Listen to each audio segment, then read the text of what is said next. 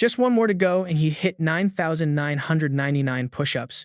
My boy was straight up drained. Felt like he was gonna collapse right there, muscles screaming like crazy. To Tran flopped onto the bed, cursing that damn system under his breath. Dude hadn't seen a single benefit from this whole time travel thing, just stuck doing 10,000 push-ups nonstop. Right when things were tense as hell, a buddy barged in, calling his name all urgent. The awakening ceremony had kicked off. Yo Tran, it's your turn now. Get up. That fired up homie was Z Long, one of my main dudes. No words, just went straight to grab his boy. But too bad for To Tran, the system still owed him 4 push-ups. Quitting now meant all that grind would be for nothing. But Z Long didn't care one bit. This was the most important ceremony in everyone's life. Who's going to be doing push-ups in a room at a time like this? The stadium was packed, crowds circling the evaluation machine. And so far, no one had leveled up to the top-tier fighter class. The elite jobs like mages or dragon knights only showed up once in 1,000 tries. Meanwhile, rare roles like clerics or assassins already had owners, and the hottest topic was Mudong, a prodigy from the academy, and the gorgeous Lu Liam. Their pull was straight up idol level. Luckily, when Z Long dragged his boy over, they weren't up yet, so To Tran let out a sigh of relief. Quick backstory: 7 days ago, To Tran got sent to this world after a massive earthquake where every citizen turning 18 had to take part in the awakening ceremony. This world had thousands of jobs, mostly all about combat, but they also had support roles and everyday life gigs too. The lineup was insane. Music, your job, basically decided your whole future. Just then, the crowd went wild from the stands. Xiao Luo, a female student, successfully awakened as a rare mage. That job was among the best fighters around right now. All eyes boiled with envy on Xiao Luo. From nobody to a phoenix, she rose up as the school's dream goddess. Zhe Long nudged his boy, teasing, "Ain't that Xiao Luo your new girl? Don't forget to smash that like button for Manhwa to support her, aight." To Tran could only chuckle awkwardly since he didn't have a clue who Xiao Luo was in this world.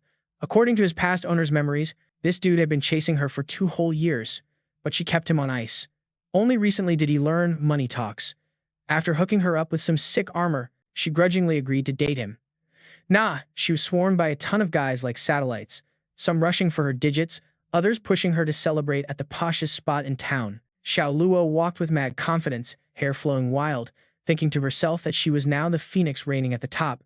To Tran played it cool and casually congratulated her, but she just shot him a cold look and snapped, "It's time we broke up." To Tran was shook af. "Hold up, I'm To Tran here." She shrugged. "Oh, my bad, To Tran. Here, catch this orange juice while I check the list." Xiao Luo pulled out a thick book and started flipping pages looking for names. Found To Tran and slammed the book shut, yelling, "You're on the breakup list too." To Tran was mad salty. Even without feelings for Xiao Luo, it felt like getting fired without reason. Xiao laughed with pure contempt, clearly feeling superior. "Haha, loser like you chasing her ends up with zilch." Then a rich kid stepped up and introduced himself. Lua, I just checked. Soon I'll awaken as a merchant." This dude was Lilang Tiao. Even though merchants weren't on par with mages, it was still a strong job. He invited Xiao Luo out for drinks tonight. She flipped her switch, turning sweet as honey for Lilang Tiao. "I'm more into that famous seafood joint." Lilang grabbed her hand quick, boldly claiming he could snatch stars out the sky just for her. Then Lilang turned around and teased To Tran. "Hey, I need a guy to fetch tea. You down to serve us?" Silong nearby felt the heat for his friend. TR hasn't been scored yet. Who knows who's going to come out on top? Lilang was cocky, saying no miracle would happen. The whole academy knew that only 20% hit the combat job awakening, mostly noble kiddos like him. Raised from birth for results like those. Regular folks like To Tran could only hope for trash jobs at best. The loudspeaker called the next name Tran. He gripped his fists and stepped up confidently, not forgetting to warn Lilang Tiao to watch close because he was To Tran, a talent everyone had to respect. Hearing that, Lilang Tiao's face darkened, grinding his teeth sharp. Typical dude who just watches dumb videos and talks smack. But still, To Tran was the time-traveling main character with that hero aura. He fully believed he'd wake up with a kick-ass job to slap down all the haters doubting him. Yo, make sure you hit that subscribe button to keep up with all the drama. The skill test is kicking off now. Tatran's shouting loud with mad energy, "I'm ready for everyone to worship me, no cap." The results pop up on the screen. Tatran didn't unlock any skills at all. The crowd goes silent for like 3 seconds, then Lang Tiao bursts out laughing like a wild man, clutching his stomach. "Man, I'm dying laughing. Didn't expect you to be even more useless than we thought." The others are still confused because at least someone usually unlocks some dumb skill or something. Could he be the absolute first useless dude in history? To Tran looks up at the sky all defeated, saying, "Who's gonna share this shame with me? Yo, can the trans folks get a little respect here?" Liang Tiao keeps yelling for To Tran to get off the stage. "Quit making a fool of yourself." Suddenly, the clear blue sky gets blocked by these crazy dark storm clouds rolling in fast. The crowd starts whispering again, wondering if this is some kind of super skill awakening. Tatran smirks real proud, points to the sky, and claims, "This is some insane stuff. My skill's definitely gonna be crazy powerful." Liang Tiao hides a confused laugh, just can't believe some regular guy like Tatran could cause something so wild. Xiao Lu is getting nervous now. She just coldly turned down Tut Tran, wondering now if she gotta crawl back or what. Tut Tran lifts his chin, points right at Liang Tiao, and says, "Just wait. Get ready to call me big bro." Thunder's booming louder and those dark clouds are turning a scary purple red. Out of nowhere, a massive claw of a mythical beast sticks out from the clouds, slowly descending into the stadium. People freak out and scatter everywhere. Some unlucky folks get knocked down by the giant tail of the monster. In the chaos, someone yells, "That's monster energy, not just some skill awakening," right as Tatran dashes off the stage. He trips over the beast's huge foot by accident. Citywide alert level 1 sirens go off nonstop. Emergency broadcast starts blaring. A demon dragon's invaded the city. Everyone's told to evacuate immediately. To Tran sits down hard, wondering if this is some kinda extra special treatment for the trans crew. Watching this madness, two brave dudes jump in to fight the beast, but the demon dragon just breathes lightly and blasts them both away. While the monster wreaks havoc, the panicked crowd starts asking, "Where's Genius? Muong from the academy? That dragon's gotta be at least rank B. Only Muong can hold this thing back." As they run, Zilong suddenly feels something's off, like someone's missing. Then remembers Tutran's still out there and shouts for his homie. On this chance, Liang Tiao laughs coldly. Fake tough guys deserve to die. Meanwhile, Tatran's going through straight-up pure terror. Pale as a ghost, he stares at the demon's blazing red eyes just feet away. Swallowing hard in this deadly moment, does he even have a shot at getting out alive? The demon dragon opens up its mouth full of sharp teeth, lets out a deafening roar. In this critical sec, Tatran holds out a hand and signals it to wait 2 seconds. "Hold up. Music, I need a sec to get ready." TR starts finishing his last 4 push-ups, hoping the system blesses him with something to save his skin. Some folks watch from a distance, squinting. "You seeing what TR is doing? Dude's doing push-ups in a life-or-death moment. Is he freaking out for real?" Liang Tiao says, totally enjoying thinking Tutran's lost it. Finally, Tutran knocks out the last push-ups the system asked for. After completing the mission, his whole body lights up with crazy bright golden glow. "Super mysterious and powerful," the system announces. "Congrats, Tutor Tran. You just gained 1 stamina point and the 1-punch skill." The strength of this move depends on how long he charged up and how mad he was packing all that rage into 1 punch, so Tatran can really feel the power behind it. The system hooks him up with a 10-year trial version. Meanwhile, the demon dragon's done waiting. It can't hang for another second, roaring furious. Then, a red-haired girl slices through the air, riding a sword, spots the emergency, and yells right at the dragon, "Yo monster, stop right now. Don't just go hurting folks for no reason." Tran is cornered, no way out, betting everything on one bold move. Meanwhile, the red-haired hero swings hard with her sword. Her slash hits the dragon's armor, just drawing a bit of blood but no real damage. The dragon growls, wide mouth open, ready to deal a killer blow aimed straight at Tran. The red-haired hero instantly senses something's off. She's about to jump in to save him when this massive energy blast shoots out from Tran. Shockwaves boom from the dragon's mouth down to its tail. Knockout punch, no doubt. The young crowd watching from afar drop their jaws, totally shocked, and start spreading the news. "Oh snap, that scary B-rank demon dragon just got completely wiped out. Check it out, that's Mudong Lu Liam. Our goddess showed up just in the nick of time." The crowd instantly blew up with cheers, hyping up Mudong Lame like some kind of goddess come down. For real, she's the top genius of the academy. But Mudong herself felt something was off. That hit clearly wasn't from her. Her eyes immediately switched to this kid, Tran. Dude was hyped out of his mind. 1-punch force's power is just insane. "Yo system, I freaking love you." Liang Tiao couldn't help but look up at Mudong with mad respect and astonishment. She's a legendary ex-student of the academy after all. 1 hit can take down a B-rank monster like that. Xiao Luo adjusted her glasses, thinking, her future plan is definitely to surpass Muong. Mudong Lu Liam slowly landed, her face deep in thought. She knew her sword move couldn't beat that demon dragon. And at that moment, only two people were closest to the monster. Tran and a middle-aged man rushing over to Mudong Lu Liam. Dude introduced himself as Huai Chi, the new headmaster, and thanked Mudong for helping the academy bust through this crisis. Everyone was hyped waiting for her next move. Come on, Mudong, say a few words for us. The headmaster even shoved Tran aside so he wouldn't block everyone's view. Hold up. Mudong suddenly raised her hand, signaling everyone to chill. That's when the system dropped a weird task. It made him scream, I love you 100 times in front of Mudong. Tran grimaced, shook up and confused. Yo system, are you binging too much cheesy romance novels? Hey, what's your name? Mudong started the convo with To Tran first. Music, but To Tran didn't even have time to answer. He gave it his all and shouted loud, I love you. Mudong Lu Liam stood frozen for a sec, her pretty face clearly embarrassed. The headmaster flipped out and yelled at To Tran, what the heck are you doing? Mudong was going to ask if that last blow that took down the demon dragon was his, but To Tran stayed silent. He just shut his eyes and kept repeating, I love you. The headmaster immediately rushed to stop his crazy act. Someone yanked him down right then. Two guards dragged Tran away, but even while being pulled, he kept shouting, I love you. Lang Tu couldn't hold back, laughing at this joke, like a toad trying to eat a swan. Muong's gonna be a legend one day. Some kid like him dreaming of climbing up that high.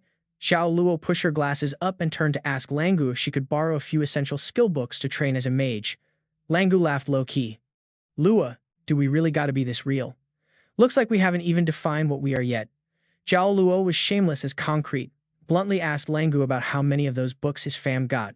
Langu remembered he had about 5 stashed away.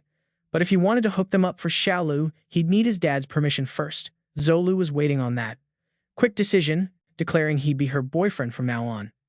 Here's my contact info, she said, handing Langu a tiny piece of paper. Langu was kinda stunned but nodded in agreement. Either way, he had nothing to lose. Meanwhile, Su Chen was getting kicked out of the stadium area by guards. The guards smirked and said, that useless kid can't awaken his calling and thinks he deserves to be next to Muong. You'll definitely be the first to die. Su Chen didn't even care. Yelling, I love you 100 times was way easier than doing push-ups. So hey, big props to the kid for trying. He firmly believed if words could fix stuff, you gotta go all in. Right then, an older dude suddenly approached Su Chen with 2 disciples, looking super pissed. Su Chen dusted off his jacket, then stood up asking, Music, yo, what's up? Need a hand. S. The older guy immediately grabbed Su Chen's collar and yelled, I'm only 18. Who told you to call me grandpa? One disciple added fuel, Mr. Li. This dude's trying to stir stuff up. If we don't get our protection money today, it's all for nothing. Su Chen suddenly remembered this guy, Lelo, around 40 years old. The biggest bully at the academy, known for shaking down former bosses. Actually, his old boss had a rough life. Parents died early, lived with uncle and aunt. The only one who cared was the uncle, meaning he had to put up with all the bullying. Liel's loud voice snapped Su Chen back to reality.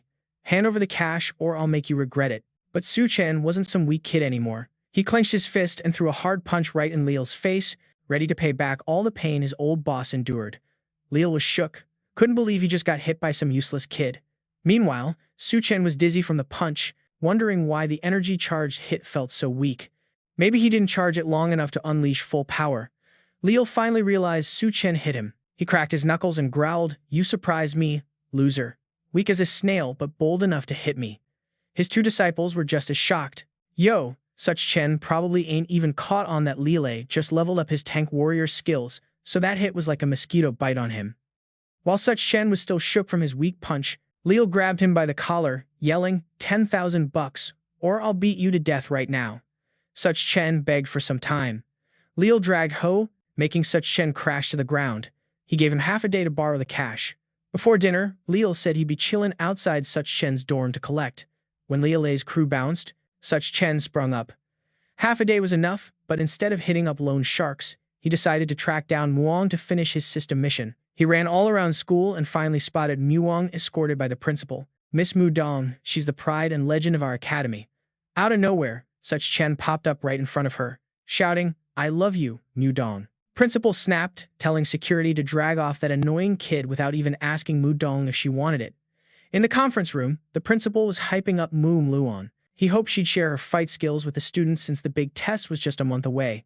Muong shot back bluntly that she had no special experience. If anything, her only edge was that insane power from her superhuman profession. That reply left the school leaders speechless. Then Such Chen's yelling echoed through the conference room window. Sis, I'm still here and I really love you. The principal, pissed off, flung open the window, screaming, Such Chen, cut it out now. Then looked back at Mudong, telling her to ignore him. The dude's just causing trouble, 'cause he hasn't unlocked his profession yet. The principal's words made Muong pay attention to Such Chen. If he didn't have a profession, how the hell did he knock down a demon dragon? Outside, Such Chen was swinging on a tree like a monkey, yelling, I love you, sis, driving the principal nuts. Somebody, go outside and shut that kid up right now.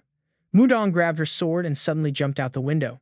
Such Chen felt his goddess getting close and started freaking out. Without saying a word, Mudong Lu grabbed his collar and flew straight up, leaving everyone stunned. The leaders could only crane their necks, watching him rise higher and higher. Surely the goddess wasn't planning to toss him to the ground like fertilizer. Right then, the principal remembered Muong was known as the notorious demon queen of Tianfu Academy. She was the nightmare of countless geniuses. Looks like Such Chen was about to be in deep trouble. His screams echoed through the sky. Too high, sis. Mudong replied coldly. You didn't say you loved me? Say it 50 times before you hit the ground. Then maybe I'll believe you. Such Chen smirked, thinking she was playing too hard.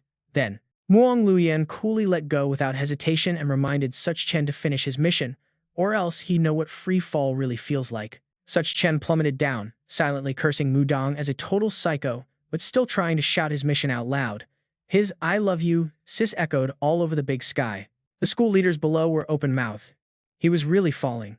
Mudong was merciless. Squinting, Such Chen saw the ground just a few meters away and desperately screamed for help. That's when Mudong appeared and yanked him up. Looks like you've got some luck. I believe in you now. Such Chen almost got a second shot at life. That feeling was haunting. She truly was a demon. Mudong smiled lightly, admitting many called her that nickname.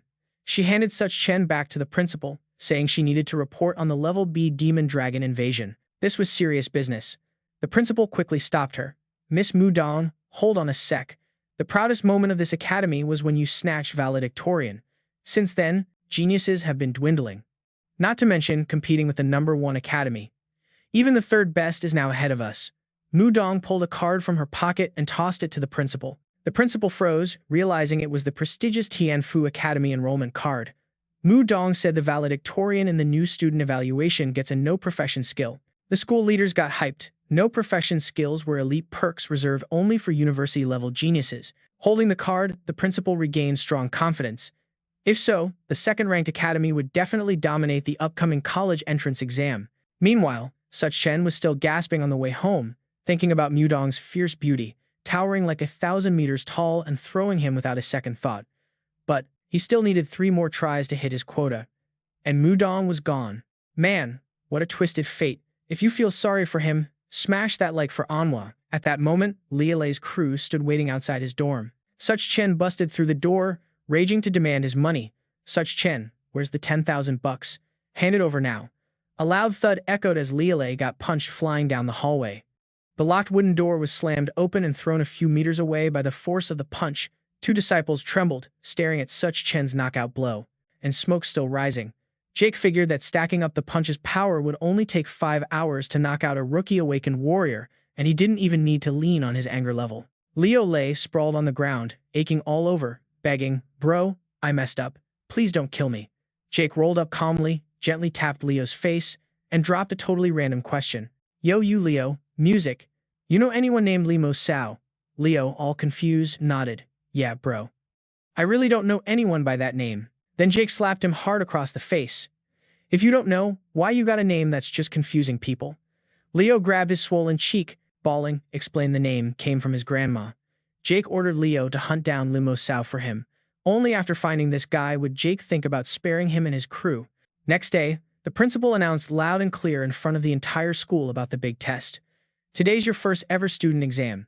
The test results are going to directly impact your performance in the martial arts tourney a month from now. It's a special exam since all 3 squads are in. Teachers said nothing else. Form your teams and move out now. Teams came together fast, some aiming to hit 1-star knight rank to apply for the top military academy. Word spread fast about Muong's skill, no profession needed, and he became target #1. Meanwhile, Jake was stuck isolated in the crowd, grumbling, Man, these jerks. Nobody want to team up with me. Right then, Xavier called out his name. Jake thought his buddy was in the same boat and felt hyped. But Xavier was dodging, forming teams like a pro, totally opposite of Jake getting ghosted by everyone.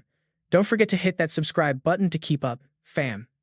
The principal noticed Jake standing clueless and nudged him to form a team quick. Out of nowhere, Lance popped up, mocking, "It ain't that you don't want to, it's just no one wants to team with a useless, no-profession loser dragging the squad down." Tons of pitying and sneering eyes scanned Jake.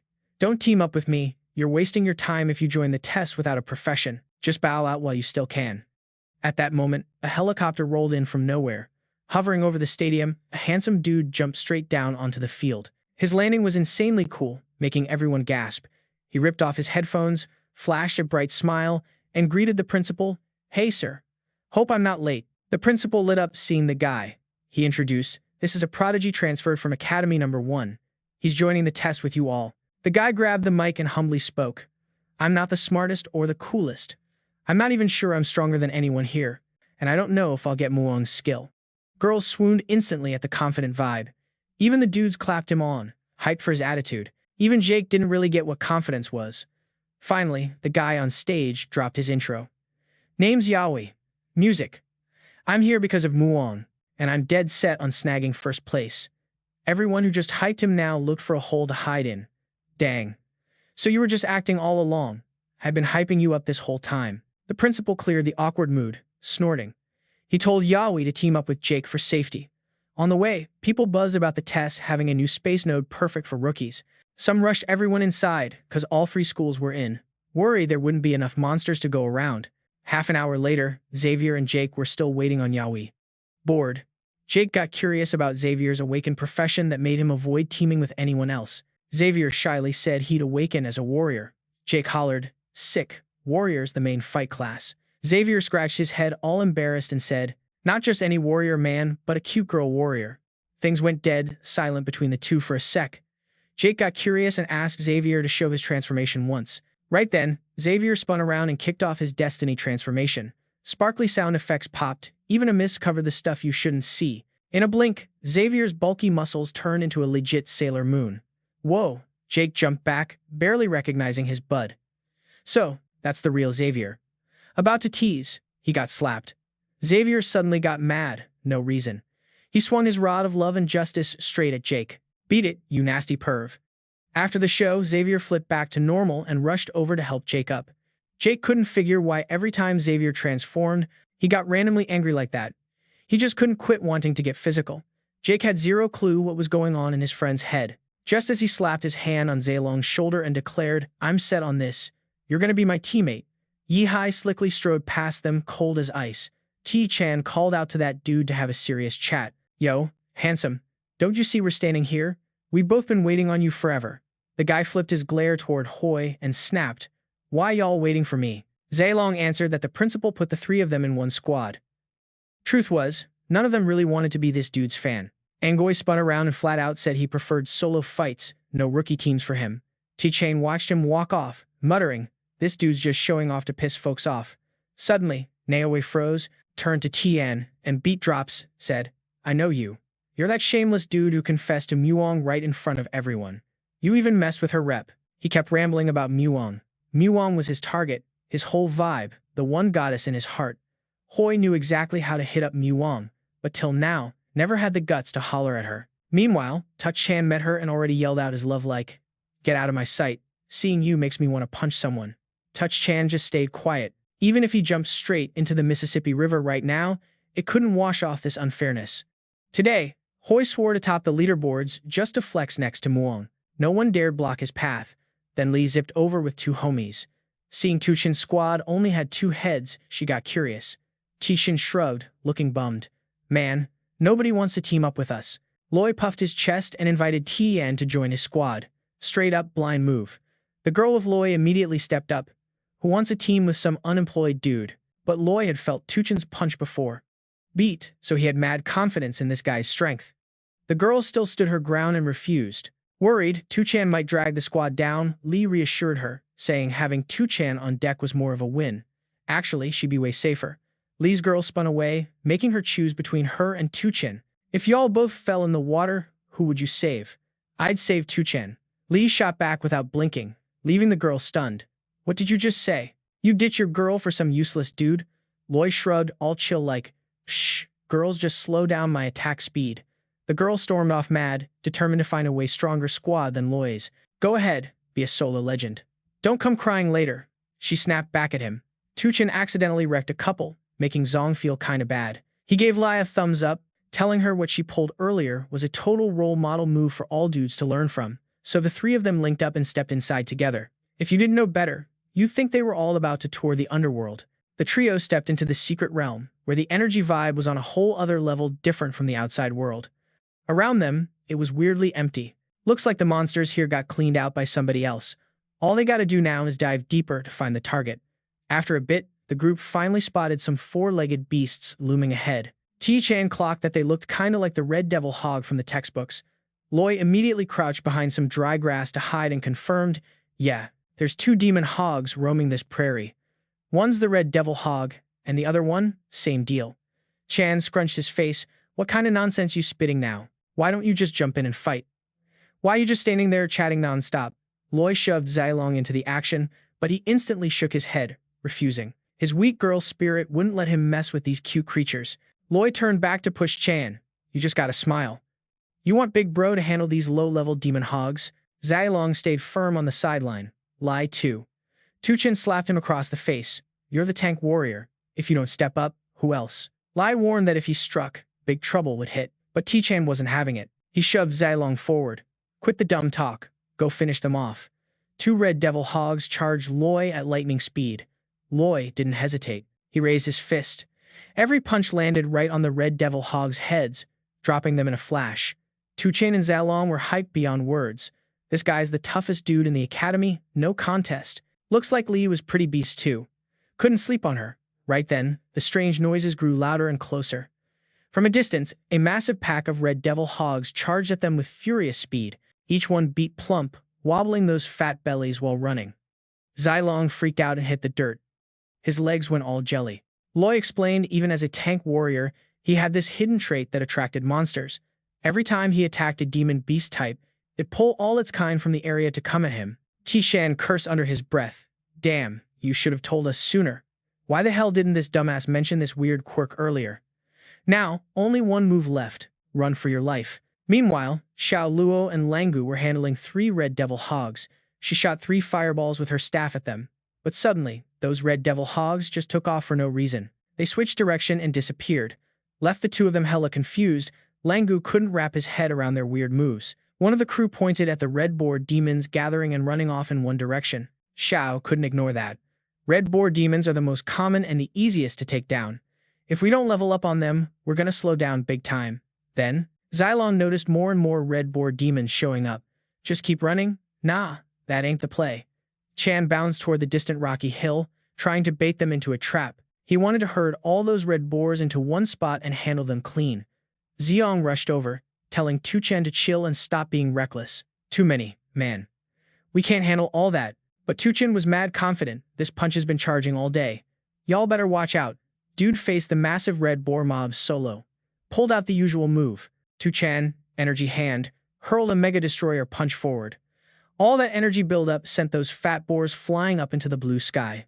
No joke. Meanwhile, outside, the teachers watched the leaderboard all tense. In the current top 10, only Nioe and Xiao Luo from Academy 2 held spots.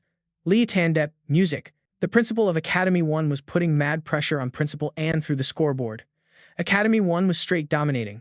Xiao Huo, the genius from Academy 3, snagged second place. Remember this, Hin Lam, the Academy 3 principal, walked up and asked Principal An why she wasn't saying a word. An just gave an awkward smile and replied, Academy 2's not half bad. We're holding fourth. Hin Lam sneered at Hoai Chi Hoi, the transfer student. Not your kind, though. Principal Lai added, Academy 2 got no real talent, just stealing folks from others. That ain't a proper way. An shot back, all fiery. If they wanted, they could steal from Academy 2 too. I can't stop him, Principal Hin smirked. Man, you got no shame trying to hype yourself up. What talents does Academy 2 even have worth stealing without Ingai Hoi? Your academy's already left behind by us. Principal Hin thought resources this year should totally go to Academy 3. Principal An couldn't argue much. just saying the challenges aren't over yet. Experienced Principal Lai chimed in, saying the layout's basically set. The gap between students will just grow bigger. All of a sudden, the leaderboard started flipping crazy. To Tran shot straight to the top spot with 98 points. Even Principal Lai was shook. Yo, who's this kid? Never heard the name. How'd he just pop up with 98 points? How many monsters did he take down? Principal Ann couldn't believe what she saw either. But first, he had to flex hard. Haha, Hin Lam, you've been bragging enough. Now it's my academy's turn to lead. Impressed or what? Principal Hin kept insisting the system had bugs. But Principal Ann wasn't fazed, just proud for now. Principal Hin walked to the control panel, stunned that some random kid like To Tran jumped way ahead of number 2. Unbelievable. Now Nan had a shot to clap back. Everything here is run by Central Brain Tech. Everyone knows it can't just glitch. Principal Hin slammed the table, mad pissed, and ordered an immediate check. Anne just stood there smirking like she just hit the jackpot. Go on, check it out. I'm top of the board. You're gonna lose your mind. Academy 3's gonna need hella long to catch up to me. Inside, Zilong couldn't believe his boy wiped out that whole red boar gang with just one punch. To Tran's whole body started glowing a crazy bright light. Even he had no clue what was happening to him. Zeong realized To Tran was breaking through to become a one-star pro. This speed was seriously outdoing top geniuses. But To Tran couldn't feel any changes because he hadn't picked a job yet. At the same time, way out in some remote canyon of the challenge zone, two bald dudes were dealing with a massive, savage pack of wild wolves. One dude bragged hard. These one-star weaklings think they're all that. Ain't nobody beating us in this one-star challenge. The other reminded him to ditch these monsters and focus on the main mission. The bald guy pulled out a suitcase with some weird stuff inside. Confirmed this was the right spot. This point in space had been touched by someone before. 1,000 years ago, they activated a blue stone, shaking the ground hard. The canyon cracked open, slowly revealing a mysterious gate. Nearby monsters also felt something was off. The wolf pack went nuts, eyes blazing red, looking hella vicious. The thick-lipped dude noticed their strength suddenly shot way up. The other tried opening the secret gate, but it wouldn't budge. Suddenly, a wild wolf charged in. Dude freaked out seeing that this wolf had turned into a 2-star monster without them knowing. What the hell? How'd their level jump like that in no time? Both realized they messed up big time, dumb move for sure. Activating this mechanism straight up changed the space-time points forever. They accidentally turned this place from a 1-star dungeon into a way more dangerous 2-star dungeon. Now, back to Tai Chan. Lloyd said this was the easiest challenge so far. They'd been trekking half a day without seeing any monsters. All those red demon hogs, Tai Chan wiped them out. To find more monsters, they'd have to go even deeper. Right then, some other demon beasts popped up in front of them. Zeong instantly recognized them as horned battle leopards, some seriously fierce demon creatures. These 1-star demons were way stronger than the red demon hogs. Before long, another group of students showed up, none other than Zhang Yui's crew, the ex-girlfriend of Li. Li stepped in front of them. Zhang Yui, we spotted these horned battle leopards first. Yue sneered, saying Tai Chan only had the strength of their whole squad combined. You think you can take down all 3 of these? Leloy turned right to Tai Chan. His bro. He's dissing you. Show him what you're made of. Check out the punch I just put all my power into. Now I'm just a regular dude. Li Wai urged Zeong to jump in. They couldn't let those girls look down on them, but Zeong wasn't having it. Let me handle this. Li rolled up his sleeves, ready to throw down. Music. Tai Chan and Zeong had to hold him back with everything they had. If Leloy made a move, all 3 of them were done for. Yue watched the 3 guys struggling and laughed, full of contempt, pretending to be tough. You're all trash anyway. Right then, another squad rolled up led by Huing Kai from Academy 3. Anyone not involved, step aside. Let us clean this up. Li whispered that Huing Kai was ranked 3rd in the academy. Most importantly, he was the Principal Huin's favorite son. Alaki spoke up for Huing Kai. Threatening Academy number 2. Listen up. Music. This zone belongs to our heir now. Hin Loi looked around, puzzled. Was this a bar, or were they seriously blocking off the area like this? Duet music rushed over to Huing Kai, all soft and sweet. Young Master Hin, you remember me, right? Huing Kai recognized her and ordered everyone except her to back off. Duet shot a contemptuous glance at To Tran and his crew. Let him stay here and learn what real power looks like. Huing Kai nodded in agreement, saying after their challenge they could roll through his newly bought mansion. His cat even knows how to do flips. One of the 3 beefy warriors immediately charged to attack. Ready to kill, they worked perfectly together to block the horned battle leopard's retreat. Zilong suddenly realized all 3 were armor warriors. Leloy was annoyed, thinking with their bulk, they obviously had to be tanks. Music, Duet puffed out her chest, proud as hell. Laloy, see, you ditched me to guard To Tran. Biggest mistake you ever made. Let's see how this ends. Right then, Music Huing Kai stepped up. Name's Huing Kai, a top-tier swordsman. Everybody step back, I'm about to show off my skills. Huing Kai's crew surged forward, dead set on wiping out this cocky little rookie. Then the ground shook hard. Huing Kai jumped, asking, "What the hell is going on?" The cocky monster suddenly morphed into a terrifying sawtooth beast. Huing Kai's jaw dropped in shock as he gasped, "What the heck is that?" The beast whipped its razor-sharp saw tongue, blasting Huing Kai meters away. The three armored warriors were stunned, mouths wide open. Shang realized in horror this was a two-star sawtooth monster. How did a one-star monster turn two-star in a blink? Huing Kai wiped blood from his mouth, dumbfounded. Two-star monster, what's happening? His two teammates urged him anxiously. Hing, run fast. We can't deal with a two-star right now. Desperate, Duet grabbed his sleeve begging. She pleaded, and Huang, save me. I'm hurt. Huing Kai coldly shoved her off and yelled, let go. The sawtooth beast charged the bulky warriors in a frenzy. Seeing that, Duet cried out and clung to his leg. I'll hang myself if you don't save me. You promise you take me home to see the cat. He kicked her to the ground. Get lost. I can't carry you anymore. Music, she screamed in panic and despair. Somebody save me. Huing Kai and his crew bolted in chaos. Within seconds, the monster stood right in front of them. A scared servant asked, Hing, what now? None of us can fight a two-star. Huing Kai pulled out a small orb, confidently reassuring, don't panic. My dad gave me a protective treasure. Without hesitation, Kai threw the orb at To Tran. Here, this one's for you. To Tran curiously grabbed it. What's this? Xiong warned, scared. To Tran, toss it. That's a magic tool that attracts monsters. It'll draw their attention. No sooner said than the orb exploded, releasing thick green smoke everywhere. The sawtooth beasts sniffed the scent and went wild, roaring fiercely. They hissed and slowly advanced with deadly intent. While retreating, Huing Kai smirked arrogantly. This kind-hearted young master just gifted the sawtooth monsters a freebie. To Tran cursed angrily, that jerk set me up. I'll never forget this. And right away, the system signaled his rage skyrocketing. He kept throwing down the gauntlet. This cool rich kid just gave those sawtooth freaks a free gift. Tony got mad and cursed. That damn dude trapped me. I'll never forget this. The system instantly flashed his rage meter off the charts. He kept throwing down the challenge. You're about to die. Why would I care if you hold a grudge? Duet. Music. Duet's face went pale, feeling totally hopeless. I'm definitely dead. I don't want to die. Somebody save me. I'll do anything. Lily frowned and yelled, shut up, man. You're way too loud. Don't you see we're still standing here? She turned around with a look of pure disgust. Useless losers like you can't do jack. You can't even handle a chicken monster, let alone a two-star beast. The sawtooth creature ignored her and jumped right over her head. Tony panicked and turned around, but it was too late. He got ambushed by another monster from behind. Lily shouted in shock, we're totally screwed. Tony was no match for this beast. Lily gathered her guts, ready to fight to the death.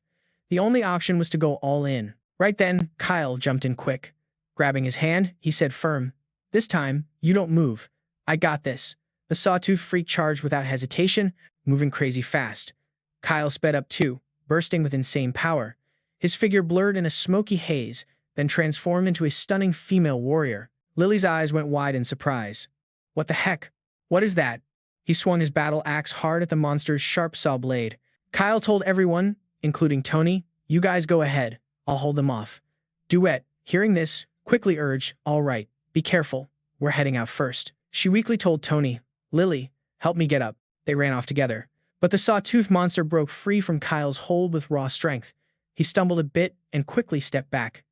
Duet grabbed Tony's shirt. Keep organizing. You not hearing me? Someone's blocking them. Then run. Music.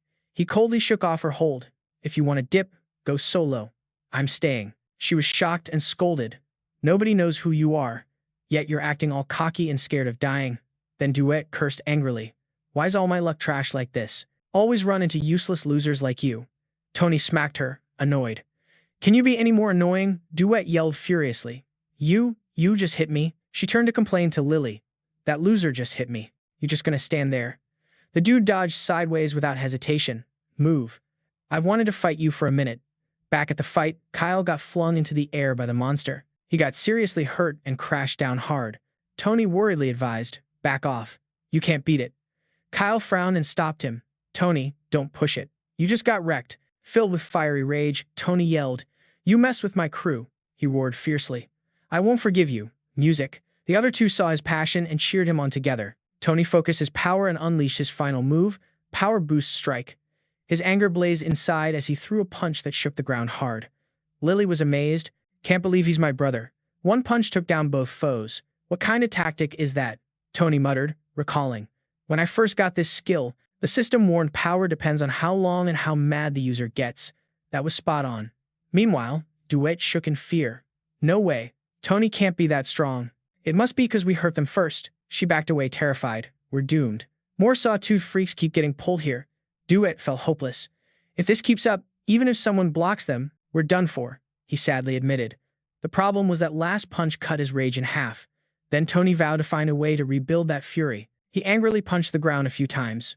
"Wink Kai, your ancestor. Add another 100 rage points." The score barely budged. Tony felt crushed. "This ain't good. Even that jerk doesn't piss me off enough." The sawtooth monsters went wild, brutal, and insane. His friends nervously called out, "Big bro, watch out." He gathered energy in his fiery fists, slashing the heads of enemies. His rage skyrocketed, seizing the moment. Tony charged forward, clearing all enemies ahead. Attacking, he recounted the history of resistance, his fury hitting its peak. Every punch carried his rage-fueled destruction. He passionately reminded the painful past, sparking fiery patriotism. Then Tony threw a hook punch, showing his love for his homeland. "This rage runs deep in my genes."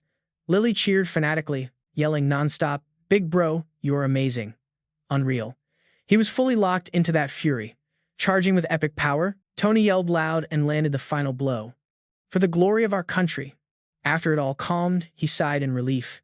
Finally done. Duet trembled with fear. A nobody just wiped out a whole squad of two-star monsters? Is this a miracle? Tony looked up and boldly declared, "If I'm here in this world, I'll fight and protect it like I loved the world before." Kyle cautiously stepped closer and asked, "But, are you really a mage?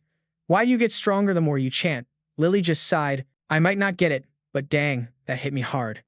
Outside the main hall, the screen showed the latest leaderboard. Sitting at number 1 was Danny from Academy 1. In third place was Tommy from Academy 2. And in fifth place, we got Near Toy from Academy number 2. Principal Thean is hyped up. Dong Yan just caught up to those two trams. "Man, a genius never stays down for long." Hinlam turned around, throwing shade. "Yo, High T, why you quiet now? Your crew just dropped to third place." He frowned, annoyed, and shot back, "So what if we're third? Third place is still hella dope." Hinlam laughed with pure disdain. Ice just scoffed, "Don't keep fooling yourself. Those no-name To Tran kids haven't scored a single point in ages. Straight up trash." Principal Hing, puffing up with pride, pointed at the leaderboard, saying To Tran is going to drop out of the top 10 soon. Right then, music. The leaderboard suddenly updated with fresh news. She gasped, shattering the silence. "What the heck? First place is To Tran with 208 points. What kind of crazy twist is this?" Hoi Tree laughed it off while Thaindeb stood shocked. "No way, that can't be real." He clapped Hiu Triun Hin hard on the face. "Yo Hin Lam, feel that slap? Hear that noise? Huh?" He got pissed and suspicious, thinking something fishy's going on. Either this kid's cheating or there's a bug in the scoring. Hoi Tree waved it off mockingly. "Chill out, bro. You ain't gonna find any bugs. You embarrassed or what?" Right then, the monitor flashed an emergency alert out of nowhere. Principal Hin asked, "Worried? What's up with this?" "Level 1 alert. For sure, there's a big glitch in the scoring." Seizing the moment, he kept teasing. "Just like I said, Hoi Tree, look who's really embarrassed now." To Tram topping the list was ignored when a teacher ran in all frantic. "Three principals, big problem here," he hurried to explain. The space node just switched up. Suddenly, it flipped from 1-star training zone to 2-star training zone. The three principals were shook and blurted out. "What? How is this even possible?" Principal Hin asked, confused. "How the heck did something this bad happen?" Thaindep rushed to ask why. Hoi Tree answered tense. "No clear reason yet, but all the monsters inside turned into 2-star monsters." She clenched her hands hopelessly. This is going to be a major issue. 2-star monsters ain't no joke for students to handle. Principal Hin was just as grim. Even Genius Dungan could barely defend himself. Hoi Tree asked hopefully, "So can we get into the assessment area now?" He shook his head regretfully. Entry rules didn't change. Only those under 1 star can enter. No teachers here qualify. Principal Hin's face turned pale. 2-star monsters could cause a massacre inside. Hoi Tree raised an eyebrow, not convinced. That ain't necessarily gonna happen, he growled, irritated. You mean maybe not. Your academy's the weakest. The ones who'll die the most are your students.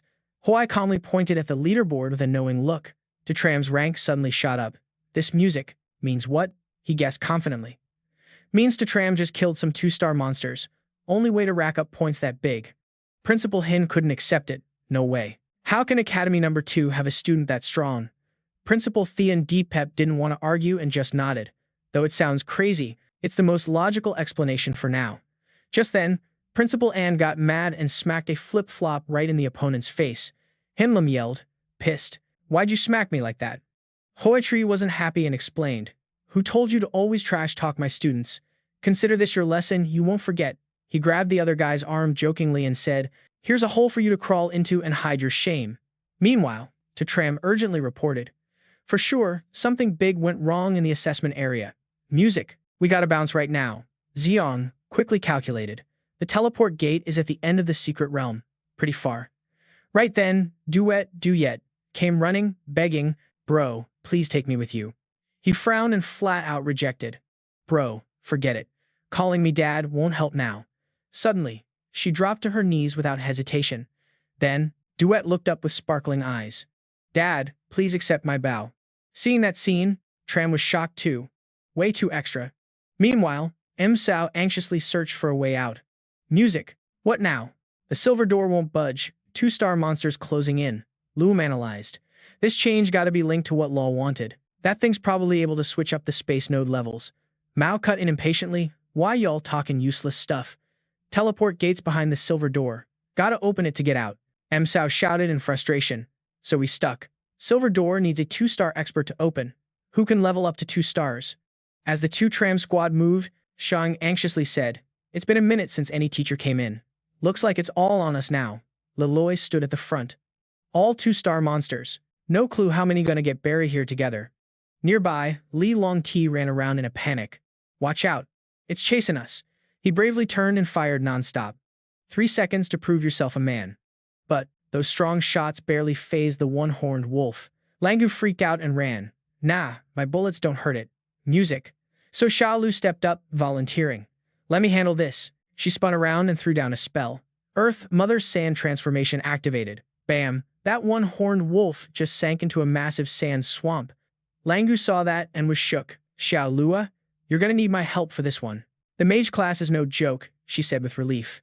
Let's bail quick. I'm only holding it down for now, Lole pointed out. That's the Zowless crew. They're straight up battling that 2-star one-horned wolf hard. Hearing a familiar voice, Langu turned and tossed some shade. So Chan, the no-class kid still kicking. What a freaking miracle. Xiao Luo coldly decided, forget about them. We gotta split up and move fast. He agreed. All right, Lua, take this path so they don't catch us. She turned back to remind, So Chan, don't hold it against me. We're done with you. I didn't drag you along, and I sure ain't saving you. He shut up, music quietly watching their backs as they dipped. Lole fumed, helpless for him. Who told you to save him? Y'all seriously, thick-skinned. Done music yet? Duyet slapped his hip, pissed off. I can't stand chicks like that, blind as bats, just like me back in the day. I truly don't get what So Chan sees in her. She ain't even worthy to tie his kicks. Xiang scratched his head, cursing himself just to please Soch. So Chan got mad hearing that. He unleashed his rage on the enemy.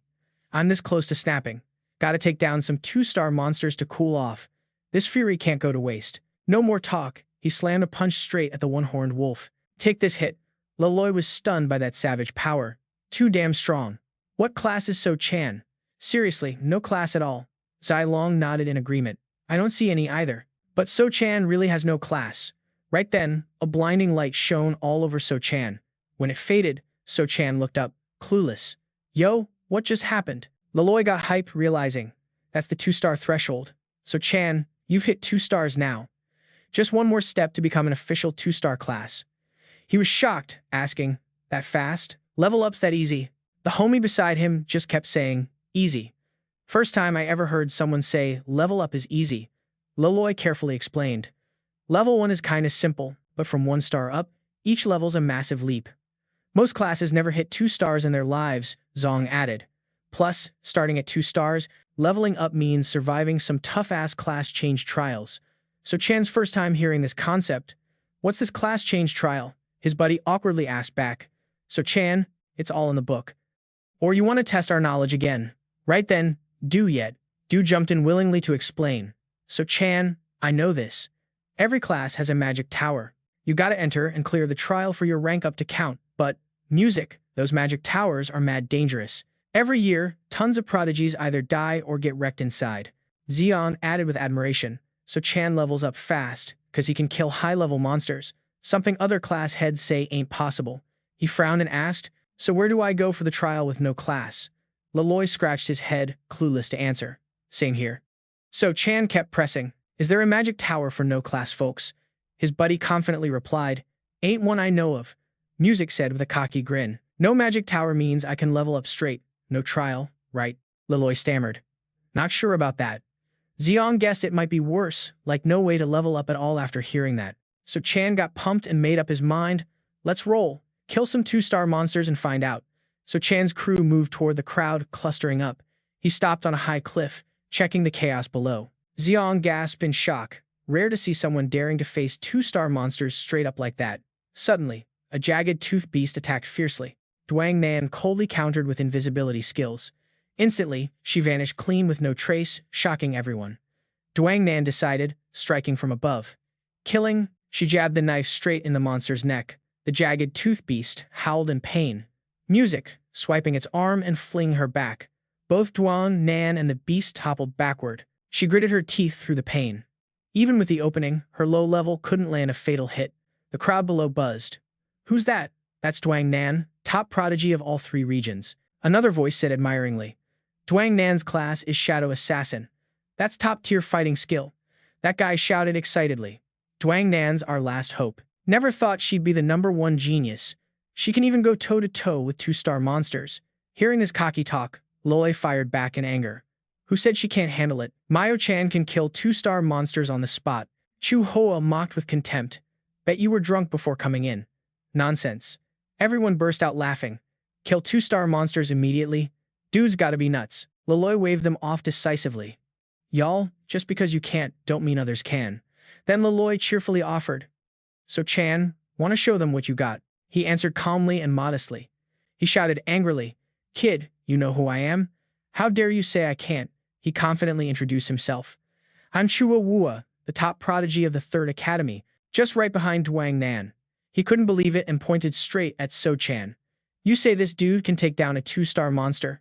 Sounds whack. Ha Hoa threw down the challenge. If he pulls it off, I'll call him dad. Got it, got it?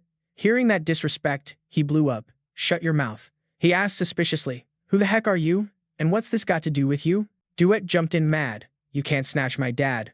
Ha Hoa scratched her head, confused. What's this kid trying to say? Soon, he caught on. Ha Hoa sighed in pure annoyance. Who wants your dad anyway? You must be nuts. So Chan said with zero patience. Got it, got it. What you talking about? I ain't nobody's dad here. Hearing that, he rubbed his nose, satisfied. Kid, at least you're smart enough for that. So Chan sneered. Ain't you just using me? The kid answered, all innocent.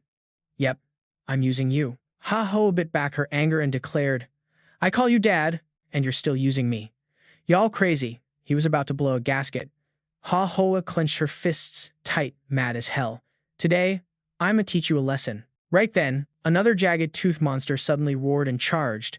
Duang Nan shouted, Everyone, another monster incoming. Pull back to base, as soon as possible. The crowd freaked and scattered. 2-star monsters. Duang Nan couldn't hold him off long. Move it, move it. The surprise attack pushed Duang Nan back a couple steps. She jumped up furious. Monster, stop right there. The jagged tooth seemed to get her move and split into 2 paths fast. She yelled, disappointed, This ain't good. I only blocked one. This is gonna be a big problem. Ha Hoa pointed mad, Kid, count your blessings. If it wasn't for the monster attack, you'd be toast right here. I'm gonna handle you later. He turned back, shouting in shock. 2-star monsters charging in. Hurry up. Duang Nan dashed over and warned, Yo, someone help me block this beast first. Otherwise, it's gonna be ugly. So Chan mocked, almost knocking the guy over. Hey, hoo-ha, Duang Nan calling you. The guy yelled mad. Shut up. You never gonna quit. Huh. Boldly, he pointed. Her power's only a bit better than yours. The Academy's top genius. You can block her easy. Hearing the cocky words, he turned and cursed. So Chan, you jerk. When did I say that? You're talking smack. Keep bragging. Keep feeling yourself. Duong Nan gave the order firm. Ha hoa, help me stall that monster a bit. I'll take it down and get there quick. He stammered in panic. I can't do it. So Chan put hands on hips, still taunting. Ha hoa, you scared? Bet you won't dare. Seconds later, he calmed down and shouted loud. Who said I'm scared? I'm the Academy's #1 genius. Nah mean. Ha hoa charged in at crazy speed. I rep Academy 3. I can block a 2-star monster. Seconds later, he got tossed into the air like a rag doll. Ha hoa, embarrassed as hell, ran full throttle. Yo, 2-star monsters are seriously scary. Duet sighed and mocked, straight up a loser for real. He angrily pointed. Some nobody's got the nerve to diss me. Let's see you get torn apart. Duang Nan cut through the monster blocking the way. Move aside. She confidently signaled, So Chan to run over. I got your back. So Chan threw a quick punch and teased. You're unlucky. My rage just built up enough for this hit. Ha hoa arrogantly taunted more. What do I see here? Some dumbass running headfirst into a 2-star monster. You think you're Duang Nan or what? Duang Nan warned nervously. That's reckless. 2-star monsters ain't something regular students can handle. Tired of their trash talk, So Chan shoved the monster away with one hand. Ha hoa was stunned. What was that? A single punch turned that jagged tooth beast to junk. Watching this, Duang Nan was speechless for a minute. Didn't believe it till she saw it with her own eyes. Someone stronger than her, for real. Right then, a weird glow covered him. What's that? So Chan suddenly felt a sharp headache and yelled out. Xiong and Leloy rushed over, worried. So Chan, what's wrong? He frowned, rubbing his head. I'm good. Guess this feel means I leveled up to 2 stars. Didn't think leveling would hurt this bad. Leloy dropped his jaw, shocked. You really hit 2 stars without even going into the magic tower? So Chan, you're one of a kind. Xiong explained vaguely. So Chan was unique from the start. Not going to the magic tower was normal for him. So Chan quietly smiled inside. Good news. He leveled up without the trial. Bad news. Except the headache, his power didn't change at all. Meanwhile, Duang Nan stepped up, smiling. What's your name? With that power, how come I never heard of you? Answering curious, he coolly said, I'm So Chan. No class. She was surprised and noted quietly, no class, that's interesting. Seeing him look doubtful, Duang Nan sighed. Whatever. If you don't want to say, I won't push. Anyway, we're rivals. She boldly said, So Chan, you're the first real rival I've ever met. Duang Nan's eyes sparked with excitement, face lit with thrill. Let's battle. I'm not losing to you, no way. Gotta love that big boss energy though.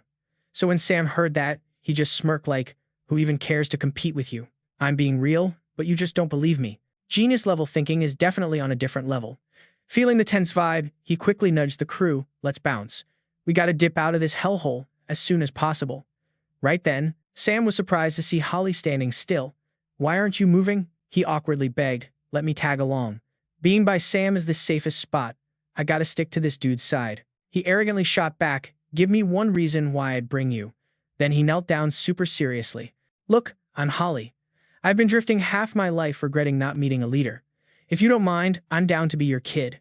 The group went silent, mostly rolling their eyes at this wild claim. Meanwhile, Sam hyped it up. You're straight up a rare genius. Moving on the journey, Leroy explained. According to the map, we're close. Behind that metal door is the teleport zone. That's when Xion saw the crowd gathering and shouted, Why is it so crowded here? Why ain't they getting in? Worried, he asked a student, What's the deal now? The student sadly reported, Loy, that metal door only unlocks for 2-star rank. We're stuck. Hearing this, Leroy got hyped and said, Only 2-star can open it. So Sam, we gotta count on you. Right then, a pack of razor-toothed beasts and one-horned wolves suddenly stormed in like a freaking storm. They growled fierce and charged at lightning speed. The crowd yelled, We're screwed. 2-star monsters just showed up. Hurry, get our formation up. Whoever's front, move out. I'll cover the rear. They angrily pushed Long and Lil Lei aside. Move out of my way, he yelled mad. What you want? I'm the fast hand here. If you're low rank, step back. Sehao from Academy 3 smugly cut in. I don't care. My academy's inside. Yours should fight out there. The crowd got mad and cursed. They won't mess with Academy 1. Yet they're picking on us. Ain't they just pushing us to the grave? Lil La proudly stepped forward. Listen up. I'm Lil La, top talent from Academy 2. Cut me some slack. A dark-faced guy sneered. I'm Siho, the second genius from Academy 3. You got no face here. My academy's stronger, so you better listen up, she said with salty attitude. You're Tommy, right? Yeah, I remember you. Tommy pushed through loudly. Step aside so I can pass. Langu frowned and muttered, is that Tommy's crew? How are they still alive? Don't forget to hit that anime Manhwa channel to catch the drama live. Thakao shouted, you hearing me? All academy, 2 students, get out now. He said it with full confidence. Move back, let me open this metal door for everyone. Faksha scoffed and mocked. You gotta be joking. Only 2-star pros can crack this door. He folded his arms and said with confidence that now all hope rested on Yang, the #1 genius. They were all waiting for her. Thakao mocked, if you pull it off, I'll call you Dad. Tommy frowned, confused. Why does everyone in your Academy 3 want to call each other Dad? Hearing that, he got mad. Don't start with me, trash. Thakao arrogantly pointed right at him. A nobody like you ain't got the right to talk to a genius like me. Casually flipping him off, he asked, you eat garbage or what? Why's your breath stink? Langu angrily asked Tommy, who do you think you are, talking trash to Thakao like that? Triolo smugly guessed, he's probably chasing me, so he feels all confident and dumb. Then, music. Thakao got hyped and was ready to throw down. You want to die? I'm putting your head in my pants. Langu whispered in full hatred. That dude deserves a beatdown. Right then, Holly just slapped him without a word. Step off, let me talk. The guy's face twisted from the slap and he tumbled toward Langu. Holding his face, he yelled, what dog dares hit me? Holly grit her teeth and said, Tahoe, you don't recognize me? He quickly gave a polite nod. Yo, it's you, man. I didn't see you. Everyone was shocked. That was Ho-Ho, Academy 3's #1 genius. Word is, his power matches Young's. Before he could say more, Holly scolded and struck again. Who gave you the guts to mess with my bro? I told you to show some respect next time. Thao fell flat on Langu. Crying, he explained, Bro Ho, this dude is trash. He made me call him Dad, so I ain't letting him off. Ho-Ho coolly slapped him again. You think you deserve to be called Dad? For the 3rd time today, Thatcho fell on him. He looked up, confused. For real, I don't deserve it. Langu quickly stepped aside and asked softly, Lalo, why's Ho helping our academy? She smiled proud, one reason only. He wants to give me some face. He gazed at her with mad respect. Yo, chunk. Don't you recognize me? The dude quickly threw up a polite greeting. Mr. Howard. Wait, you? I didn't see you there. Everyone was shook. That was Joey, the top genius at 3rd Street Academy. Heard his strength ain't no joke, just like Young Nan's. Before Joey could say more, Howard snapped and swung again. Who gave you the balls to mess with my bro? I told you to show some respect next time. That chow crashed right onto Langston. He cried out, Mr. Howard, this dude's straight trash. He forced me to call him Dad, so I wasn't gonna let that slide. Joey, cold as ice, slapped him again. You really think you earned calling him Dad? 3rd time today, Thatchow tumbled onto him again. He looked up confused. For real, I don't deserve that? Langston quickly dodged and asked chill, Lolo, why's Howard backing our academy? She smiled proud. One simple reason. He just wants to look good for me. Joey looked at her full of mad respect. Only you, Lolo, could have the nerve to stand in front of a genius like Ho-Hoa.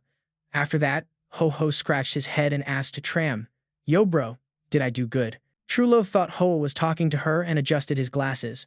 I'm good with it. Langu happily thanked him.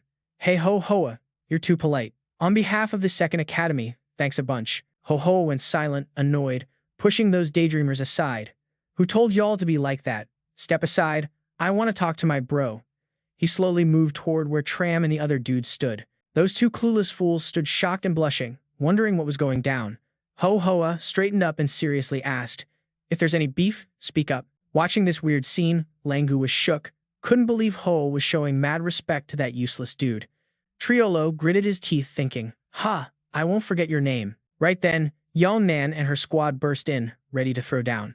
They charged straight into the crazed monster fight. Everyone cheered when they saw them roll in. It's Yon Nan, Ingi, Tat Hoi, straight up top-notch geniuses. Now we got a shot. Yon Nan ordered firmly, everyone back off so I can open that ghostly gate. She focused all her energy on one spot. Open it up for me. But just then, Nyad Hoi got thrown out last minute. Dude was wiped, gasping for breath. Yang Yan, I can't hold it anymore. How about you? She trembled, answering desperate, I can't open it. Only 2nd tier can. Everyone was stunned, bitterly saying, even Yon Nan can't open it. We're really screwed this time. Our last hope is gone. Suddenly, Tatram stepped up decisively. Let me handle it. Nat Hoy scoffed, mocking. What you gonna do? He confidently said, I can open that gate. He doubted, asking, You can. Don't mess around. Then Tad Hoy rushed over advising, You ain't on our team. Surviving is a miracle itself. Don't stir up trouble. Lang too saw this and added fuel to the fire. Hi Tram. Who'd believe you? Nobody trusts some dumbass like you. He ignored him, pushing him aside. I know the spell to open the gate. Step aside. Music. Knitted Hoy didn't buy it, coldly waving his hand. Spell. What nonsense. When everyone went quiet, Tram seriously recited the spell. Langu's just a dumbass. Tat Hoy's a paper tiger. You two idiots, give me your power. Hearing this weird line, the students looked at each other confused. Was he seriously calling Langu a dumbass and Tat Hoy a paper tiger? Was this a joke? He took a deep breath, gathering all his strength to push. Open up for me, he dared. If you open it, I'll live stream eating crap. In a blink, he froze, stunned by what he saw. What the heck is that? Right then, the gate actually opened right before their eyes. Nidadoy was speechless, dumbfounded. Both stood frozen for a few seconds, stammering. Did it really open? Everyone burst with joy and shock. He really opened that second-tier secret gate. Was it because of that spell?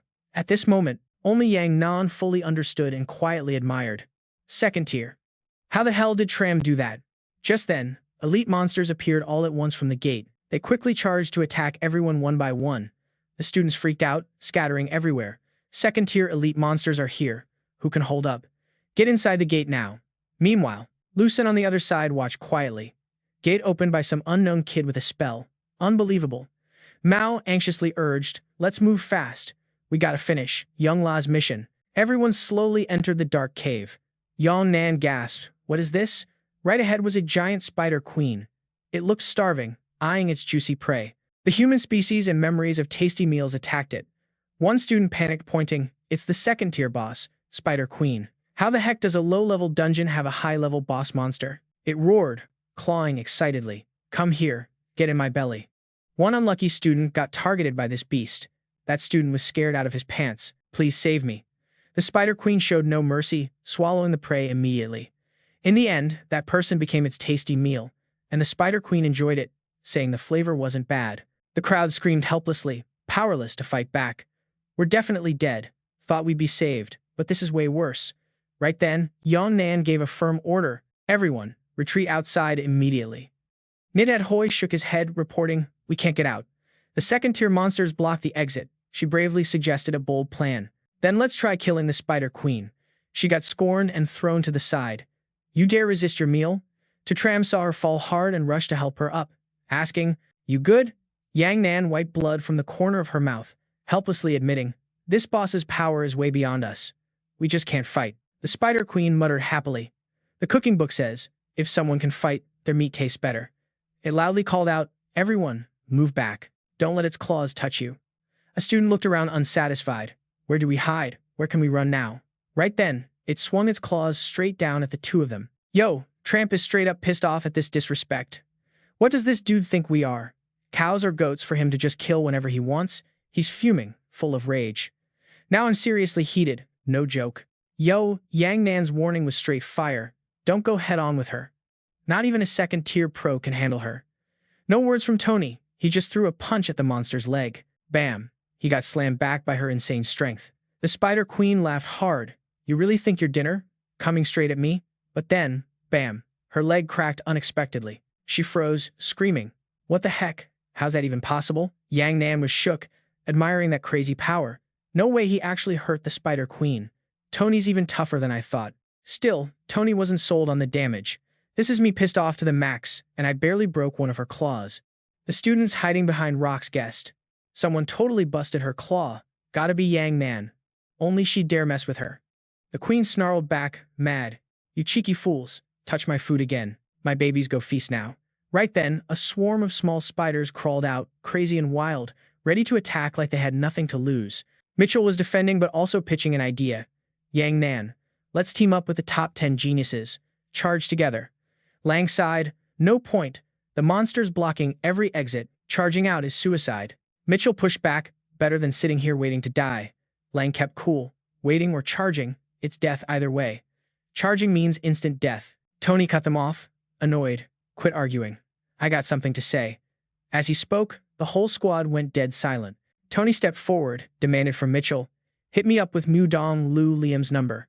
Everyone was stunned, jaws dropped. He snapped, "Are you nuts? What are you thinking right now?"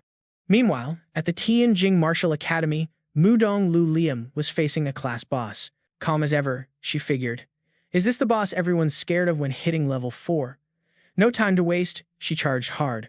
Liam instantly threw down a sick crescent slash. The boss scoffed cold, "Man, you've gotten weak now."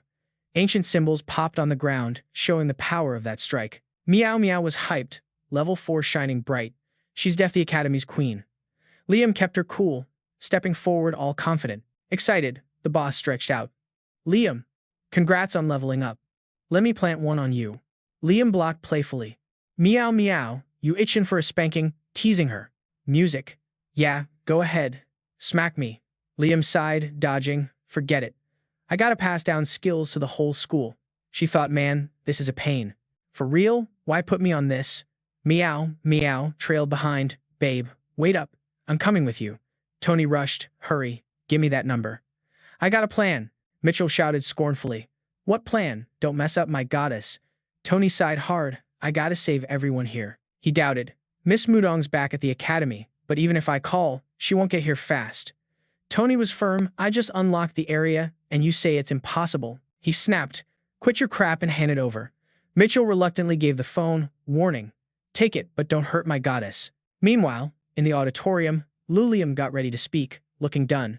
The crowd buzzed. Finally gonna see Lu Liam teach. She's the academy's queen for real. Meow Meow frowned, slammed down a huge pile of love letters on the desk. Liam blinked. "What's all this?" Meow Meow straight up said, "All your fan mail." Lulu groaned. "Old rules say all these writers gotta do a quest in the secret pill refining zone to gather materials. What a pain." Meow Meow banged the table, pissed. "These dudes need to learn a lesson. Don't they know I, Meow Meow, am your real man?" Right then, Maslu's phone rang loud. Meow Meow answered, saw a weird caller ID, hesitated. "Someone's calling. You gonna pick up?" Luliam nodded, "Yes." "Answer it." "Probably the teacher." Meow Meow hit accept and passed the phone to More Dungle sitting nearby. Calmly, he introed himself. "Lulim, this is Tony. Listen up." She was shocked by the unknown face. "Wait, why him?" Meow Meow stared at the LED screen. Confused, who is this dude? Tony was serious but sweet. "I love you." The whole auditorium went deathly silent. Every student's face turned dark, dead quiet. No one dared speak, all thinking about Tony. He freaked out, yelled at Tony, "You gotta be crazy to say that." Still, Tony kept repeating his love line. "I love you. Remember that." Lulu was mad pale. "Tony, you got some nerve." After saying it, he sighed in relief. The 100-word mission, "I love you," was finally done. The crowd was heated, throwing shade. "Yo, who's this punk? How dare he diss Big Bro Morong right in front of everyone? You trying to become the whole school's enemy, or what?" Meow. Meow was blazing mad, grinding his teeth. "Liwen, that dude, was way too cocky. We absolutely can't let him slip away. Toss him into the deepest jail, no cap." At that moment, early in the morning, Lu Lian stood up to calm everyone down. She called for calm and the noisy students went silent. No one dared to say another word. She calmly dropped some shocking truth. "As y'all can see, his name's To Tran." The students whispered, "Who's To Tran? Which academy is that? I've never even heard this name before." She straight up confirmed the connection. "He's my boyfriend." The crowd froze like they got hit by lightning. "Wait, what did she just say?" Meow. Meow couldn't even believe it. His girl admitted she got another man. Right after, early morning, Luann bounced out of the hall, flashing a sly grin, rocking a sneaky plan for Tram. "You want to play rough? Huh. I'll let you mess around with the shield dude. Life's gonna get way chill from here." The tough guys were whispering, "Just keep me from running into him. Not everyone can handle being big bro early mornings, man. We gotta find him as soon as possible." A rich kid demanded action in 10 minutes flat.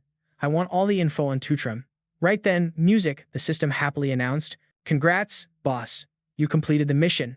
You earned 1 stamina point and 10,000 donkeys." Tutram was straight up confused. "Wait, hold up, system. You trolling me again?" He repeated. "Congrats, boss. You got 1 stamina point and 10,000 donkeys." He got mad. 10,000 donkeys. "You trying to mess with me with donkeys at a crucial moment? What good are donkeys anyway?" Tutram buried his face, feeling helpless. The system reminded him these 10,000 donkeys had special skills. You know the skills headbutt and pack attack. Full-on assault. Meanwhile, Lon asked nervously, what if this keeps happening? Diingo pulled out a sphere and suggested, I got a plan. The dude gasped. Is that a forbidden item? Absorbing monster gas. He softly explained, just in case, I brought a good stash of these. Lam was stunned. You want to use students as bait to block the monsters for us? Minga coldly confirmed. Exactly. They gotta get sacrificed for us to have a shot at survival. Hit that like if you're down with this savage move. The dude thought it over, then nodded. All right. Let's roll. We'll sneak into the Spider Queen's back, where the teleport gate is and where Rich Kid Law needs to get. Then, a blue mist suddenly spread all over the place. The students freaked out, screaming, What's that? Monster absorption gas. Which dumbass let that out? Right after, a bunch of 2-star monsters blocked both paths. Everyone freaked. The monsters are here, way more than before. Everyone fends for themselves. This might be our fate. They charged hard, ripping the students apart viciously. One shouted in despair, Someone just kill me fast. I don't want to get eaten. The Spider Queen laughed cruelly. Look at that. Someone even added some extra spice to the meal, making it tastier. Minga grabbed the moment to yell, Now's the time. Run. Lang Tu got pissed and yelled, How are those traitors showing up right now? Tat Hoi arrogantly threw shade at To Tran. You want to save everyone? Your move now. Langu jumped in. He just talked smack, wasting everyone's time. He got serious and snapped. Shut up. I know what to do. Tram stepped forward, confident but anxious. I can't just unleash 10,000 donkeys into the crowd. People will get trampled. Tat Hoi freaked. To Tram, what are you trying to do? Wanna die? Langu sneered. What a useless dude. Music. Just die, so I can escape. He recited his usual chant. Langu is a big dumbass, and Tut Hoi's just a paper tiger. 2 idiots giving me power. Then, a swarm of little spiders attacked him. To Tram happily looked up and shouted loudly, Donkeys, come here. Ted Hoi tiredly scolded. What time is it that you're still playing cat and mouse? You just made the pups run off again. Out of nowhere, a bunch of donkeys started dropping from the sky. They happily stomped all over the crawling spiders. Tad Hoi shouted in surprise, What the heck is this? Everyone wondered. Why are so many donkeys falling out of nowhere? Something's off. These donkeys ain't attacking us at all. The Spider Queen nervously asked, Why are there other monsters in my turf? Seeing donkeys charging at her, she panicked, yelling, No luck. Here comes another wave. Without more words, one donkey showed off its skill. Headbutt. They proudly trampled all over the Spider Queen. She gritted her teeth, annoyed. Why are these monsters attacking me? Next, they launched a full-on gang attack. Right then, Mingao excitedly announced the last item Rich Kid Law needs was finally secured. He urged, Let's bounce. Law's probably freaking out waiting out there. Suddenly, the ground shook hard. Lucen puzzled. What's that sound? A herd of donkeys stormed in crazily from outside. Can't be stopped, man. Those donkeys got launched way back. Where the heck did these donkeys even come from? They just charged straight through the teleportation circle. Right at that moment, young Boss Law got all antsy, showing he was hella annoyed. Why haven't those 2 showed up yet? I've been waiting forever, the servant quickly reported. Young Boss Law, looking like someone was stepping out of the teleport patch, he flexed hard. Hell yeah. That item means the world to me down the line. With it, I'll finally have the creds to roll with the gods. Right after he said that, the ground started shaking hardcore again. What the heck is going on? Before young Boss Law finished his sentence, those donkeys charged straight at him. Total chaos. Meanwhile, inside the cave, everybody couldn't believe their eyes. Countless monsters got crushed under those donkeys' hooves. Where the hell did those donkeys pop up from? Liloy shivered and asked, Taeon, be real. To Tratram's secret gig as a summoner. He shook his head. Dude, I'm on non-stop shock mode. Tad Hoi's jaw dropped. No way to Tratram summoned those donkeys and they in turn summoned like 1,000 more. That's straight up wild science fiction level stuff. To Tratram got curious and grabbed some item. What's this? Without wasting time, he popped open the box. Inside was a key. To Tram got a little shook when it flew right into his hands. Looks like it's the key to unlock something. Dung Yen stepped over to the smashed remains of the Spider Queen. She was stunned. How the hell did such a beast boss get stomped by 10,000 donkeys? Feels kinda unreal. Up above, young Boss Law, after getting flattened, finally stood up. He was bawling his eyes out, snot dripping all over. Someone tell me what's going on. How are there so many donkeys? Everyone in the cave was hyped like a weight had been lifted. We're saved for real. I thought I was a goner for sure. Who pulled me out of that? They were all lit up. Oh, by the way, what was that magic chant? Gotta jot it down to save my skin next time. Langu's the big dumbass and Toy's a paper tiger. Langu and Toy heard that and dropped curses left and right. Damn, man. He was dead sure, To Tran ain't useless. Dude's actually got sick hidden skills. Suddenly, Long Tu was frozen, unbelieving. No way. I don't know where the donkeys came from, but it can't be Tram saving everyone. Tad Hoy got mad and walked off. Tram spot on. You're the biggest dumbass here. Just as they were about to bounce, two star beasts started chasing them. They hurried up. Sawtooth's still out there. Everyone, let's bail now. We might just make it this time. While Sihao was running, Triolo used paralysis magic on him. Boom, Sihao's feet got stuck in the quicksand. He looked around all freaked out. What the hell's going down? Spotting the sawtooth beast getting closer, Sihao freaked and shouted, I'm screwed. Help me. Right after, the monster ripped him to bits. Truly jotted in her notebook, Shehao, I told you. I got you marked and that's the price for being on my radar. She tossed the pen down all cocky, only Hoa Hoa was left. Right then, To Tran suddenly got a pounding headache. Felt like that hammer pain was back again. Looks like I'm leveling up again. Zilong asked, worried. You good? He replied, chill, I'm good. Just hit 3 stars. Everyone was blown away, giving thumbs up, dope. You're 3 stars now. Your leveling speed's gonna be legendary for sure. Meanwhile, Principal Thean Deep was getting impatient. How much longer for the 5-star Space Witch to show up? Someone reported. Space Witch is rare. Still 1 hour away. Hawaii. 3 quickly ordered. We can't wait any longer. Students are dropping like flies. We gotta break the barrier by force. Hinlum gave up hopelessly. No way. With our basic 4-star power, that barrier ain't budging. He rubbed his head, bummed out. My son, Wing Kai, is in there too. I'm more worried than anyone. Principal Ann yelled mad. Why you rushing? If you don't move, we will.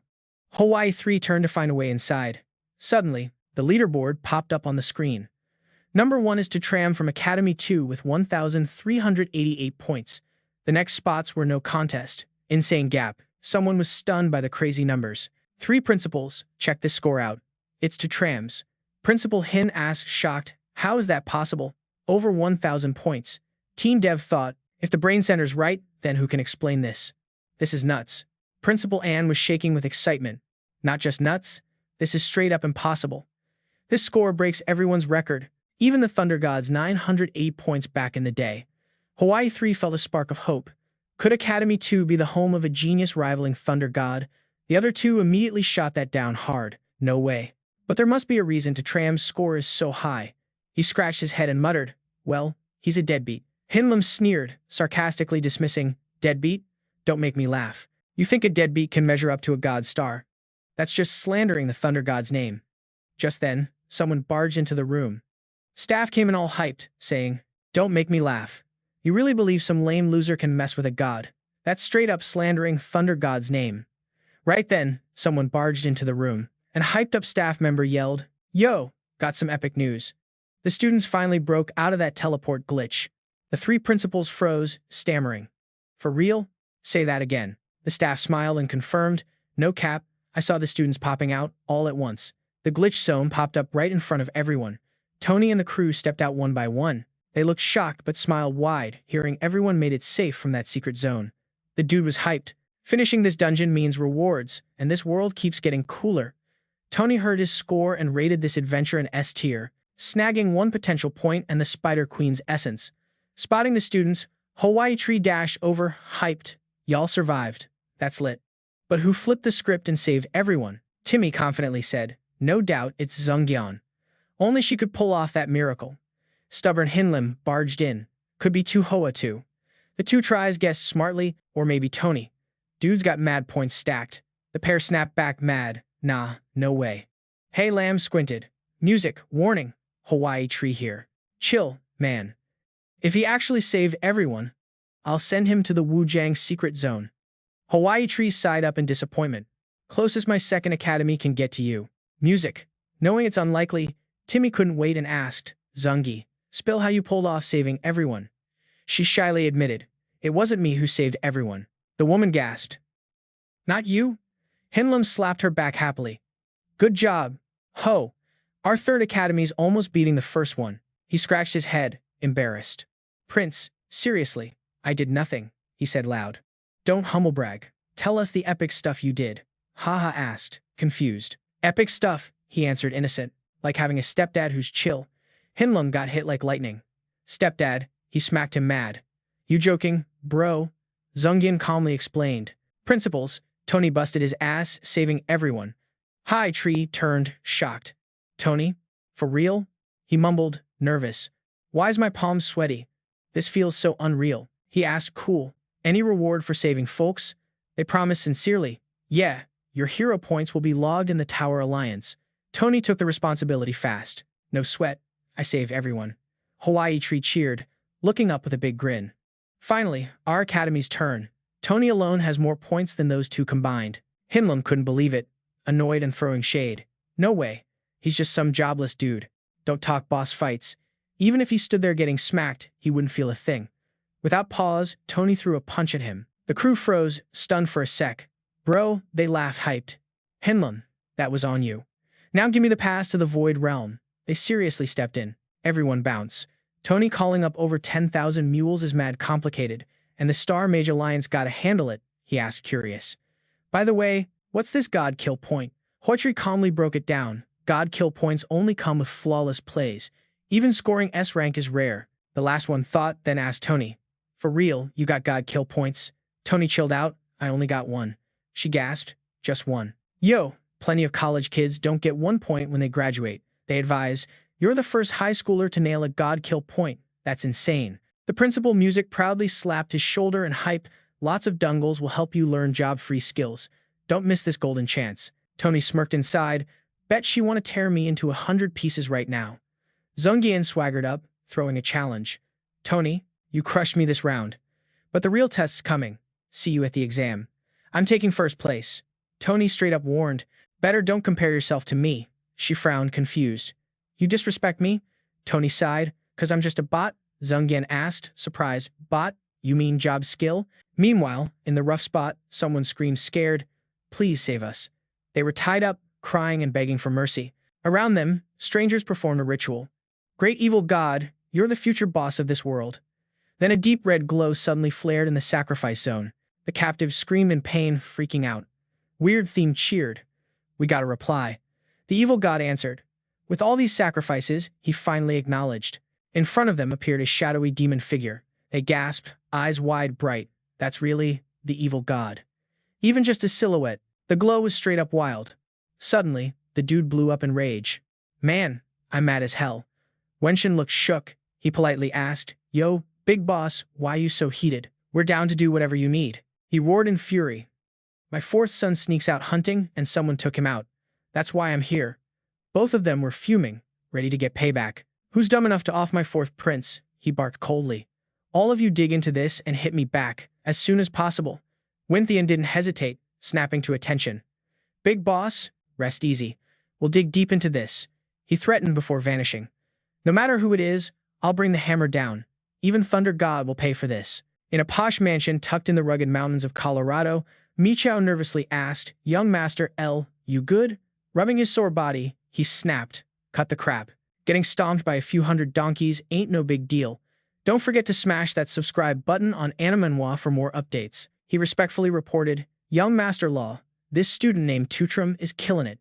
The item you want might already be in his hands. Lethus's face suddenly shifted. He said dead serious. That item's hella important. I gotta have it, no matter what. I'm gonna take that kid out myself. Mao quickly stopped him. Young Master L, To Tran has saved a lot of peeps. This got flagged to the Star Mage Alliance. If you act rash, it might, he warned seriously. My law family fears no one. That's just nonsense. He showed concern. Young Master Law, yeah, you're fearless, but there'll be some negative fallout. He ordered coldly, then put out an order on Shadow Nightmare. Get me 2 5-star assassins. Gotta get that item back. Mingao calmly said, Young Master Law, chill. I swear I'll handle it for you. While they were talking, the ground shook hard. Hepanicked. What's going on? Earthquake or what? Menno bounced out, running to report. Young Master Law, bad news. A herd of donkeys is charging this way. Looking out the window, he froze at the disaster scene. Lachio gasped, What? Why the hell is it a herd of donkeys? Before he could finish, the donkeys wildly rammed into his stomach. Lethu groaned in frustration, tears streaming down helplessly. The donkeys tore apart the grand castle. Watching his mansion crumble, he clutched his gut, sobbing hard. This was my brand new crib. Leo winced and sighed, defeated. No way I can believe these damn donkeys wrecked it. At Tram's place, breaking news aired. Latest info said the city was hit by a massive donkey disaster. Lucky for everyone except one dude named Law, no one got hurt. Then he remembered there were still 10,000 donkeys roaming out there. To Tran snapped his fingers and asked his curious system, "Can I call back all 10,000 donkeys?" The system fired back. "They're your spirit animals. You can summon or recall them anytime." He casually commanded, "Recall the whole 10,000 donks." In no time, the chaotic herd in front of him started disappearing. To Tran was hyped about his insane power. In battle, he could summon them. Now he's cooking up a wild plan. Right then, To Long came running to To Tran. "Urgent news. Class meeting about to start." He was shocked. Why urgent class meeting now? His friend hyped, "There's 1 month left before college tests. The big 3 subjects open secret portals and spooky zones so everyone can level up." To Tran blinked and repeated, "Spooky zones? What's that?" They broke it down. Spooky zones are lands taken over by ghost beasts. Unlike magic beasts, ghost beasts are way smarter and sneakier. Also, spooky zones exist in the real world. If someone accidentally steps in, they could die instantly. Hearing that, he asked, curious, "Then why don't the 9-star pros just kill them off?" His friend explained. "First, there's way too many spooky zones. Second, tons of powerful ghost beasts live there. The pros don't rush because they're scared of triggering a ghost beast wave. That would be a huge disaster. Humanity's facing a massive survival crisis." To Tran rubbed his chin, thinking. So where do ghost beasts come from? To Long shrugged. Some escaped from secret portals, others busted in through space tiers. Want to learn more? You gotta study at Hiermes. Suddenly, system popped an alert. New quest, have lots of descendants. Contribute to humanity with 3 progenies. He yelled, freaked. "You're joking, right? Let me tell you something." System coldly replied, "This system's serious and rarely jokes unless necessary." To Tran roared mad. "What kind of dumb quest is that? I'm too young to have kids. Give me another mission now." The system strictly repeated, "Once a mission's set, it can't be changed." His face turned red with shame. "I don't even have a girlfriend. How am I going to have kids? At least hook me up with someone." The system shot him down hard. "No." To Tran begged. "Music, this could be arranged. Please help me out." The system firmly answered. "Seriously, no one's available." He felt stuck and awkward, then asked, "Too long. Can I ask you something?" That dude and Cham suddenly looked all deep and serious, like they're about to discuss some world crisis. Without hesitation, he straight up hits the principal with a wild question, like, "Can you have kids, or what?" The principal went totally speechless from the shock. Her brain just hit a blank for a few seconds. Meanwhile, the whole class was buzzing like a crazy market with drama about the secret world going down. Everyone was half believing the rumor that Cham had saved the world, cause before, he was just seen as trash. Now they're saying he's even better than genius, Tad Hoi. Tad Hoi heard the rumors, grinding his teeth mad, screaming inside, vowing not to let Cham humiliate him or disrespect Goddess Mudong. Amidst this chaos, Cham walked into class with a serious look. His mind was still spinning from that weird system mission, harder than trying to catch crabs in a cave. Some students kept whispering, saying Tad Hoi's performance in the secret world was a total letdown, big reputation but no real fight skills. Many started guessing that To Tran wasn't actually useless but maybe hiding his real power, way stronger than Tad Hoi. Tad Hoi just couldn't take it anymore. He slammed the table, jumped up yelling loud to shut down all the chatter. His burning eyes locked on the main dude. He grit his teeth and commanded Cham, "Get up and back me up." Cham kept calm, looked up slow, and asked innocent-like, "Did someone call me?" Tad Hoi flexed his ego and boasted to the class, "I'm just saying all y'all here ain't nothing but trash." Cham looked kinda awkward and politely reminded him, "Bro, I think that includes some classmates in the room too." Right away, Cham grinned knowingly and smoothly said, "Tad Hoi, why don't you sit down? I want to play too." That bold challenge got Tad Hoi's face all flushed with rage. Just as things got super tense, Mr. Hoi Tree stepped in, tapped his ruler sternly on the board, telling everyone to chill out. Then he dropped a major announcement, saying our second academy just made history, all thanks to the epic work of student To Tran. Not only did To Tran score a huge prize from the Soul Mage Alliance, but also got a spot in the invisible secret world at the third academy. And that's not all. He can even hit up the Tanjing Academy to meet Luian and grab some rare non-combat skills. Plus, the human college entrance exams just 1 month away. The 3 big professors will open 3 demon gates for students to team up freely, boosting combat skills and rankings. Mr. Hoi Tree was bursting with pride. This is the first time in years the Second Academy earned the privilege to enter the demon realm early. A golden opportunity everyone's gotta grab. After a speech that felt like forever, Cham just sighed helplessly. Clearly, Head An told him to keep it short, but now it's a 1-hour monologue. Right after class ended, music, Liloy rushed over excited, waving hard. Yo too, when we bounced in to conquer the demon realm, this kid was hyped, ready to roll anytime. Dandu quickly raised her hand too, pushing to come along. Gotta go. Then she winked all flirty, saying she just wants to train right next to To Cham. Liloy jumped in all jealous. Dewey and Juier, don't get it twisted. Tu and you got no connection. Why would he even bring you along? Du Yan Duet fired back strong. Who says I ain't got a connection? I call Tu Cham daddy now, leaving Liloy speechless. Right then, a robotic voice buzzed inside Cham's head. A bright green system board popped up, dropping some supernormal news. Congrats, boss. You just completed 1/3 of the mission. Hearing that, Cham just looked up to the sky and groaned. You call this mission complete? This system's broke. Right then, Tad Hoi coldly stepped forward, blocking his path, serious as hell. Tu Cham, I gotta talk to you alone. He pointed right at Tu Cham and warned, don't you mess with Mudong anymore, or don't blame me for cutting off our friendship. Cham quickly waved his hands to clear up the misunderstanding. Tad Hoi, you got it all wrong. Music, I ain't about Mudong like that. Chill out. Cham then dropped an offer nobody could refuse. That rare non-combat skill spot, I can sell it to you for 10 million Sol dollars. Tad Hoi's eyes lit up shocked. Sell it to me. That spot's priceless. You ain't messing me over, right? Cham leaned in, whispering confidently. Why would I mess with you? That spot's yours now, but I got a small favor to ask. Seeing his bait got caught, Tad Hoi instantly agreed. Cham casually threw his arm over Tad Hoi's shoulder, playing the best bud role. Then he flashed a sly grin and whispered, call me dad, man. Come on, son. Hearing that, Tad Hoi's face twisted up, feeling straight up dissed. I treated you like a bro, and now you want to be my dad? But Cham acted chill, like he couldn't care less. If you ain't down, whatever. I'm not pushing. Let me take that spot back. Hearing that, Tad Hoi grabbed Cham's hand real quick. Looking super awkward, he ducked his head and mumbled shyly, Dad. Cham looked mad satisfied, even ruffled Tad Hoi's hair like a real dad. Good kid. Then the system voice popped up again, telling him the foster mission was 2/3 done. The good vibes boost shot up, and the main dude was hyped.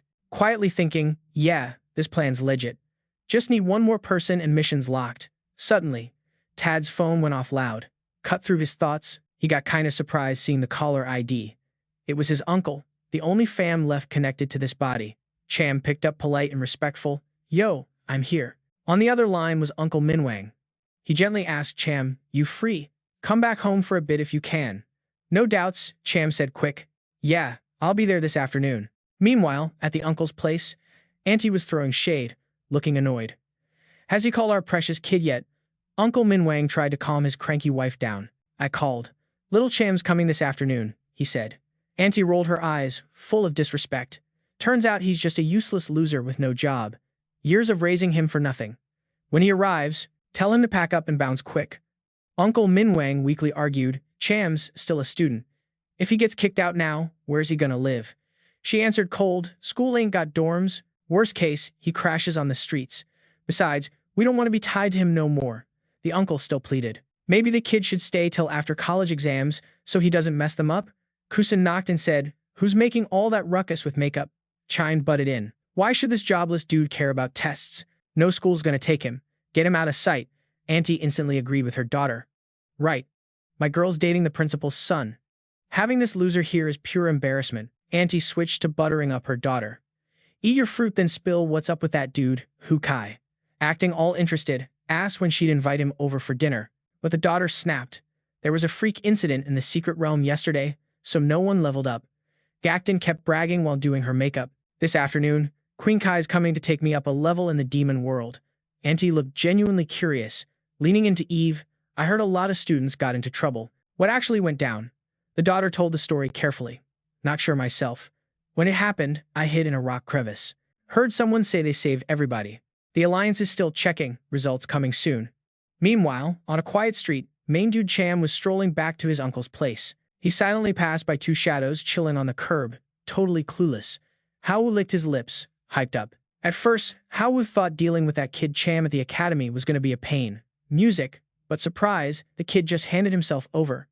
Dao looked down on him, a student needing 2 5-star assassins. What a waste of resources. This mission's way too easy.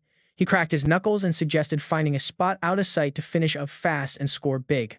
Moments later, Po Hoa dashed over to Cham, breathing hard, bending down to butter him up. Dad, I heard you call, so I dropped everything and ran here. Right then, the system alert popped again. Congrats to the boss for stacking up relatives and nailing the many kids, many blessings achievement. Ho Ho, wiping sweat from his forehead, asked, Dad, was that an important call or what? Cham just coolly said, nothing much. Keep doing your thing. Then the system handed out rewards for the glory achievement. Many kids, many blessings, unlocked a dope skill called Sprint Escape. The main guy held his head wondering if he heard it wrong. System, you really that shook? Escape's a legit skill. The system iced him with, when you run away with a bucket, your speed gets 10 times faster. Cham just sighed and accepted it, telling himself better than nothing. First gotta get to Uncle's crib. Later, his figure showed up in the familiar neighborhood from the old owner's memories. Watching a bit, he was sure his uncle's house was just ahead, close by. Then Assassin Hawu jumped out of the shadows, boldly declaring, Kid, remember this, I'm the one sending you straight to heaven. Cham flinched a bit, then stared coolly at his rival. Seeing his prey frozen like a statue, the assassin felt pleased, thinking the kid must be scared stiff. But Cham didn't say a word and threw a powerful hidden strength punch straight up. Hao barely had time to react when a punch like thunder hit him hard, leaving him dazed. What the hell was that? His face went pale as he felt every bone in his arm shatter into pieces. That brutal punch made Hao scream in pain before crashing flat on the ground. He yelled out in disbelief, Yo, how the heck can a student like you be this strong?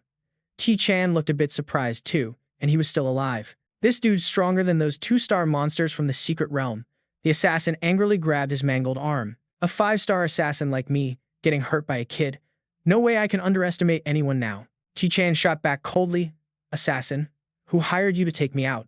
The assassin didn't hesitate. Somebody put a bounty on you on the Gina platform. Out of nowhere, another assassin popped up. Music, you better behave. We'll give you a quick, clean death. This caught Chan off guard. He didn't expect backup. Music. The fact that this guy showed up right behind T-Chan without him noticing told him these two were at least professional 3-star assassins. So T-Chan threw out a deal. Here's the deal. I'll pay double. Go handle the one who hired you first. The assassin immediately blew up. You disrespect my code. A real assassin values reputation over cash, bro. Then, he lunged forward with the speed of a true predator. T-Chan quickly raised his hand to block, ready to throw another powerful punch. But the assassin read his move and dodged just in time. You really think you can trade blows with me? T-Chan was shook. Dude actually dodged it. His movement skills were seriously weird. The assassin swung a savage hook right at T-Chan's face. The punch was so savage it sent T-Chan flying a good distance across the ground. Still, he fought to keep his balance and land safely. The assassin smugly explained, Kid, your attack speed ain't nothing to us. We woke up the thief's craft. Quickness and speed are our specialties. Tian wiped blood from his lip. This was the first time he was facing real pros. No joke, every profession's got its edge, and these two were mad tough.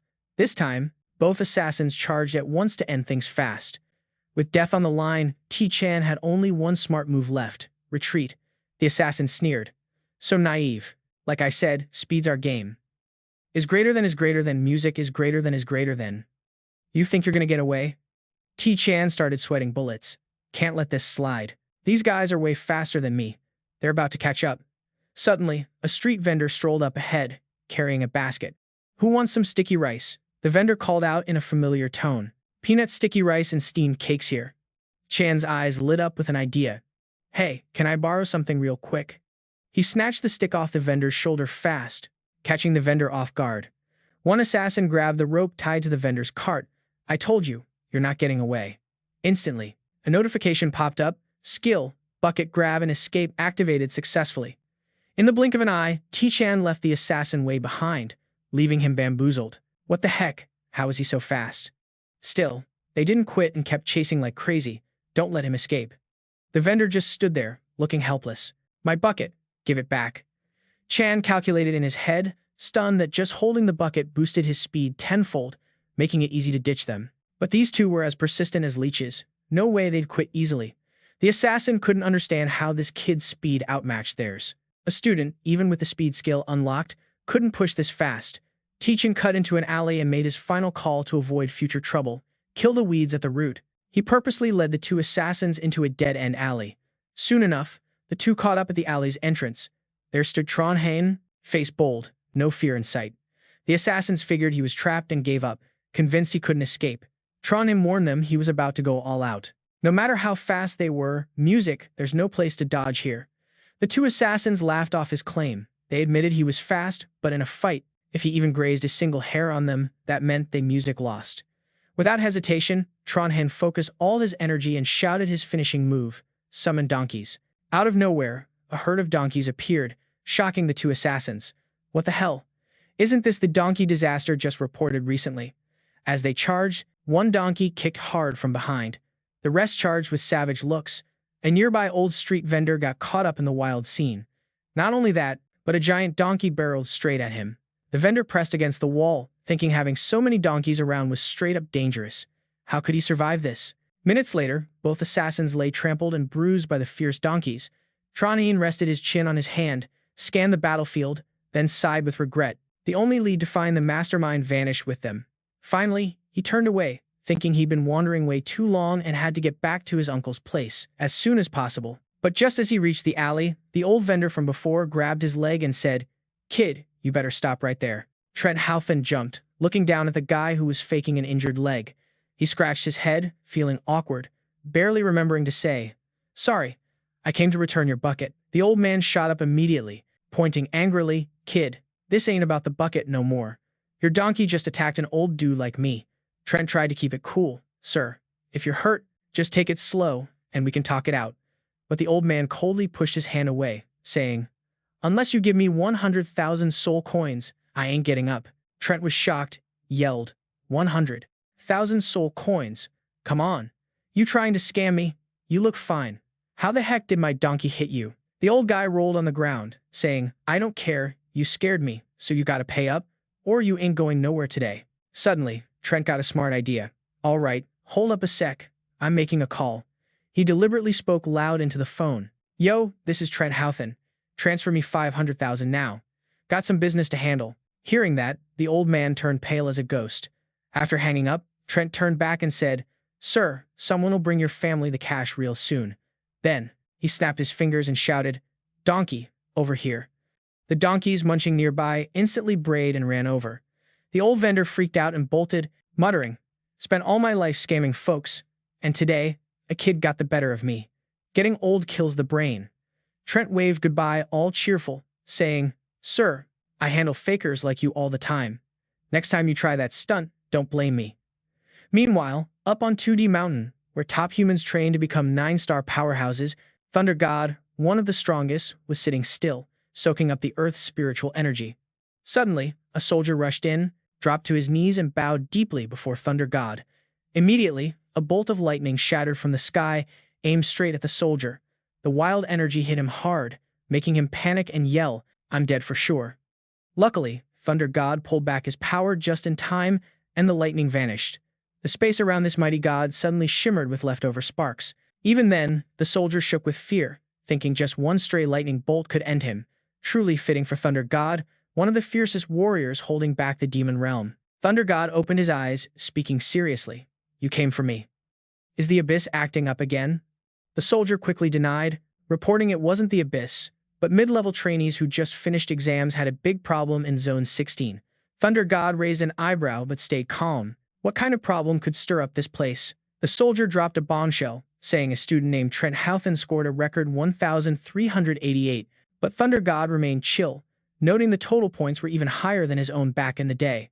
"That's good news," the soldier explained fast. "Thunder God, if it was just a high score, the Soul Tower wouldn't even notice. The issue is the secret gate suddenly upgraded from 1 star to 2 stars, and Trent Houthen's unclassified. Basically, an unawakened guy scored insanely high in a 2-star dungeon. That's just crazy." Hearing this, Thunder God snapped, yelling, "Is that for real?" The soldier quickly asked, "So I'm here to get your orders. Should we investigate?" Most likely, Trent Houthen's awakened a hidden career, but Thunder God suddenly waved it off, saying no need. He explained every career has its secrets and chances. We shouldn't interfere in others' business. The soldier wasn't giving up, asking how to break the news since mid-level trainees were still waiting for the Soul Tower's reply. Thunder God clenched his fist behind his back but spoke super calm. "Just tell it like it is. Trent Houthen, unclassified, no ranking. Also, give him a spot at the Immortal Cultivation Academy. The soldier was stunned, realizing the Immortal Academy accepts no more than 3 recruits worldwide each year, and Thunder God was putting such value on an unclassified guy. Even with doubts, the soldier had to obey without question. After the soldier left, Thor got serious. Since that soul tower popped up, Kid Trent Houthen might just be the first officially recognized unclassified player. But honestly, people forgot back in the old days, before the soul tower showed up, everyone was unclassified. Over in a neighborhood, Trent Houthen was hauling 2 bags full of his new gear. Crunching the numbers in my head, thinking with the cash from Tatsu Hoi, I could bounce out and live on my own, finally ditching the leeching life. I've always craved that freedom, man. But my bank account wasn't ready for that move before. Pulling up near the crib, I hear yelling inside. It's been forever, and you still can't handle this small mess? I'm gonna toss all this stuff outside. Uncle Mike begged. Please don't throw it away. That kid, Trent, he'll definitely show up. Let's hold off a little longer. Yet, Auntie snapped cold and flung the junk outside, saying, I feel like he just wants to hang here and mooch today. We gotta cut ties with that loser. Uncle Mike felt uneasy, said, Chill, throw it lightly. This stuff's still good for Chukchum. Then he turns and spots Trent Thien. Theochum, you're here. Trent Thien gave a cold nod. Hey, Uncle, Aunt. What's up? Auntie flicked her hand with bitterness. What's up? If you don't leave, how am I supposed to survive? Buzz off. She added fake smiles. Trent, I'm not trying to be harsh. You're grown now, gotta make it on your own. Finally, Trent spoke up. I get it. I'm here to tell y'all I'm moving out by myself. Uncle Mike got surprised at that. Trent, take it slow. You can find a place first before bouncing. Auntie immediately smacked her husband. Shut it from now on. This house ain't your problem no more. Renting is all on you. Trent gently set down 2 bags. Uncle, here's a little gift I grabbed for you both. Auntie shot him a trashy look. Put that junk away. I raised you all these years, and you repay me with 2 cheap fruit boxes. Trent clenched his fists tight. Inside, he wanted to punch Auntie right then, but he kept it cool. Decided to let it slide for the peace, ignoring his wife's bitterness. Uncle Mike stepped over to his nephew. Let me help you with that. He shoved a fat wad of cash into Trent's hand. Here's 1,000 coins. Grab this cash and spend it. It's money I secretly saved for 6 months. Trent tried to refuse fast, but Uncle was stubborn and planted it in his hand. Just take it. Don't let Aunt see it. I'm useless, man, I couldn't protect you. Uncle sighed deep and told the kid to stay strong once he's out on his own. Then Cousin Gakton rolled in with some random dude. This here's the spot, Kai. Auntie's face lit up happy. Gakton's back, huh. She glanced at the kid next to him. Sure, that's your loaded boyfriend, Hung Kai, right? The guy politely bowed. Hello, ma'am. I'm Hing Kai, my dad's principal Hin Lam from 3rd Academy. Auntie started buttering him up. Oh wow, no wonder you look so sharp. Y'all are like the perfect match. In Jack Din and you, a real power couple.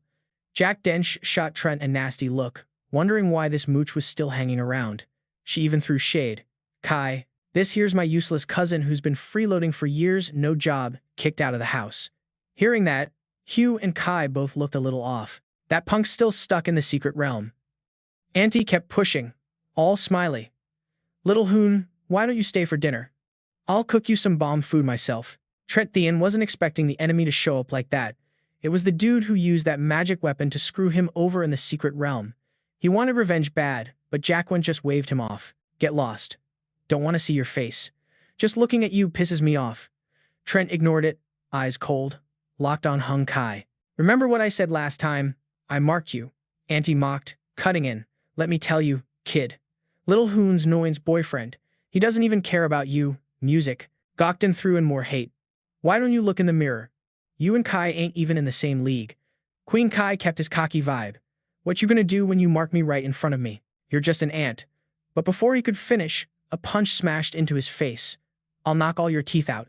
The 3 stood there stunned, mouths dropped open. Couldn't believe what just went down. The angry ant pointed at Trent, yelling, You crazy? You dared hit Hingongji?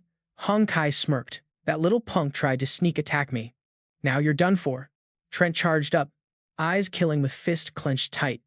Been itching to fight right on time. He drew his sword fast to threaten. Want me to back you up?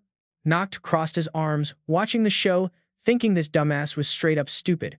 Kai's a pro swordsman. No job, punk diving in like that. Suicide move. Seeing things getting wild, Uncle Mike rushed out to break it up. Douche him. Don't be reckless. But before he finished, Trent easily snapped the sword by hand. Queen Kai's eyes went wide in shock. Music, mouth agape. What the hell was that? Then, Trent shoved him down with one hand like it was nothing. The three were speechless, witnessing this crazy scene. Gokding's pride shattered totally. Why didn't Kai fight back at all against this lame dude? Trent Houghton coolly stepped forward, face deadpan, ready to handle his target. He grabbed Huan Kai's collar. With a smirk, he taunted. Ready to give up yet, punk? Meanwhile, Uncle Minang looked at his nephew with pride. The kid's changed. Yo, he ain't the same anymore, Fandong. Feeling the vibe wasn't in his favor, Trent Houghton threatened and let go of Huan Gongzi. That crew's background ain't something just anyone would mess with. You thought about the consequences yet? Hearing that, Henkai snapped back with confidence. You touched me, bro. Now get down on your knees and apologize. Or else, I'll make your life a straight-up nightmare. Trent ignored all the empty threats and kept throwing hard punches at his face. You still got the nerve to talk big. Let's see if your mouth's tougher than my fist. The little dude standing nearby was drenched in sweat. He's losing it. For real, losing it. Music. What you just standing there for? Tell your nephew to chill. Uncle Min Swang, not caring about his wife, stepped up, patted Trent Houghton on the shoulder. Dude, the road ahead is long. Just do what you feel is right. Don't be like me, living a lame, regret-filled life. The little dude asked, shocked. What do you mean? Min Swang said. You crazy or what? Trying to kill me? Then he kept hyping himself up. Men gotta live like men. Music. I used to dream of owning the battlefield, but in the end, I woke up doing some lame job. I see my younger self and my nephew in you. Don't hesitate. Stay passionate. I've got your back for life. Hearing these real-deal words, Trent Houghton got choked up and said with emotion, Uncle. Uncle Min Wang's spirit surged. In this chaotic world, humanity needs strong people. We need heroes. Give it your all, kid. Auntie couldn't take it anymore and slapped him hard. Shut up. After all that, Trent Houghton looked at his uncle differently. Didn't realize deep down that fire of a man's spirit never died out and that neither he nor Kai had ever taken that kind of shame. He gritted his teeth and said, You think I'm going to surrender to you? No way. If you're strong, kill me then. Otherwise, you'll regret it. Hearing this, Trent Houghton nodded in agreement. All right, I'll play along. Fendong snorted coldly at Tacham. You got guts? The boss's son could crush you with one finger. Jason jumped in. Kai, don't sweat it. Tacham's just fronting. Don't think he'd actually hurt you. Then, Tacham raised his fist, radiating a crazy dangerous vibe. Hit me. Huan Kai panicked and yelled, I'm giving up. I admit defeat. He dropped down fast, tears and snot streaming. I was wrong. I admit defeat. I'm worthless. He started whining. I shouldn't have used that sacred weapon on you. I brought shame to my family. Next time, I'd rather cut off my own hand. Tacham turned away, still full of disdain. Don't let me see you again. If I do, I'll throw hands every time. Van Dong rushed over to help Ho Kai. Boss Hin, get up fast. Why you on your knees? Jackin also showed some concern. Kai, you good? Then Huan Kai laughed, puffed his chest up. So how was my act? Did I kill it or what? He proudly explained. His acting skills were seriously on point. That kid had zero professionalism. He was definitely a total loser. The only reason he beat me is because he used some cheat drug. Depending on that junk to boost his strength temporarily. Real men don't bow down to scumbags like him. I'm sorry in advance. When the drug wears off, I'll show him what real skill looks like. Van nodded in agreement. Solid analysis. Now it all makes sense why Tacham suddenly got so strong. He kept bragging. That's why I even pissed my pants on purpose for extra realism. That puddle totally fooled that dumbass. No Den gave a thumbs up and Van Dong joined in the praise. Boss Hines' acting is seriously movie level. Suddenly, a huge holographic announcement popped up in midair. Engen immediately recognized it. It was news from the Supreme Star Tower. They only send live alerts like this when something major goes down.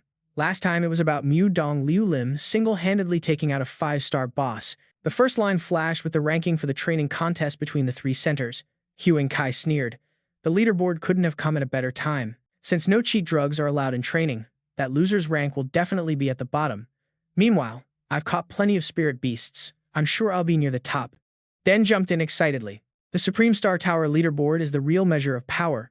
I wonder how much higher Kai's rank is above that bum. Right after he said that, the giant leaderboard in the sky started showing names. When they saw first place, all three went silent. First place was Tacham. What's going on? Huan Kai saw nothing weird and smirked, bragging. My dad used to talk about Tacham. Word is, dude's a dark horse who suddenly blew up. Thanks to him, the second academy made history. Aunt Van Dong couldn't believe her eyes, stammering. Young Master Hein, could this ranking board be messed up? Huing Kai, all confused, responds, how could the Supreme Star Tower rankings be wrong? That's basic knowledge, ma'am. She was trembling as she looked up at the scoreboard again, her vision getting blurry. But with Cham's score, Huing Kai was still lost in the hype of someone else's victory. I didn't expect Cham's score to be that high, even beating Li Suang Nan. Dude was hyped and cooking up plans, like, when the time comes, I'm gonna ask my dad to hook me up with him. A genius like that dude is definitely gonna be a big name in the future. Meanwhile, Van Don and Injin just exchanged nervous looks, totally caught off guard, speechless. Queen Kai noticed their weird stares and quickly reassured them. She said, Aunt, chill, no need to look at me like that. I get it, when I meet Cham, I'll introduce you guys for sure. Fondong bowed his head, avoiding eye contact, voice shaky as he said, no need for that. Hu Kai scratched his head, feeling awkward. No need. She covered her face, trembling from the harsh truth, and pointed at Cham. That's Cham. The news hit Hing Kai like a ton of bricks, freezing him in place. What, for real? Enjoin tried to find any excuse to deny the brutal truth. Maybe it's just a name coincidence. Same name. Huang Kai clung to the last shred of hope. Yeah. It's gotta be just a name clash. Just a genius named Cham. But then, the arrival of Principal Hoai Tree shattered all their illusions. Cham, I finally found you. The principal fixed his serious attire and announced, you topped the leaderboard.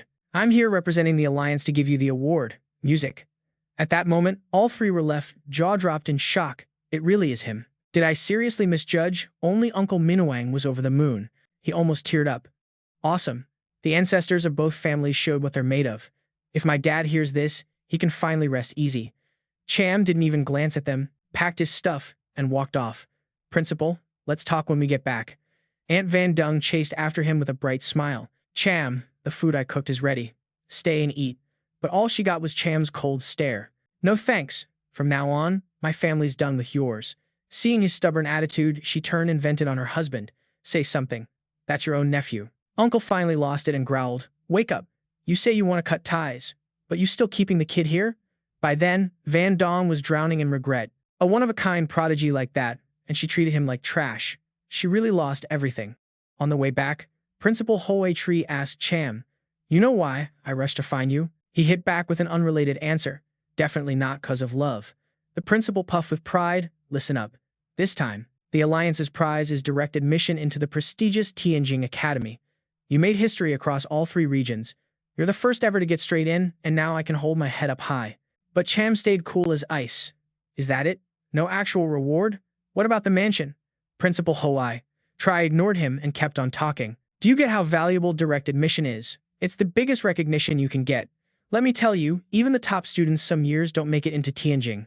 With this, our academy's rep is secured for the year. Plus, Mudong Lu Liam studying at Tianjing too. You can hit her up to learn unbeatable skills. Hearing that, Cham replied straight up, no need to find her. Principal Hoai Tree got confused. What do you mean? Cham answered coolly. I already sold that spot. Hearing this, the principal got mad. What, do you know how precious that skill is? I've never seen someone that unreasonable. Suddenly, the system interface popped up. For others, skills are priceless. But for him, he could keep getting them just by finishing missions. Principal didn't know that and kept explaining, Mudong Lu Liam is a legend. What she offers isn't just skills, it's a bright future. Cham, done with it, cleverly changed the subject. Principal, got a question? Not sure if I should ask. The principal, still fuming, shouted, say it. He scratched his head, acting shy. This direct admission to Tianjing, can it sell for a big price? Surprisingly dumb question. Principal Hoai Tree snapped, losing his cool. Get out of here. Meanwhile, in a swanky apartment, a super pissed rich kid was folding his arms, staring out the window, asking, someone explain why 2 5-star assassins couldn't take down a kid. A subordinate reported, honestly, young master, I think those 2 assassins got way too much welcome. Luda nodded. True. Either way, they're famous 5-star assassins. He turned around, eyes flashing with deadly intent. I'm gonna hunt down that kid myself. The ancient relic's about to open, and I gotta get the key back. An old man named Dien Thuk stepped out from the corner, music, politely advising, young master, the exam's coming up. Don't let a small loss ruin the bigger picture. Let me handle it. Music. He quickly adjusted his clothes, politely replying, Dien Thuk, What brings you here? With a 4-star soul mage like you helping, the mission's a sure success. Off in another corner, Cham stood by the school gates, gazing into the distance like he was waiting on someone. Lee bounced over all hyped up. Yo, big bro, the demon realm's wide open. Where we making our move first? To Cham shot back without hesitate, flex in mad confidence. We ain't heading to the demon realm. Let's roll back to that 2-star dungeon first. Liloy got chills just hearing that. That spot's crazy risky. Just the three of us? Way too reckless. Then to Cham's eyes caught Tadhoy cruising in the distance. Lightbulb moment. It's all weak sauce here. Tadhoy's chillin' over there. Let's drag him into this. He hollered. Call out, yo, classmate, wanna come grind the dungeon with us? But Tadhoy just gave a straight-up cold shoulder. Nah, I'm good. Y'all go ahead. I got other biz. He rolled off, low-key skimming. Rollin' with these clowns, waste of time. I'ma hit up the Tanzing Academy to find Mudong, as long as I can snag that 6 skill upgrade. Bet your bottom dollar I'll snag first place in the next test. Later, at the dungeon gate, To Chan was straight shook. Why's it so packed today? Lee broke it down. 'Cause the demon realm gate's nearby. These squads either prepping to jump in or just came back to chill. When the trio stepped into the secret realm, whispers popped off all around. Were they headin'? Demon realm's over there. Could that be the mutated dungeon? I thought that was the first spot, To Chan blurted. Bam, a notice popped. 2-star dungeon. Home turf of the Spider Queen. Needs a squad of 40. Staring at the announcement, To Cham frowned. Why didn't we see this info last time? Another member guessed this was prob made by the Supreme Star Tower to warn the pros about the insane danger level. Didn't expect this mutated place to blow up into such a huge dungeon. Mad deadly for sure. Liloy got a bit shook. Big bro, you really ain't calling back up. I'm low-key worried. To Cham just brushed it off. Move fast, let's bounce in. Outside, folks exhaled heavy when they saw him enter. They're actually dipping in. Heard they're over-leveled. For real? Even the top rank was just dumb luck. Still, 3 peeps trying to clear a 40-man dungeon sounds straight-up clownin'. Ain't no way they come out clean. Inside the hidden realm, the trio got teleported randomly. To Cham took charge with his skills. Lee, use your hidden vibe to lure them monsters. His bro totally trusted him and jumped on it quick. Big bro, I'm throwing this little life your way. Don't let me down. In no time, he baited a massive mob, shaking the ground insane. Lai freaked out and bolted, yelling for Big Bro. Save me. To Cham grinned hard. Lee's monster bait's way easier than some sacred weapon. Makes farmin' mad efficient. Next up, the magic moment. With that, he summoned an even bigger monster squad than the enemies. They clashed, throwing down a battle that shook earth and sky, instantly wiping the rival beast crew. Music watching that epic scene, Liloy just stood there, jaw dropped. Hundreds of 2-star beasts stomped out, and boom, another miracle went down. Deep inside the lair, the ruckus outside woke up the snoozing beast. Spider Queen stretched all chill. Noise out there, fresh food knockin'. Suddenly, a heavy shake from above made spiderlings drop. Spider Queen sensed trouble. That sounds off. Is greater than music, is greater than. The stone cave door slammed open, wild beasts charged in. Spider Queen's primal fear shot up. Damn it, music, those damn pests again. Outside, Liloy was pumped with Big Bro. I'm buzzing again, let me lure more monsters. But To Cham cut him cold, chill. That threw Liloy for a loop. Why not? To Cham just smiled, sly and confident. 'Cause we already cleared it. 1,000 thoughts hit Liloy's head. No way. We ain't even done a sliver of this dungeon. Then the system voice grabbed their ears. Spider Queen layer cleared. Want to teleport out of the secret realm? Liloy finally flipped and believed the crazy truth. We really cleared it. Outside, the crowd buzzed on. Those 3 To Chams must have died in there. What a bummer. They were famous, but even if alive, they couldn't survive. Break it up. Dean Tuck, sneaking and watching, sighed. Kids, nowadays real cocky. Even me, a 4-star pro, wouldn't dare go in. Looks like I don't gotta lift a finger. Just gotta deliver the good news to the young boss, he thought silently. These 3 brats walked straight to their deaths. I'm all clear. On the other end, young boss Law lounged smug in his chair, voice full of hope. Dean Tuck, everything good? Old man replied, cool, boss, don't sweat it. All wrapped up. I'm grabbing the key now. Young boss lit up, awesome, that's my Dean Tuck. When you get back, we throw a party on me. He played it humble, his voice full of hope. Dean Tuck, everything good? The old man replied confidently. Don't stress, young master. Everything's sorted. I'm gonna grab the keys for you right now. The young master grinned wide. Awesome. Truly the Dean Tuck I know. When we get back, I'm throwing a celebration myself. He played it humble, but I just can't hide my pride. Working for the rich kid is my duty. The old man keeps reminding me. As long as the rich kid hooks me up with 1,800 bucks, I won't dare ask for anything more. Just as I'm feeling good, rich kid Luke suddenly spots the To Tran crew popping up on the security feed, and his anger blows up. I'm about to give you a slap, no cap. Diane Fuck doesn't get why this dude flipped the script completely. What? What's going on? He just sighs and brushes it off. Check what's behind you. The old man turns around, stunned to see three of them casually strolling out. Yo, fam, how did y'all get out like that? Everyone nearby is shook too. Someone gotta explain this mess to me. How did they get out so fast? No matter the reason, breaking through like that ain't possible. Things got so weird, people started arguing hardcore. I'm telling you, ain't nobody bust through this quick. Another guy, acting the smart one, speaks up to explain. They use cutting stones to sever the connection, some kind of item that breaks the challenge link. Seems like everyone bought that explanation and turned to roast them, so they played dirty. Straight up sneaky moves. Wasting such a rare item like that. To Cham's probably gonna regret being dumb. But then the system drops a shocking alert. Congrats to Team 2 Champs on beating the Spider Queen's secret chamber. Plus, they smashed the record, finishing in just 7 minutes and 28 seconds. Out of nowhere, that slap hit so fast, left everyone stunned.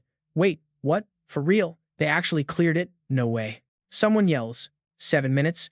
Running through the whole dungeon takes at least half an hour. Where's that smarty guy from before? Why ain't he breaking down how they did it? Call him up. The dude just scratches his head, looking awkward. Man, this one's way beyond my knowledge. Only Lee's hyped as hell. Yeah, beating the record is easy as pie. Nobody can touch this lightning speed. The system chimes in again. Because of the outstanding achievement, this run got an S rank. And the reward is the Spider Queen's tears. To Cham's thinking, alright, prize time. But where's the Godslayer points? Their buddy advises. To Cham, Godslayer points only hit at the first dungeon entry with standout results. Suddenly, power from those two spikes up. They leveled up. Xiang fires up, yelling, I just hit 1-star level. Just cruised around and leveled up. Easier than eating. Lai's just as hyped. I leveled up 1-star too. Lucky that dumbass Tat Hoi didn't tag along, or he'd be regretting it forever. To Cham stays icy cold, commanding flatly, keep moving. He grins wide. At this pace, clearing 10 2-star dungeons will be a breeze. Elsewhere, Dianux still begging hard. Boss, it's my fault. Give me one more shot. I swear I'll handle it clean this time. Boss Law on the other end reluctantly trusts him. Dianuk, you're a 4-star pro. Dealing with those 1-star scrubs is easy peasy. I've got a victory party ready for you. Hearing that, the old man's confidence is back. Fueled with killer determination, the boss is chill. This time I'm gonna live stream how I shut them down for you. But 5 minutes in, nothing changes. Everything's the same as before. The Spider Queen gets crushed again by the savage donkey pack without mercy. She just screams for help, desperate. Again, Spirit Beast, save me. The trio stroll out again, the system flashes. Congrats, you broke the record again with 6 minutes and 18 seconds, a whole minute faster than last time. The crowd drops all doubt, now full on admiration. It's To Cham again, smashing records. From now on, I'm calling him, to God. Still, some haters say the XP is maxed, grinding further ain't worth jack. Then Diane Thuck bolts in crazy fast. Boss, that kid's out again. Let me stream me taking him down now. But before he can move, all three vanish back into the dungeon. He's frozen, like what the heck? Why they back inside? Boss Law almost loses it, just roaring mad. The crowd keeps chatting. Why'd To Cham go back? They clearly maxed XP. Man, our genius world is next level beyond understanding. Inside, the Spider Queen trembles terrified. This has been going on solid for 2 hours. She holds her head, screaming desperate. Time, number 10. Why do I gotta keep this pain? Is this moral decay or a twisted soul? The donkey pack doesn't cut slack, stomping her beyond recognition. Evenly feels bad. Torturing a 2-star boss like this is unheard of. Suddenly, Xylong notices something odd. How come the Spider Queen can remember all this? Might link to the dungeon's earlier mutation. Another guy agrees, definitely affected by that mutation event. After being tortured for a while, music. The Spider Queen finally got totally wrecked. Jake, with a deadpan, cold look, said Dunnizo. Let's bounce. He was laying there gasping hard, full of burning hate. I swear on whoever caused this mess. I want that dude haunted forever. Then, some mysterious cursed power started spreading all over the place. Outside, the whole squad got teleported back to the exit, ending the monster hunt. Jake felt hella fresh. Finally finished the last mission. Wonder what kind of reward the system's gonna throw my way this time. Suddenly, a massive surge of power exploded out of him. Right after, he dropped to the ground, clutching his head like it was on fire. Liloy, standing nearby, worriedly asked Jake, "That headache 'cause you leveled up, right?" He struggled to get up, confused as hell. "I'm already at 4 stars. Why does leveling up always kill my head like this? If it keeps up till 9 stars, how am I supposed to handle it?" Xiong groaned, "Man, sucks that our XP bar's maxed out. Gotta clear the star tower to keep leveling. If not, getting 3 stars will be a cakewalk fast." Suddenly, the system in Jake's head chimed in. "Congrats, boss. You've completed the dungeon grind 10 times in 10 hours, earning the skill reward, Iron Will." Hearing that skill's name made Jake blink. This skill lets you snatch any item from your enemy and instantly make it yours. After reading the description, he couldn't help but rage shout, "Oh man, what kind of messed up skill is that? You trying to make me some creep who rips PPL's stuff off?" Suddenly, Jake felt something off inside his body. A cold, evil energy started crawling in. What the heck is this? The system instantly flashed a warning. Owner is under attack by the Spider Queen's desperate curse. He was mad confused about this desperate curse. What in the world's going on? That dark glow was seriously creepy. It could kill someone anytime. Is this the Spider Queen's parting gift? His 2 friends nearby jumped, worriedly asking, "What's going on?" Jake yelled, "System, break this curse on me as soon as possible." But all he got was a harsh exclamation mark. "Sorry, this request is out of system service range." Music, that made him blow a fuse and curse. "You ain't even human, but you straight up a damn dog." Suddenly, the Spider Queen's ghost jumped out from the curse, roaring furiously, "I'm born to be queen. I ain't never took this kind of shame before. Now I curse you with my whole soul. You'll be forced to kill your closest family, with your own hands." Liloy, forever hated, gasped, "Killing your own kin? That's brutal." Jake did not expect things to go down like this. That monster's seriously evil. Looks like I'm in deep crap now. After saying that, he quickly ordered, "You two better stay as far away from me as possible." Both looked awkward, staring at Jake all confused. Meanwhile, Dean Tuck, hiding nearby, thought, "Finally off the hook this time. This kid got a bright future. But too bad he messed with the air. Only a dead end for him. Gotta finish this quick. No room for screw-ups. Gotta end him in 5 seconds." On the other side, Jake kept pushing his 2 friends back. "Move it. Go away before it gets worse." But Xiong stubbornly refused to leave. "I'm not going anywhere. Kill me if you gotta." Jake lost it with worry. "Why won't you listen?" Liloy clenched his fists too, bracing for the worst. His eyes were watery, ready to die for Jake. "Out of us 3, I'm the weakest. Kill me. I only ask you not to forget to bring me back to life later." Watching the guys argue so sadly, the Spider Queen just laughed wickedly. "Such a great show. I'm pumped for how this ends." When the tension was mad high, Den Thuk suddenly charged in with deadly intent. "Kid, I'm here now." The 3 turned, startled by the noise, the old man gripping his knife tight. He stepped forward, thinking they must be scared stiff. But Jake was weirdly calm. "Old man, you're just in time." This surprised Yanthuk. Suddenly, Jake screamed, "Kill the closest person to me." Immediately, the curse energy morphed into a black arrow, shooting straight at Dean Tuck. What the hell?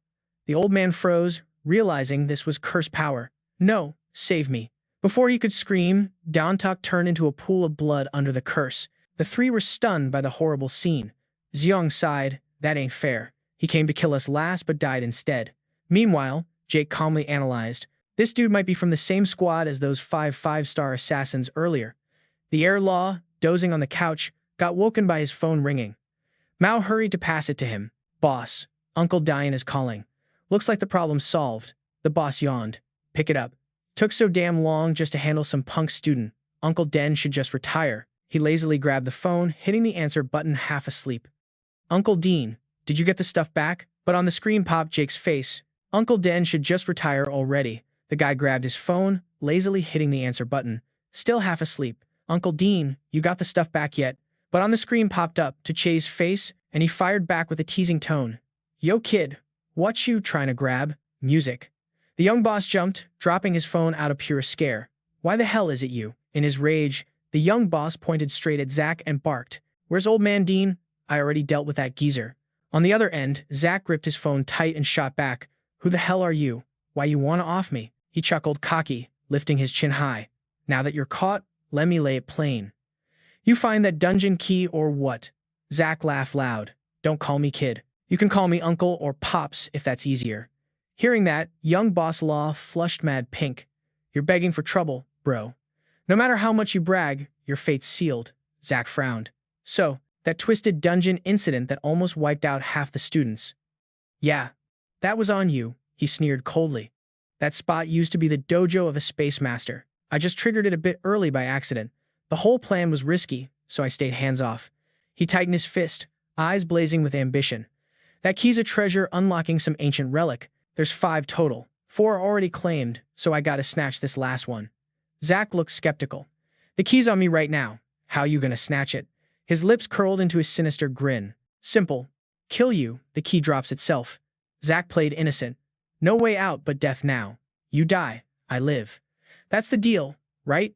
Young boss Law, smirking like it's a joke, flipped the bird.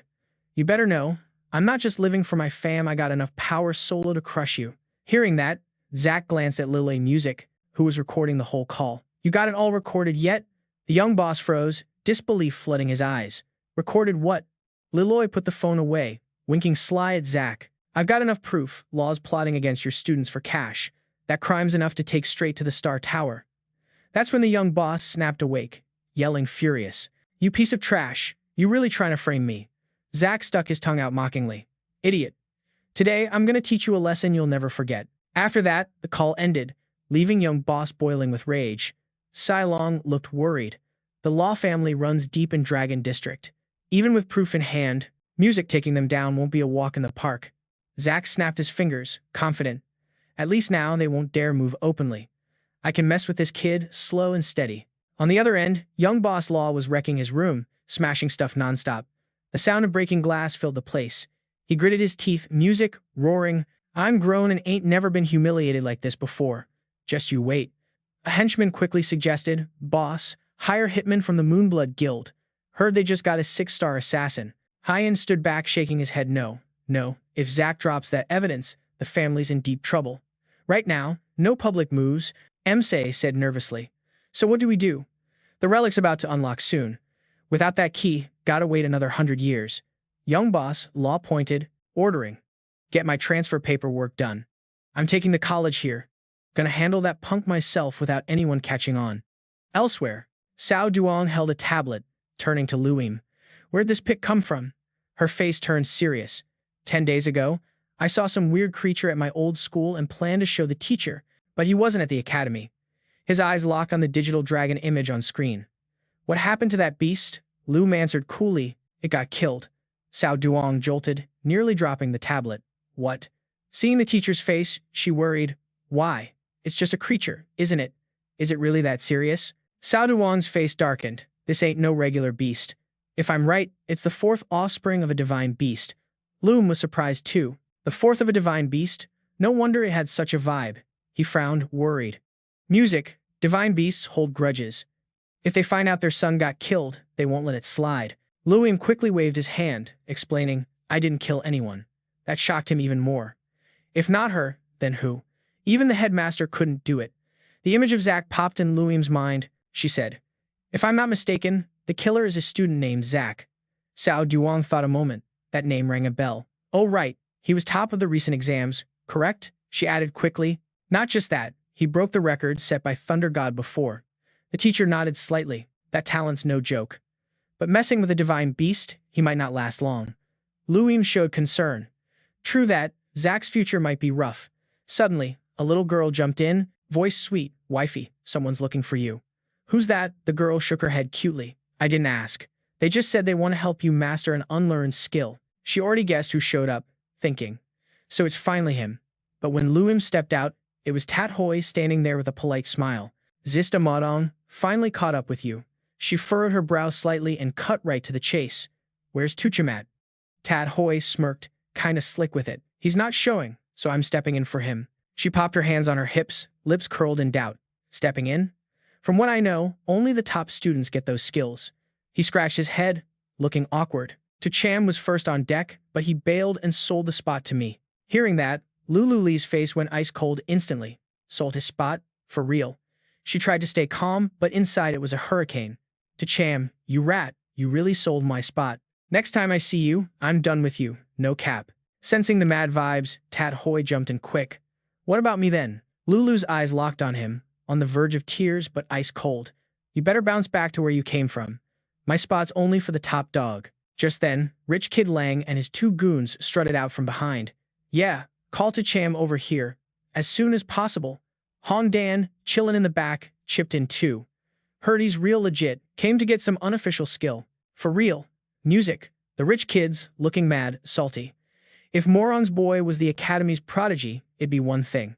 But surprise, he's a total nobody. Lang just kept getting angrier, grinding his teeth.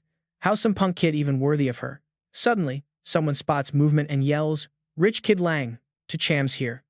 The three spun around, but music, the one rolling up ain't To Cham. It's Tat Hoi. Walking slow, looking hella bored, Lang didn't even care about facts or fiction, just told his crew. Catch him, teach him a lesson. The two goons moved up, mean faces on. One shouted, we got this. Kit, get ready to finish him. Dude threw a hard kick. Tat Hoi just stared, clueless about what was going down. Before he could react, Hongdan's kick slapped Tat Hoi square in the face, leaving him stunned. Holding his swollen cheek, stammering, what the hell, man? Before he could finish, they jumped on him with no chill, beating him up. He yelled, who are y'all? Why y'all messing with me? Lang stepped cold as ice, landing a brutal kick even though Tat Hoi was already bruised up. Tad struggled, asking, I'm taking the hits here. Can't you at least say why you're throwing hands? Lang crossed his arms, eyes freezing him out. To Cham, you still don't get it?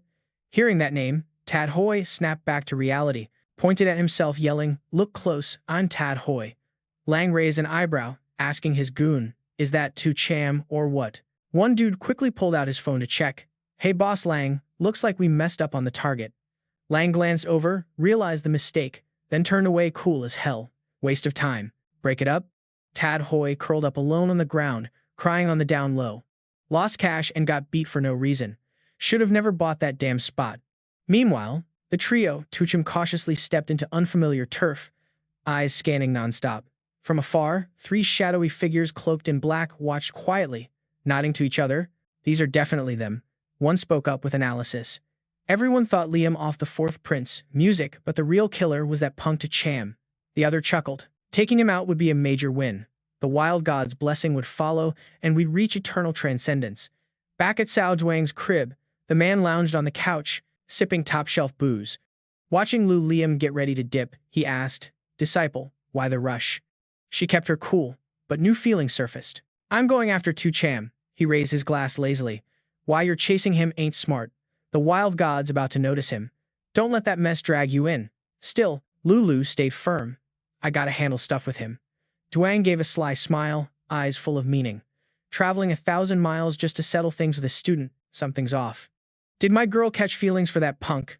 Meanwhile, the trio had stepped into the demon realm, facing the ruins and wreckage. Standing before them was a one-horned wolf on a pile of white bones. To Cham stepped forward, eyes sharp, checking everything. This is the demon realm. Didn't expect that. Used to be a bustling city, Song said, serious. It used to be Ping'an County, a thriving town.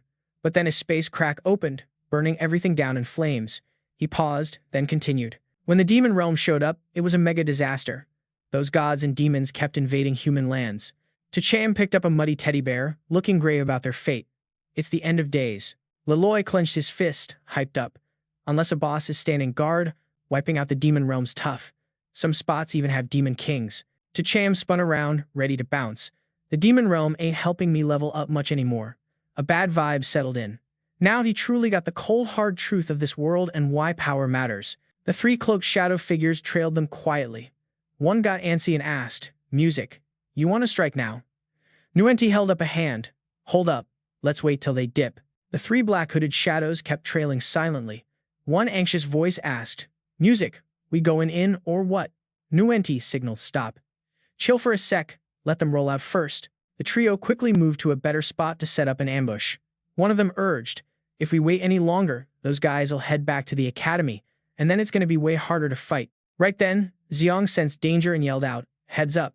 Someone's laying a trap. Nuenti charged forward, face twisted fierce, growling at Cham, time to take your last ride, man. To Cham clenched his teeth, eyes flashing with fury. Not again. It's only been a few days and I've been ambushed 3 times already. He focused his energy in his hands, A glowing ring of light started to blaze. This is straight up bullying. He gathered all his strength and threw a punch forward. One hit, and I'm sending you to the clouds. But the dude just laughed like a savage. Yo, you think you can kill without asking your old man first? Right then, Taksham's punch sent all three flying apart, creating a massive shockwave. His power shook the whole scene, keeping them at bay. All three were badly hurt, and Winthan stared in disbelief. Is this really high school strength? Even the principal wouldn't stand that punch. Tacham tightened his fists, asking, Y'all sent here by the young Master Law? The other guys snarled with anger. Who's young Master Law? We roll with the savage sect. You killed his fourth son, and you gotta pay for that today. Laloy, hiding nearby, popped his head out. Ah, so it's the savage sect. These cult freaks deserve to die. Tacham replied, Killing these guys will earn you some serious merit. Feeling the vibe getting heavy, Tamin drew a dagger. He tossed it up in the air. Man, I seriously underestimated Tacham's strength. We gotta report to the savage sect as soon as possible. But before they could do anything, Nguyen stabbed himself with a dagger. Tucham's jaw dropped in shock. You stabbed yourself? These cultists are nuts. The other two didn't hesitate and followed suit, shouting in unison. With true hearts and burning blood, we call upon the mighty savage god. A purple magic circle appeared over their heads. We found the culprit. Mighty savage god, descend and punish him. Seeing this, Xylong freaked out and yelled, No way. This is a terrifying summoning ritual. Let's get out of here. But Tian just smirked coldly and whispered, Run? Ain't nobody getting out of this. Above, a space vortex slowly formed, casting strange beams of light. Laloy looked up, face turning serious. This pressure's insane. What kind of demon god's coming? A bizarre face with sharp teeth and two scary horns gradually appeared, roaring, I am the savage god. Seeing their master show up, all three dropped to their knees, shouting in unison, Mighty savage god, punish this human named Cham. Xiong froze suddenly. Savage god. This is the terrifying beast that killed several 9-star human masters. He shakily glanced at Cham. To Cham, when did you mess with this demon god? Cham frowned, denying it. I want to know too, savage god. You gotta be mistaken. The demon god roared, eyes blazing. You tiny human. My fourth son was killed by your hands 1 month ago. Cham wiped sweat from his brow, gritting his teeth to face it. Was that the shadow dragon before? Man, I'm cursed. Killed a monster but ended up killing a demon god's son by mistake. Somewhere else, Lu Liam flew crazily fast on his sword, sharp eyes scanning everywhere. Cao Duang chased close behind, yelling, Disho, slow down a sec. But she asked, Master, what brings you here? He replied, worried, Why wouldn't I come? If the savage god comes down, you won't save that guy, and you'll bring trouble on yourself. Loom sped up even more. I'm not trying to save him. If it's about killing, then I might consider it. Tao Zhuang just sighed. How do I never get your vibe? Cold and arrogant on the outside, but secretly one of the kindest people around. He still tried to convince her. You can't just watch a human prodigy get wrecked. While they argued, both noticed a black cloud ahead, radiating strange purple energy. She frowned. What the heck is that? Cao Zhuang instantly recognized. That's savage god energy. Didn't expect him to show up so fast. We're in deep trouble now. Hearing that, she whispered, Savage god can't fully descend. Maybe Cham still has a shot, but his face got super serious. It's already too late. Even if he can't come down directly, he's got plenty of ways to kill that dude. Meanwhile, Cham gritted his teeth and asked, Cylon, any escape plans? He just shook his head, hopeless. The savage god's personally involved. No chance we survive. The demon god spat coldly with disdain. Pitiful humans, you think I even care about you? Then the savage god's image faded slowly, music leaving behind just an echo. I'll descend to punish you all, turning this whole city into a grave for my fourth son. Behind them, a pitch-black space tear suddenly opened, chilling cold energy pouring out. To Cham frowned, sweat dripping down. What the hell is this? Laloy shivered. It's a space rift. The savage god wants to turn this place into a new demon realm. Xylong's face went pale. If it fully forms, this city's gonna share the same fate as Ping and County. Cham immediately released a strong energy blast. Is there any way to stop this? He helplessly answered, the only way is to destroy it before it stabilizes. But with our power, that's impossible. From the space tier, a demon chick just showed up, weird laughter echoing. I'm here now. Call me Mima. The Wild Gods crew is hyped up. Mima's got ocean-level power, and her skills are seriously nasty to handle. Only destruction can spark rebirth, and the Wild God's gonna run this world. She crossed her arms, mad, confident. Great Wild God, I'm ready to serve you. Looking at the thick purple glow lighting up the sky, the cult shouted, "Wipe 'em all out, then tear this city apart." Music. Meanwhile, Liu Yim and Saoang are racing over fast as hell from a distance. A flicker of doubt flashes in her eyes. "Yo, coach, did I mess up?" Saoang nods hard. "No way, that wild god's lost it. He's trying to turn this place into a demon realm." Hearing this, Liu Yim grits his teeth. "At this speed, by the time we get there, it'll be too late." He stays calm. I send out a distress signal. "Now we just gotta save as many people as we can." Saying that, they both sped up like arrows shooting forward. Over here, Mima claws at To Tran, acting all cocky. "The wild god's will is unstoppable. You and this city gotta die." Hearing that, Xylong and Loloi break out in cold sweat, hearts pounding like crazy. But on the flip side, music. Cham's rage hits the roof. "No freaking way I'm letting this slide." Mima looks down on him. "You won't. Who do you think you are?" Before she can finish, Cham roars and charges like a wild beast. "Back off." His thunderous punch slams straight into her face, shaking the air around them. The sudden hit set Mima flying, slamming hard onto the ground, caught off guard. She gets up, clutching her face, screaming mad. "Damn mortal, you hit me after I stood tall." Mima starts casting her skill. Mi Chong Kong Yinva. She lets out an eerie giggle. "I'll suck your soul out so you feel the worst death ever." Tu Long spots the move quick, yelling, "Don't look her in the eyes or you'll lose your mind." Mima smirks seductively. "My charm's on max. No dude can resist me." The dude clutches his chest, cheeks flushed, struggling to talk. "Too long, we can't hold on much longer. Everyone's counting on you." Right then, both Tuchim's and Loi's eyes turn into hearts, totally under her spell. Seeing that, she casually steps closer, voice dripping arrogance. "Disrespect the divine beast, even the gods won't save you. I'll rip your heart out first and offer it to him." Mima readies her sharp claws, gearing up to finish her prey. But then, out of nowhere, a dagger appears in Tu Long's hand. Then, to Mima's shock, the dude morphs into a gorgeous girl. She grits her teeth, shocked her charm didn't work. How's some dude keeping cool? But Tu Long just laughs mockingly. The dude, or rather, the girl, replies mysteriously, "Whether I'm dude or chick, don't matter." Then Tu Long speeds toward Mima like a bullet. The dagger aims dead center at her. "Die." She spits a mouthful of black blood just before collapsing, burning with rage no words can catch. The beast's followers scream in terror. Mima's down. A lower-ranked fighter took out a sea-level monster. Am I blind or what? After Mima's beaten, the other two snap back to normal. To Cham pats Tu Long on the back, props him up. "Good job, Tu Long." Liloi breathes a sigh of relief. The dude gets serious. "I set a trap for Mima. Her power's at least like a 3-star boss from that sky realm." The divine beast growls again. "Which one of you monsters dares defy me? I'll take you all down." To Cham flicks his middle finger, shouting, "Divine beast, you suck. What are you yelling about? If you got guts, come down here and fight me." The crew gets pissed, yelling back, "How dare you insult the divine? You're a coward." Cham ignores them, keeps baiting. "You don't even dare come down, right? Otherwise, you wouldn't just be yapping uselessly up there." The demonic god doesn't get mad. He just sneers. "These filthy ants will get eaten by thousands of beasts and end up as stinky crap in the space crack." A 3-headed hellhound appears, saying that. Liloi screams in horror, "Hellhound. We gotta break that space point now." To Cham steps forward, a halo of fury exploding. "I'll stop it." The divine beast's mocking laugh echoes. "What can you do alone to stop me?" He clenches his fist tight, smashing hard toward the space crack. "Break it for me." The space crack shrinks a bit under the blow. The divine beast gasps, "What? The space point's shrinking. No wonder you killed my son. You really got that kind of power." Rage and fury blaze around to Cham. "I said I won't let this happen." He throws another strike. This one hits even harder, fire swelling bigger. The space crack keeps shrinking like it's about to vanish into nothingness. Seeing this, the divine beast orders fast, "Stop him quick.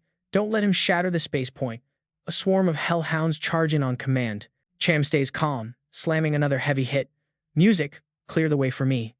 His hands pinned tight by them. Almost losing grip, he grits his teeth through the pain and yells loud, "Loi, back me up."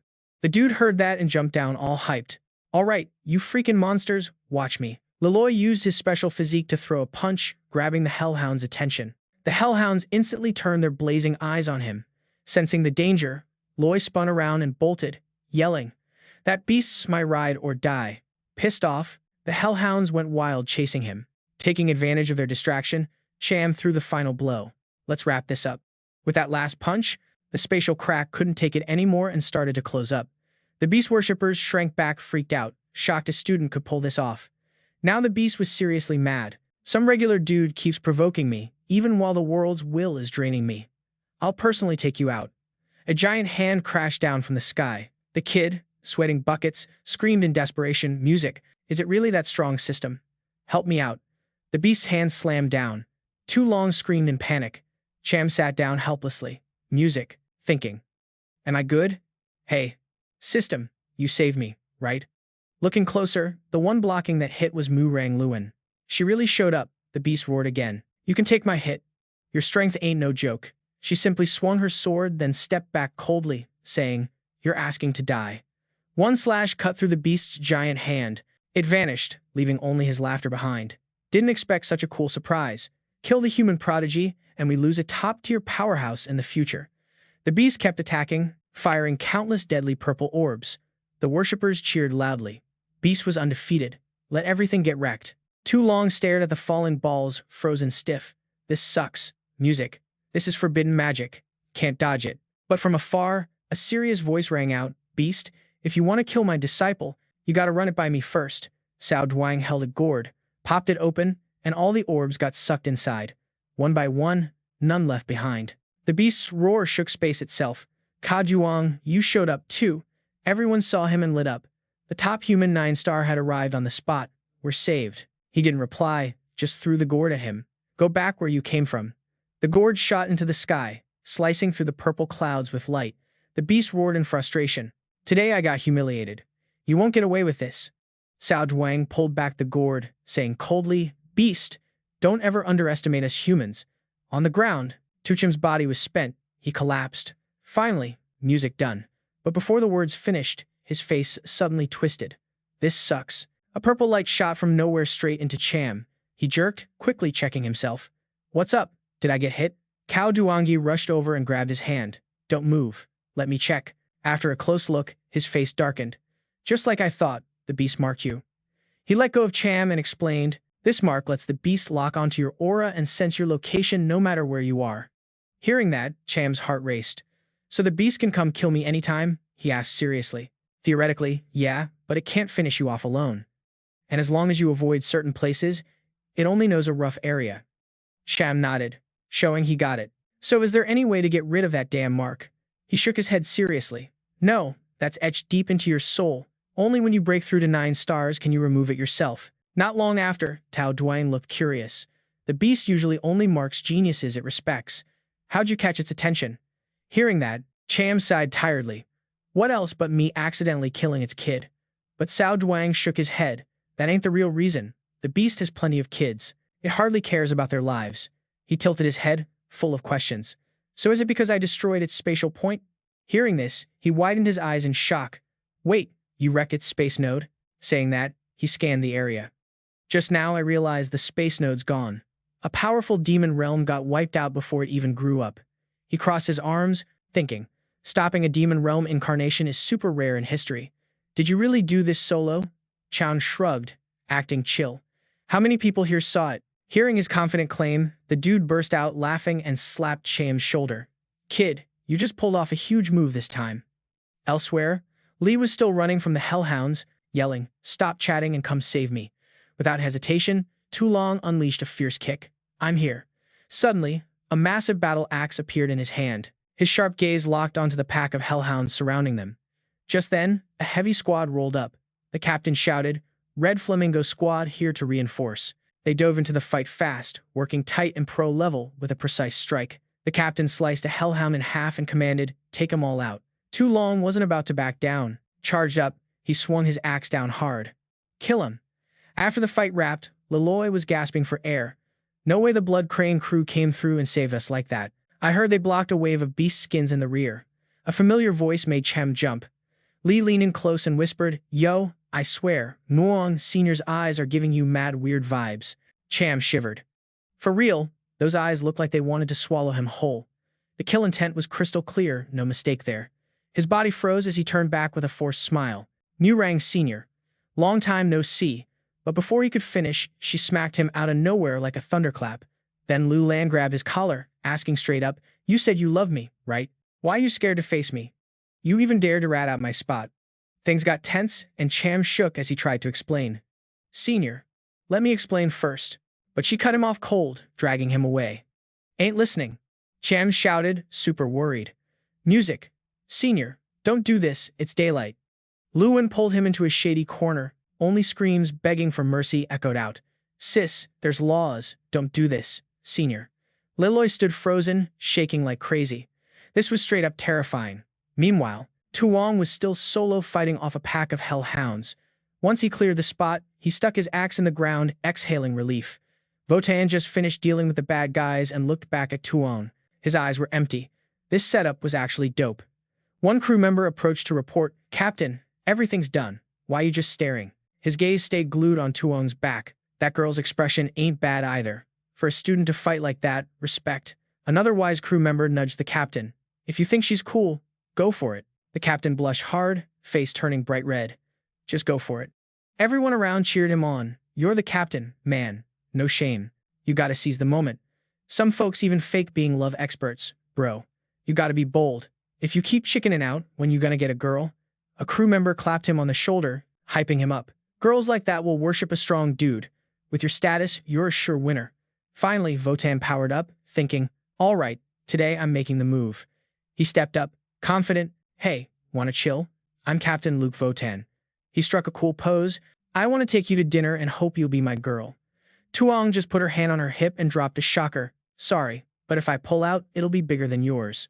That hit Votan like a knockout punch. He froze, speechless, and walked off dumbstruck, shoulders slumped. Where can I just disappear right now? I want to crawl in a hole. The crew whispered in shock. Is that a fake boss playing girl? A genuinely cute girl watched their captain sit all sad in a corner after that blow. They sighed. Seems like their shy captain's one bold move is officially dead. Meanwhile, Cham's screams got worse. It hurts. Just kill me already, Liloy sighed. Cham sounded pitiful. Should I help? But Tuong shot him a glare. You dare. Dude quickly waved off. Even if I had 10 times the guts, no way I'd move. Nope. Senior is the real demon boss. She even took down the divine beast's attack earlier in that abandoned house. Cham was tied down tight by Lulan. What's she scheming? Don't make noise. Ignoring protests, Lulan wasted no time and jabbed a syringe into Cham. He screamed in pain, echoing through the area. What the hell did you inject into me? Pulling out the needle, Lulan said coldly, this is special stuff. Her eyes locked on Cham. If the divine beast hunts you again, it connects straight to the Alliance's central brain. It'll calculate the trajectory and pin down where the beast will land. Shocked, Cham asked, you gonna chase after that wild beast? What's your plan? Lulan placed hands on her hips, voice ice cold. None of your business. I'm just borrowing your body. That's all. She stressed. This stays top secret. Cham struggled upright, offering a deal. All right, I'll help this time and forget last time. Lulan walked away, icy. Dream on. From now on, you're officially my boyfriend. Cham was totally shook. Seeing her leaving, he shouted, this girl's definitely got a scheme.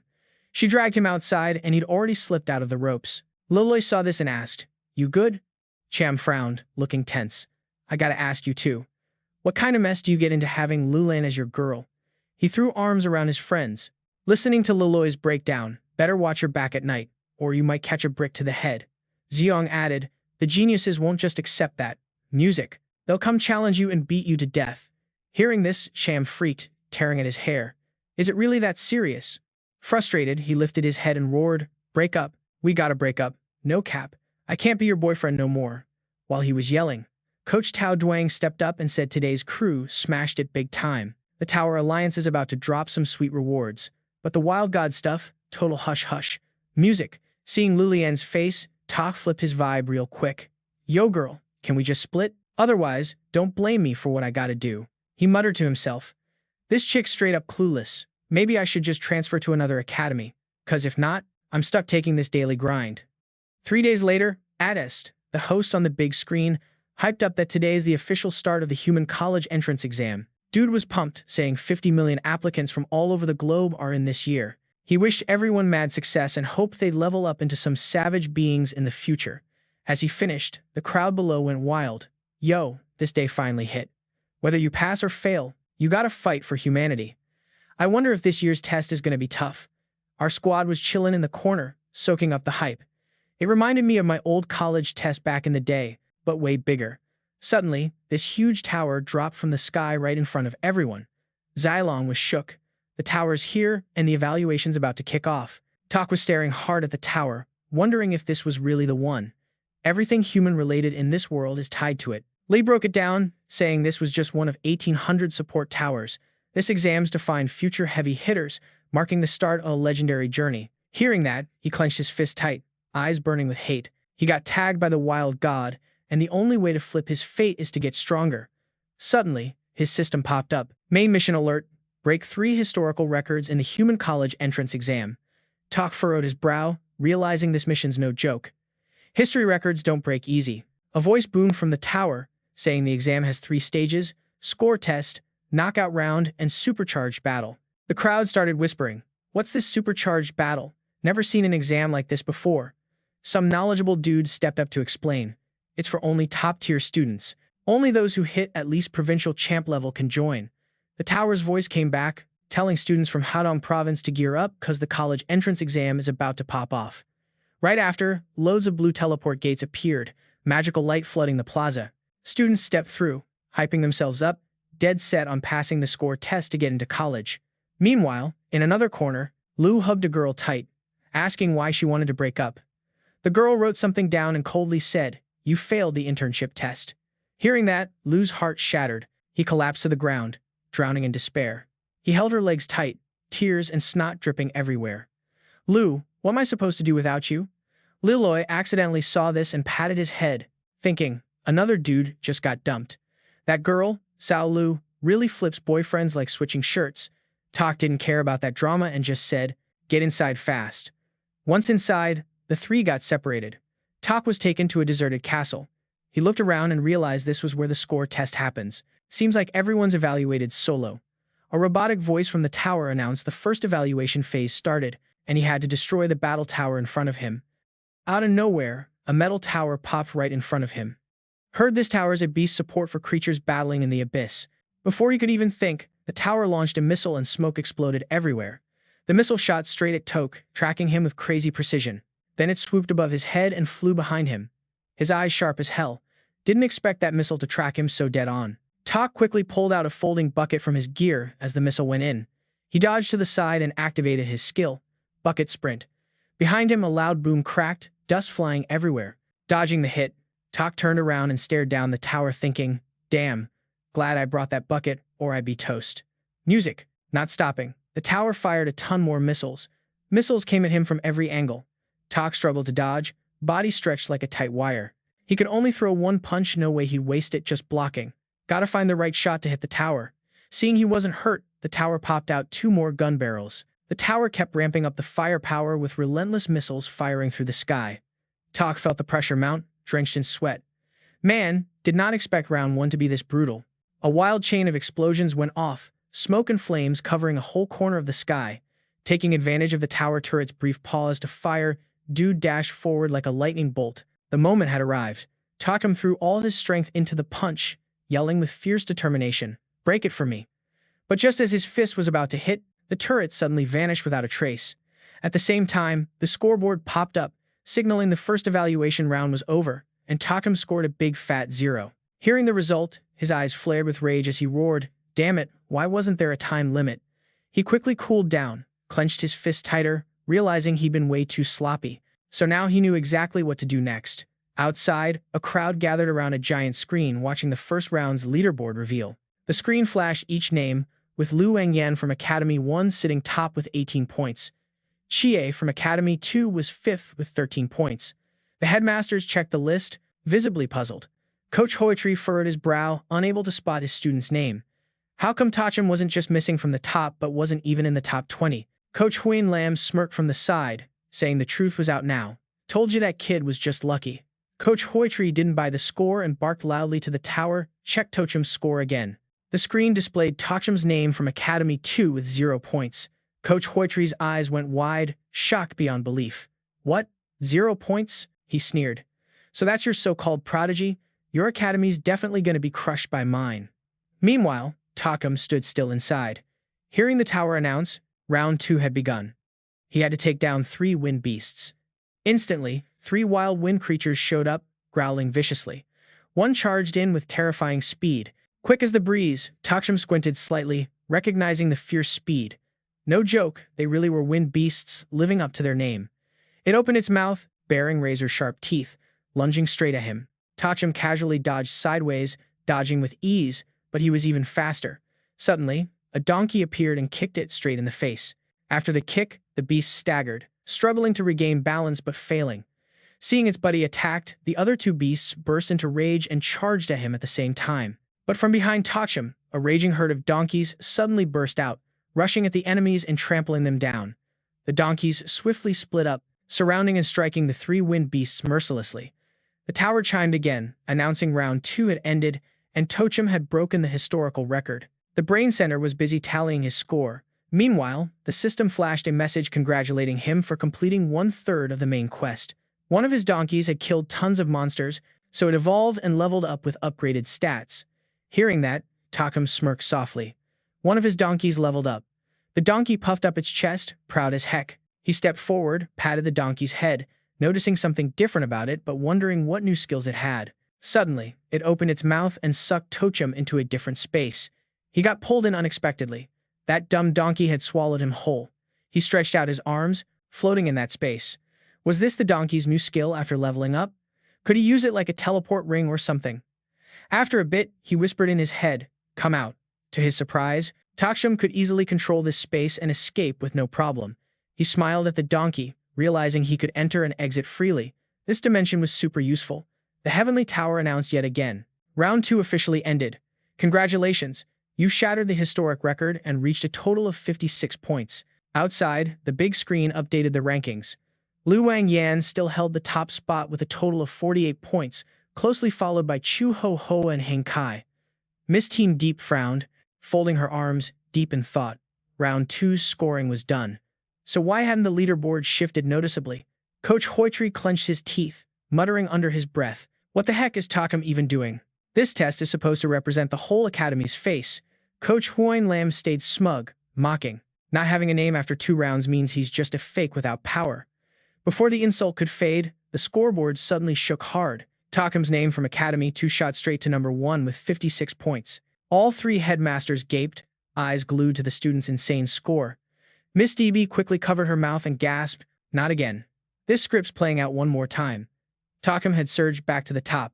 Coach Hoitri finally burst out laughing loud and proud. He turned to look at him now. Now that's what I call absolute dominance. Coach Huain Lam gritted his teeth, mumbling in disbelief. "No way, this is totally unreal. How do you jump from 0 to 56 points? Is this some record-breaking moment or what?"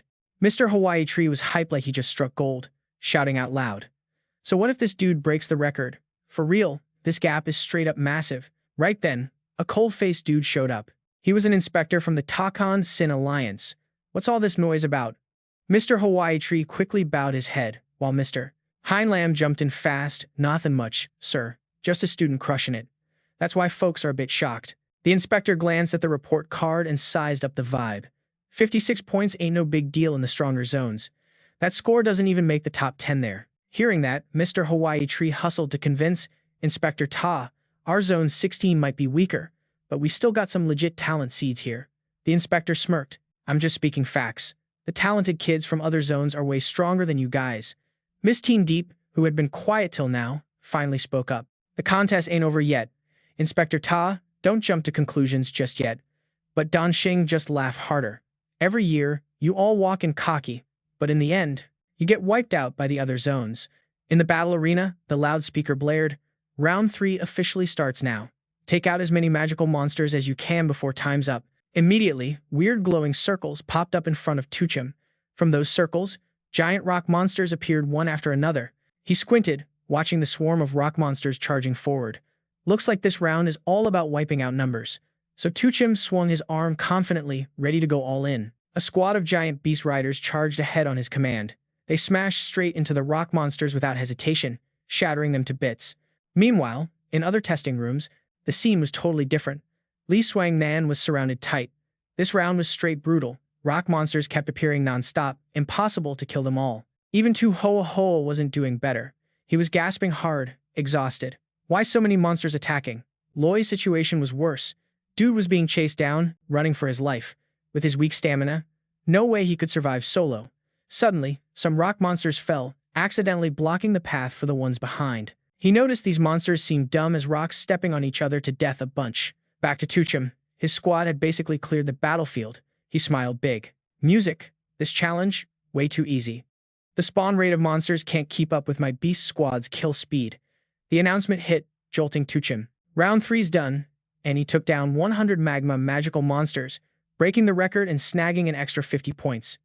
The system also chimed in, "Congrats, you finished 2/3 of the main mission." Outside, Takan Sin turned away all cocky. Results for round 3 dropping soon. I'm gonna see if any other zones cracked 100 points. But before he left, Music the leaderboard updated again. To Tran's name lit up at the top with 106 points. He was shook, couldn't believe his eyes. Am I seeing this wrong? To Tran got 106 points? A student from Zone 16 over 100 points? Mr. Hawaii was obviously hyped by this. He just laughed it up. No competition. Miss Teen Deep seemed like she was waiting for this moment, throwing shade without holding back. Inspector Ta, you sure you aren't tripping? How's the sting of that slap feel? Mr. Hein Lam smiled wide too. Even if our academy's not top dog, at least now we ain't getting disrespected anymore. Under the pressure, Denning growled. Heaven Tower, check the highest scores across the whole competition now. The system quickly flashed the info. Highest score was Guhan Yen from Zone 1 with 110 points. 25 students had scores over 100. He felt like he'd found a lifesaver and raised his chin. See, top spots 110. Still plenty scored higher than To Tran. Miss Teen Deep replied, cool as ice. We're not cocky. We've always been humble. That definitely pissed off Takan Sin. Humble? What's that supposed to mean? Hearing that, Mr. Hawaii Tree fired the finishing blow. Since To Tran's 106 points came from just 2 rounds, he didn't even compete in round 1. Music. The inspector was stunned. What? How's that even possible? Mr. Hawaii Tree cackled loud again. No contest, totally opposite from his earlier vibe. Don Singh was baffled. To hit that score, you gotta break records in both rounds. Where's the mistake? Both Miss Teen Deep and Mr. Hawaii Tree just shook their heads incredulously. How could he, the zone's supervisor, not notice the slip-up? He quickly snuffed it out, hiding his confusion, and said he was mistaken. I never thought Zone 16, the underdog, would spawn a prodigy like this. Not even Mudong Lu Liam managed that back in the day. With that, Takan kept his cocky attitude, throwing one last jab before dipping. Playoffs are the real test of strength. Good luck, Zone 16. Just pray you don't run into any tougher zones. Mr. Hawaii Tree watched him walk away, spitting out anger. That damn supervisor finally bailed. How dare he openly disrespect our Zone 16? Mist, standing next to him, just shook her head in disappointment. Forget it. 20 years ago, our zone faced a huge event that drained all the talent. Still haven't bounced back since. But right after, Mr. Hawaii Tree got his confidence back, so let my top student teach them a lesson. Mr. Hein Lam, who's usually quiet, slowly warned. Don't get cocky now. The playoff lets students snatch points from each other. I'm worried this challenge is going to be tough for him. Miss Teen Dip said, resting her chin, frowning deep in thought. Music. With such a high score and being unemployed, Cham's probably gonna be the main target. That principal finally showed his real colors. To beat you guys, I ordered all my students to jump Cham on sight. Mr. Hawaii Tree was furious at the shamelessness. Was it worth acting like that? The playoff also involves other zones, but Hu Lam just didn't care. I don't care. My whole life dream is to beat your academy in this arena. The announcement blared, inviting all students to enter the playoff battlefield. This round's like real survival. You gotta destroy your opponent's scoreboard to steal all their points. Cham got teleported to some random spot. He glanced at the info on his phone, then smirked mockingly.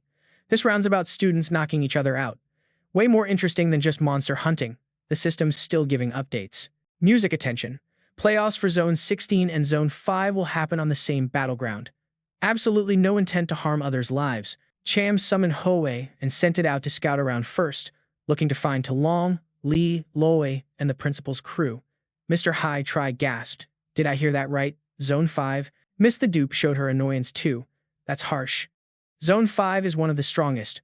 Why'd we have to run into them this year? Suddenly, Mr. Huan Lam caught on. Could it be because of Cham?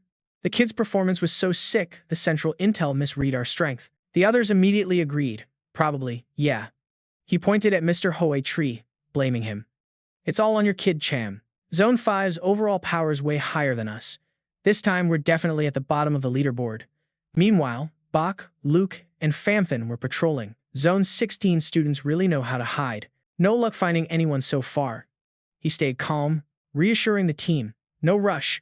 We got lucky getting matched with the weakest zone this time. Just as he said that, Sham rode Ho charging toward them. Famfin's eyes lit up. He tapped his buddy. Check it out, a student from Zone 16. Backlook grinned excitedly. This is the hotspot. Block him from afar fast. Cham recognized them too, eyeing their outfits. Definitely from Zone 5. They quickly ran to block Cham's path. Stop right there. Show your scoreboard. One frowned, voice dripping with challenge. What if I don't show it? This dude's reckless. But facing Cham, he couldn't hide shaking. Try not showing it then. Backluke started shaking as he slowly morphed into a giant. Cham raised an eyebrow. Giant transformation class? First time I've seen that. Meanwhile, Famthon checked the info. Let's see how many points this kid's got. Cham's info popped up fast. Score 106. Reading it, his face lit up big time. I hit the jackpot. His score is higher than all of ours combined. After turning giant, Backluke lifted his foot like he was gearing up to strike lightning. Show your scoreboard, or don't blame me when I don't hold back. But before his foot hit the ground, Ha's horn pierced through it. Backluke yanked his leg back in shock. Blood was dripping from the wound. Cham hopped gently onto Hoi's back, impressed. This mount's pretty sick. It knows how to fight. Saying that, he excitedly patted Hua's rear. Go crush him for me. Music immediately zoomed toward the two with lightning speed. Famfin quickly raised his shield, standing in front of his teammate. I got this. Ha's sharp horn easily got blocked by the shield. Famfin smirked. I'm a shield warrior. Ain't nobody breaking my defense. But Hua wasn't playing either. It jumped over him, taking advantage of Famfin's distraction. It kicked fast into the back of his neck. Cham cheered from the side. Yeah, aim right for his neck. After that kick, Famfin clenched his teeth. I messed up bad. Didn't expect this summoner to have two mounts. Backluke rushed in to back him up, charging with a collision skill. Hua opened its huge mouth, ready to swallow everything. Even Backluke couldn't escape. No matter how big, Ha easily swallowed him whole, making Cham non-satisfied. So this was the real purpose of the space inside the mount. But right after, his system kept flashing warnings. You want to turn the life essence inside into pure energy for the whole beast pack to absorb? Tommy instantly freaked out and ordered, don't convert it. No killing on purpose in this playoff round. If you turn it into energy, that dude's gonna be nothing but ashes. After saying that, he turned to the other guy. Famf was standing there, still doubting. He's gone now. What's your role? A summoner or a space mage? Tommy smirked, stepping closer. I'm a bug handler. He calmly crushed two scorecards in his hand while Bach, Luke, and Pham Thon collapsed on the ground. The score system updated, kicking two grade 5 students out of the game music and adding up to 32 points total. Tommy frowned, clearly unimpressed. Grade 5 students were for real that week. Those two together barely scored 32 points. Feeling humiliated, he shouted in anger, don't get cocky. Our grade 5s got real monsters. That's Yongba. Sooner or later, you all gonna get wiped out. Meanwhile, somewhere else, Luke was patrolling the zone. The final round had finally rolled around.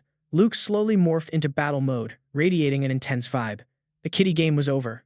Time to hunt. He effortlessly jumped across skyscrapers, scouting for prey. The two students below had no clue. They'd become Luke's targets. Suddenly, one sensed his presence. Watch out. It's an ambush. But before he finished, he got slammed hard with no mercy. The other guy was shocked by the scene. What kind of monster is that? He charged toward Tommy at crazy speed. A single punch sent him flying back several meters. Luke shifted back to human form, coldly commanding, scorecards. Music, hand him over. He clenched his teeth, cursing harshly. You're a dark player, but I don't care. Muttering to Tommy, music, just wait, I'll end you myself. Stealing from me, you'll pay big time. The scene switched to another part of the arena. A girl called Rabbit Girl turned around, asking, Qualifier's been going a minute. We ain't moving yet, Dylan 70. He thought for a bit before replying, let him rack up points first. In the end, we'll take it all. Dylan suddenly suggested, we should notify all grade 5 students. First, wipe out the trash in zone 16. Then we clean house among ourselves. Rabbit Girl shut her eyes and started sending orders everywhere. Meanwhile, Dylan 70 sat confidently. This time, the top score in long district's definitely gonna be mine. Elsewhere, Trow and Luke were chased by a group. Last chance for you. Surrender your scorecards. She suddenly turned to him. Split up and run. But Luke refused. Relax. I'm not leaving you. Tro helplessly pushed him away. we're done. Don't drag me down anymore. Ignoring her, Longyu insisted on following. Chill, I'll protect you. But they hadn't gone far before Hoai blocked them. Tro quickly pulled out a charm, using wind skills, but Hoai didn't give them a shot to cast spells. She gritted her teeth, mumbling, damn. This squad's got 2 magic warriors. Their speed's insane. Eventually, they had to run for their lives and ran into Tommy by chance. Hokai swiftly ordered his subordinates, block him. Dylan had ordered to clear out all trash in Zone 16. They rapidly surrounded the 3. Now you got no way out. Luke and Tro had to stop. Tro looked around hurriedly. No escape route. Music, front and back, both blocked. Longu moved to Chu, suggesting, let's help Trow. Protect her out. But he flat out refused. You crazy? Why would I cover for her? The guy came up with some lame excuse. This is your chance to win Lolo back. Grab it. Hearing that, he just shook his head, annoyed. Turns out this dude wasn't just a regular fool. He'd leveled up. Became the ultimate wingman for hopeless romantics. She took the chance to brag to Tommy. Stop hiding it. I know you can't forget me. Tommy was surprised. You kidding? Trow shamelessly believed her. You're just doing that to get my attention. I admit, you nailed it. Tommy could only sigh, fed up. This girl was seriously delusional. She kept dreaming. You used to obey me completely. I understand you better than you do. Stop pretending. He just shook his head helplessly. Here we go again. This silly girl's back to loving herself. Trow closed the book in his hand and joked. I acknowledge your sincerity. You got another shot chasing me. She raised her staff and naturally commanded. Now you two become my shields. I need time to pull off a big move. But Tommy was totally disinterested, turning his back and walking away. I don't care about you. The grade 5 crew couldn't wait any longer. Charge. That female mage is about to cast. Don't give her a chance. Tro still acted all high and mighty over Tommy. Come back here. I'll count to 3. In response, all she got was his cold disregard. For some reason, the original owner had terrible judgment. Seeing the bad vibes, she yelled at Tommy. You still can turn back now, or don't blame me. Longtu furrowed his brows slightly. Man, looks like that dude and Cham are dead set on bouncing for real this time. Straight up disloyal. Triola was feeling some serious annoyance over this. What a dumb move. Where'd he screw up? Clearly, he used to come back when I called him. Smirking, eager to see how the show unfolds. But honestly, that guy charging out like that only had one way to go down. Right after he said that, Hokai charged up blocking Cham's path. Kid, you just let him roll, ain't I, a phantom warrior, supposed to look tougher than that? Cham looked less than thrilled. He gently patted Ha, ordering, step on it. Speed maxed out quick, so fast Hokai couldn't keep up. Hokai frowned. This summoned beast's speed was decent, but compared to a phantom warrior, still way behind. He jumped high, closing in threateningly on Cham. Hand over your scorecard, music, or don't blame me. Cham smoothly jumped off Ha and unleashed his final move, grabbing a bucket and bolting. The scene froze Hokai in his tracks. What the heck? Triolo and Langu down below were stunned too. Cham actually got away. Everyone in Zone 5's attention snapped back to the pair. Hurry up, hand over your scorecard or don't blame us for getting ruthless. That guy turned back begrudgingly. Lalo, we ain't getting out of this one anymore. This time, for real, we're getting booted. But Triolo wasn't sweating it. Nah, I ain't getting knocked out. My target's the Phoenix Academy. Langu looked kinda surprised hearing that. Lalo, you still got a final move? She was showing her real colors now. You ready to bet it all for me? That S-tier didn't notice anything weird. Lolo, I'm down to do anything for you. Suddenly, a relentless pursuer charged in. Take him out. Triolo quickly spun around and ordered, then this is your time to shine. Out of nowhere, a hand burst up from beneath the concrete. She stared at it in shock. What kind of monster is that? She seized the moment and struck. Thunderstrike technique. A lightning bolt blasted the attacker back several feet. But right after, another spirit surfaced from the ground. Langu suddenly recognized that dude. It was Thatcha, the prodigy from the 3rd Academy, his face gray and lifeless. Didn't he die already? Even Sean running paused. What's going on? How is True summoning the dead? The folks in Zone 5 looked at her tiredly. A resurrection mage? Could you be some shady type? But True wasn't bothered. She glanced at Langu next. Your turn. She slowly pushed up her glasses and bluntly scoffed. Nah, you're too weak. Even a spirit can't compare to Thatcha. Langu grimaced, hearing that. So what now? Triolo raised her hand. Music, summoning an ancient tome. The Book of Fate. Reveal yourself. The book slowly took shape and appeared in her grip. True opened it and pointed at Langu, scaring him into stepping back a few paces. His eyes widened in shock. Is this the legendary mage's signature weapon? It can boost power times over. Lolo, you're definitely no ordinary mage, she quickly ordered. Your shattered fate still has use. Hurry, set it ablaze. Instantly, a surge of energy shot straight at Lu, his whole body wrapped in a strange magical aura. Langu gasped with excitement. What kind of power is this? I feel like I could take down anyone. The Zone 5 crew charged. Only spirits, no way they could stop us. Thako's spirit also counterattacked immediately. He swung down to finish one dude, but that guy dodged just in time. True stood below, commanding, "Go. Buy me 2 minutes." Right after, music she began chanting, "Gear of fate, start turning. Eternal flame in my name. I summon you here. Become the weapon to rule my destiny." Finally, the Zone 5 squad realized how serious this was. "Quick, target Triolo. We gotta break her spell." They decided to rush straight at her. Langu jumped out like a hero saving a damsel. "As long as I'm here, nobody messes with Lolo." One dude rushed in to confront him. "Can a quick shot do anything?" Langu sneered and swiftly fired a shot. That guy got blasted straight up from the explosion. The other two froze. "How does one quick shot pack such a punch?" He laughed maniacally. "This power is insane. My craft's been amped up over 10 times by Lolo." Langu kept firing a few more shots. "From now on, call me Mr. Handsome." Up on the trio's peak, Lo kept chanting. Sparks gathered in her hand, forming a blazing red fan. Two guys sneaked up behind. "Kill her." But Triolo calmly pointed at them. "Right now, I'm your king." Both got slammed away by an invisible force. They struggled to stand, blood spilling from their mouths. This power is terrifying. One wiped his mouth, glaring at her with hatred. "Chant took so long. Just one hit." True happily pointed skyward. "One hit? Y'all better look up." Instantly, dozens of giant fireballs started dropping from the sky. The crew got so scared they froze. "What skill is this?" Suddenly, one dude recognized it. "That's the forbidden fire magic." How can a one-star mage pull off forbidden spells? They could only turn tail and run. "Move faster. Come on." But they hadn't gotten far before a fireball slammed into them. The lucky survivors weren't doing much better. "That girl's definitely not your average magic user." Some dude screams, "Hold up, that kind of banned spell's gonna take out a bunch of folks."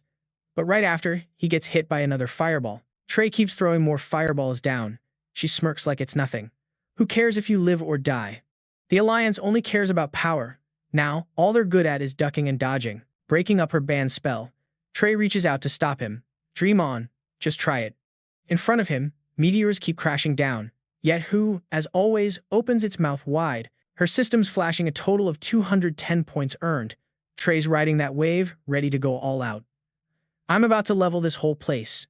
After this, my name's gonna be legendary all over Long District." Fireballs start popping up in other zones too. Is this even part of the competition? I've never heard of this. Tons of players getting ambushed out of nowhere. Over on the bunny girl's side, she gets a warning about a super powerful banned spell about to blow. Dwayne jumps up, wide-eyed. "A banned spell? What the heck's going on here?" To Sam can't just watch anymore. This girl's hiding some nasty skills. She arrogantly waves her hand, orders, "Turn back. Keep being my loyal dog. That's your honor." But he fires back straight up. "No way I'm your loyal dog. Maybe I'd consider being your dad, though." That line lights Trey up. "Then go die." A meteor shower rains down on Sam. He frowns, shouting at Who. "I'm done cutting you slack. Charge." Langu laughs maniacally. "You dumbass. That's a banned spell. If you make it through, I'll even take your last name." He yells to the donkey. "Swallow them all." Huh. Without hesitation, it opens its bottomless mouth and easily gulps a meteor. That dude's shocked, eyes wide like saucers. "What the heck was that?" To Sam pats the donkey's head happy. "Nice. Good job, Who." He keeps riding it forward, letting Who gobble up the rest of the meteors. Trey can't believe what she's seeing. Her fireballs get straight up swallowed. Her banned spell actually got eaten. To Sam leans forward, telling Who to charge right into Trey, breaking her seal. Triulo held his hand up to block him. "Dream on. Just try it." In front of him, a meteor shower poured nonstop. But Ha, as always, talked nonstop, swallowing every single one. She frowns, confident that victory's in her grip. "See, if you can swallow faster than my banned spell blows up." But things don't go as planned. Who easily circles around behind Trey. She spins around, panicked. What's going on? Right then, Who kicks her from behind, knocking her down. Trey, hurt but tough, tries to act strong. "I didn't think you could break my banned spell. A loyal dog before, now you're threatening me." She screams mad like crazy. "You just wrecked my shot at fame." To Sam stays silent, stunned by Trey's shameless moves, a chance at glory bought with countless other students' lives. She raises her hand, ready to keep going. My goddess will send you straight to Western Paradise. But To Sam reacts fast, jumps off Hugh's back and shouts, "Gravity fist." A heavy punch lands straight on her. Trey winces, stepping back a few paces but stubbornly stands firm, pretending it didn't faze her. Didn't expect you had this much power, you really kept your skills on the down low. Sam smirks, cool as ice. No different, she's no ordinary mage. Who you with? Langu, sidelined so far, finally can't hold it any longer and jumps in. Hold up, don't hurt Lolo. Then his hand starts shaking hard. Langu falls to the ground. His eyes blow wide in horror as his hand turns black. Lolo, what's happening? Suddenly, Lu's hand breaks apart into pieces. Then Trey spills the truth. The Book of Fate sped up, burning out your leftover vitality. That's the price you gotta pay. He trembles, yelling, I'm a fast shooter. Lose my hand, and my career's done. To Chan points at Lang too, mocking, not even loyal dogs left anything. The system suddenly flashes a warning. The donkey's internal space temporarily shut down due to unstable band energy overload. He looks at Trey suspiciously. This band technique's seriously too strong. Didn't think even my space would overload. Scene cuts to somewhere else. Tin Shin shows up again as a judge. Lots of talents in other zones have already scored over 300 people. Let's see your score. When the scoreboard popped up, their eyes locked on to Cham's position at 38th with 138 points. He laughs loud. So this is the top tier for Zone 16? For real. Right as qualifiers start, his true colors show. Edge Deep Girl clenches her fist tight. What's going on? This ain't good. Teacher Hein Lam suddenly speaks up to defend. Judge To Sam ranks 38th because he played bad. Doesn't mean Zone 16 sucks. The system suddenly announces student To Cham broke the ban curse, saving all students in Zones 5 and 16, earning a special reward of 2,000 points. The screen clearly shows To Cham from Academy number 2 with 3,527 points. Everyone lets out a sigh of relief. For real, he saved everyone. Miss Deep was both hyped and shook. This score right at the start of the playoffs is almost on par with top state scorers from past years. Mr. Hoe Tree was so hyped he almost jumped out of his seat. Tuchim pulled off a straight-up miracle. Mr. Hulam rubbed his forehead, looking mad skeptical. Gotta admit, this kid's mad lucky, which kinda messes with fairness. The central brain's gonna spill the tea on how Tuchim's points got boosted for all the contestants. Every department had heard it and was shook. What? Taching Sheen sneered, throwing mad shade. With a score over 3,000, dude's definitely gonna be everyone's target. Mr. Hotri quickly spun around, looking at Ting Shin with a pleading gaze. The central brain's straight up meddling with the exam. He rubbed his chin, thinking it through. Stuff like this has popped off before. But suddenly adding points? That's sus. Miss Deep said dead serious. Over 3,000 points. People for sure gonna make moves. That's the cold reality of the playoffs. Elsewhere, Duong Ba and the bunny girl sat deep in thought. She snapped her eyes open, kinda surprised. The tech ban was gone. The big screen showed Tuchim and his massive score. It replayed the clip of him wrecking True. According to the central brain's call, Tuchim got an extra 2,000 points, pushing his total to 3,527. The bunny girl covered her mouth in shock. What? 3,527 points? That number's crazy high. He smirked and quickly ordered. Dude's a big fish. Announce it to all the Region 5 contestants. Make hunting down Tuchim top priority. Latu, holding another player by the collar, froze stiff looking up at the screen. He grinned wickedly. Yo, you just gave me a perfect excuse to take you down. Right then, Tuchim was chilling, walking the street. Never guessed he'd get points added to his college exam. Suddenly, a crew blocked his path. You Tuchim, right? He looked up cold and replied, That's me, no doubt. The crew lit up. That's our guy. Lucky break. Let's move.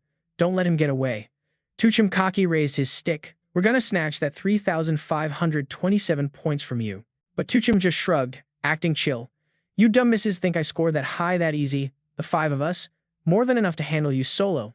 Then they charged. Out of nowhere, music, a donkey barreled out of nowhere and blocked the way. Right after, he got kicked flying by a strike from behind. Seeing Lamry fall down, Hake showed mad disdain. Trying to get up, he said, Bro, this dude's legit a summoner. Gotrui raised his stick. If he's a summoner, I'm down for one-on-one. Then, Gotrui called out a fierce black bear. It roared hard at Tuchim. Then he ordered the giant bear to attack. With one kick, the bear sent the donkey flying 10 meters. Seeing this, he smirked hard. My giant bear easily smacks down those 3 donkeys. Tuchim stayed calm, summoning 4 more allies. What about those 4? But 4, Hoke only pushed the enemy back a few steps. Got cockier. Turns out topping the scoreboard means you gotta back it up. He summoned another Monkey King. Too bad. I can do that too. Tuchim flicked his ear casually. Is that all you got? Enaru's smug look dropped a bit. If you want to test me, I'll show you what real despair looks like. Thing Van stood behind, using skills. My job's to boost summons. Right after, a giant crocodile was called forth, roaring mad loud. Lamry clenched his fist, adding, I'm the backup who powers up the summons. Langvu chimed from behind, and I can double their defense. Them and the 3 summons flexed proudly at Tuchim. No Troy pointed sky high with confidence, saying, with this squad, even Dwang Ba's gotta watch out. But Tuchim just asked coolly, guess now it's my turn to attack. Right on time, then Van crossed his arms, mocking, attack already or just surrender. He just laughed, waving it off. Let me show you what real despair looks like. Suddenly, a massive pack of Hoke came charging from behind. They quickly swarmed ahead of them. Ree freaked out, wiping sweat fast. Am I seeing this right? Gotta be over 10,000 donkeys. Even Gorui couldn't believe it. No way. How can someone summon that many beasts? The girl was the first to react, running and yelling, run now, run. Lang Vu helplessly asked Fan Van, run where now? There's almost nowhere left to escape. Saying that, he crushed the scoreboard in his hands. I'm done. I'm pulling out. Instantly, the hockey pack launched in, throwing punches and kicks, scoring a total of 159 points. Tuchim scratched his head, grinning. This 4-man team's actually pretty strong. Too bad they ran into me, a glitch player. Now most students just chase points instead of chasing down others. Why not go big, settle everything at once? Suddenly, a shadow caught Tuchim's eye. It was Loy. Don't bounce. He's being chased by some random crew. Spill where Tuchim's at quick. Seeing that, he looked that way and shouted, it's me. Hearing that familiar voice, everyone stopped and locked eyes on him as soon as they spotted Tuchim. Loy ran up, pumped. That's you for sure. He looked at his panting bro and asked, where's Too Long at? He shot back, quick, nowhere in sight. Ever since I got here, these 3rd Academy kids have been after me nonstop. Jake led a hype crew, shouting, that's Tommy Cham, finally got lucky. Today we settle old grudge and new beef all at once. Mark clenched his fists, nervous, and said to his buddy, all those 3rd Academy kids got orders to target you. We gotta dip back to Cham. Tommy Cham just winked, signaling chill. Don't sweat it. I got a whole herd of donkeys. Jake frowned, pointing straight at him. Heading to Cham, you're already surrounded. See that? Don't act dumb trying to fight back. Tommy just smirked, raising his hand high. Nah man, you got it twisted. You're the one surrounded. Suddenly, a massive swarm of donkeys appeared, circling Jake's crew. The crowd freaked out. Faces turned ghostly pale. So many donkeys. Looks like the principal's analysis was right. Tommy really is a multi-animal summoner. The angry donkey army charged without hesitation, trampling the other crew in fiery rage. Shouts echoed nonstop. His eyes were cold as he crossed his arms, staring down Jake. Jake, you remember what I said last time? I'm gonna beat you down every time I see you. He clenched a glowing orb in his hand. Tommy, don't get too cocky. I got every plan to take you down. Mark anxiously explained, that's the calm orb. When it pops, it sends immediate intel to whoever's assigned. He looked up, grinning like he owned the place. Soon, every kid from 3rd Academy will roll in. You're dead meat. Right after, Jake crushed the orb in his hand. Instantly, Adena's signal spread all around. The loudspeaker blared, Tommy Cham's location locked. Head there, as soon as possible. The crowd immediately surged toward him. Taking down Tommy Cham's a major win. Jake yelled, full of hype. Mages quickly set up a formation. A twin duo showed up, kneeling on one knee and shouted, activate defensive barrier inside the shield. His voice dripped with arrogance, your donkeys ain't breaking this setup. Once it's up, even if you sprout wings, no escape. Is greater than music. Is greater than Tommy spun around, lips curled in disdain. You losers, I don't even care. Stay hiding behind your shields all you want. Jake froze, shocked. Tommy was straight up ignoring them. He had to yell out, you not gonna move? Tommy just smirked, eyes daring him. Not moving? Then call me daddy. Jake wasn't shy. He yelled back loud. Tommy sat on his donkey, silent. Mark just shook his head, feeling fed up. This kid was the reason they got stuck here. The crowd roared, cheers echoing everywhere. Quick, surround Tommy Cham. Don't let him slip. Everyone on site screamed in excitement. They're here. 3rd Academy kids have arrived. He cheered and pointed at himself. Jake's show always kills it. Just one daddy call, and they fell for it. Mark spun around, serious, pushing. We still got a shot to break the trap now. Jake just frowned, staying calm. No need. The people I'm waiting for are outside. Coach Huane Lam bragged, got him now. Coach Hoi Tree frowned, mocking, what did you eat to get so hyped? He clenched his fist, face lit with joy. The calm orb got used, so Tommy's caught by my crew. Coach Hoi Tree adjusted his tie. An entire academy just going after Tommy Cham? Only you are shameless. Coach Huane Lam flashed a sly grin. Tinthap, our Zone 16 wants to observe those Hue and Kai kids closely. The big screen in front started replaying earlier scenes, zooming in on Tommy Cham's grin. Clear words rang out. His determined face and loud chants sent chills down the principal's spine, who was stunned, then recovered. Coach Hoitree laughed till tears streamed, clapping the principal on the shoulder. Your prize kid caught someone just by saying daddy. Miss Indup covered her mouth, chuckling softly.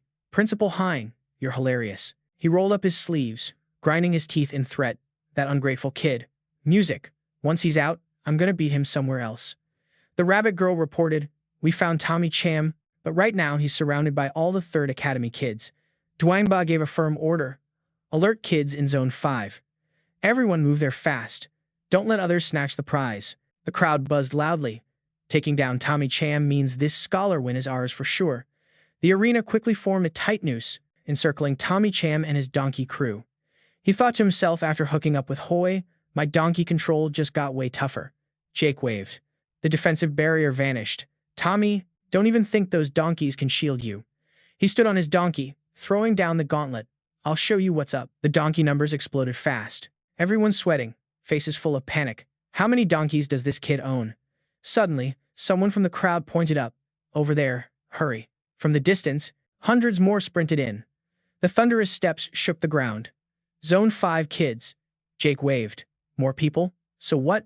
Whoever catches Tommy wins the crown. He just smirked, leaning on his hip. Perfect timing. Luke freaked out, his face going pale.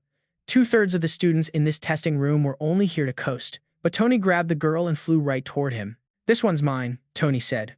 The crowd buzzed again. This was the top of Zone 5. Brandon was rumored to have awakened that legendary skill. Brandon seriously held out his hand, commanding, hand me the score sheet, quick. Tony crossed his arms, smirking with a challenging glare. Call my dad over and I'll give you what you want. He, music, clenched his teeth, furious. Tony, you want to die? Suddenly, someone shouted, Dad, making everyone exchange shocked looks. Did someone really just call for their dad? Tracy burst through the crowd. Step aside, I got this. Tony squinted suspiciously. What's she doing here? Fire blazed in Tracy's eyes. These jerks dared mess with my dad. I can't just sit here. Another person jumped out of the crowd, calling Tony's name.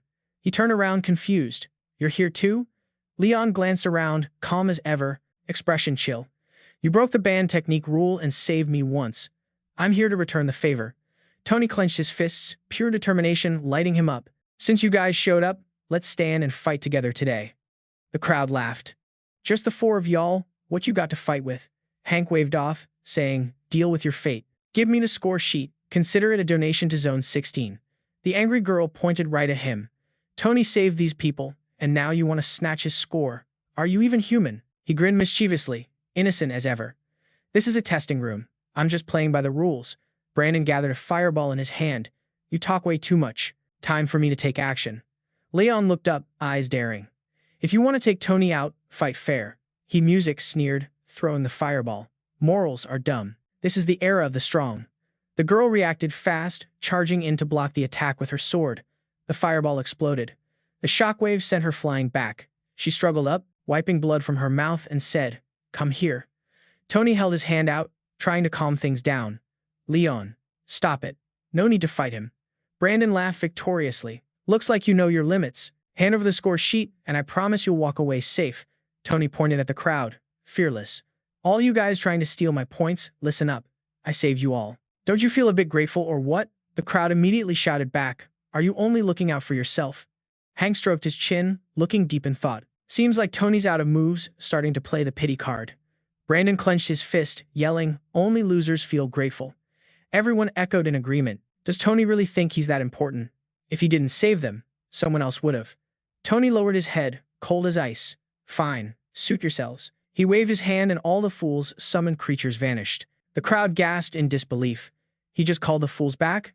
Hurry up, don't let him escape. Another scream rang out. I'm giving back the band technique.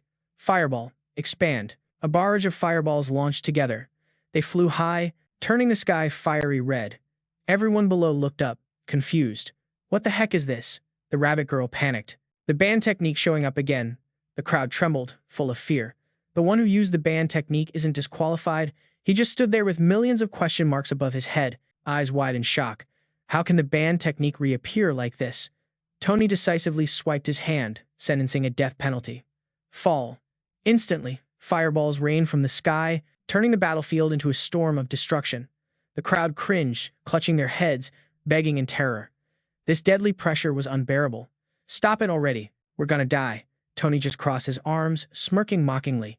You really think you can handle this? Then try. Brandon roared, trying to punch the incoming fireball, but still got hit hard, screaming in pain. Music. The others ran scared, shouting, We're sorry. Stop the band technique now. We won't dare again, but it's too late. Everyone got blasted to pieces. Blood sprayed everywhere. Hey, go grab him. A cold voice said. You ain't calling anyone else to save you? Then call now. Only desperate cries remained. Even Brandon got pinned down. Who can save us now? We're full of regrets. Lila stood nearby, laughing wickedly. Serves those ungrateful fools, right? Tracy looked on, eyes sparkling with admiration. Dad's always the best. Hank was the coolest, cursing while dodging a fireball. Damn it. Stay away. Karma hit him quick as the fireball slammed into him, flinging him away, screaming. The remaining crowd got serious. Sigh. No other choice. Staying alive is top priority. I'm backing out. Outside, Coach Hawaii pointed at the shocking scoreboard. Tony's score changed again. Hearing this, Coach Hein Lam turned with a smug face. Getting disqualified is normal. My kid's definitely climbing to the top. On the big screen flashed Tony at rank 1, with 21,988 points. Hearing his son got kicked out, the principal was shook, eyes wide, mouth dropped open. What? Seeing those crazy high numbers, Mr. Hawaii rubbed his eyes several times. Afraid he was seeing things wrong, over 20,000 points. Miss Thipe gasped, No way. Are we all hallucinating? Mr. Hugh Lamb spun around and shouted, Quick, get Judge Ta on the line. This score's gotta be a mistake. A bit later, Tan Shin rushed in to check. Stopping dead, he puffed his chest up proud. What's the emergency got you all rushing? Ain't you principals? Mr. Hugh Lamb quickly pointed to the screen. Judge Ta, Tuchim's score looks fishy, but he still hadn't caught on. Just chillin', saying if anything, it's just a bit high. Before anyone explained, he loudly declared, other students are nearly hitting 1,000 points. But when he looked up at the screen, he saw 21,988 points. Takon Sin's jaw dropped hard. What? Realizing how serious it was, he barked out, Contact the Tower Alliance as soon as possible. His score's a major glitch. Back at the battlefield, dust and smoke swirled across the ground. Only To Cham's crew stood their ground. Everyone else got seriously hurt. Tons couldn't handle the pressure and bailed. Luang Nan was stunned by the scene. The forbidden technique had grown beyond limits. Not a blade of grass could sprout up. Straight up terrifying. Hearing this, Truang Duer Duet gasped too. Seeing this, who wouldn't call their folks, right? He quickly suggested gathering points from the corpses on the ground. Suddenly, Duong Ba the dropped in from above, right in front of them. To Cham, you better stop now. Spotting him, Loy clenched his fist tight. Surprised this dude was still alive, he raised his hand, summoning a blazing holy sword. Duong Ba the stretched his wings, charging straight at Cham. I'm gonna take you down, he screamed nonstop. Music. You're helping Duong Ba? They're boosting his points. No sooner said, he slashed hard at Tuchim. I'm undefeated. To Cham slowly tightened his fist, gathering energy for a thunder punch barehanded. Tuchim easily shattered Duong Ba's holy sword. His momentum dropped. How come? How is a summoner this strong? Before he could finish, Duong Ba got smashed with a heavy punch from Tochim. He got blasted straight down by the force. Duong Ba trembled, staring at Cham, terrified. I can't believe I lost. To some nobody. Though bitter, he chose to retreat. Music. There's always a bigger mountain. Remember this face. Tuchim barely cared. He just looked cold. You'll always be just a foster kid. Loy finally exhaled, relieved. That's done. Our weakest zone, Zone 16, just pulled off a miracle. But before they could celebrate long, a wild scene dropped in. Music. Looks like I just saw a killer move. To Cham snapped around. He panicked, seeing the person in Lu's grip. Tu Lao was badly hurt then. Liu Nan squinted, realizing this was some wicked business. Li got mad too. Who you? Let go of Tu Lao. Lu stayed silent. Ignoring them, he slowly took off his outer armor, revealing his real face. Tu Cham. Finally, we meet for real. Spotting Latu, Tu Cham got shocked. It's you, Lethu. He got straight to the point. Give me back my stuff now. Tu Cham was mad at Lu's nerve. Let him go or I swear, I'll kill you for sure. But Lu wasn't scared. Instead, he threatened.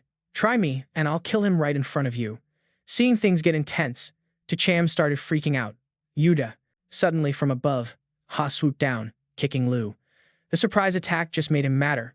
You ragged donkey dared to block me? Liloy looked shocked and blurted. This ain't good.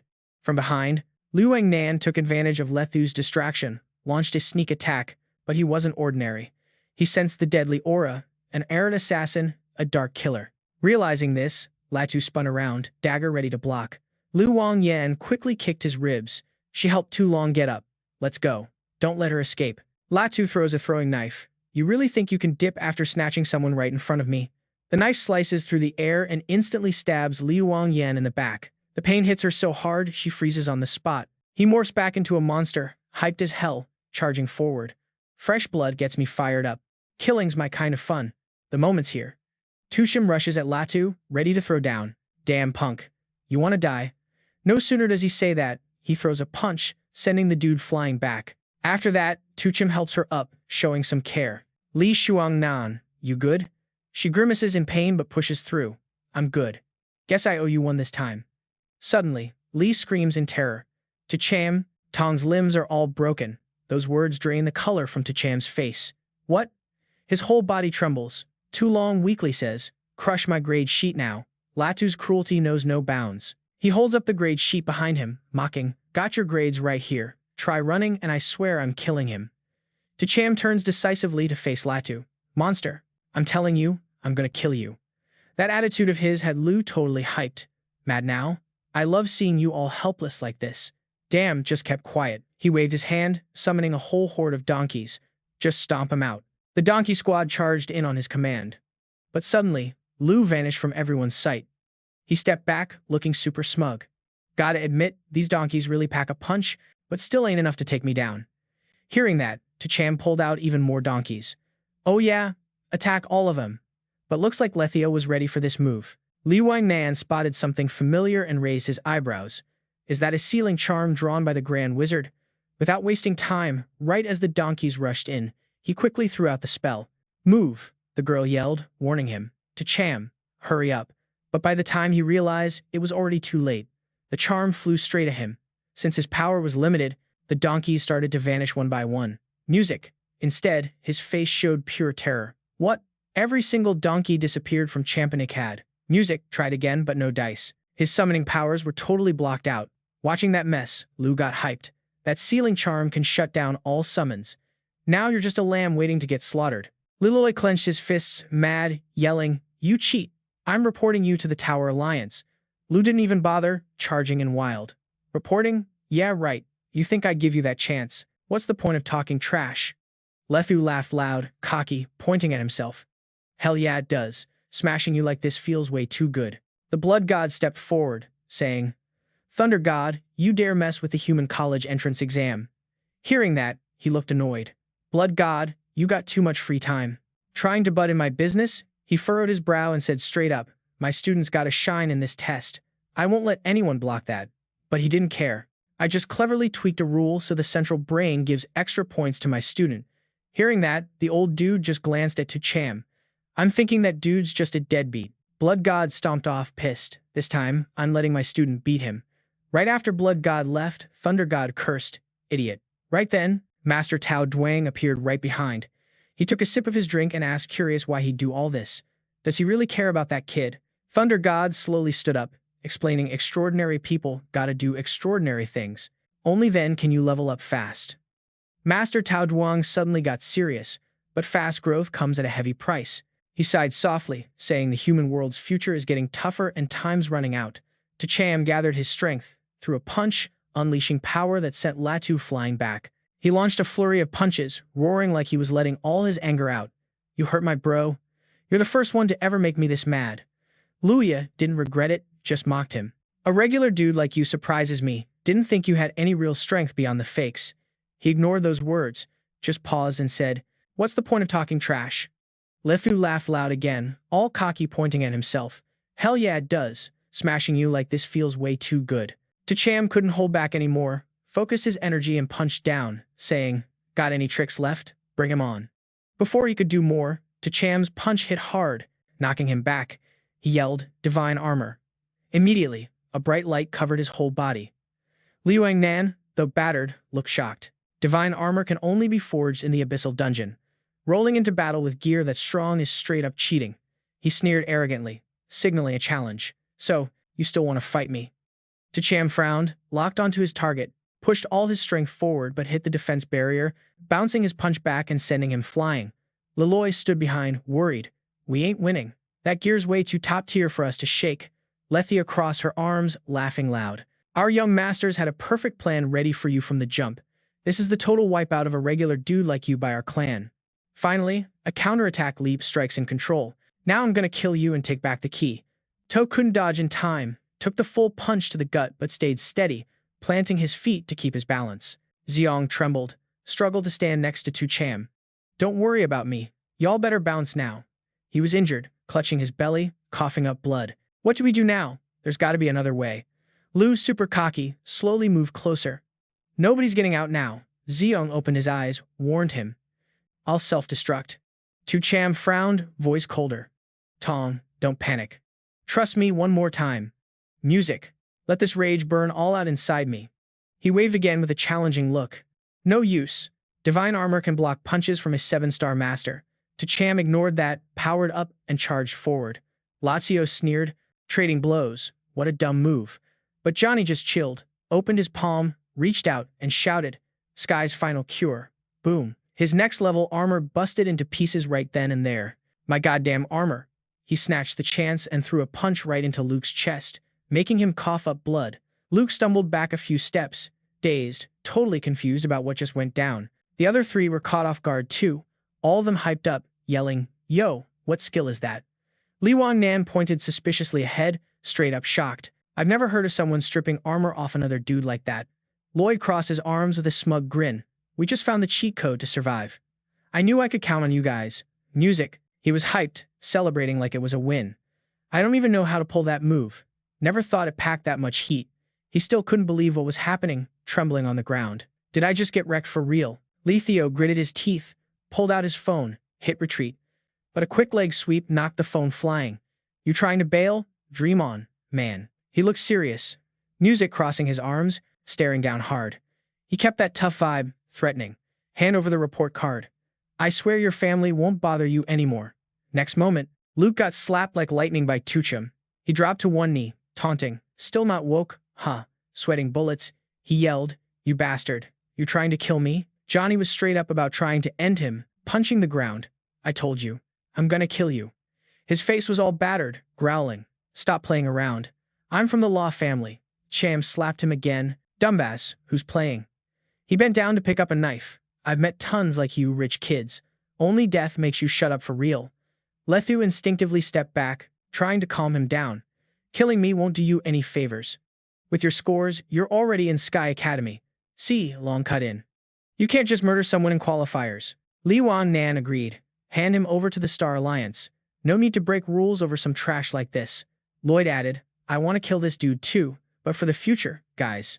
Chill." Seizing the moment, Lathy challenged, "Heard that. You need a future." But to this rich kid, the future's just me waving goodbye. He just frowned, mad confident. "I've seen the real deal now." He waved again, still cocky. "At least you get that. Hurry up and hand over the papers." But Cham wasn't backing down. He lunged again with that knife. "I gotta kill you still." Luke turned pale. He waved his hands fast. "Hold up, you're crazy. If you kill me, your scores get wiped clean." But Johnny didn't hesitate, stabbed straight at Letu. He just glanced off and said, "Sorry, I'm already accepted." Lethu was pissed and beat, leaning on Cham. "What?" He turned away, adding, "Don't worry, I'm already accepted." Li Nan spoke up. "But your record-breaking scores will be wiped clean. Sucks for you." He just smirked, tossing something over so we don't waste the points. She caught it quick, staring at the phone in confusion. T-Chan pointed out. Starting with beating me, y'all should be smashing each other's scores one by one. Li Wang Nan sounded worried. But what about your top student title? He replied, chill, whatever. Who knows when points get erased anyway. Jing Yu Yue got emotional, tears falling. Even now, he's thinking of us out there. Mr. Huane Lam worried. Judge Ta, any word from the Star Alliance yet? He answered, not yet, but with this huge event, music, they'll handle it fast. Mr. Hawaii Tree was pumped, thinking, if these points hold, Cham's gotta be top of the class. Huane Lam shot back, there's gotta be a catch. No human top title has left Elku in 10 years. Tahan Shin got news from the Alliance. The message said, Cham's points are legit. Mr. Hein Lam stared hard. How's that possible? It continued. Humanity's about to have an unmatched genius. Only Mr. Hawaii Tree was hyped. Leading the pack and holding the spot, the system reminded, rules say punishments apply. His scores will get wiped clean. Just as we're celebrating, he got hit hard. Music. What? Mr. Hom laughed fast. Points are gone, your hype's dead. The leaderboard showed Li Wang Nan on top with 12,355 points. Johnny got booted. This shocked everyone. The champ switched. Cham lost to Lai Shuang Nan. Now it was Mr. Thian acting all cocky. Big luck now goes to my academy. But the update kept coming. Now Zilong is leading with 12,431 points. She was shook. What's even going on? Why another change? Mr. Hawaii Tree was the happiest one. Even with Cham's points nuked, the top 3 are all from my second academy. Mr. Hugh Lam was skeptical. Music, rapid, tight score changes screen collusion. Judge Ta, I gotta report this. He shouted back, no chill. Report on your monkey. Man, this ain't breaking any test rules. Taken Shin steps in to calm things down. Getting people to willingly give you points, that's a legit skill already. Outside the test venue, an announcement blares. The human college entrance exam is officially over. Props to all the students stepping into a fresh chapter of their lives. Lee exhales relief. Finally done. This test was straight up brutal. The announcement continues. The top 100 candidates qualify for the Super Fight tournament. This news just amps up Zilong's frustration, even with his bad injuries. The grade sheet pops up with, do you want to join the Super Fight tournament? Lai's hyped seeing his name on the list. Can't believe we're top 100 worldwide, bro. Zilong bums out, in my state, ain't no way I can join, even if I wanted to. Meanwhile, Lu Wang Yan's all fired up to test herself. I want to check out those top talents for real. She turns to Cham, thanks for giving me this shot. He just coolly replies, thanks for saving Zilong. Hit me up if you need anything. Lu Wang Nan says bye, promising to catch him later at the Heavenly Academy. Zhang Yu Yue feels like he made the right call. Following dad can really flip your fate, but on the other hand, he's worried. His scores got wiped clean, wondering how the system's gonna handle that. The system announces, congrats on your performance, breaking 3 legendary records in the human college entrance exam. Lucky, the system still recognizes your results. But the next message kills his smile. Congrats, you've unlocked the slash strike skill. What kind of lame skill is that? The full skill info shows up. It lets you have someone else slice for you, with a chance for critical damage. Cham weighs the pros and cons. Not bad, but it needs the other person to totally trust you, which is kinda tough. Lila helps his bro up. Big bro, now how we fix Zilong's wounds? He decides. To look for Principal An and ask. Looking at the shattered armor on the floor, he adds, can't let this divine armor go to waste. Better take it with us. Teacher Tao Duang watches the whole scene, curious what the kid's up to. Thunder God chuckles. I think he's doing pretty good. Deep down, he's worried. Without his trump card, Jamie, Lanu's outcome might not be what we want. Thunder God sighs, sharing points with the crew's sweet. Wish I thought of that back in the day. Tao Duang replies, now I get why you dig that kid. He's a lot like you, doesn't like playing it safe. Right as Xiam carries Xiang into Principal An's office, he quickly checks on him. He's shook, hearing the prognosis isn't looking great. The limbs are not just broken, they're poisoned with a nasty, hard-to-cure toxin. Couldn't last more than 7 days. Tucham asks, worried, serious, that bad? Teacher Hotri reassures, don't sweat it. In the Third Academy's woo-woo realm, there's a magical plant that detoxifies all poisons. Cham volunteers, Principal, let me go. You take care of Xiang in Wu's secret realm for me. He hops on a mule and rides off. Cham thinks, ahead lies the final point of the Wu secret realm. Elsewhere, Hu Kai slams the wall in rage, bitterly saying, music. Not only did I fail to get 2 Cham's points, he's even boosted the second academy to the next level. I'm seriously not cool with this, old man. Hu Lam sighs helplessly. At this point, what else can we do? He asks. What stings most is he dared to enter our woo-woo secret realm solo. The more I think about it, the madder I get, he warns. The results are set. If you play, you gotta own it. But Hukai's still not down with it. Dad, I know there's an insanely tough boss in the realm. Let's unleash it to take out To Tran. Mr. Hein Lam flipped out. What kind of nonsense you talking bout? I think you lost your damn mind. After college finals, nobody needs useless folks. I'll hook you up with a solid factory gig. Oinkai fired back. How come he gets into the elite academy, and I'm stuck twisting bolts in some dump? A shout echoed from outside. That's right. Judging from Mr. Hugh Lam's reaction, he got spooked. Who's that? A crew of strangers rolled in. Peeping their outfit, he guessed. You guys from the Divine Wild faction, the leader stepped up. Name's Fumla. Music. The Crimson Falcon from Divine Wild in Hadong County. Crimson Falcon, now that's big time. You got guts showing up here. Vanla quickly stepped in. Principal Huan, hear me out. We can team up. Mr. Hin Lam shot that down cold. We're on different paths. No way we're teaming up, he argued. True, our roads don't match. But right now we share a goal. Wipe out To Tran. Checking the item in their hand, Hu Kai recognized it as a scroll with skills that didn't need a profession. Yo, what kind of skill was that? Mr. Hugh Lam yelled out. Jake said, shut up, man. We ain't got no chance messing with that savage cult. Dude ignored him and kept going. That move's called the 6-star sword technique, and once you master it, you can drop moves like a 6-star badass. Queenie was hyped. The 6-star sword technique, doesn't it boost your power like 100 times or what? Van suggested. Our goal's simple, take out To Tran, then act like nothing ever happened. Hu Kai looked over at his pops. Come on, Dad, please say yes. Just this once. The principal slapped his son hard, mad as hell. Zip it. Hin Kai felt totally wronged. I just want to get stronger. How the hell does some dude like To Tran, with zero backing, crush Aiden's son? Van Law jumped in. Principal Hoen, why you gotta be so stubborn? But Mr. Hin Lam stood his ground. I may not be a good guy, but I'm never teaming up with that savage cult. Music Hank Kai was trying to convince him. Dad, I just want your help. I don't want to work a factory job. I want to fight on the front lines, be a hero for humanity. He raised his voice to remind. Quit thinking like that. You ain't the kind of kid your own dad disses. Hin Kai was shaking mad. Suddenly, a brutal sword jabbed straight into Mr. Hugh Lam's chest. He looked at Van Law in pure horror. Even breath in his last, he's still worried about his kid. Hin Kai, you gotta run. The dude charged with full hate. I'm gonna fight you to the death. But Van Law slapped him hard. He crashed next to his dad's body. No more Principal Hin now. We can work together, right? He asked. You're a demon. You killed my dad. The sharp blade pressed right to Hank Kai's forehead. He trembled, mumbling nothing. Van Law threatened, you down to team up? Hin Kai was so scared he peed himself, quickly agreeing. Yeah, don't kill me. I'm ready to cooperate. Van Law handed him a secret scroll. Good. From now on, we're squad. Hin Kai started absorbing the 6-star sword technique. Energy linked him to the scroll. A third eye opened up on Hu Kai's forehead. I'm stronger now, Van ordered. Take me to the secret zone to kill Tran. Confident, he said.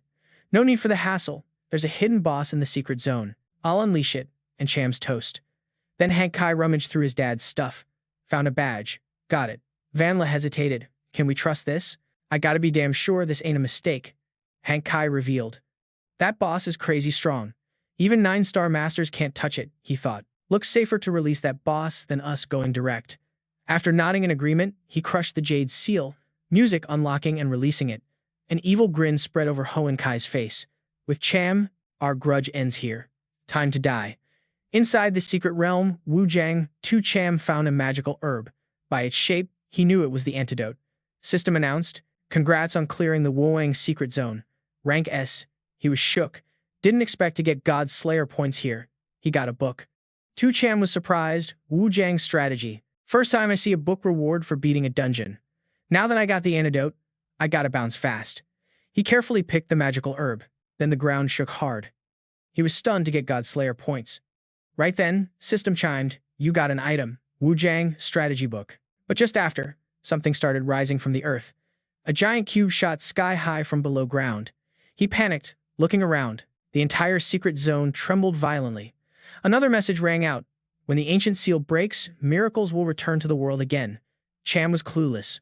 What the heck is this? The box kept sounding off. Due to outside forces, the secret boss in Wuang was activated. He stood frozen. It's a legendary hidden boss. No wonder he got God Slayer points. This is seriously rare. The object continued, I'm Wu Wang, the force that crushes all matter in the universe. Tu Cham decided to jet. A talking cube claimed to be Wu Jiang. Is this the source of the whole secret zone? As he got ready to run, Wu Jiang blocked his path.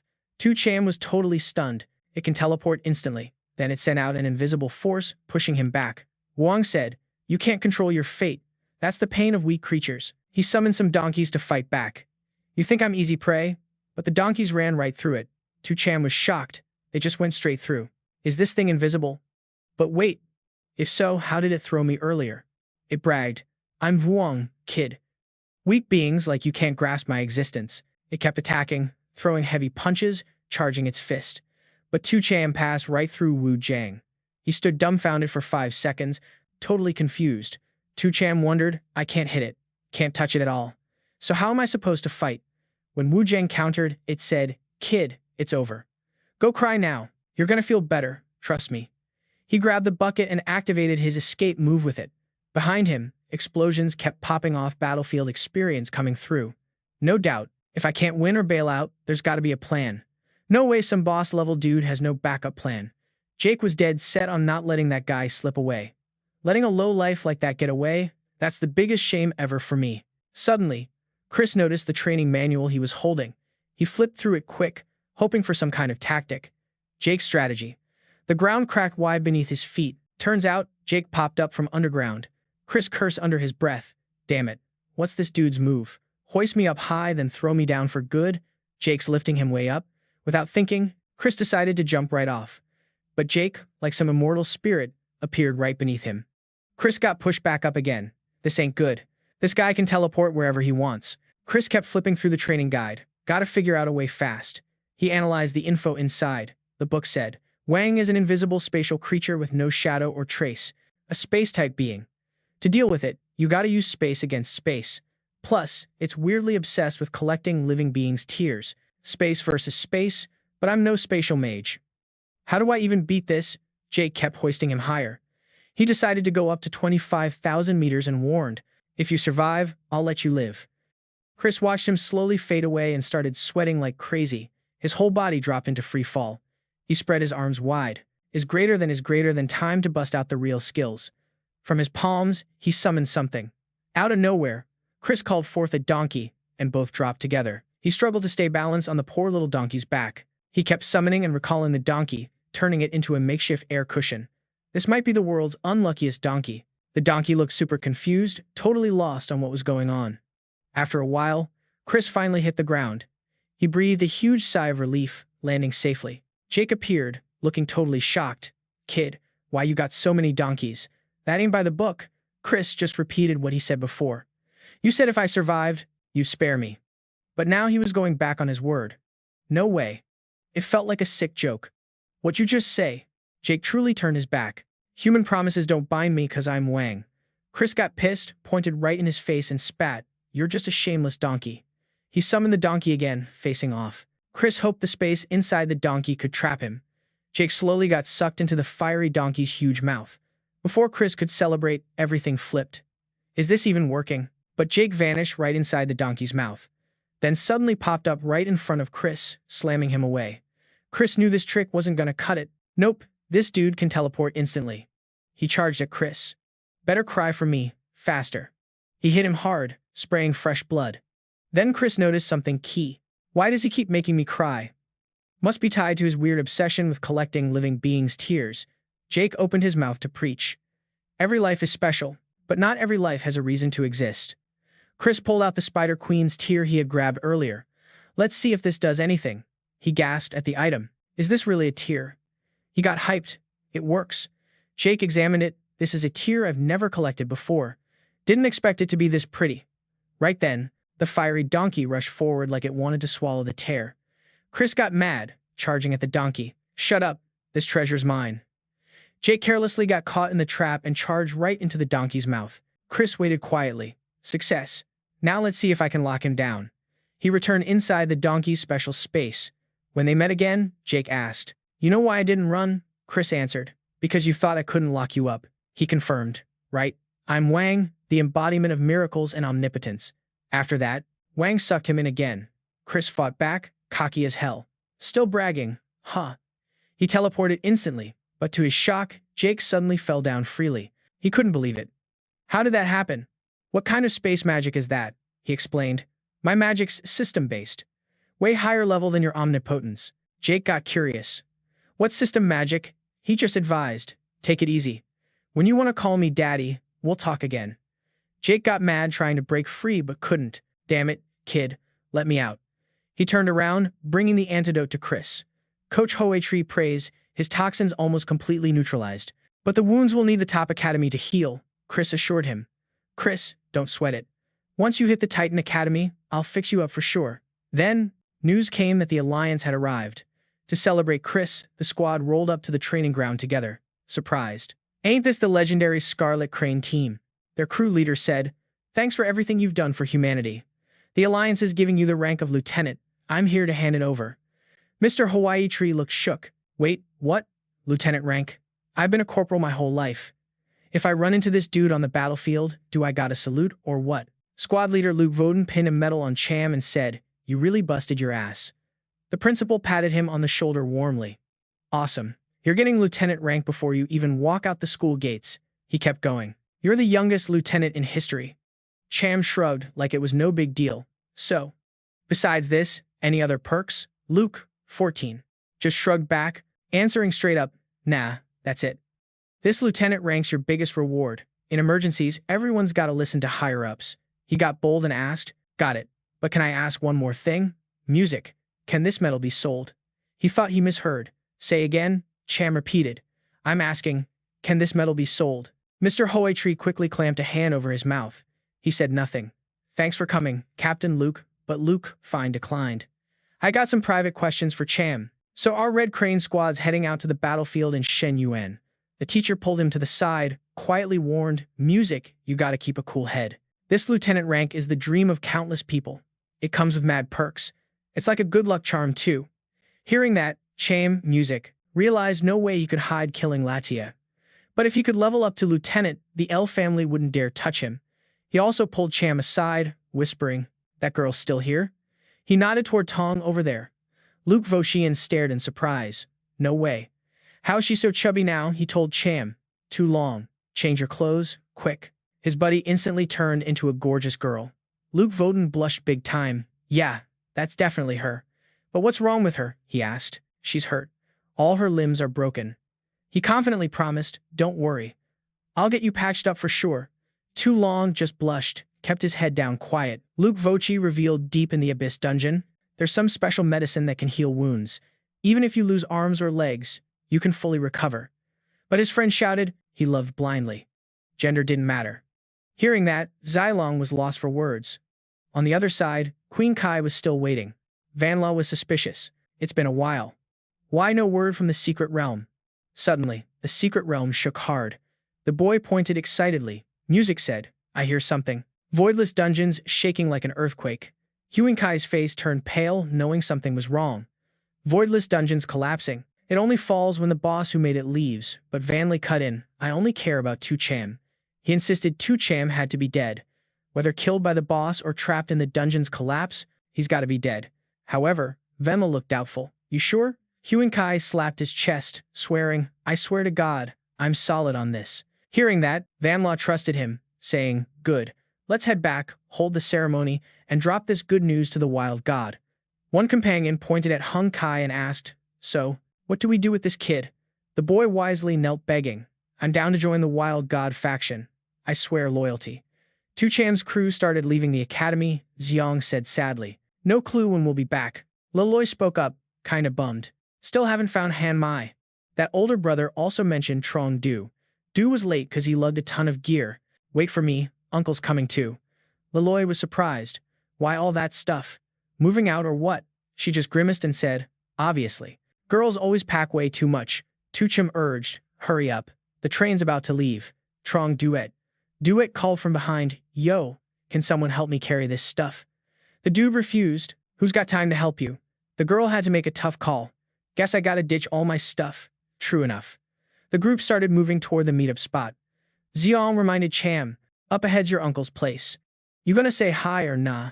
He hurried off saying, everyone wait 5 minutes. I'll be right back. At the two-family house, the uncle was inviting Hung Kai. Eat up. It's cool if you didn't get into the elite academy, he thought to himself. Dad's gone. What power do I even have? Lucky I joined the Wild God faction. I can still eat good and dress fresh. Tu-En and Jack Din jumped in. Right on. You're way better off than that useless Tu-Cham Muang. Annoyed, he snapped. We were having fun. Why drag Tu-Cham into this? Van Dong slammed his chopsticks on the table, yelling, Did y'all know I just called to check his test scores? No scores? That's hilarious. All the guys in these two families suck.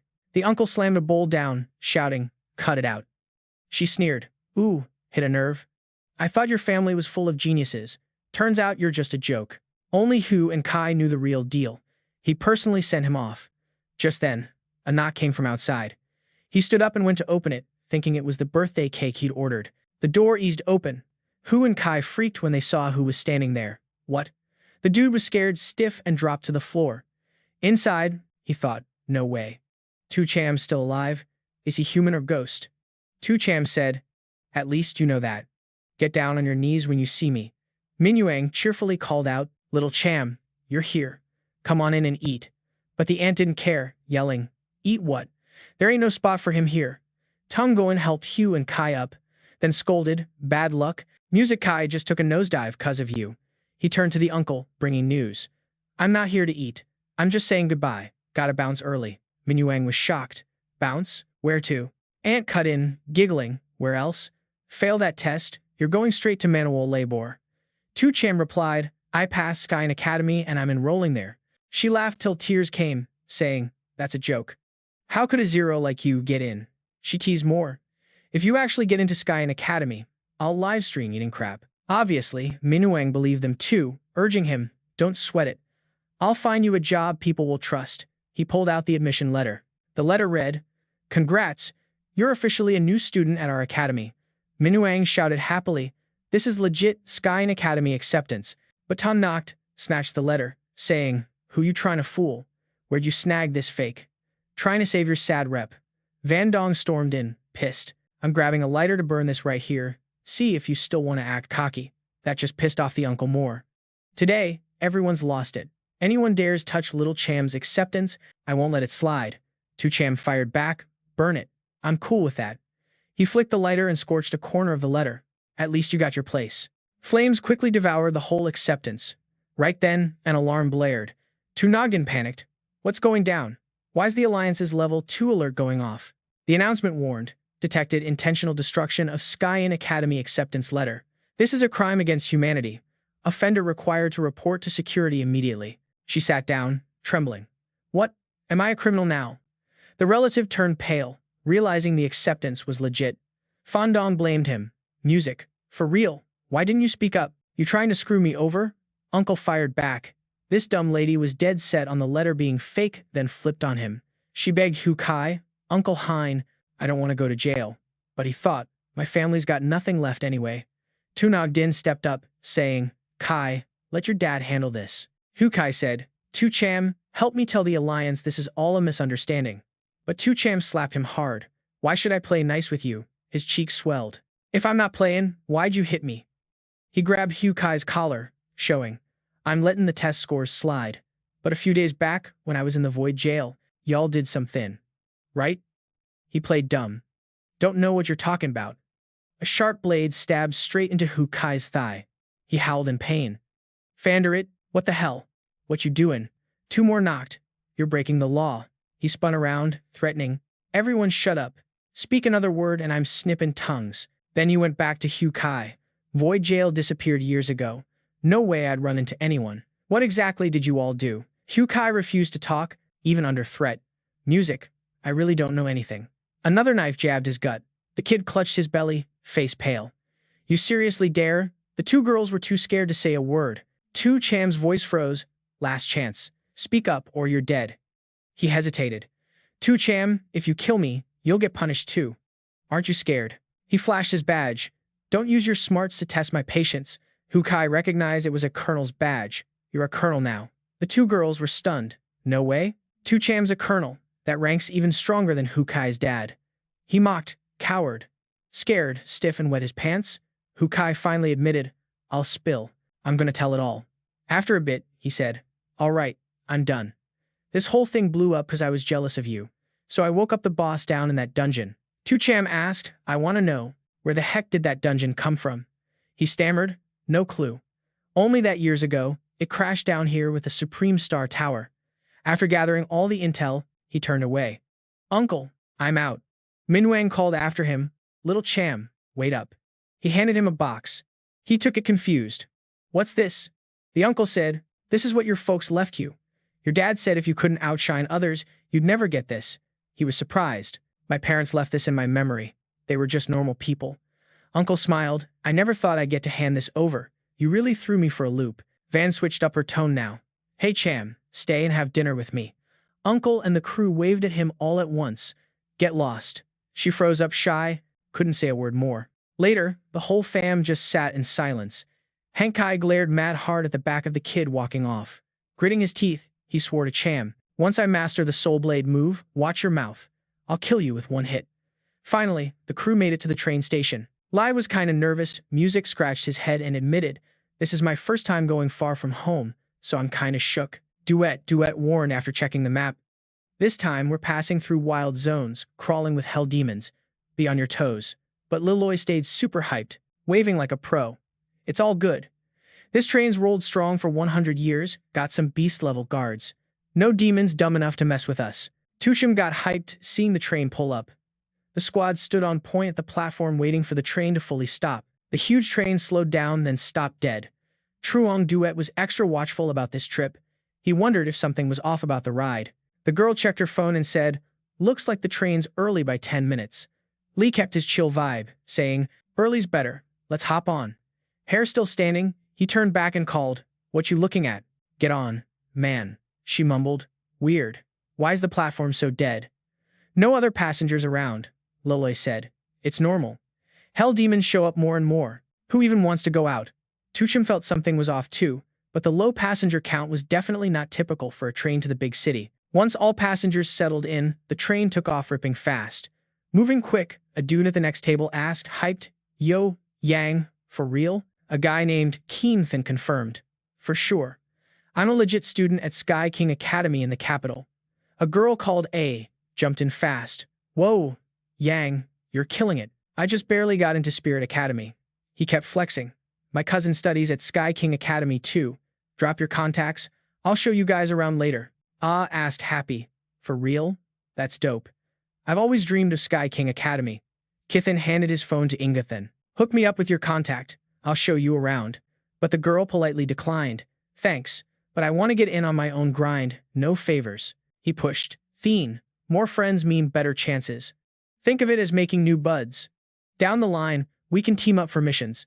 Hearing that, she reluctantly agreed. All right then. Kanthan turned to start chatting with the two Chi crew. Y'all new students too. The kid came straight out with it. Yeah, that's right. He looked genuinely curious. Which academy? Spill it. Maybe we're in the same class. The other guy replied coolly. Heaven King Academy. That answer shot out some serious shockwaves. Heaven King Academy? Kanthan couldn't help but laugh at how ridiculous it seemed. Come on, you gotta be messing with me. Liui dropped some facts. Who's messing? All four of us passed the Heaven King Academy entrance. He sneered, yo man, you took the college entrance? Have you looked in a mirror lately? Bet you're pushing 40. Liloy shot back mad. Dumbass, I'm only 18. Ken Thong glanced around, throwing indirect shade at some old dude, a guy in a wheelchair, and you all just jumped on this train from Hadon, the weakest spot known. Be real, who's buying that you got into Heaven King Academy? Ah openly dissed him. If you ain't smart, whatever, but why you gotta lie? Still, Anguishan threw out, chill a bit. Maybe they ain't fibbing. Don't sleep on nobody. Keemthon flexed. If they ain't lying, I'll call him dad. Ah jumped in, man, you're way too naive. Don't trust folks so quick. Liwei's patience was running thin. Fake talk? You're probably the fakest dude here. Spill it. Suddenly, Trong Duet felt something off. Anyone smell that? Tu Long looked confused. What's that weird stench? Cham cut in. You catching that? She whispered. I'm sniffing beast vibes. He thought they were trying to throw them off. No better explanation, huh? Talking about beasts on the train. Anna cleared it up. You seriously clueless. This train's powered up by a level 7 mage. Beasts can't even get close.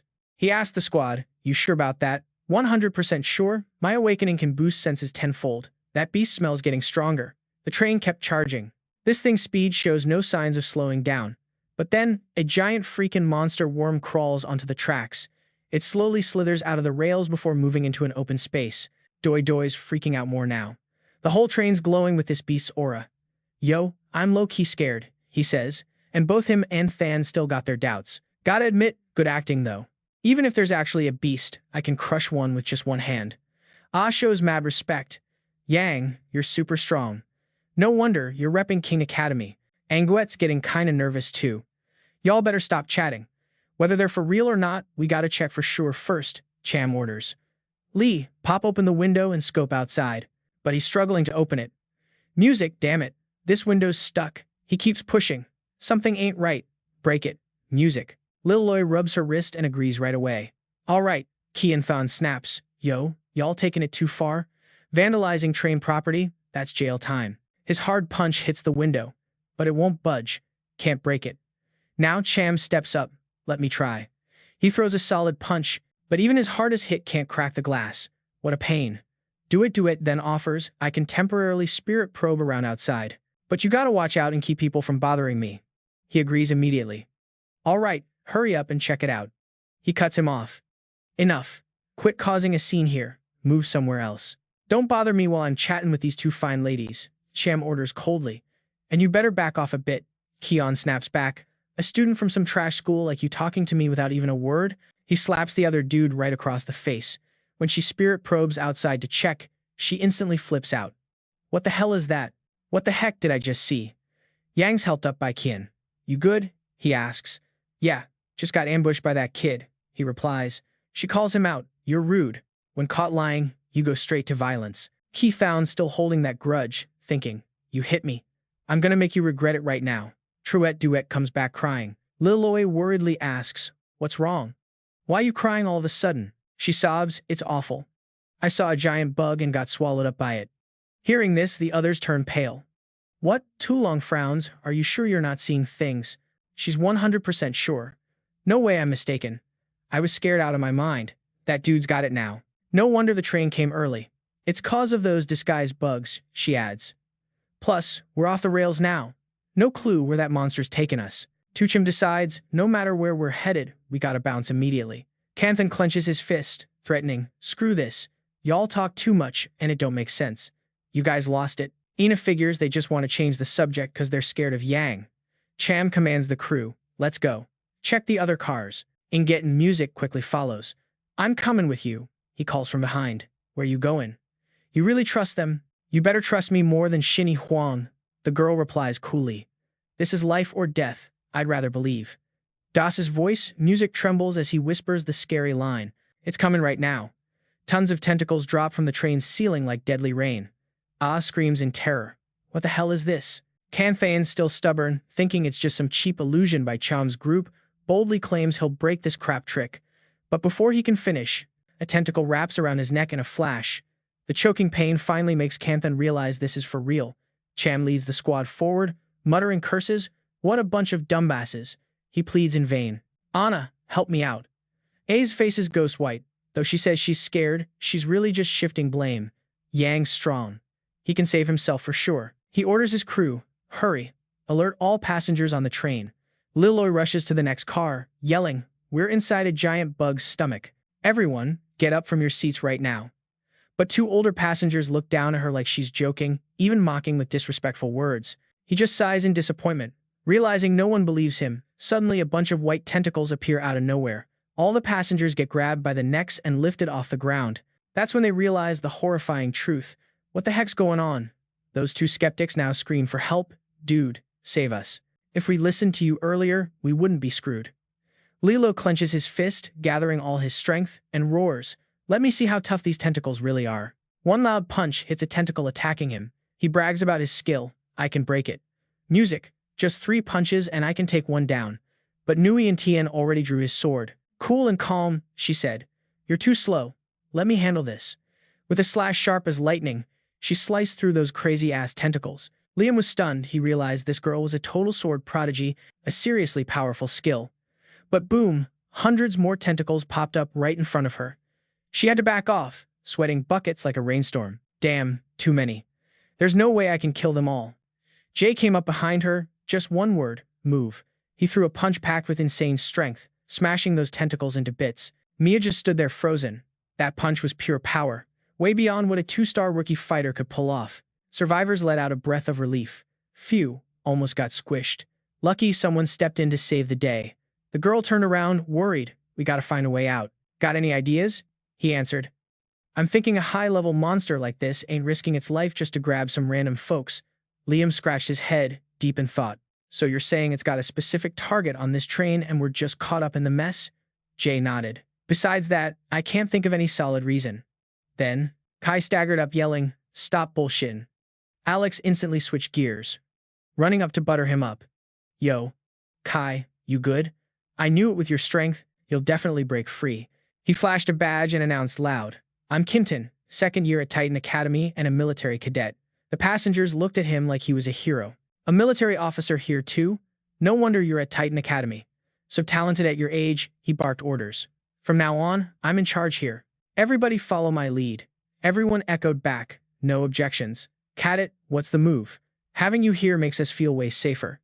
Kintan crossed his arms, looking all bossy. There's no way we're inside some bug's body. Now I gotta assign tasks. He pointed sharp at Jay. You guys, check out all the cars and gather everyone here for me. Jay straight up refused. I don't got time to play games with you. Kintan yelled furious. You dare defy a Union officer's order? But Jay just stepped up cold, slapping him hard, saying, Who the hell you think you are? Emma pointed at him, yelling, You're mad, disrespectful to hit an officer. After slapping her back, he shouted, Shut up. Kintan declared loud, You're mutinying, breaking military orders. I'm taking you to a court-martial. Suddenly, a bunch of tentacles dropped from the ceiling. Luckily, Angie reacted quick, chopping them all down. She warned, Heads up, they're coming again. But this time, tentacles grew from the floor, squeezing Jay and her tight. Lilo wasn't lucky either. Damn it. Tentacles were even sprouting under his feet too. Other passengers screamed in terror. They were all tied up. Sergeant, what do we do now? But he turned and bolted, ignoring them. We gotta get out of here fast. The others hurried to follow. Yeah, stay clear of those tentacles. This place is way too dangerous. Lilo shouted angry. Hey, stop right there. We saved you, and now you're bailing on us. They gave excuses, refusing. It's not that I don't want to help, it's that I can't. You all fend for yourselves. The guy clenched teeth, pissed off. Damn, ungrateful freaks. Gwetty yelled from behind, begging, Anna, save us. She looked hesitant, clueless. Kintown reminded, Anna, some folks have chosen their fate and can't be saved. Respect that. Hearing this, Emma decided right then. Ingweeton, handle yourself. Xylo warned, tentacles keep coming. We gotta bounce. Jay summoned his skill. Fire wyvern dragons. 2 giant fire dragons appeared, tearing at tentacles with their beaks. But both dragons quickly got wrapped tight. He yelled, shocked, this ain't good. First time the fire dragons don't work. New Yeti swung his sword wildly, yelling, damn it. No other way? I'm not having this. When things looked bleak, Jay suddenly remembered. Wait, why did I forget this powerful move? Somebody give me a slash. The 4 looked at each other puzzled. Who? What you mean? He explained. Seriously, give me a slash. Cut down all these tentacles. Lilo scratched his head, looking lost. Don't get why we gotta do that, Jay said mysteriously. You don't gotta get it. Just trust me. Do yet. Do yet held her butcher knife. No talk. Just trust me. Let me show you. Without hesitation, she swung hard. All tentacles in the train car snapped to pieces. Liam held his head stunned. I gotta punch like 5 times to take one down, but you clear the whole car with one chop. Girl. I can't even believe it. Are you really that strong? Jay dusted himself off, thinking one slash cut the monster's fighting power by at least 10%. This skill's straight up broken. Jane Duet confidently faced the incoming tentacles. She yelled, pumped, now I'm scary strong. Suddenly, a big tentacle slapped her. All those tentacles shredded into tiny bits. Ingweeton thought, can I boost the crew? Is Cham some legendary soul master or what? He pushed. Yo Long, your move. Slash the window, see if it breaks. The dude grabbed his blade, aimed at the glass, said, let's go. The knife flew, cracking the window sharply. Lloyd cheered. Windows cracked, nailed it, he judged. One hit knocked at least 30% off the beast's health. Next strike would break the glass for sure. Just then, music. The Pantheon crew came back hauling tentacles, shouting, "Run! Tentacles incoming!" An old man got wrapped tight by one, lifted up. He begged in panic, "Help me!" Poor dude's head got crushed right in front of everyone. The remaining passengers lost it completely. We got no energy to fight back. When's the Alliance gonna save us? Kanthan kept faking the boss act. Cham, I'm ordering you to stop those tentacles. Lilo flipped the bird. Cursed, you damn fool. Still not woke? Go rob a bank or something. Suddenly, the old man's head spoke. You two-leggers scared now? The horror show kept going as the head talked on. The monsters using victim bodies to chat. The disembodied head kept on. You want to live or die? One guy shot back quick. Obviously, we want to live. It then dropped a cold demand. Most of you are useless to me, but I'll give you a shot at survival. Kill these 3 dudes and 2 ladies, and I'll spare the rest. That demand hit everyone's hesitation instantly. The monster started counting down. I'll count to 3. If you don't decide in 3 seconds, no more choices. Right away, the passengers pushed the call to Kanthan. Comrade Chunwi, what's the play now? It started counting. 3. It said dead serious. As an Alliance officer, I'd never harm my own people.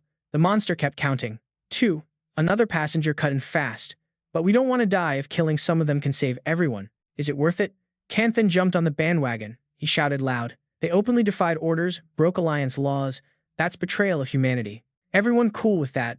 The crowd yelled back in sync. Yeah, we all witness it. They're traitors to mankind. Nuathian threw shade. You even know what you're doing. As humans, we gotta stick together against outsiders. No quitting even if it kills us. Another passenger felt justified. Girl, right now, we just want to survive, she sharply replied. A bunch of cowards. No wonder humanity's been fading lately, the monster decided. Then act up. My patience is done. Kianthon pushed the mob. Charge. Kill him. 3 guys lunged all at once. Don't blame us. You were the one defying military orders first. Netten drew his sword sharp. I hate folks like you the most. The blade pierced an attacker's chest. Lee got hyped. Feels damn good. These losers deserve it. A guy shook. Didn't expect she's a sword god. Some next-level legendary skill. The monster barked mad. Useless trash. Why y'all scared? Attack him. Tuchim realized the monster was messing with them. He needed out quick.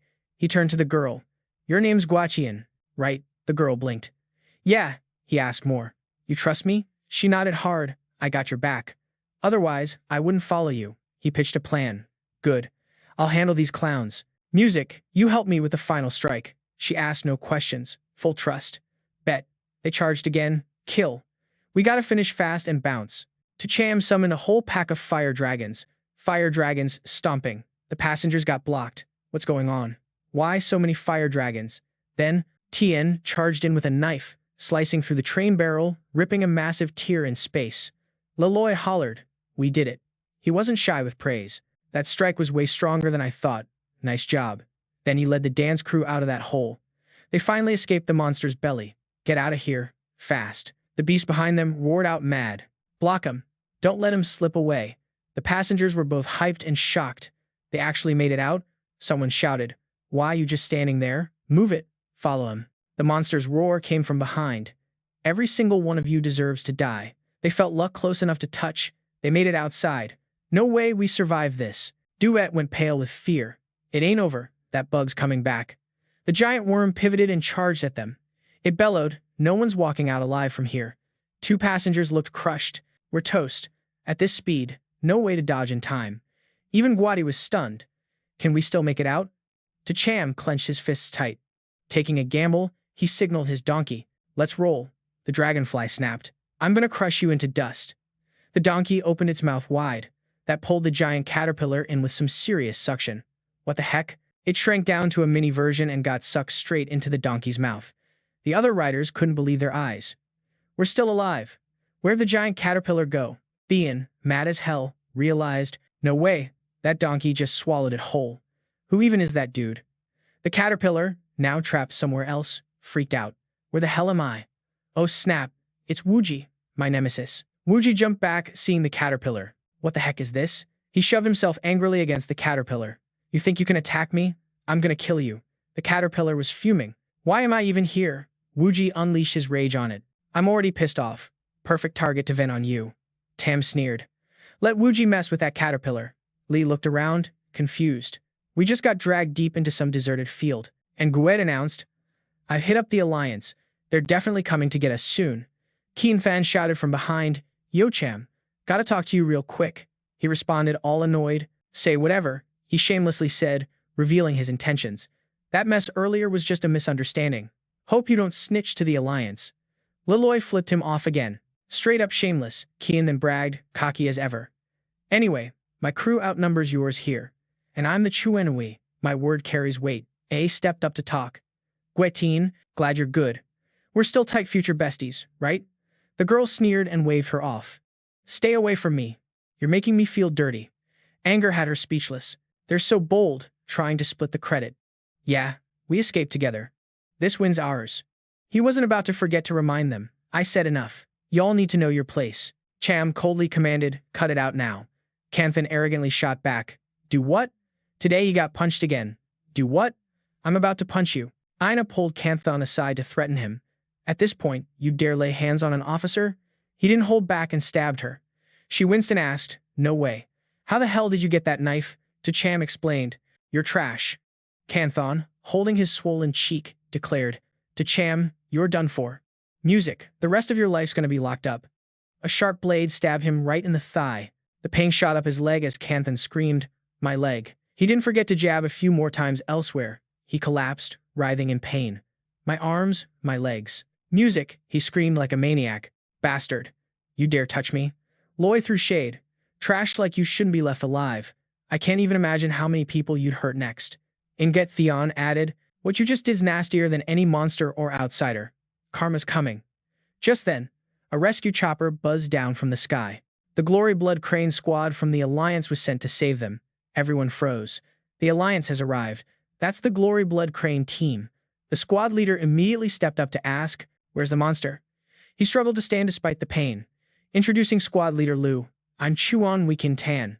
We took out the monster. Luian was curious. Took it out? Who killed it? Everyone's trying to claim credit. Music, Officer Yang led us to take it down. I was in on it too. Me too.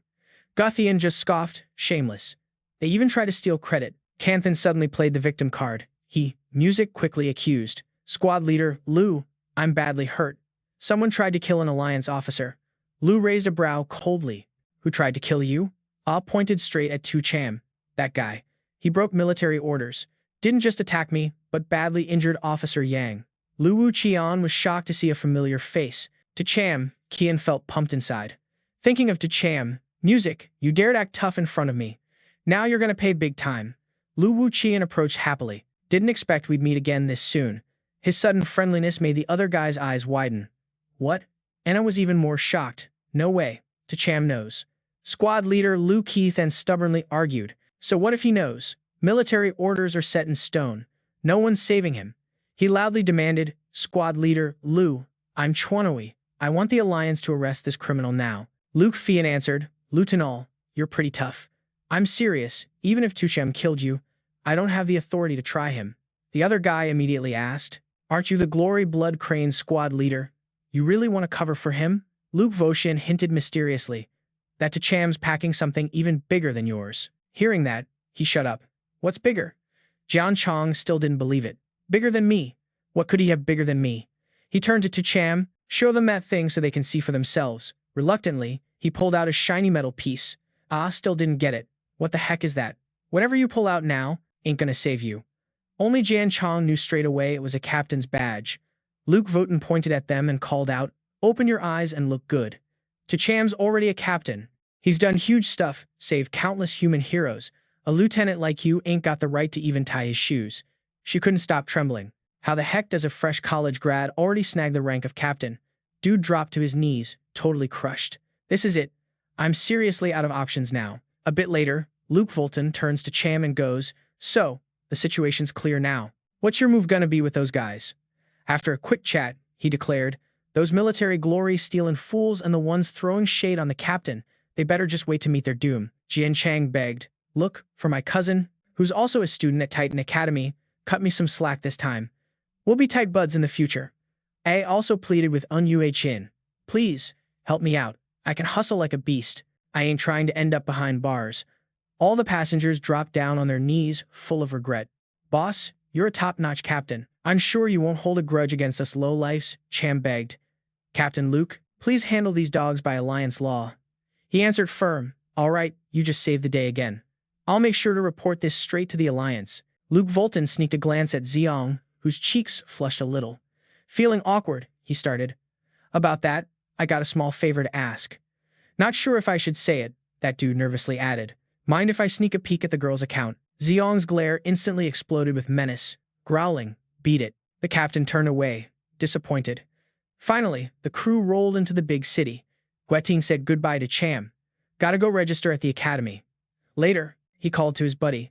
Miss Wang replied, just call me Enuitan. Cham got straight to the point. That freak came here to grab you, right? Gueting hesitated. How'd you know? He broke it down. Easy. Those tentacles only focused on us. The girl admitted, yeah, that monster really did come to snatch me. Cham asked again, why do they want to take you? Anguitan answered, 'cause I'm Wang Longtong's daughter. He froze hearing that name. Wang Longtong. The girl left a message, then walked off. Hanging with me just brings you trouble. Later. Li scratched his head, puzzled. Wang Longtong, that name sounds familiar. Xiong knew all about this guy. That's General Longtong, one of the 12 legendary human generals. He commands the Dragon Brigade on the battlefield. Known for guts and mad decisions, every time monsters flood in, he shakes them up. Plus, to Cham, he's the human the monster god hates the most. Cham rubbed his chin, thinking, no way. Didn't expect my homie Enuitan to be the daughter of a human general. Xiong added, totally wild. The general's daughter wandering solo, and she still got into a Tier 2 academy. Jing Yue stared at her phone, hesitating. Tu's dad, something's off. She showed him. Check this out. The news hit him hard. The screen read, breaking news, General Longtong killed on the battlefield. The girl said, the forum's blowing up. Everyone's saying he fell 3 days ago. Suddenly, a loud bang grabbed everyone's attention. Zong recognized it as a signal flare. The Alliance only fires those for big events. Everyone turned to the public announcement screen. The host announced sadly, we deeply mourn to inform all humankind that General Long bravely died in battle. Li was stunned. He's really gone. That's the first human general to fall in the war with other races. Cham had a thought. Don't you think that's kind of weird? Suong caught on. Yeah, real weird. The general died 3 days ago, but the Alliance only announced it now. Meanwhile, Gueting held back tears, vowing, Dad, I swear I'll carry on your legacy. The crew was hyped up as they reached the academy gate. After all the struggle, they finally arrived at the legendary Titan Academy. He urged, let's get registered fast. Then we'll figure out how to fix Xiong. He pointed off to the side. Hey, do you guys recognize that guard? Leloy answered, if I'm not tripping, that's gotta be Taiwei, right? A bunch of old friends ran up, all stroking their chins. Yeah, that's him, no doubt. Taiwei yelled, mad and embarrassed. You guys seen enough yet? Cham got curious. Why you working security here? Taiwei looked down, sad. I flunked the final exam. Couldn't get into Titan Academy. Leloy wondered. With your skills, getting into a Tier 2 academy ain't tough. Taiwei was firm.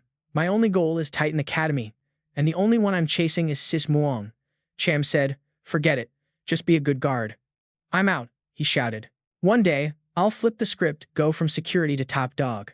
Just wait. I'm gonna outdo you for sure. They lined up long. Someone shouted, new students, line up here to register. After a bit, Leloy sighed relief. Finally, it's our turn. Some jerk named Taiyan Fi rudely shoved a girl aside. Step back, Teacher Duan, register me first. Zhang Yue was pissed at the attitude. You blind or what? Why you pushing? He said with scorn. If I tell you to back up, you better listen, she fired back, frustrated. Why should I move? Want to register? Then get in line, Tanfi pleaded. I'm a legacy of this academy. She didn't buy any of that. Legacy my ass. Even if you were my own blood. Want to register? Then get in line, Tanfi pleaded. I'm a legacy of this academy. She didn't buy any of that. Legacy my ass. Even if you were my own blood. You ain't cutting in line, no way. Out of nowhere, dude slaps her hard across the face. Tenfi's all shocked, eyes flashing, murder, cursing. Your dirty mouth deserves that slap. Li can't just stand there and take it. I'm seriously pissed now. Hit him for me. But Cham grabbed the guy's arm, asking, yo, teacher. He just hit someone. You're not gonna do something about it? The teacher, Mr. Kamin, answered, he's not breaking any academy rules or anything. Li Loi spilled the truth. He's cutting in line, and you say that's fine? he emphasized. Dude claimed he's an academy heir. He told his boy. These two bros were top scorers in the college entrance exam. That guy laughed all sarcastic. So what if they're top scorers? Regular students here can be top scorers too. The teacher then asked Tenfi to explain things clearly to the new students so nobody thinks he's playing favorites. He broke down the students into 3 ranks. The first rank is the god-tier students, super rare. The second rank is academy heirs like us who get free tuition.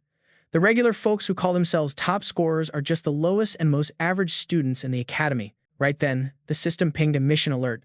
Make the landlord dude famous throughout Tiankin Academy, Tianfi said. Now you get the real deal. Back off, he made it clear. Teacher Duan, is this ranking board an official academy rule? Mr. Ka Min reluctantly admitted it ain't. That guy bent down, looking at him, smirking.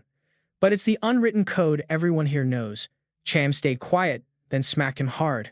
No rules, but you act like that. Tianfi looked shook, stuttering. You should have slapped me.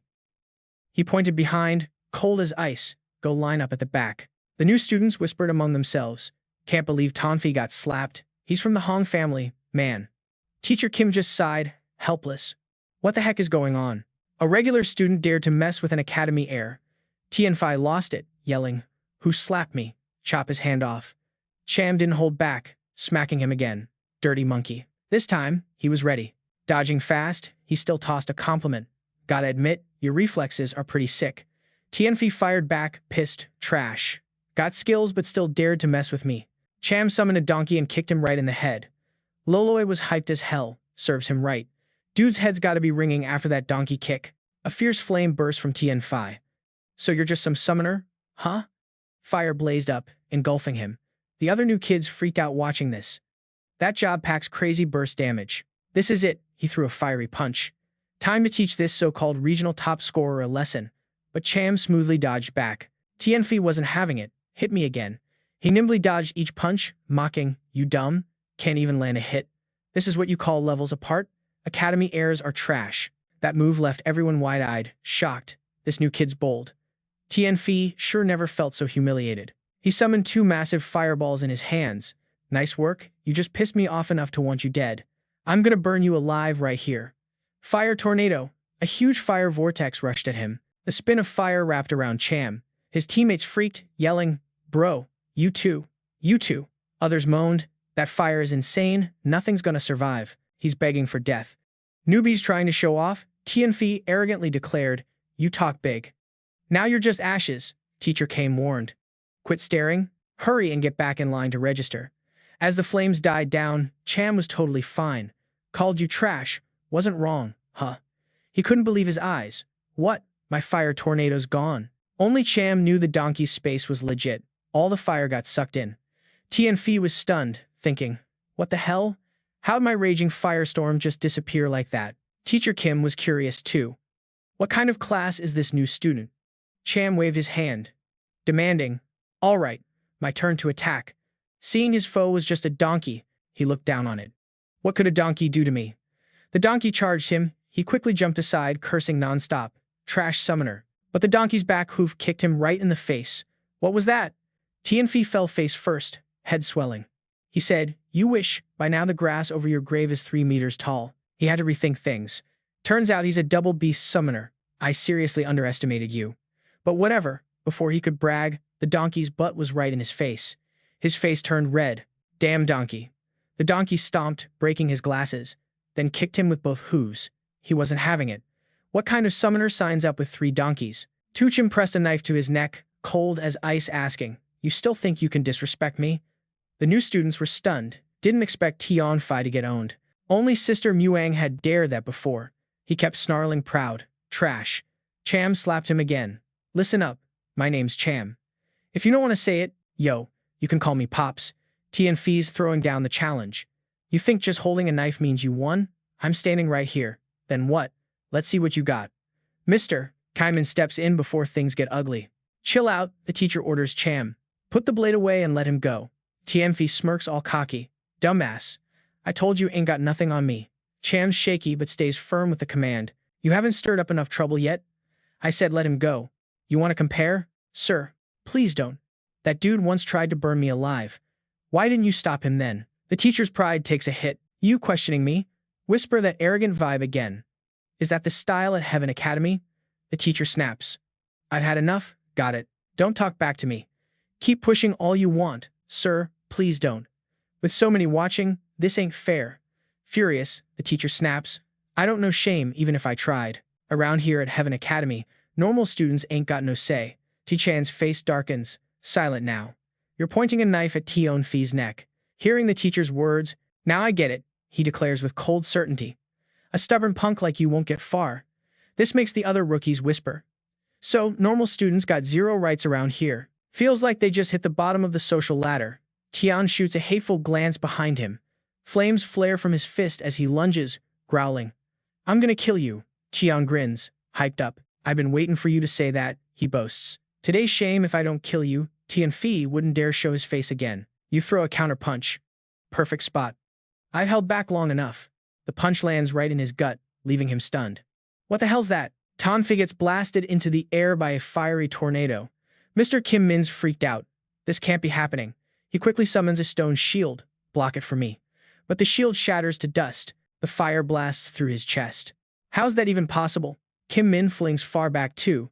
Tuchin's stoked, watching the chaos unfold. Man, this is straight up awesome. The new students are so shocked they can't even speak. Is that dude really a rookie? A group led by T from Hoi steps forward asking, what's the deal? Why all the noise? The crowd's still shocked. He's seriously strong, just started, and already beating the Academy's airs. Someone pipes up.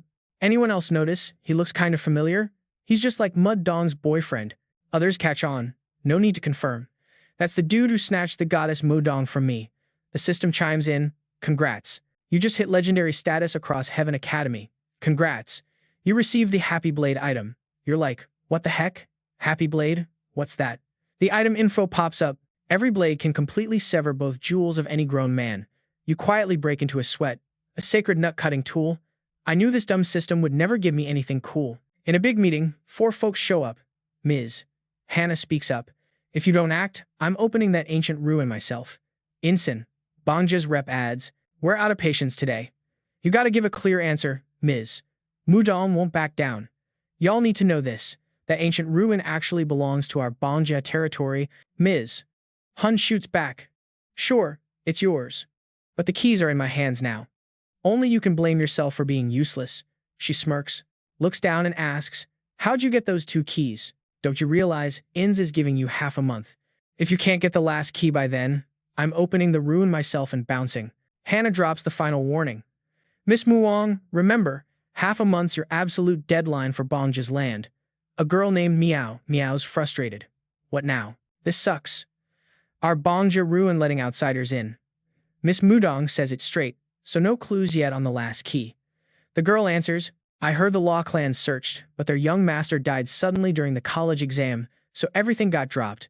Miss Mudong wonders, law clans a pro-faction. Why are they taking regular college entrance tests? Meow's confused. Got a problem. She spills some big tea. All pro-factions have ways to enter Heaven Academy directly. Go find out why that law clan's young master was taking the exam. Meow leaves with a smile. Ordered out. Can't forget the smooth talk. She's the smartest madam around. I'm off now, she quietly thinks. Based on T-Chan's previous skills, getting into Heaven Academy won't be a problem. Time it right. That kid must have arrived already. Meanwhile, at the academy gate, Tan's straight up handling that dude, Tion. Mr. Kamin yells angrily, you did that on purpose or what? You coolly challenge back. I did both on purpose and by accident. So what? Tian-Fei took a beating, but still keeps his mouth shut. If you're still here at this academy, then Tian-Fei ain't no real man. To Tran grins light. All right then. Wheezes, if that's how you feel, I'll give you the happy blade. That dude didn't even get what the blade of happiness meant at first, but then a sharp pain hit his lower body hard. Tony Fee grabbed that spot real quick. MV doubled over in pain. Music, where my 2 jewels at? He snapped cold. Done deal. You ain't a man no more. Everyone around gasped, shocked, clueless about what just went down. Yet, I don't see D-Chan making a move. The dude yelled, Mr. Don, I'm asking you to punish that punk for the Hong fam. Cayman just stayed back talking trash at Chan. You're risking getting kicked out. What you basing this refusal on? Tony Fee was the one causing trouble first. Music, he shot back, I'm ordering you. No need to explain. That cocky vibe just pissed him off more. I refuse to accept. The teacher threatened. Refuse what? Who even cares about a normal student like you? Roll with me. Don't make me step in. To Tran said with a middle finger up like, you dumbass. Taunting him drove him mad. You dare insult me? Disrespect a Heavenly Academy teacher. Yuri, trash like you ain't fit to be called a teacher, Kim boldly charged. You're done for. Today I kick you out of this academy. Just as he was about to throw a punch, a voice snapped. Cut it out now. Students froze. It was Senior Muon. The goddess showing up here. Could she really be linked with To Tran? Kaiman kissed Mongolian. I'm punishing this newbie. What's your plan? She fired back. You dared touch my man. To Tran. T-Chan, shut up. She's blunt for real. That news broke the guy's hearts. Did I hear that right? Senior Mudong actually has a boyfriend. He reminded her. Mudong Lu Liam, don't forget you're a student and I'm a teacher. Still cocky. So what? I'm a Heavenly Academy student, Kim asked one last time. You really gonna step up for To Tran? She straight up said, yeah, I will. He had no choice but to back down and help Tony Fee get up then bounce. Let's go. He held a grudge against Chan. This ain't over. Let's see how long you can hide behind a girl. Leaving with the senior, you showed your gratitude. Thanks for earlier, she replied softly. No need to thank me. After this, you officially my boyfriend and music, you're gonna catch some serious heat. He replied, then no thanks needed. Mudong granted, got any questions? If not, I'm out. You asked. Heavenly Academy's top tier, but why such strict class divides among students? She dropped a shocker. 'Cause the real power at Heavenly Academy belongs to the human elite faction. You wondered what the human elite faction was. Mudong said, just know that to hold your ground here, you gotta prove your strength. You admired, you part of the elite too. She denied, not me. You pointed at Xiong, senior. My buddy's hurt. Is there a way to heal him? She gave directions. There's a secret realm in the academy called King's Medicine. Grab a snow lingji mushroom there, and you heal fully. You got hyped. Let's roll. We're heading to King's Medicine, she warned. That place is triple star tough. Going there's like walking into death. When they got there, she said, music, everyone's jaw dropped. This, the Star Tower for warriors? Lots of folks leveled up here. Leo spoke up. Big bro, all three of us are warriors. Let's enter together. You warned, stay sharp. Later, all three came out looking beaten. You got curious. What happened? Why's everyone wounded? Leloy groaned. It's brutal. Leveling up is do or die. No wonder elite jobs are rare. Du Yet added, too risky. I don't see others going in. Bet they died inside. You got the gist. Career advancement ain't no joke. Z Long said sorry. Honestly, if I wasn't a burden, maybe you two could have made it. The others quickly comforted, not on you. Without you, we still wouldn't pass. Someone stepped out of the tower, happy to say, I beat the trial. Finally hit 2 stars, took me 2 full days. This ain't easy. Tishan asked about him. How'd you pass the trial? He revealed. Spent 2 years crafting this golden charm. It nearly doubled my strength. You figured, so the trial's not that hard. From your space, you pulled out the divine armor. Xiong recognized it's Lashia's armor. Wearing it to pass is like getting sweet rewards with no sweat. You summoned a herd of donkeys and said, this armor's for y'all. Plus, I'm gifting 30 donkeys to come along. Armor you wear, but donkeys you carry? You advise, armor and donkeys are just stuff. Try it. No biggie seeing a donkey gang storm the tower. 2 folks passing by thought they took the wrong door. One even wondered, isn't this the mage tower? But the sign clearly said it's for warriors. Minutes later, Liloy happily came out calling Big Bro. We're out now. Look at that look on their face, bet you instantly guessed it. You've totally ranked up star-wise, right? Dude was flexing his muscles. After stepping into the 2-star grind, my strength felt like it shot up tenfold. Zhang Duyadu added, I'm an armor warrior, and my defense feels way more solid now. You decided to keep pushing. So, let's hit up the King's Herb Dungeon gate right now. There's mad people there. Lelius, straight up, said it's packed. Seems like this King's Herb Dungeon is the spot to be. Some students were chatting. Is it 'cause all the herbs here are fully grown? This is a once in 10 years chance. The max star limit to enter is 3 stars. Right now, most 3-star pros from the academy have rolled through here. While they were talking, a team stepped out looking wrecked, shocking the crowd outside. That was Team Tanso. They made it out. Most key players in Team Tanso are 3-star pros. They've got the rep at the academy. Looks like they flopped again. Another L. That was like the 3rd time now. Others twitched, straight up scared. The dungeon difficulties hit nightmare mode. Stepping in a dungeon like this is basically playing with death. Even a battle-hardened crew like Tanso can't get past it. Time to disband. Your call. Music. This place is way too dangerous. You three should let me go solo. Leloy got the hint. All right, if the three of you go in, you'll just drag yourself down, Zilong told Chan. If it gets sketchy, pull out as soon as possible. You assured them. Don't sweat it, just roll with the crowd inside. Suddenly, someone calls out, Chan. A girl named Sunanon and her squad came up, shocked to see you too. You want to hit the king's herb dungeon as well? Tichan nodded. Yeah, what a coincidence. Some dude named Tian Yi explained to Sun Yunan. She said. Yo, Mr. D, this is my classmate from the academy. His name's Tuck Chan. Pretty impressive guy. She pointed to Tuck Chan. Let me intro you. This is Du Tian Yi, sophomore year. He's a 3-star pro and founder of Team Tanso. That dude kindly reminded all academy students, when you come from the middle school to the Heavens Academy, you're a dragon among mortals. But here you gotta act normal. Adjust your mindset if you want to level up. Tu Chan quickly caught on. Du's definitely an academy heir. Duyan crossed his arms, all confident with his sharp gaze. Looks like you clocked the insane difference between me and the ordinary students. He nodded in agreement. Seriously, this special vibe feels just like those academy heirs I took down earlier. Hearing the sarcasm, Duyan stayed silent. Damn it, the other two roasted him. Kid, you know what you're saying? You really think you can beat an academy heir? You're asking for a beating. He stayed chill. Whatever. Newbies like calves ain't scared of lions. Got it. Later, reality's gonna school 'em hard. They'll learn how to keep humble. Teacher Nan quickly switched the topic to Cham. You thinking of entering the king's herb dungeon too? Straight up confirmed. Yeah, she asked. So, where's your team? Tam said, no team. I'm solo. Teacher Nan didn't like that idea. Just one of you? Way too risky. 2 lackeys jumped in. That kid's nuts, charging in solo against the king's herb dungeon, full of himself. Duen said, Teacher Nan, if you care about your classmate, let him join our squad. Duthian was being generous here. She invited Cham too. Why not roll with us for numbers? Still, he flat out declined. No thanks, I'm super busy right now. The 2 lackeys got mad. That kid's straight up rude. Clearly out of his mind, Duthia said, Teacher Nun, it's tough convincing such a stubborn demon. With your talent, you'll have a shot at being an academy heir later. You should cut back contact with low-level students, she explained. Bro, very few people I truly look up to. And Tusham's one of them, he replied. Looks like you still lack experience. Teacher Nan, Heaven Scale Academy's the hideout for true talents. What's sham? Go watch my team perform in there, then you'll see real power.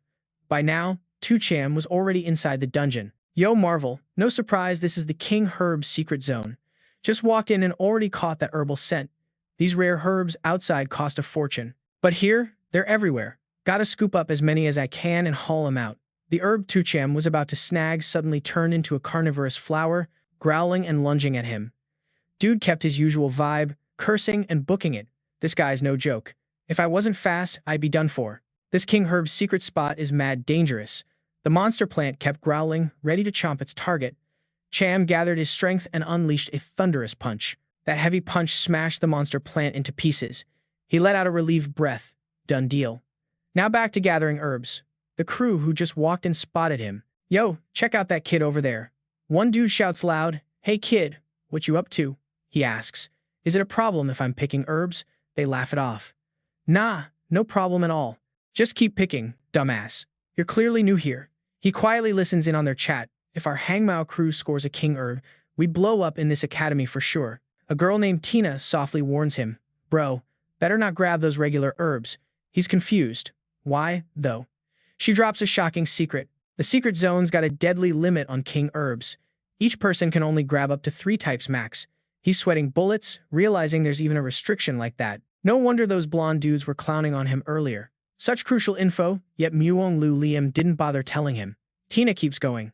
Turns out, students come mainly for the king herbs, which aren't easy to snatch. He looks shook. That's trouble. I already picked 3 types. Suddenly, a few guys dart back screaming towards him. Chasing them, a love lotus flower. When Shalinzi ripens, it's guarded by a Yao guardian. We better dip out quick. One dude's stabbed through by a sharp tree branch. Survivors freak out. This thing's seriously tough. Power-wise, it's at least a 3-star boss. Let's bounce. Before they could even step a few paces, sharp branches grow up blocking their way. One dude's face turns pale with fear. We're done for. Cornered hard. Someone suggests, let's go all in. If we snatch the Shuanzi, it might break the link with the Yao Guardian. Two of them risk it all in charge. At that moment, the lotus flower closes into a bud. This shocks the dude. The lotus is shutting tight. Their blades both go for the same target, but the lotus bud acts like solid armor. Its defense level is so strong it pushes them back. Both realize the lotus defense is on par with 4-star armor. They can't break it. More lotus flowers sprout behind, quickly stabbing into their chests, leaving only screams of despair. Tuckum learns a lesson from this run. Getting king herbs ain't a walk in the park. Survivors decide to take a detour. Shiwansi is balanced offense and defense. We can't grab it. Let's bounce. 3 sharp branches shoot towards them. One guy yells out, "Music. This ain't good." The Yao Guardian's fast as hell. At this speed, not only can't we escape, but we won't even get out of the secret zone in time. One points at him, "Run to that dumbass. Let him buy us some time." All 3 bolt. "Smart move," the girl urges impatiently. The blonde crew's running toward us. "Let's roll." He and Teen dash straight back, but suddenly the ground beneath them sinks. She screams, "Oh no," the ground's turning to quicksand. Somebody's casting spells. Tuckum looks at those 3 and asks, "Was that you guys?" They calmly approach. "You idiot. Think of it as you doing us a solid. Take the hits from the Yao Guardian instead of us." He snaps mad. His voice cold. "You idiots want to die?" The girl beside him cracks her whip and suggests, "Bro, you go first." Tina replies, "I'll stay and block the Yao Guardian, see if I can break its defense." He's dead set not to leave. As a man, he won't let a chick save him. We fight together. She cracks her whip again. "Bro, listen to me. I'm your senior." Helping use the right thing, the Yao Guardian's branch gets whipped but unaffected. Tina freaks out. This Yao Guardian's way too strong. Even a full power strike can't hurt it. Let's bounce. The Yao Guardian's branches form a fence trapping them in. The only exit is the lotus slowly blooming. Tuckum admits, "No way out now." The girl stands frozen. This is a big-ass problem. The 3 troublemakers decide, no need to run anymore. Let's hang back and watch Shahu Lianzi gather more info. So they quietly hide behind a distant tree. Suddenly, a bent branch lunges at its target. Tina instantly gets hit and falls hard. Tuckum quickly lifts her up. "You good?" She's desperate. "We might die right here." He stays confident. "Not so fast," the blondes say.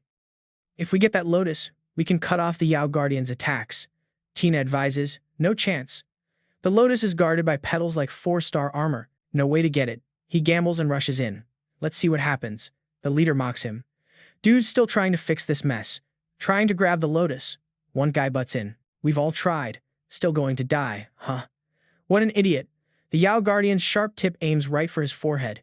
He dodges using skills and escapes. The tip sticks into the ground just behind him. The others are stunned. Dude really dodged the Guardian's strike. Bet he's packing a speed boost item. Tuckum weaves through sharp spikes, stabbing the ground. They're shocked again. This dude's got crazy bad luck. But even if he reaches it, it's useless. Even us vets can't break that defense, let alone a newbie. When he gets near the lotus, he triggers an electric punch skill. His punch rockets straight at it. Then he slams right into the tightly closed lotus bud. The backlash was so strong, Tuck Cham got slammed far back. Gotta switch moves. This ain't good. Charging up time's way too short. Ain't breaking this 4-star defense. 2 guys hiding way off laugh it up. This dude's gotta be nuts. Dumbass charges alone into a nightmare-level dungeon. A scared shout came from behind. "Watch out," facing spears flying his way. He froze for a sec. Then made a reckless call. Bets everything on one shot. He dove straight at some drooping lotus stems. They pulled back, clearing the path. The 3 couldn't believe their eyes. What? Lotus stems pulled back on Cham's command? Pull all of them back. The lotus flower shrank down and floated to his hand. Dude was stoked to grab it. Got it. Suddenly, sharp thorns rushed like a storm. The trio freaked. What the heck did that kid just do? He actually snagged Shiwa Leonzi. Tintin's jaw dropped in shock. No way, he actually pulled it off. Cham sniffed the gentle fragrance. No joke, calling him the herb king. Just smelling it calmed him down. Everyone else got hella jealous. Boss man, a king herb, and this new kid grabbed it so easy? I just can't deal with this. Boss said, "We gotta roll." "Need to talk to him a bit," the girl urged fast. "Hey, stash that Shiwa Leonzi quick." He stuffed it inside his shirt. "All right, right away." The system beeped an announcement. "You've harvested all 3 herb types. No more can be collected." He stared at the flower he just got. "What?" Boss strolled up, smirking. "Looks like you got all 3 herbs." "Huh? First time I see someone get a king herb, but can't take it out," he ordered. "Kid, hand over the Shiwa Leonzi." He flat out refused. You all screwed me before, now you want my stuff? No way, he shot back. Now you can't take the king herb out unless you hand it over. What you gonna do with it? He casually tossed it back. If you want, I'll feed it to the donkey. Boss shouted mad. Feed it to the donkey? You punk, you messing with me. The donkey showed up, licking its lips all hungry. But To Tran wasn't done.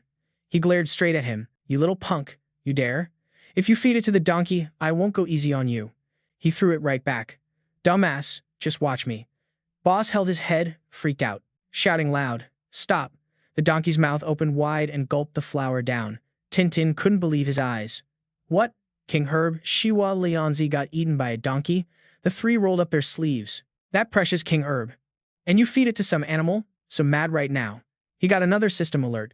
Your donkey's head just swallowed the herb. Evolution stats skyrocketed. Flames burst around the donkey's body. It roared, sending out a shockwave energy blast like sonic waves. To Tran was hyped. Worth every bit. My donkey's evolved. Straight up a dope surprise. Boss ordered his crew. Kill it fast, he said confidently. Next up, I got the hang of this now. The three charged in. Never heard anything crazier, feeding a king herb to a donkey. Kill that dude. He summoned all his donkeys into battle. A whole herd of donkeys popped out raging from thin air. Boss's face darkened. What the hell? They freaked out. Boss, looks like those are all his summoned beasts. Dang. Who's got thousands of summoned critters like that? Getting trampled by a herd of donkeys. Three of them just clutched their heads, begging for mercy. Save us, please, they called out to Tintin. Bro, you coming with us? The girl agreed right away. All right. They jumped on the donkey's back, the whole herd backing them up from behind. She asked To Tran, curious. All these donkeys yours? He straight up said. Yeah, they're mine. She couldn't figure it out. So what do you do for work? To Tran shot back, I'm unemployed. Ting Ting didn't buy it. No way. The stuff he pulled off earlier ain't normal. Facing them now was a crew of Yao trees. He barked orders. Charge.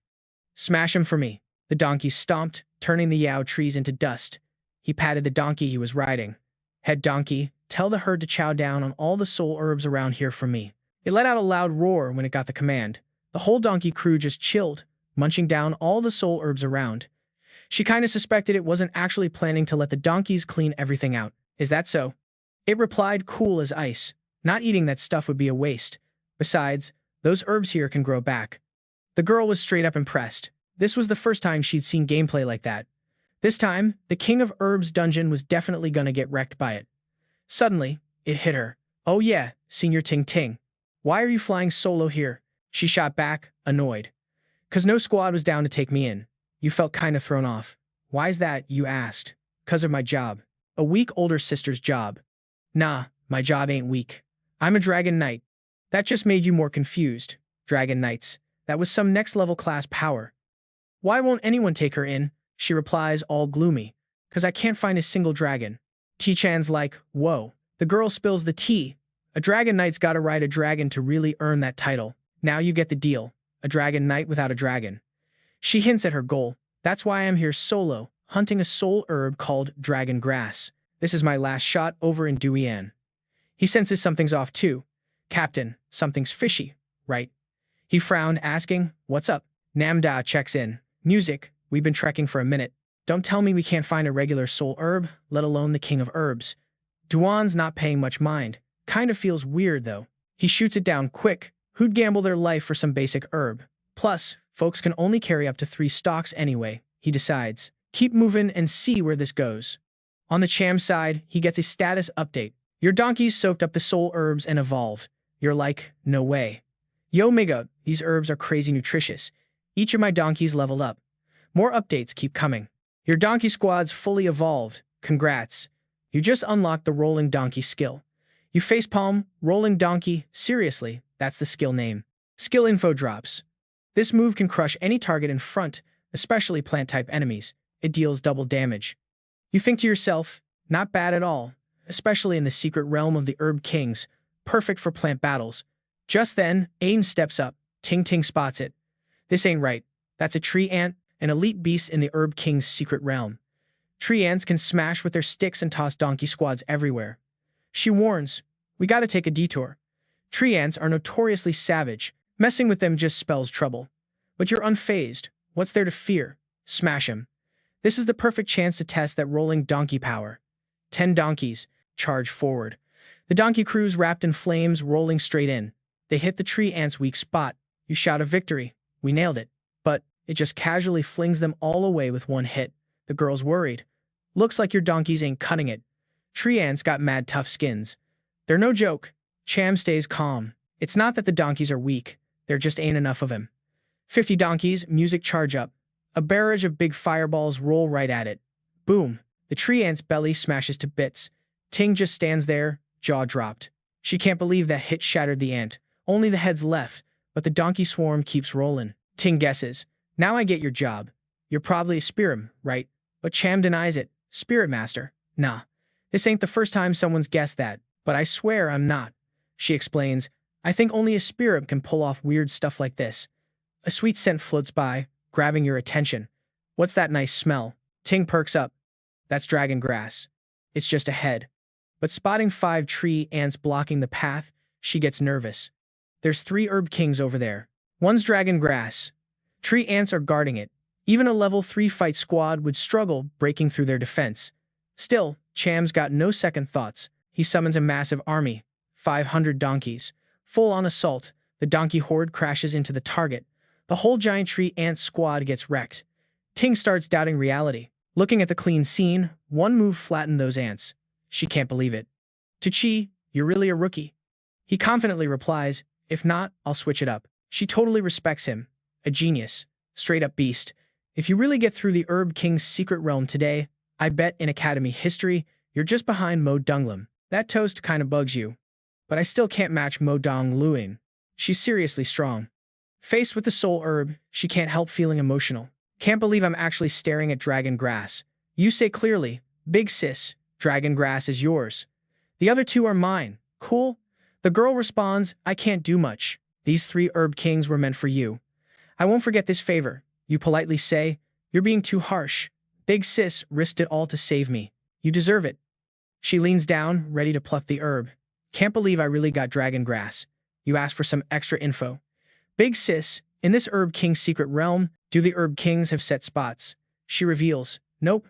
Their locations shift all the time. Plus, there are only 7 herb kings in this realm. You piece it together. Seems like I gotta hunt for the snow spirit mushroom. Gonna have to search the whole secret realm.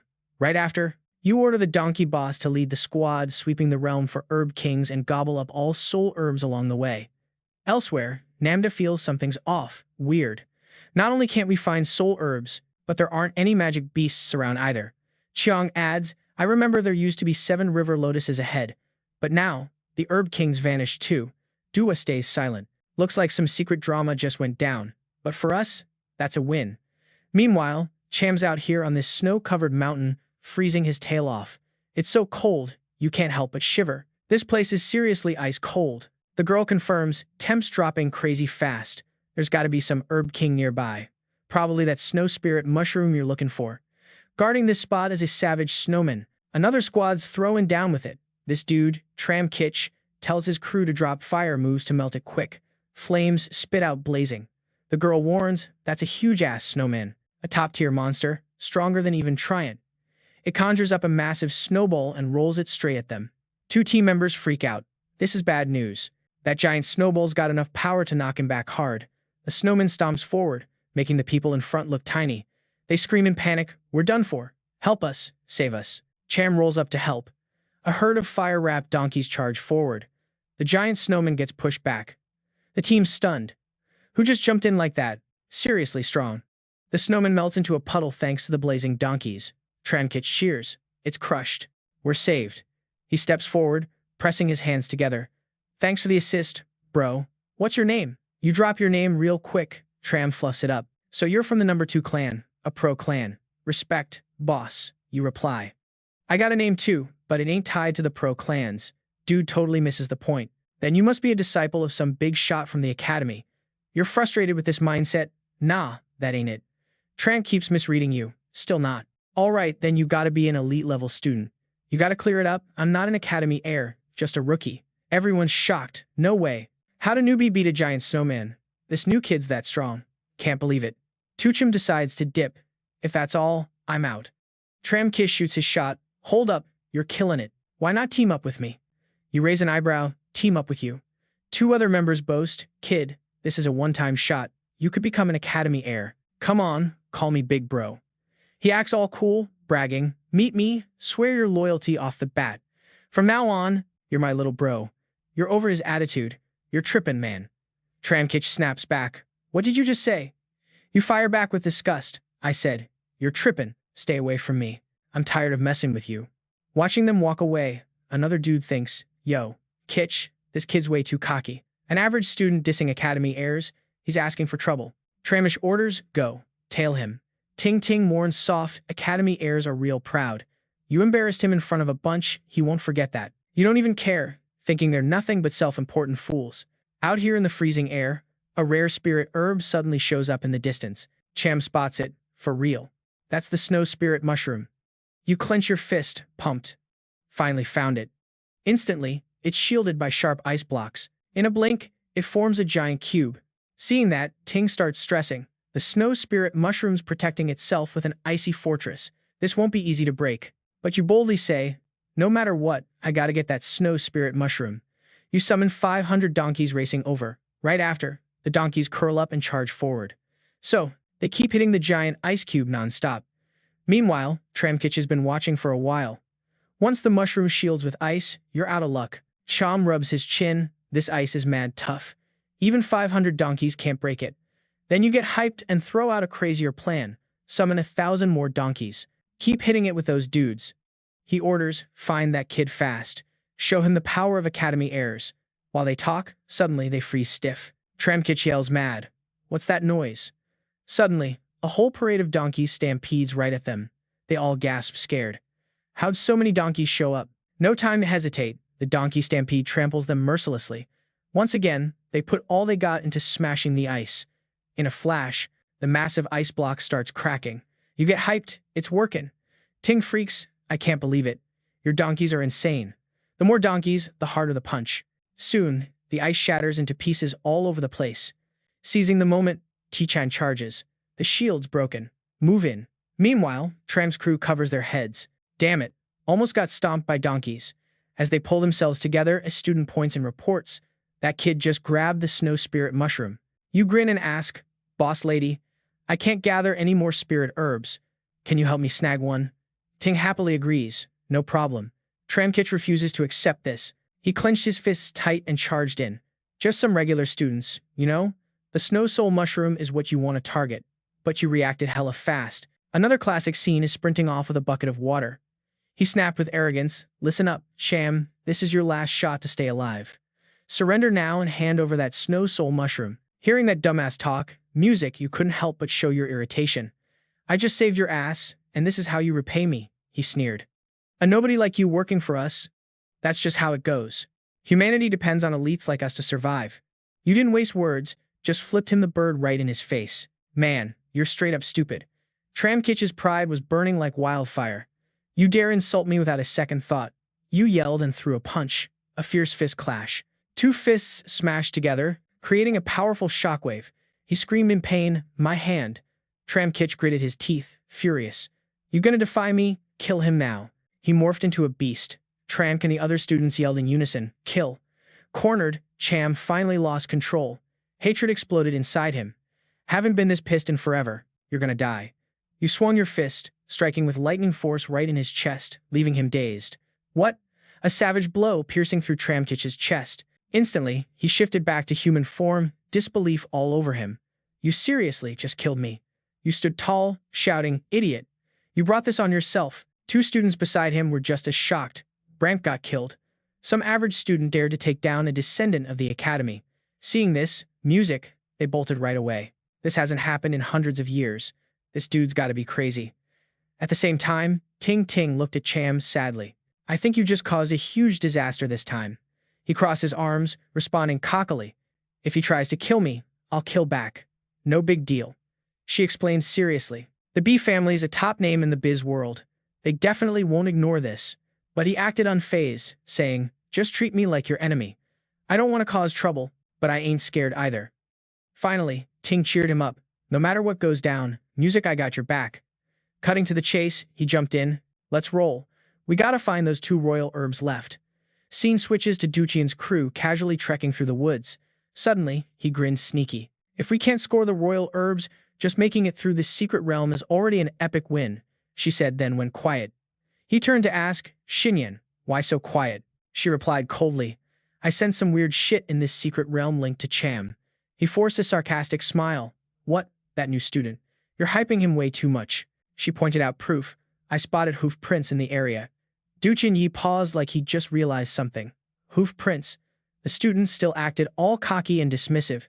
If it's not him, then lucky break. How could he affect this entire secret realm? Soon enough, Cham and Ting Ting arrived at the spot, finally finding it. Right then, he summoned a donkey. Let's test this out. Result, thorns poked all over the poor beast. The girl quickly warned, music lost a donkey there. If it dies, no resurrection. Ting Ting got worried and came up with a plan. If this goes south, we bounce from the secret realm.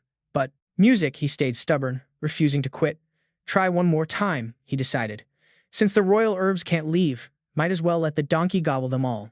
As soon as it finished, the donkeys were grinning wide. Their eyes lit up bright. The raw power inside them seemed to grow stronger.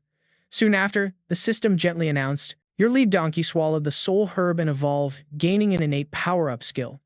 At that moment, it was stretching its neck and howling loud. Instantly, the rest of the donkeys quickly lined up properly. Cham was baffled, not knowing what the lead donkey planned. It passed energy to the donkeys ahead. One by one, each got top-tier power. He kept wondering. The lead donkeys making the normal donkeys start evolving. Then the system dropped another alert. 10 donkeys evolving into magical beasts and mastering fire skills. Fire-breathing donkeys. Hearing that, he got even more hyped.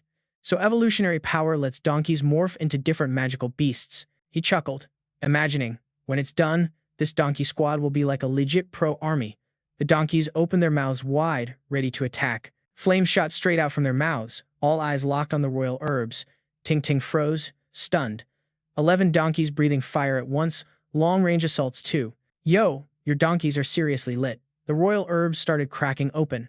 After the dust settled, a lotus flower appeared. Snatching it, another royal herb added to the collection. Yo, your donkeys are legit insane. The royal herbs started showing cracks. When the dust cleared, a lotus popped up. It grabbed it and added another royal herb to its stash. He hands it over to the lead donkey. Keep munching, and we just keep evolving. The lead donkey bellows after finishing the royal herb. The whole pack lines up straight in front. They look seriously badass. Flames blaze wildly, the system reminds. The donkey pack is using their innate skill. Evolution power. 10 donkeys are evolving towards defensive beasts. Cham's looking mad pleased. Awesome. This time they evolved into defensive donkeys. The two roll up to a rocky mountain where a dandelion's blooming. Ting squeals happily. This is the last royal herb. They say no one's cracked this secret zone for over 100 years. If you pull it off, you'll be famous for sure. He eyes the royal herb floating in midair carefully, looking tricky to handle. The girl cracks her whip and jumps up. Let me try this. The whip snaps at the royal herb, but it doesn't get a scratch. Ting Ting's all confused. Missed it. She's persistent, music cracking the whip a second time to test again. Then sharp thorns shoot out. He yells in a panic. Watch out. Lucky, the donkey pushed her back just in time, using its armored body as a shield. Those sharp thorns can't poke through the tough scales. Ting breathes a sigh of relief. That was close. Good thing your donkey took the hit, or things would have gotten ugly, he reckons. These defensive donkeys are seriously tough. A strike from the royal herb didn't even make him flinch, she adds. I bet this royal herb's got some kind of immunity to normal attacks. Cham knows the drill. I'm not scared of strong beasts. I'm scared of stuff that can't be countered. Duchin Yi's crew just pull up. Nanya's shocked the kid's still breathing. She looks down at him with mad disrespect. If he's alive, that's just dumb luck. This secret zone's been shaken up. Loads of demonic beasts disappeared. The team leader points happily at the royal herb. Yo, check that music. Looks exactly like royal herb. He's pumped. That's definitely the royal herb. Haven't seen one in ages, he tells Cham. The royal herb's ours now, answers casually. If you snag it, it's yours.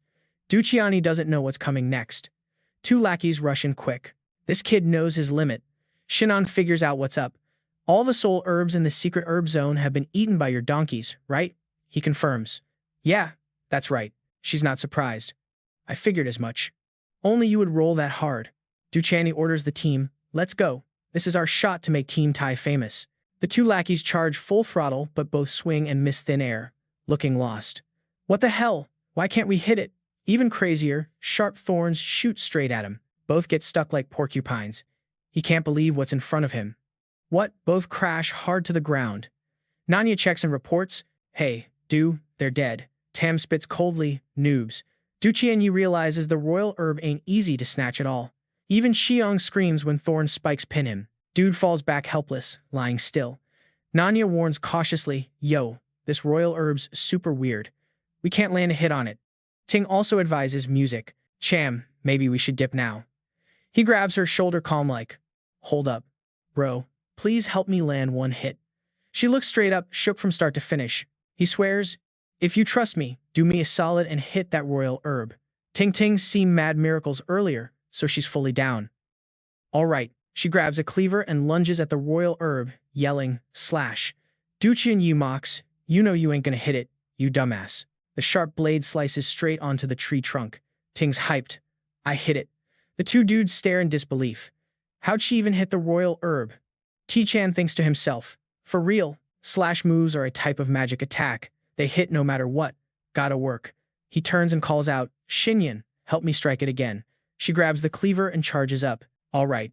The second slash cuts into the tree. Then suddenly it blasts straight up. Finally, it condenses into a glowing gem. Tuchim cheers. That's a critical hit. Didn't think Xinyan could hit it.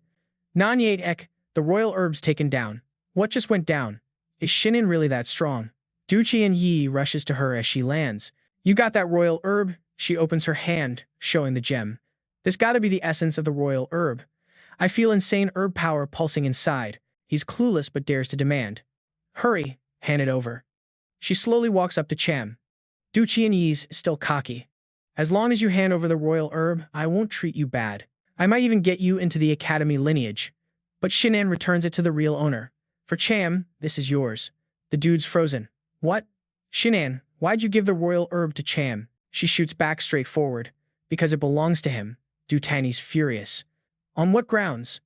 "Clearly, both of you killed it," she explains. "We just helped Cham land the final hit." He shot back all cocky. "Helping with one hit is still a skill. You think I'm dumb or what?" She wasn't backing down. "Believe it or not, whatever," Tiani snapped. "Shinan, hurry up and grab that royal herb. Otherwise, forget about joining my Tiani crew." She smirked. "Who cares?" He got hostile. "All right, guess I wasted my time on you." Then he turned to convince Ting. "If you help out, you'll get a cut of the royal herb too." He recycled the old offer. "Whatever. If you bring back that herb, I'll let you join Tiani." Nanya, frustrated, asked, "Yo, are all these normies this crazy? What now?" Du Qianyi decided, "Let me school these clowns on how normal students roll." He swaggered up to Cham, demanding, "Kid, hand over that royal herb now." Cham shot back, "Or what?" He threatened straight up, "Then don't expect to leave this secret zone today. Killing some no-name like you won't get the descendants of our academy in trouble." "Music," he taunted, waving the royal herb. Du Qianyi greedily said, "I know. Move it, hand it over. Then drop and apologize." He flipped the script, stuffing the royal herb in that leader mule's mouth. "I'd rather feed the mule than you." He was pissed. "You serious?" "Music," Nanya screamed. "You nuts? Feeding royal herb to a donkey? You got any clue what you're doing?" Du Qianyi wished he could just smack Tu Cham down. That royal herb was mad valuable. He wasn't scared to rile up his opponent more. "I've collected 7 royal herbs already. My mule ate 5 of them. You crazy?" Dude couldn't believe it. "If you actually snag all 7 royal herbs, I, Tiani, will roll with your crew from now on." He coolly replied, "Fine, I'll roll with Tiani." Tu Cham mocked him, driving him nuts. "Kill him for me." Right then, a teleport gate popped up ahead. Nanya was stunned. "Yo, that's the jump-up teleport gate. Means this secret zone can be cleared." He remembered this grudge. Luck for Tu Cham. Once outside, he'd deal with him slowly. Let's bounce. "We're gonna clear the royal herbs secret zone. This'll be Tiani's biggest flex." Xian sounded crushed. "Damn, they got out before us. You'd have been the first to clear this zone." He calmly reassured her. "Relax, they can't steal your rep." Outside the secret zone, it was packed as usual. Laloy curiously asked, "Why haven't you come out yet?" Suddenly, the gate trembled. A glowing swirl moved. Everyone there was shocked, guessing. Did someone really clear the royal herbs secret zone? No way. Who's strong enough for those herbs? The crowd focused on the gate. Everyone hyped, waiting. For real, someone cleared it. Truong Duet confidently claimed it has to be him. Nobody else could do it. The two stepping out are the ones. The crowd gasped. It's the TNE squad. Their team cleared the Royal Herb secret zone. That's straight up wild. Not puffed up proud. Yo, we cleared the Royal Herb zone, he cockily replied. They don't even know what they missed. Right away, Dut Tiani caught the attention of many other students. Captain Du, y'all recruiting? He bragged shamelessly. We're Academy descendants, elite humans. Our team just did what was expected. But the message on the secret zone gate hit Du Tiani like a slap. The students who cleared the Royal Herb zone were Tu Cham and Ting. The group gawked at the text. What the heck? He still turned his back, clueless what was going down. Attitude still cocky as usual. The crowd buzzed. Wasn't the first heaven team the ones who passed? Who's this Tu Cham? Sounds familiar. Du Tiani frowned, hearing that. What's going on? Namdar pointed at the notice. Yo, look at that, he gasped, shocked. What? Tu Cham? How come? We obviously cleared it first. Why does it say Tu Cham passed? He stepped up to explain. Because I grabbed all the royal herbs in there. Du Tiani couldn't believe this nonsense. You dreaming? Must be some mistake. Another notice from the teleport gate embarrassed him. Tu Cham took all the royal herbs, becoming the first to pass. Everyone freaked at this crazy feat. Wait, all the royal herbs? He was struck like lightning. Did he seriously get all 7 royal herbs? Tuum didn't miss teasing. From now on, you're rolling with my crew. Namdar couldn't accept it. No way. This gotta be fake. Everyone looked at him with mad respect. No joke. Hard to get one, but he grabbed all 7 at once. Wait, isn't Tu Cham the dude who straight up beat the Hong Then Fee system descendants? Crazy. A rookie snagging all 7 royal herbs? You gotta be kidding. Someone cut in. Let me tell you something even crazier. Tu Cham's shock title? More, Zunglis's boyfriend. All the guys went silent. Morung said it. She's got a boyfriend, and it's him. Dude could only stay quiet. Damn. Every time more Zunglis's name pops up, these dudes are straight up crazy. Doyen's got his eye on Tachum. You still got some herb kings, right? He reached his hand out to Tintin. Yo, big bro, hook me up with that Snow Lingzi real quick. She ain't asking why. Just hand it over. Alright, everybody's hyped on that Snow Lingi. That's the king of herbs, Snow Lingzi. It not only revives but also packs a ton of crazy powers. Dathian's getting more impatient. Dochum, hand over that Snow Lingzi, and I'll let the disrespect slide. But first, smack him once. Here's a slap for you. Dude clutching his fat, swollen cheek. Dolian's still fighting back. I'm the heir to that system. Taksham slaps him again. I said, I'm heir to that system. He's stubborn like hell. I belong to the Dor family. Taksham hits him for the 3rd time.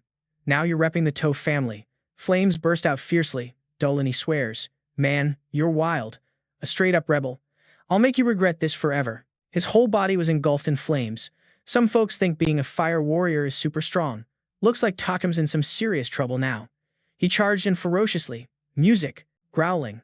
I'll make you see the difference between a regular student and a system heir. In response to that aggression, a punch lands right in his face, popping a few of Dorothy's teeth. Tachum easily tossed him away. Everyone watching this quick fight was stunned. Ooh, dude's mocking him. Yeah, there's a huge gap here. System heirs are just trash. Namdar rushed to check the guy. Captain. He's on his shoulder and leaving but dropped a message. Toksham, you just caused a disaster. Inside the classroom, 2 people held a meeting. A guy named Hokan spoke up. Prime Minister, what do you think about distributing the herb kings in this secret realm? The Heavenly Lord already planned the distribution ahead. 3 students from the Celestial Court. Music, each gets 1. The 2 top system heirs get 2 each. What about the other 2? Huhan suggested. Give them to Clan L and Clan Tong, the Prime Minister agreed. Those are the 2 biggest pro-clans in the Dragon region. It's only fair to split it that way, he concluded. Then I'll find a top space mage and force 7 herb kings into the secret realm, said the Heavenly Lord. Do it. The herb kings in the secret realm are all super strong elite bosses. Academy students can't get them. Right then, someone dashed in to report. Prime Minister, there's a problem in the herb king's secret realm. He thought, did another student die in the trial? Huakin thought the same. Probably those regular students pushed past their limits. System heirs wouldn't be that reckless. A subordinate denied it. No, one student actually got a herb king. The shocking part, you won't believe it? No way. The Heavenly Lord calmed down. Which one did they get? He hesitated. Oh shoot, they got all of them. 2 people were stunned hearing that. What? Huh? They yelled out. You know what you're saying, right? he answered politely. Great Mage Huan, I swear it's true. All 7 herb kings were taken by a student named To Tran. The Heavenly Lord stroked his chin, thinking, that's crazy. Which pro-clan does Takam belong to? The next news was even crazier. He's a regular student. Plus, a freshman. Could that be real? Am I crazy or are you? You're telling me a regular freshman beat the Herb King's trial and snagged all 7? He had no clue how to explain. If you don't believe it, come see for yourself. The Heavenly Lord decided fast. Let's roll. I want to see this with my own eyes. Right then, the system dropped a mission, leaving the Heavenly King Academy and becoming the first student to drop out. Dude was so pissed, cussing the system. Are you kidding me? What kind of mission is this? Totally unfair. I busted my ass just to get into this top academy. Now you want me to quit? He sighed, defeated. Damn it, this damn system. This mission's nearly impossible to clear. Soon, he handed Snow Lingzi to his buddy Dulong. Take this sacred herb. His friend happily took it and said, all right. But both Hoken and the Heavenly Lord were there, ordering, stop right there. Both landed on the ground. Other students respectfully clasped their hands. That's Prime Minister Bathet and Great Mage Huan. Hello, Prime Minister. Hello, Great Mage Huan. He was shocked, mumbling. The Herb King, Snow Lingzi. Definitely the Herb King. The Heavenly Lord turned and asked, you're Tokum, right? He confirmed, yeah. Greetings, Prime Minister. Haken still doubted. He really took all 7 Herb Kings in the secret realm. He eyed them carefully. Yeah. The Prime Minister pressed. So where's the others? He answered bluntly. I ate them all. Waken's voice rang out. You ate them all? Who ate them all? Tachim stayed honest. Fed them all to my mule. The two looked at each other, confused. They didn't believe it. Kid, you messing with me? He explained, I couldn't bring the Herb Kings out, so I just had my mule eat 'em. Flames flared around Hook, wasting the sacred treasure. That's straight up infuriating. You know how precious those Herb Kings are? The Heavenly Lord then demanded, fine. Since that's the case, first hand over that Snow Lingzi. He got nervous. Yo, why? It just growled back. It threw the question right back. Yo, Prez, why should I hand over that Snow Lingzi? I'm the Prez of Heavenly Keen Academy. Yeah, no. You still asking me why? It shut that down with solid reason. Prez, I already gave that Snow Lingzi to my bro for healing. Hen threw shade. Dumbass kid. Don't you get how heavy the Prez's words are? Yang advised, why not just hand the Snow Lingzi over to the Prez? My wound ain't urgent. He scratched his beard smooth, looking pretty chill. Looks like your classmates got more sense than you do. It said, Prez, I can hand over the Snow Lingzi, but one condition. Please heal my bro's wound first. The real deal checked the scene and said, that's tough. The wound's deep-rooted. Gotta wait 10 more years for the Herb King to grow up. Hearing that, it got even more determined. 10 years? Sorry. I can't wait that long. I'm not handing the Snow Lingzi to the Prez. Haken asked low. You know what you're saying? Realizing things weren't looking good. Tom pushed, eat up already. It hesitated, replied, this thing. Other students nervously whispered, for real, Takcham's not scared. It's the first to ever say no to the praise. Not caring, it urged. Tong, hurry up and eat. Knowing the vibe, all right, then. All the Snow Lingzi's spiritual energy soaked into Tuong. Wakan yelled mad, you really want to die? The Heavenly King stepped in, no need to get mad at this regular student. Tintin walked in with some defense. Prez, don't blame Teachum, but it cut her off. Big bro, no need for that, it said. I'm not mad. Teachum's a student here. Also one of my crew. How could I be mad at my own student? They left, telling the Celestial Court and the big clans the Herb Kings were snatched by Teachum, so they can't be distributed anymore. Tuong felt the tension. The Prez's last words were deadly serious. Music, feared being up against geniuses and pro-clans, Leloy couldn't hold back cursing. Damn, what the heck is Heavenly Keen Academy? Just a bunch of trash top to bottom, it coolly answered. It's all good. I get it now. Looks like that busted system already saw all this coming. Suddenly, a strong power burst from Tuong's vibes. He could stand from his wheelchair now. Dude standing up. Yo, I'm standing, it asked nervously. Tool, how you feel now? It shape-shifted into female and flexed. Feels like my pro skills leveled up inside and out. Leloy's jaw dropped. Whoa, that dress is huge. He caught a sweet scent. Bro, you smellin' fire. 3 days later, Leloy grumbled. Man, it's been 3 days. Heavenly Keen's ignoring us, Yang added. Just like I thought, since we messed with the Prez. Now they're coming for us, it said happy. 3 days passed, everyone's rested up. Let's roll out. Jungit Zuit was surprised. Roll out. Where we headed now? It answered, hyped. If no one takes us, I'll just lead y'all solo to Tier 1. Let's go. We're gonna clear all dungeons at Heavenly Keen Academy. 4. Chatting on the way. New disciple oath ceremonies coming up. If no one adopts us as students, that's big trouble. Leloy didn't care. Ain't no good teachers here anyway. If they don't teach, forget it. Tu Long pointed out, if we want to train in the Abyss battlefield, we definitely need a coach. He reassured everyone. Music, one step at a time. First, let's explore the secret realms. He already scouted the Herb King's realm, now 6 more secret realms to clean up. Chunitz added some info. I heard if you clear all 7 secret realms, you get a special academy reward. Curious. What's that special reward? Do it dropped shocking news. The kids in the academy only got one path, cleaning nightmare-level dungeons. Cham frowned. That perk sounds like a sweet trap. Something's off here. He admitted when players clear the 7 mystery realms at nightmare level, they level up. But this setup creates a nasty power gap, making regular students feel sidelined. Loloy was blunt and instantly pissed. Tenjing Academy is clearly trying to split classes, building an unfair-ass system. Ignoring the beef, the squad moved quick towards 6 space gates glowing with weird energy. Cham's presence instantly grabbed mad stares, especially from an arrogant dude stepping closer. The crew whispered, "That's the kid," an eyesore to them, won't chill and came looking for a shot. Xiong calmly pointed ahead. "We're here. The entrance to the legendary secret realms right there." A secret henchman reported to the boss. "Young Master Lang, target to Cham's right in front of us." The spoiled rich kid acted all important. "You sure this time? Don't want me taking out the wrong dude again." The soldier dude quickly tried to calm him down. "No way he's wrong. Yo, Boss Lang, that kid Tu Cham's already famous all over Tanjing Academy." The arrogant boss waved his hand. "If he dares to throw down over Muong, let's get it started. I want to see just how many lives he's got to play with." Before jumping into battle, Tu Cham carefully asked about the rules. "So, this hidden realm got any special rules we gotta know?" Xiong confirmed, "Nah, there's none. As long as you're level 2 stars or higher, you're in. The hardest level's Hell Mode." Hearing that, the main dude breathed easy right away. Walked in confident, no stress. When the crew got ready to step through the gate, a voice rang out, blocking their way. "Hey kid, hold up right there." Tu Cham didn't even glance. He smoothly passed the spoiled boss, casually shoving aside the dude who dared to block him. Boss Lang didn't even catch what just went down. His brain froze up like ice. What the heck just happened? Hung eagerly poured fuel on the fire. "Boss Lang, that kid's straight up blind. He openly dissed you." Hearing the sweet words, Boss got mad. "Yo man, if you're tough, then stay right here. Don't go running."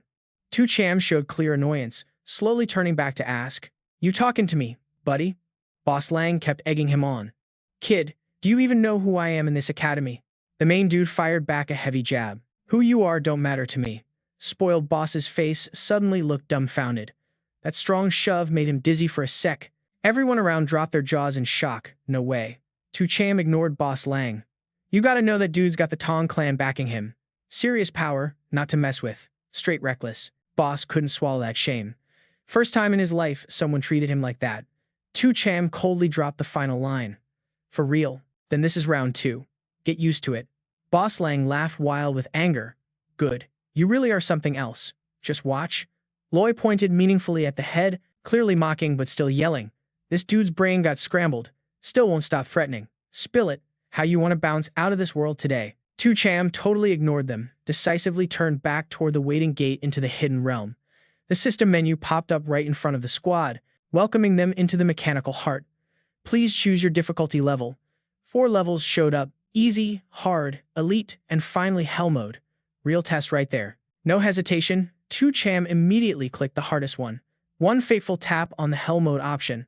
The 4 instantly got covered in light, then vanished into the hidden realm. Hong Dang freaked out yelling, "Boss Lang." Tu Cham already ran inside. Gotta chase him fast. Checking the difficulty menu, a follower cried out scared. "Boss Lang?" Tu Cham just picked hell mode. Boss Lang looked totally stunned. "Wait, what? Hell mode? They crazy or wanna die?" 2 henchmen next to him looked excited. "See, we don't gotta risk it at that level. Those poor kids won't have the strength to break the rocks. They won't survive in there." Another chimed in. "For sure. Even if we go the same level, we get randomly teleported. No way to find them." Arrogance flowing in his veins. Boss waved off like it's nothing. "What's there to be scared of? My squad's all elite. I want to see what hell mode's all about." Just like that, Boss Lang confidently picked Hell Mode to flex his power. The crowd outside started buzzing, hyped. It's been a minute since anyone dared pick Hell Mode, but Boss Lang's crew might just conquer it. As for To Tran, this time, he's definitely going to pay deep. The first step of his squad officially landed in the hidden realm at the hardest level. The vibe was something else. The four were stunned by the surreal scene. A crazy futuristic mechanical city popped right before their eyes. Xiong joked, "Just stick to this main road and we'll conquer the mechanical heart realm." But the enemies gave no chill to catch their breath. The first mech monster appeared, blocking their path. To Tran barked the order, "Stay sharp, y'all. Mech monsters incoming, ready to fight." The squad had to boost their speed to get past this unfriendly welcome. He didn't waste a second summoning his war steed.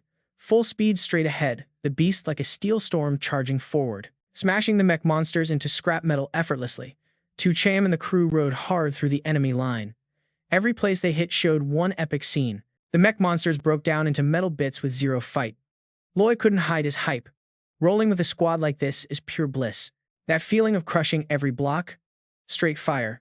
Xiong quickly called out directions. "Look guys, we're almost there." Suddenly, To Tran felt a deadly vibe. "Stay ready, fam. Smash that subscribe button, hit like, and ring the bell so you don't miss the next action scenes. We're right smack in New York, where everything's just heating up. Danger's coming in hot." Out of nowhere, this huge tripod drops right from the sky, blocking out all the light. Jake yells out a quick warning.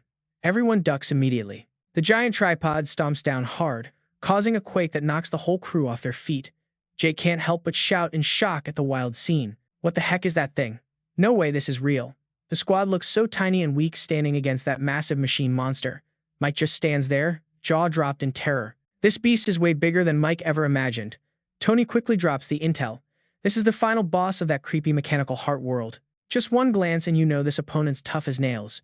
It growls, all intimidating like, "Hey, tiny pests, don't even think about pissing me off. You'll regret it big time." Jake stays cool. He quickly throws out his mini grenades, a move he knows well.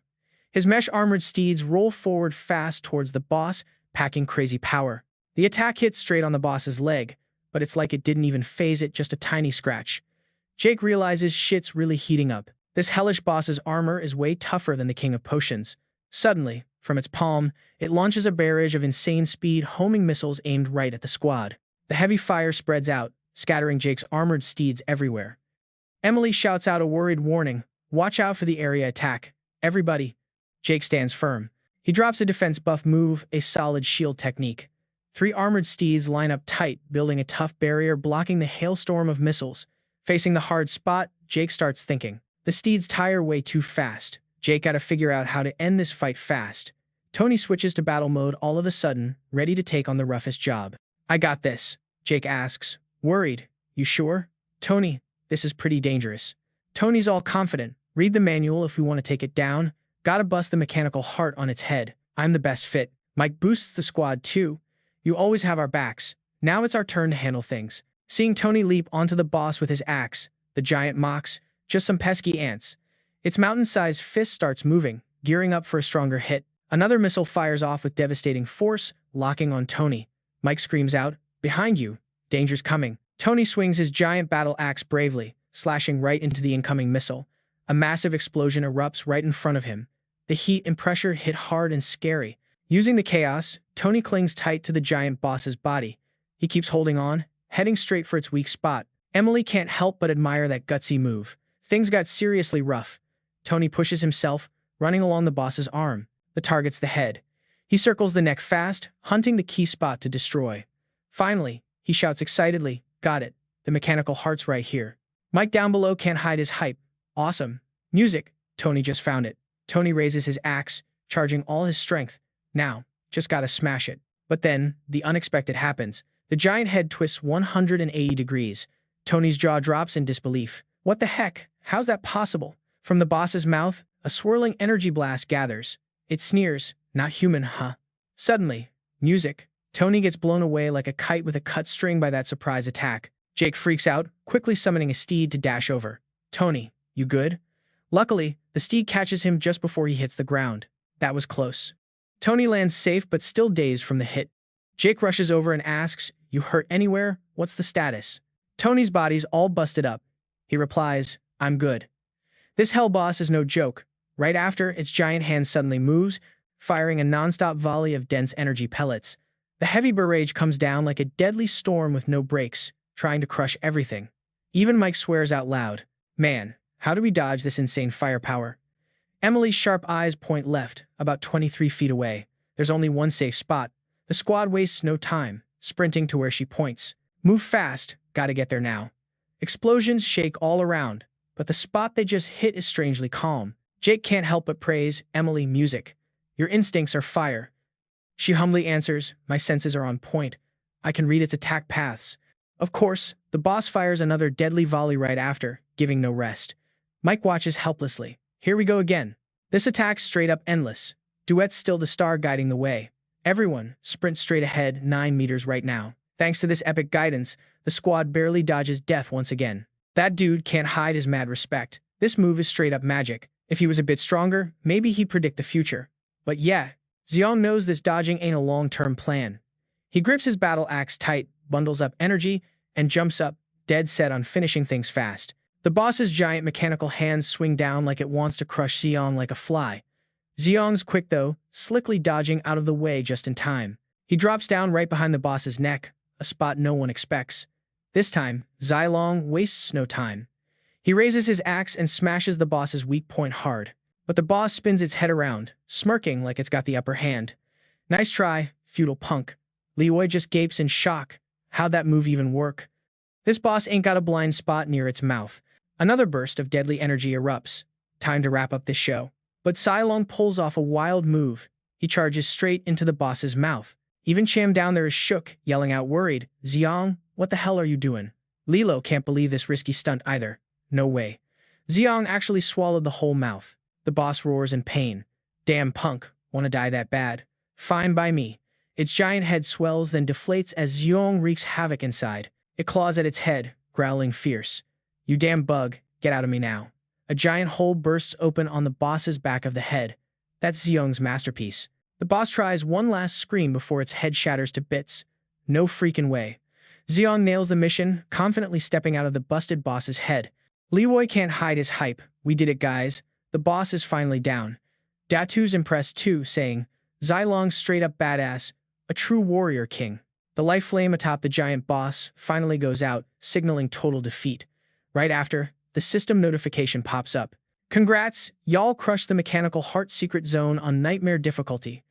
The system rates this adventure as top tier. That rare S-rank achievement is next level. Every team member gets a legendary assassin point plus the mechanical heart item. Liloi's eyes go wide. An assassin point?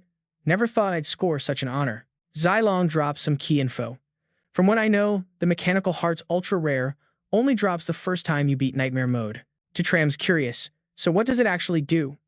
The guy answers, the mechanical heart upgrades skills, but only works for mech-type classes. Hearing that, Tatram gets it quick. Only Liloi's mech class in our crew. The dude's still confused though, but I'm a celestial warrior. Does this even affect me? Zayon keeps it short, handing the item to Leiloi. You gotta use this mechanical heart. Leiloi waves his hand, freaking out. No way, man. This thing's way too precious. I don't deserve it. Zong's firm, shoving the heart onto Liloi's chest. Just take it. Out of the 4 of us, you're the only one who can use it. Still, Liloi resists. We should sell this sacred item. I'm just a regular fighter. Gotta admit, I haven't done anything huge yet. To Tram cuts in. Why you talking so much trash? You're part of the crew. Getting stronger is a huge help. That hits Liloi hard. No more excuses. All right, dude, I get it now. I'll take it. To Tram pushes. Let's go. Now use the mechanical heart. Don't waste any more time. A pure energy wave from the heart starts spreading, blending perfectly with his body. Blast off, music. To Yet stands by, asking with concern, how you feelin'? You good? Lai's muscles suddenly swell up. Feels like he's about to transform. She frowns, confused. What do you mean? Transform into what? Can you explain? A massive energy burst explodes from Liloi, engulfing the space around, then something crazy unfolds. The dude suddenly morphs into a giant, super cool war hammer. This is way beyond what To Tram imagined. Turned into a hammer? What the heck's going on? Xilong can only watch in disbelief. Maybe Liloi's not fully synced yet, causing this weird mutation. Liloi's voice echoes from the hammer, talking to his bro, I'm hella scared right now. To Tram breathes easy. At least, he can still talk. Seems like it ain't a serious problem. To Tran grabs the hammer handle, ready to test this new weapon. Let's see how much stronger you are now. He raises the hammer high, gathering all his strength, then swings it hard. Check out my move. Lelouch's hammer flies straight toward a distant skyscraper, aiming to smash it in a single hit. The hammer slams hard into the solid wall, making a noise that's not too loud. But sadly, almost nothing happens after that hit. Everything stayed quiet. Tommy just stood there frozen. Looks like the damage wasn't as strong as he thought. Maybe he was using it wrong. Suddenly, from the impact point, cracks started spreading insanely fast, looking seriously terrifying. Then a huge building collapsed into a pile of rubble. Dust clouded the view. The three stood there, eyes wide, couldn't believe what just went down right in front of them. Duet couldn't hide her awe. One hit leveled the whole building. That power's seriously scary, she kept going. Music. Plus, the attack was kinda weird. It was like some organ-damaging strike that messes stuff up from the inside. Lloyd stepped out of the dust, super confident. From now on, I'm your weapon. Don't hold back. Use me all you want. I'll make everyone feel lit. Tommy snorted softly. Next time, you better pick your words right. All four then safely left the secret realm. Back at the original teleport spot, their arrival instantly grabbed the crowd's attention. Look, Team Tommy's out, someone mocked. Big deal. They probably quit early because they lost. Right then, the system announcement blasted like a slap to those haters. Congrats to Team Tommy for clearing the Gear Heart secret realm on Hell mode. Everyone was stunned, speechless. What? They cleared it, and on Hell mode too. Lloyd enjoyed watching their faces. Man, I love how clueless y'all look before anyone even has a chance to catch up. The crew moved on to the next gate. Next mission, Bonehead Swamp on Hell mode. Tommy summoned his donkey squad again, easily wiping out the skeleton monsters quick. He let out a relieved breath. Bonehead Swamp was way easier than Gear Heart for sure. Zeong confirmed that too. Out of the Academy's 7 secret realms, Gear Heart was the hardest, followed by the Medicine King. The other 5 realms were pretty chill. Just minutes later, the dungeon boss was burnt to a sad mess by Tommy's donkey squad. Tommy gave the final order, wait till it's down to half health. Then y'all finish it. The other 3 happily took the cue, each snatching a sharp knife and charging in. We got this. The 3 knives simultaneously took down the boss, sending it to its final rest. Duet quietly timed it. We're done already. Looks like it took only 5 minutes. So the team pushed forward, determined to clear the last 4 dungeons in one go. Half an hour later, Lloyd was shouting pumped, we just cleared the last Hell mode dungeon. This feeling is straight up fire. Students outside were shocked. One stammered, is this the 6th Hell mode secret realm? He made it through. Someone else answered, yeah, even the Medicine King realm. Tommy crushed all 7 secret realms on the hardest difficulty. Everyone was awestruck. No way. How did a rookie pull this off? Tanjing Academy is about to have a major shakeup. We might be witnessing the rise of a second Tianfu student. Right then, the Lang Gang crew stumbled out, all beat up. Give me a hand here, one said. Lucky we bounced quick, or we'd be dead inside. Hell mode ain't no joke for humans. The rich kid instantly spotted Tommy and started acting all cocky. You loser Tommy, how the heck did you survive? The crowd quickly caught on. Lang Gang was out too. Judging by how wrecked they looked, it was def a loss. He kept bragging. Why are you making a fuss? Loss means nothing. Team Tien Lang was in there for a whole hour. He pointed at Tommy. Not like those useless losers. They chickened out and used escape stones in no time. They're the real losers. Tommy finally snapped. He music grabbed the finger pointing at him and squeezed tight. The proud finger cracked insanely loud, accompanied by Lang Gang's painful scream like he was being tortured in hell. Tommy coldly asked, Where'd you see me lose? Spill it. He still wouldn't accept the truth and kept trash-talking with a sneer. What's the act? You really think a loser like you could clear Hell mode? Out of nowhere, Tommy grabbed the other finger too and bent it mercilessly. Lang Gang's face went pale with pain. You damn bastard. If you do that again, I won't forgive you. He yelled madly. Today, I swear I'll make you kneel and call me Grandpa. Right then, the system announcement boomed like thunder. Tommy cleared the Gear Heart secret realm on Hell mode with an S-rank final rating. Langzi stood frozen. What? No way. This kid actually pulled it off. The next gate lit up again. Tommy successfully conquered Bonehead Swamp on Hell mode, scoring another S rank. Lang Gang trembled. He cleared Bonehead Swamp too? That's just insane. Like a final blow. The third gate's announcement rang out. Tommy cleared the Fierce Beast Forest on Hell mode. S rank rating. His pride shattered. There's more. This can't be real. Must be some kind of mistake. Then all 3 of the other prison gates lit up bright as hell. Could it be that this dude wiped out every single hell level? Nah, the truth's way harsher. When a bunch of alerts popped off from the other gates, right in his face, every single hell layer was cleared out. Ratings got reviewed and re-reviewed. Langong just collapsed, hit the cold ground like a sack, totally drained. Dude was mumbling to himself like he was sleepwalking.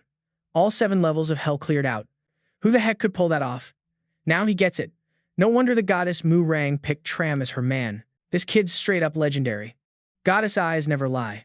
This time, I'm beat. Mad respect. Tram looked down at him, voice still ice cold. You ready to admit defeat now? Langong just nodded like a robot, over and over. Okay, I admit it. For real, I admit it. Please, cut me some slack. But Tram wasn't forgetting the deal they made. Now call me 3 times. Quick, don't forget that. The spoiled brat just bit his lip, face pale as a ghost, totally humiliated. Then a card dropped, out of nowhere from the sky, showing a congrats alert for To Tran, hitting a huge milestone. First ever to clear all 7 secret hell levels and got fast-tracked into the Academy's inner circle. Tram casually grabbed the special card floating right in front of him. Feeling this weird vibe, he checked out the card and couldn't help but chuckle sarcastically. So this is the VIP treatment for Inner Circle members? Just then, Master Hulkan showed up and loudly asked who cleared the hell level difficulty on all 7 spots. A student quickly pointed straight at our main guy. Master Hulkan said, "That dude's none other than Tram." He looked shocked. That annoying kid again? No way.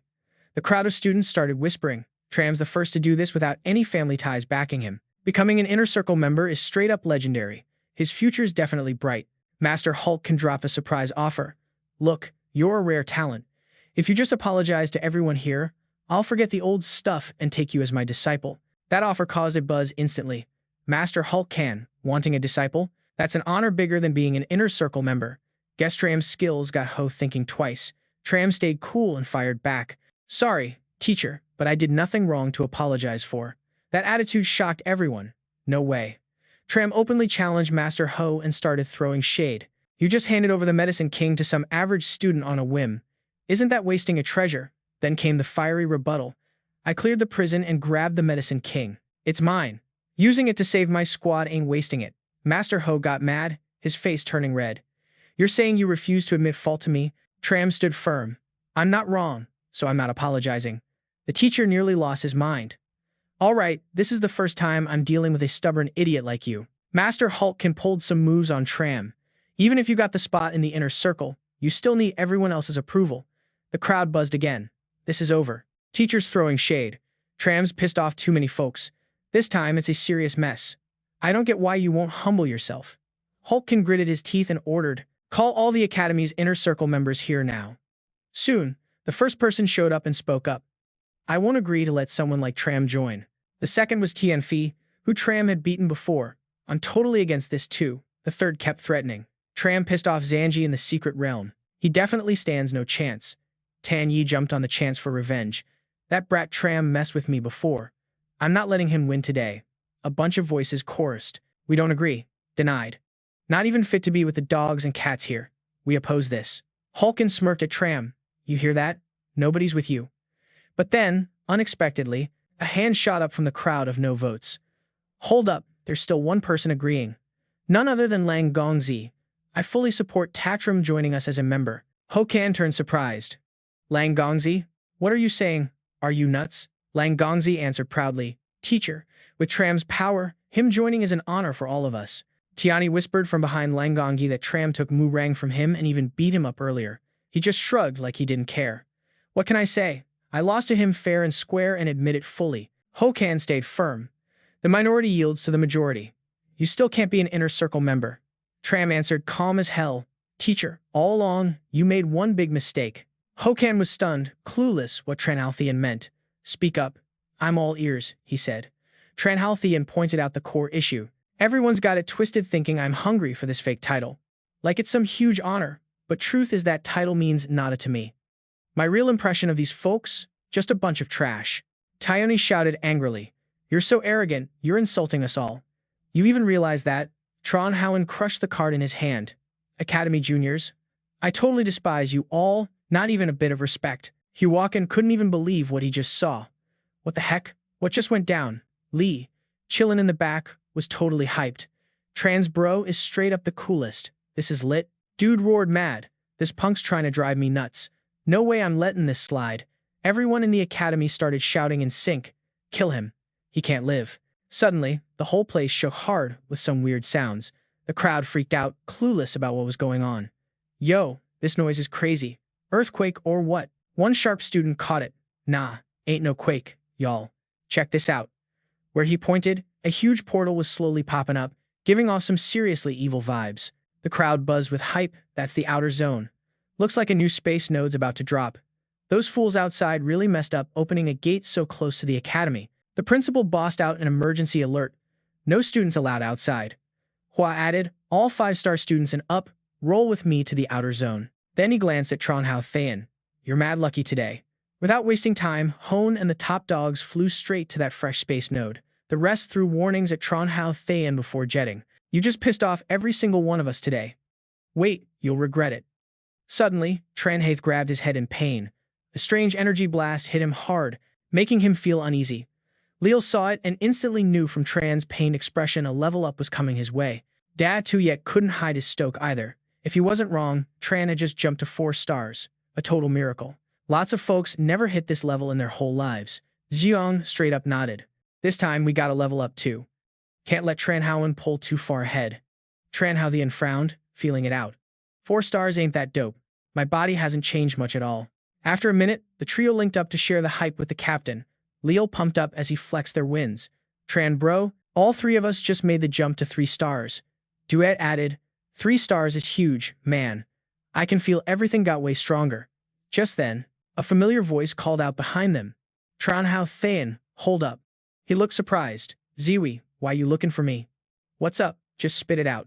Tran Hao Thayan, I want to join your squad to explore the Shattered Realms. Tran Haoen looked confused. Join my crew for the Shattered Realms? I don't get what you mean. He was kind of shocked. You guys don't know about that big event? The space node popped up a few days ago, Lili said.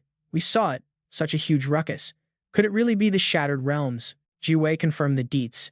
Yeah, the Alliance is pushing strong teams to jump in. Any team under 5 stars can enter and earn military creds. Golden chance, Tran Haoen asked. Why gotta do teams? No solo runs allowed. A explained, it's too risky there, still unstable. They only permit 5-star and below folks inside. The leaders suspect it's a plot from outsiders, so they need to clean it out quick. Lele turned and asked the captain, Tran, you down to join? Without missing a beat, Tran Haoen said yes. Hell yeah, military creds are rare. Score enough. I can hit lieutenant and not gotta fear those gangs anymore. Shui kept pushing. I'm coming with you. First time this secret realm opens, the chances are everywhere. Tranthian changed the subject out of nowhere. Shui, what's your current level? The dude shrugged. Just 2 stars. Why you ask? What's that about? Tran Hathian looked worried. 2-star player trying to enter a realm meant for 5 stars. You want to get wiped? Ji Hui stayed firm. I ain't scared to die. Risks come with opportunities. This is my shot to bounce back. Then he dropped the reason for backing out. But yeah, I'm scared. C looked mad, disappointed. Didn't think you were such a chicken. Misread you big time. Tran Haoen threw some shade. I'm just scared you'll be dead weight, dragging us down. Sai was speechless, getting that cold, brutal roast. No clue how to reply. He tried to swear on his honor. I promise I won't slow y'all down. If things get real bad, I'll step up and sacrifice. Tranothaean thought to himself, Shai's reckless, but cold as ice. Can't underestimate him. Scene switched to the legendary Thunder God's mansion, where a subordinate respectfully reported, Lord Thunder God, do you still trust me? The Lord didn't reply outright but asked back, how's that kid Tranothaean been lately? Any new progress? The subordinate quickly gave the rundown. Tran Haoen is now a student at Tenjing Academy and has been causing quite a stir recently. The Thunder God showed interest in that info. Oh, what kind of trouble? Spill it. The subordinate went on. Not only did he score 7 types of king herbs, but he also crushed the hell-level difficulty in all 6 other secret realms in a crazy way. After hearing that, he burst out laughing, mad satisfied. Good, I knew I wasn't wrong about him. The Devil's Pit is chill for now. Just gotta prep a bit and watch this spot. I gotta swing by the Valiant Academy for a sec. He couldn't hide his curiosity and shot the shot. Thunder Lord, why are you heading to the academy? Something big going down. Thunder Lord kept it short. Some crazy stuff that'll shake things up. I'm about to take Tran Haoen as my disciple. That news hit like a nuke blast. A 9-star boss like Thunder Lord taking on a new student? That's a once-in-a-lifetime flex for Tranhathan. He didn't waste time, just laid down the law. All right, gear up and follow my orders. Meanwhile, as Tranhathan's crew got ready to roll, this fine figure stepped in front of them. Mu Rang called out, Tranhathan, come here real quick. I gotta talk to you. Come on. He was shook. Sis Muang, you got some serious talk? You look hella serious. She cut to the chase. You heard about that shattered divine realm, right? Tranhathan nodded. Just caught wind of it recently, and Muang guessed his vibe. He didn't hide it, said, honestly, I'm thinking of testing myself there. Heard you can even get military merits. But she warned, don't go. It's mad risky, not the place for rookies like you. Tranhathan stayed firm, but I'm bored out of my mind. A little trip won't hurt. Muang looked kinda hopeless. Why you so stubborn? You really want to go? He gave her the straight-up answer, no other way. She handed him a precious item. Here, take this. It's gonna help you big time. Tranhathan caught the vibe right away, holding it. This is a skill scroll. No way. This is priceless. Muang nodded in confirmation. Exactly. I promise to help you unlock skills without needing a class. Tranhathan got all hyped and joked. Sis Muang, you treating me like this? Are you into me or what? She straight denied. Don't get it twisted. I'm just investing in you. Don't rush things. Mu Rang added some key points. This scroll ain't unlocked yet. The skills you get are random, but I heard you can use lucky shards to increase your odds for higher tier skills. Tranhathan looked suspicious. Lucky shards, where you even find those? Even if you got one, ain't nobody selling that stuff. She admitted it too. Yeah, they ain't easy to grab. Just giving you the heads up. The rest is all luck. Hearing that, he just had to say thanks. Still, big thanks for the gift. Tranhathan held the scroll, all hope fired up. Even if he had skills, more never hurts. Who turns down extra resources? Suddenly, he felt a weird warm buzz inside. What's going on? He realized something was off with the box his uncle gave him, the last keepsake from his parents. Before that box was covered with a powerful charm. Now the charm mysteriously peeled off without a second thought. Tranhathan decided to open up the box to see what treasure was inside. As it popped open, a crystal shining bright like a jewel floated up, radiating strange energy. He couldn't hide his joy mixed with surprise. It really felt like I can snatch anything I want now. Can't believe my folks left me something this valuable. Of course, Tranhathan didn't hesitate to test his luck right away with the lucky crystal. He grabbed the skill, scroll, and the lucky shard absorbed inside. Time to unlock a new skill. He put all his strength into unrolling it. As it opened, a blinding golden light filled the air. Then system notification popped up instantly. Congrats, you've acquired an S-tier skill, Corpse Blast. Tranhathan couldn't help but blurt, no way. An S-tier skill, the strongest. This lucky shard is crazy good. Corpse Blast. Just the name screams zombie vibes. I gotta find a corpse to test this on soon. Ready to roll, the five of them moved towards the newly opened space gate. Shiwi was totally awestruck by the epic scene. Is this the entrance to that legendary shattered divine realm? Xiong was amazed too. The view's insane. Just standing here feels that invisible weight. The gatekeeper asked for their team name and member info to register. Leo turned to the leader. Tran, we don't got a team name yet. Why don't you think of one? Tranhathan paused, then dropped a name with serious power. Call us the God Slayers. Leo got hyped hearing that. God Slayers, that's legit and fits us perfectly. The gatekeeper explained, information logged. Each student gets 3 initial military merit points with extra points based on future contributions. Leo was feeling good, starting with 3 points already. This alliance is huge. Xiang sensed something off. Military merits ain't easy to get. Such big rewards means this secret divine realm ain't playin'. Tranhathan agreed. Could be a warning for disaster, showing how dangerous this shattered divine realm really is. Shiwi stayed unshaken. No matter how wild it gets, I ain't ever throwing in the towel. Lele's all about that hustle. I kinda get a buzz turning into a hammer. I'm untouchable. Ain't nothing scaring me. Duet's betting everything on his captain. As long as we roll with Tran, what's there to sweat?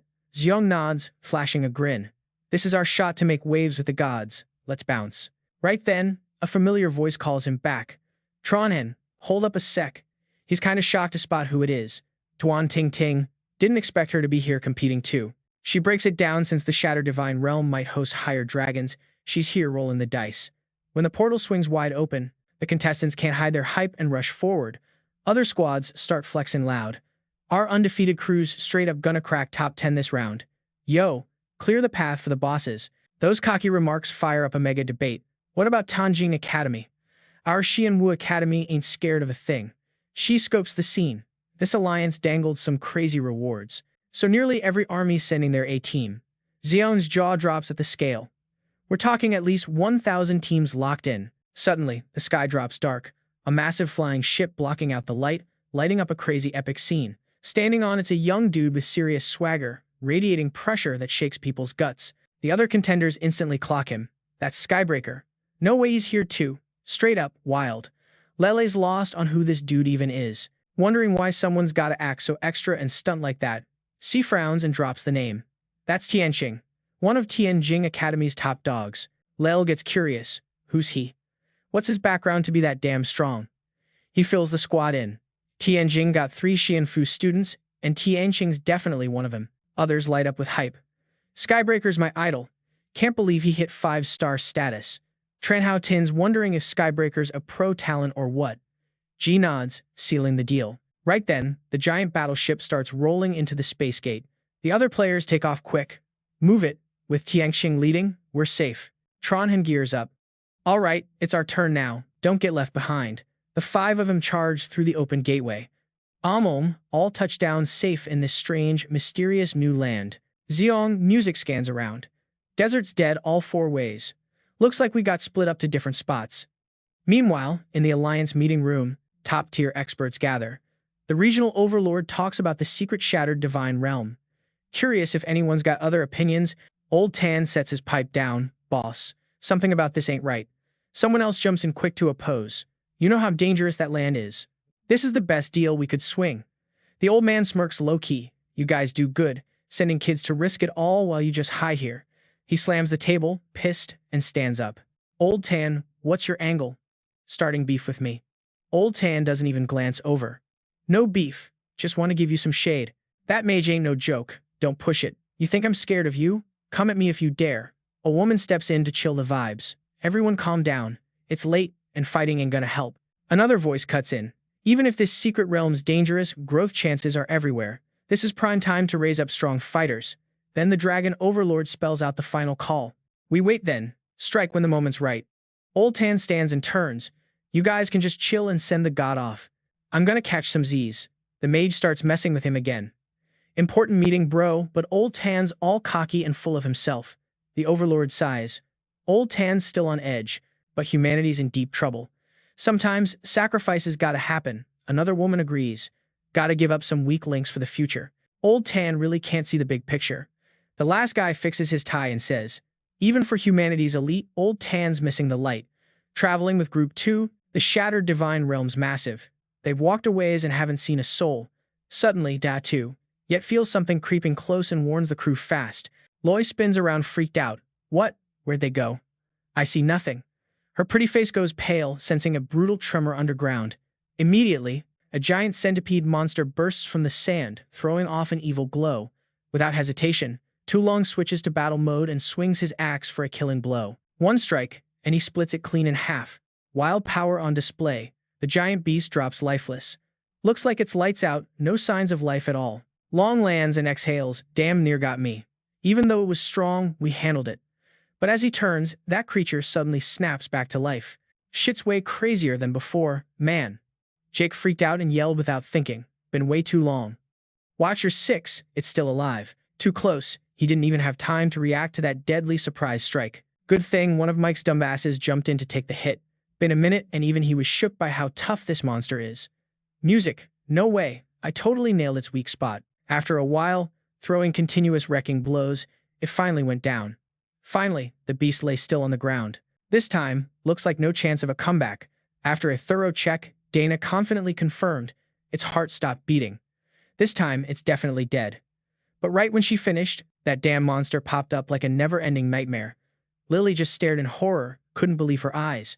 Oh snap, it came back to life. Music. Todd Hoy caught the freakish vibe of this secret zone. The monsters here ain't killable. Jake, we gotta bounce. But Jake shot back with a confident grin. Nah, we ain't running. I got this. Mike had full trust in his buddy's call. All right, I'm counting on you. And just moments later, that annoying monster dropped again, thanks to their combined strength. Looking pretty wrecked, Aaron double-checked. Dude, are you sure that thing's done for? Check it again. She shot back confidently. For sure. Its heart stopped completely. No sign of life at all. Aaron nodded, satisfied, reminding the crew, "Nice work." They stepped back a bit. Some epic showdown was coming. He cast a seal and activated a new skill. S-rank technique, corpse explosion. "Show me what you've got." In a flash, the giant monster's corpse blew up into pieces, leaving nothing behind. Loloy was shook. What? It just exploded into pieces. What just went down? Todd Hoy just stood there, jaw dropped, pale from fear. What kind of insane skill is this? Dana happily confirmed. This time, there's no way it can revive. That monster's totally dead. Aaron was stoked with the outcome. S-rank skills are no joke. These guys are beasts. After rolling further, they hit another bloody massacre. Desperate screams cut through. Mike frowned, cautious. That's the fourth crew wiped out we've seen today. Todd Hoy was worried. These monsters are nightmares. If we don't haul ass, we're dead meat. This secret zone's brutal. Once music, the monsters catch wind of people. They straight up charge like maniacs. Jake didn't hold back, coldly popped his skill. Corpse explosion. Let him feel the pain. Corpses exploded as soon as they hit the ground, blasting the living monsters into the air. Turned to dust, Jake urged the team. "Let's bounce. Ain't no treasure in this desert. Get the hell out." Right then, Todd Hoy spotted someone flying on a magic carpet up above. A rare sight. He wondered, magic carpet? Not many got that. Could this be some rare holy relic? The one on it was none other than Ingwayathene with two companions. One dude, one chick, both strangers. Laloy scratched his head, confused. "That girl up there looks familiar. Feels like I've met her somewhere before." Tong quickly reminded him. "That's Ingweeton, the girl we met on the ship earlier." Metian up high quickly spotted Jake's group below. Fate for real. But right then, they also noticed a huge pack of monsters chasing close behind. Horror show. Loloy couldn't hide his fear, shouting, "No way. They actually lured a whole beast pack here." Ingwayathene waved and yelled, "Jake, come up here quick. It's safer above." He smiled warmly. "Been a minute. Didn't expect you'd hunt your shot here too." She didn't answer, urging Jake to hop on the carpet. "Those music monsters ain't killable."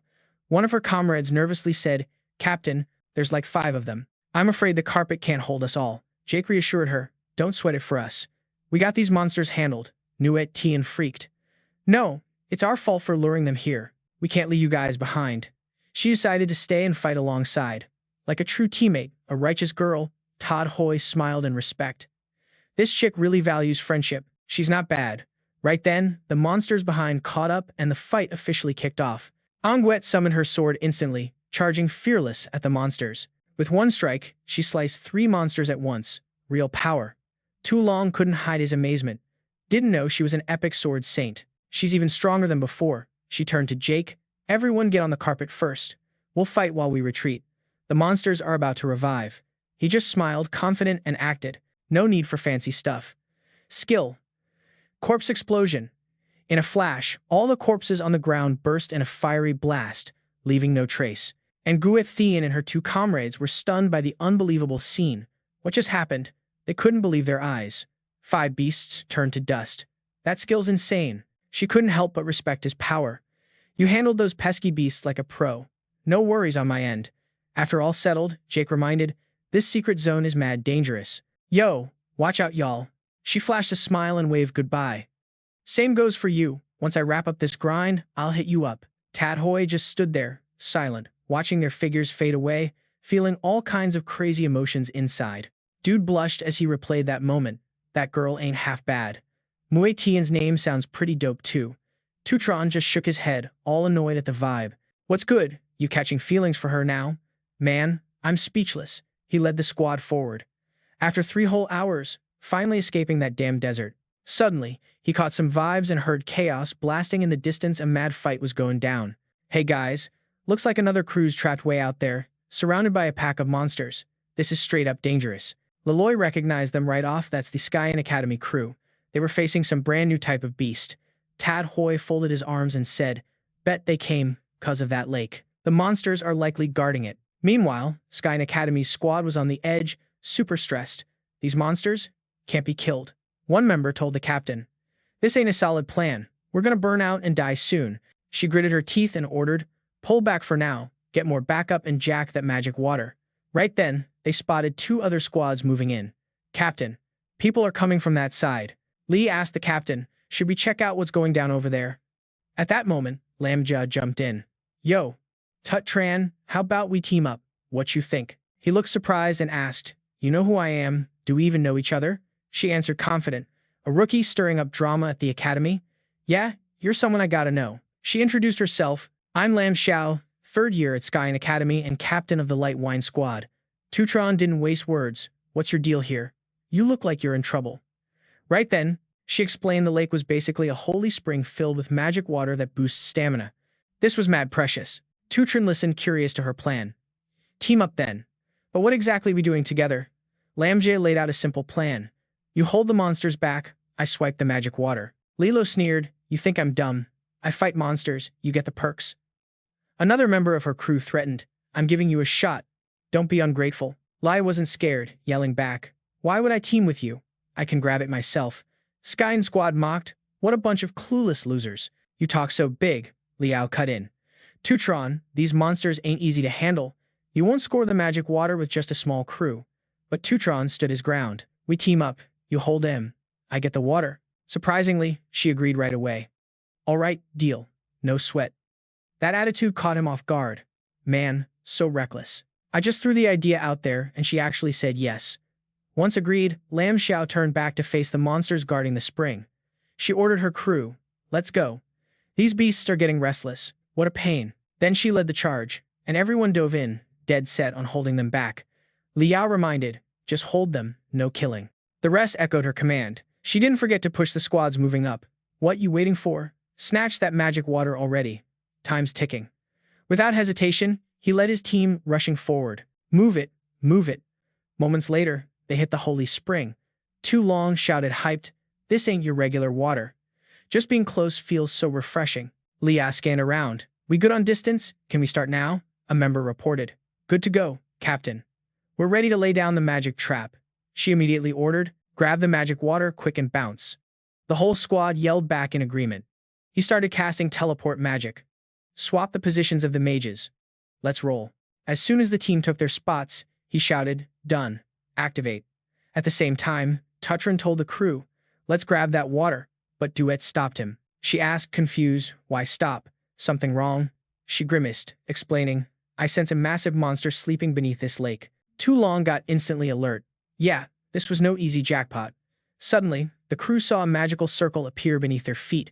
What the fuck? Who set this up? Before long, the positions of both squads flipped. Lamja's team was now right next to the spring, surrounded by monsters. Tutron's group just froze, horrified. What the hell is going on? Tu Long quickly swung his axe, stopping a monster's attack. Li was sweating buckets, wondering how they got teleported here all of a sudden. This was straight up crazy. Tutran snapped to it this was some dirty trick from Tianjing's squad. They swapped places with them. Those bastards. Liloi fumed. Those freaking jerks. A bunch of cheaters messing with us. "I'm coming for your whole crew." A Tianjing member laughed, "Newbies getting owned today. Y'all learn your lesson." Liao told his crew to ignore them. "Hurry up and swipe that magic water or tonight's gonna be a nightmare." Her squad was hyped beyond words. Having those magical drops is definitely gonna boost their energy big time. But right then, all the water in the pond suddenly vanished into thin air, not a single drop left behind. They just stood there, jaws dropped in shock. What the heck? What's even going on? How is that even possible? No way. Even Lambda was just as stunned. Why did the pond dry up out of nowhere? Can someone explain this? Lambda's crew looked horrified as the ground started to rise, signaling something scary was about to pop up. One of the squad freaked out and yelled, "Something awful's about to come out. Watch yourselves, y'all." Right after, a ginormous worm-like monster slowly crawled out of the ground, looking straight up terrifying. They all screamed in fear. "No way. That's the celestial centipede. What's it doing here?" She snapped angrily. "That magical water's definitely been gulped down by it. Killing, it's the only way to get it back." But in a blink, the huge monster swallowed one of her crew whole. Everyone froze with pale faces. Someone just got straight up eaten. This beast's seriously terrifying. Liloi just watched and laughed with satisfaction. Serves him right. Karma's catching up. Those suckers. Lam Xiao's crew quickly bolted. This is the final boss. We can't handle this. We gotta bail now. Liloi mocked them, fuming. Cowards. If you've got guts, don't run. The chance is right here. Lai Hao shot back angrily. Don't get cocky now. You're stuck here too. For sure you're gonna die. And just like she said, Tram's crew was still trapped by monsters on all sides. To Tram ordered the squad, "We gotta take out these lackeys before we do anything else." Long gripped his axe tight and charged ahead, swinging hard at the closest beast. He quickly pointed at the fallen troll. We can blow these bodies up now. To Tran signaled the crew to back off fast. The blast is going to be insane. He instantly formed his spell seal and fired off his skill, Body Blast. Let's see what you got. All the corpses exploded simultaneously, shaking the whole vast desert. Tat Hoi dodged the dust and said, "Whoa." Blowing up all at once packs a serious punch. Looks like the effect stacks, but when he looked up, the giant boss was charging straight at him, too fast and deadly. Dao Yet warned, "Everyone watch out. The boss is attacking us. Don't slip up." No one had time to react to that wild speed and got knocked down easy. The giant monster roared threateningly, like it wanted to rip the crew apart in pieces with no mercy. Xylong got even more on edge. The flying celestial centipede's a boss that only shows up in 4-star dungeons. Now we're seriously screwed. But right then, the beast let out some weird, chilling roar. Music. Right away, those blasted lackeys it blew away popped back up and swarmed them again. Liao frowned, irritated. They respawn already? Music. How do they come back from ashes like that? Xiong quickly realized this gotta be the flying centipede's special power. We're truly in deep trouble now. Soon after, the flying centipede charged at the squad. It was aiming to wipe everyone out. To Tran stepped up and took a stance. "Y'all back off. I'll handle this nasty boss. Don't worry, guys." He rushed in and threw a heavy punch. Solid hit. A strong move, but shockingly, that powerful punch missed the monster. It dodged. That blew to Tran's mind. "What? It dodged my punch? How's that possible?" Tat Hoi reminded him, "The flying centipede's famous for crazy speed. Normal attacks just don't land on it." Xiong couldn't believe it. He sprinted and leapt high, determined to land a finishing blow fast. But the beast was sly and nimble, easily dodging Xiong's strike. Liawei scanned the scene. All their hits got avoided. Even Xylong didn't land a single blow. It could even knock Xylong down mercilessly with a tail swipe. Xylong quickly regained his balance. "We gotta bolt. This boss ain't something we can mess with." But the squad was still boxed in by those lackeys. No way out. Daet looked pale as a ghost from fear. "Too many monsters here. Add the boss's speed, and we're trapped for sure." Then Tat Hoi got hit by a monster and fell hard. It was major emergency and panic. He yelled desperately, "Help me out. I don't want to die here." Lioi saw and rushed over to save his teammate. "Get lost, you freaks," he shouted while fighting. "Why don't you hit back with your power? Why just stand there?" Tat Hoi got up quick. "I can't fight back just yet. Not the right time to use my power." Xylong turned to Tran and said, "You go ahead. If one of us makes it out, it's better than none. Don't hesitate." But he wasn't planning to bail. "Xylong, you hold them off for me. We'll clean up the lackeys first." Without hesitation, Xylong launched himself into the air. "All right, I got this." And just a short while later, Tran's crew wiped out all the lackeys. But Xylong on the other side was still struggling to keep the giant boss at bay. Tran looked at him and shouted, "All right, quick, get it over to those dead bodies, like, as soon as possible." The dude immediately made bait and bolted that way. "Music, got it. I see your plan. Hold up a sec." That massive monster, clueless as ever, got caught in the trap and was creeping real close to those corpses. Tony hit it with his skill right then. Now's the time. Boom, the corpses. End it. This time that giant holy centipede wasn't as lucky as before. It got sucked into the crazy explosion and totally wiped. Tony flexed, saying, "After a blast this big, no way you're dodging again, man." No joke, that giant beast hit the ground in mad pain. Its body was riddled with wounds. Lloyd pumped his fists, yelling, "This freak ain't dodging no more. Badly hurt for sure." They noticed the giant holy centipede still writhing hardcore. It wasn't ready to quit. "Just finish it." Dai 2 pushed the squad. "Hurry up. Gotta take it down now. It heals crazy fast." Without thinking twice, Tatra lunged in, throwing a knockout punch.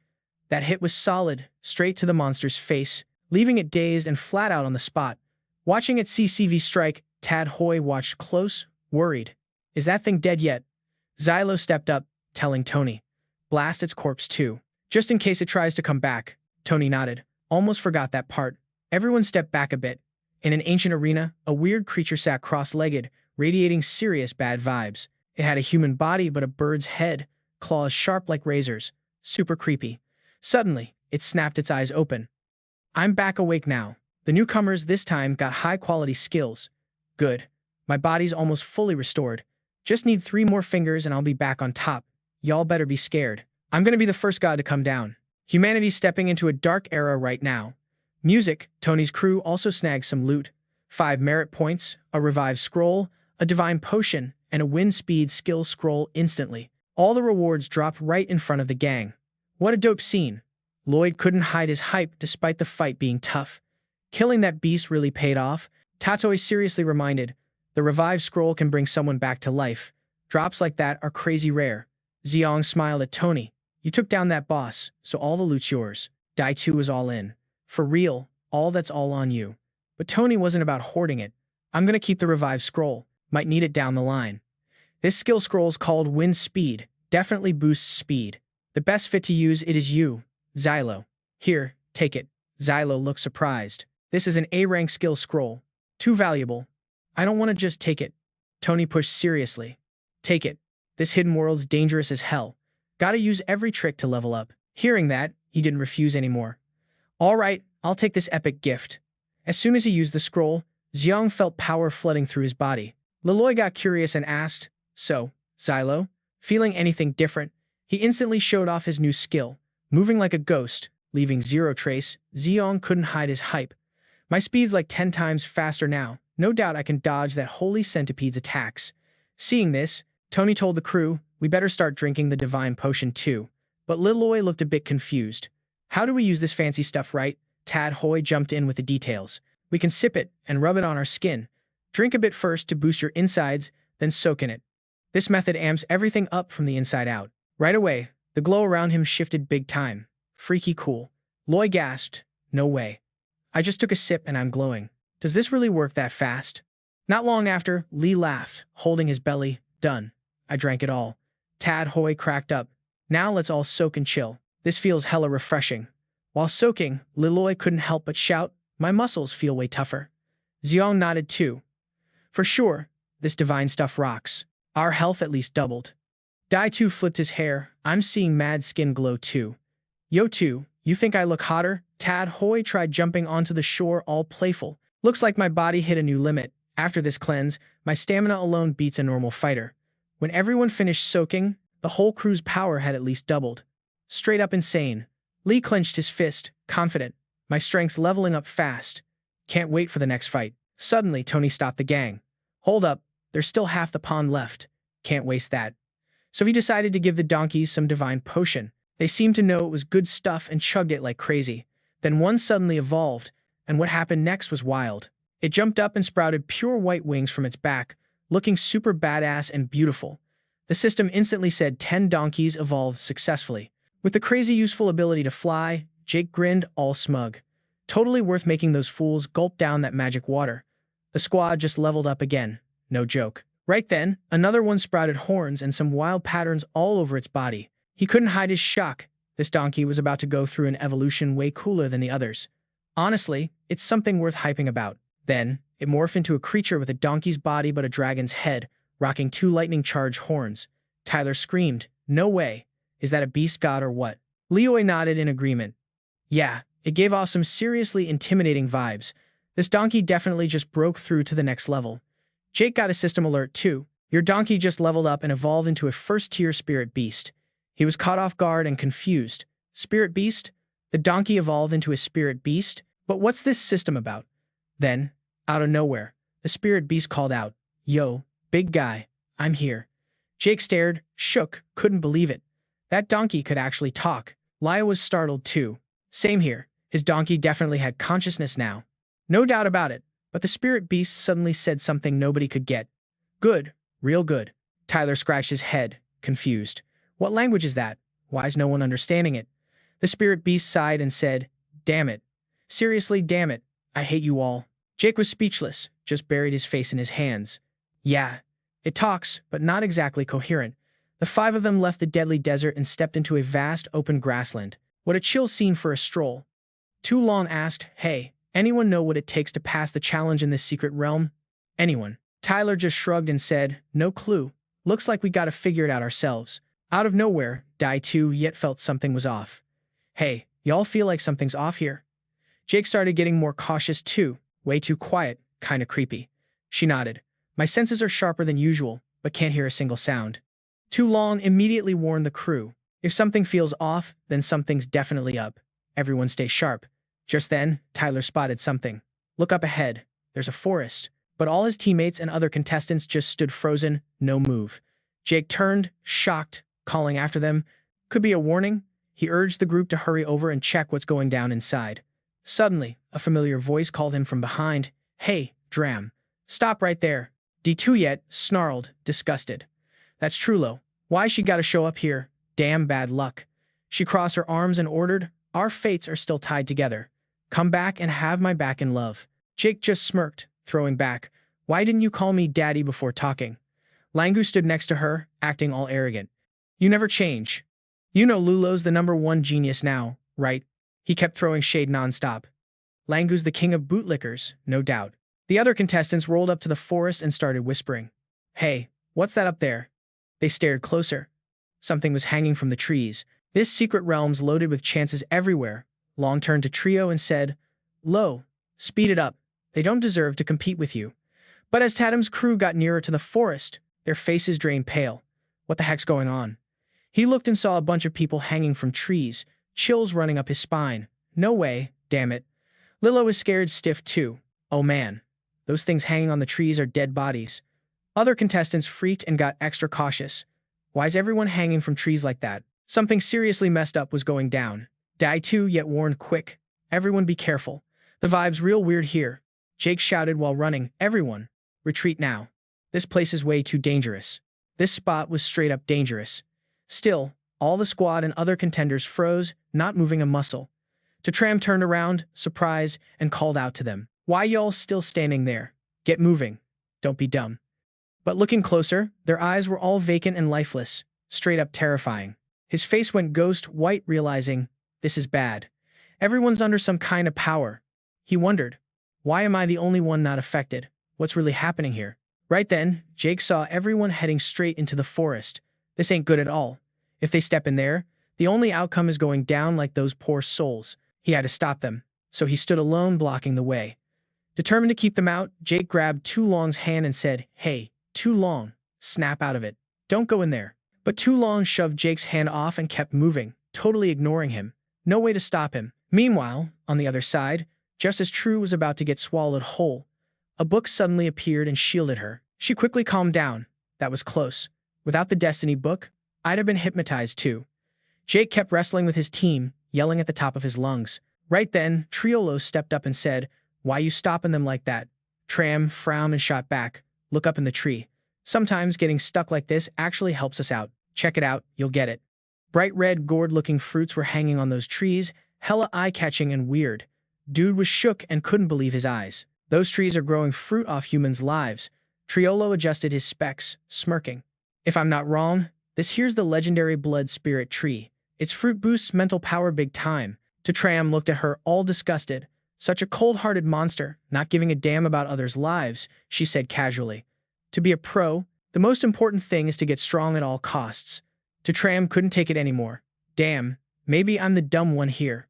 Right away he summoned an upgraded donkey squad. Their aura was straight up savage. Tram ordered, all you donkeys, spit fire and burn down those cursed trees right now. Triolo tried to stop him, but it was too late. Hey Tram, you really gonna do this? The donkeys obeyed and belched out flames toward those cursed trees in the distance. Instantly, the whole forest was swallowed in thick smoke and raging fire. It was a crazy epic scene. She gritted her teeth, pissed. You really want to kill this chance? Then today you're dying with it. Don't blame me for being ruthless. Tram didn't hesitate to slap Triolo hard across the face. She was stunned, couldn't believe what just went down. Then he slapped her again. What you mean by that? Try calling me by my name again. Triolo panicked, holding her swelling cheek. You slapped me?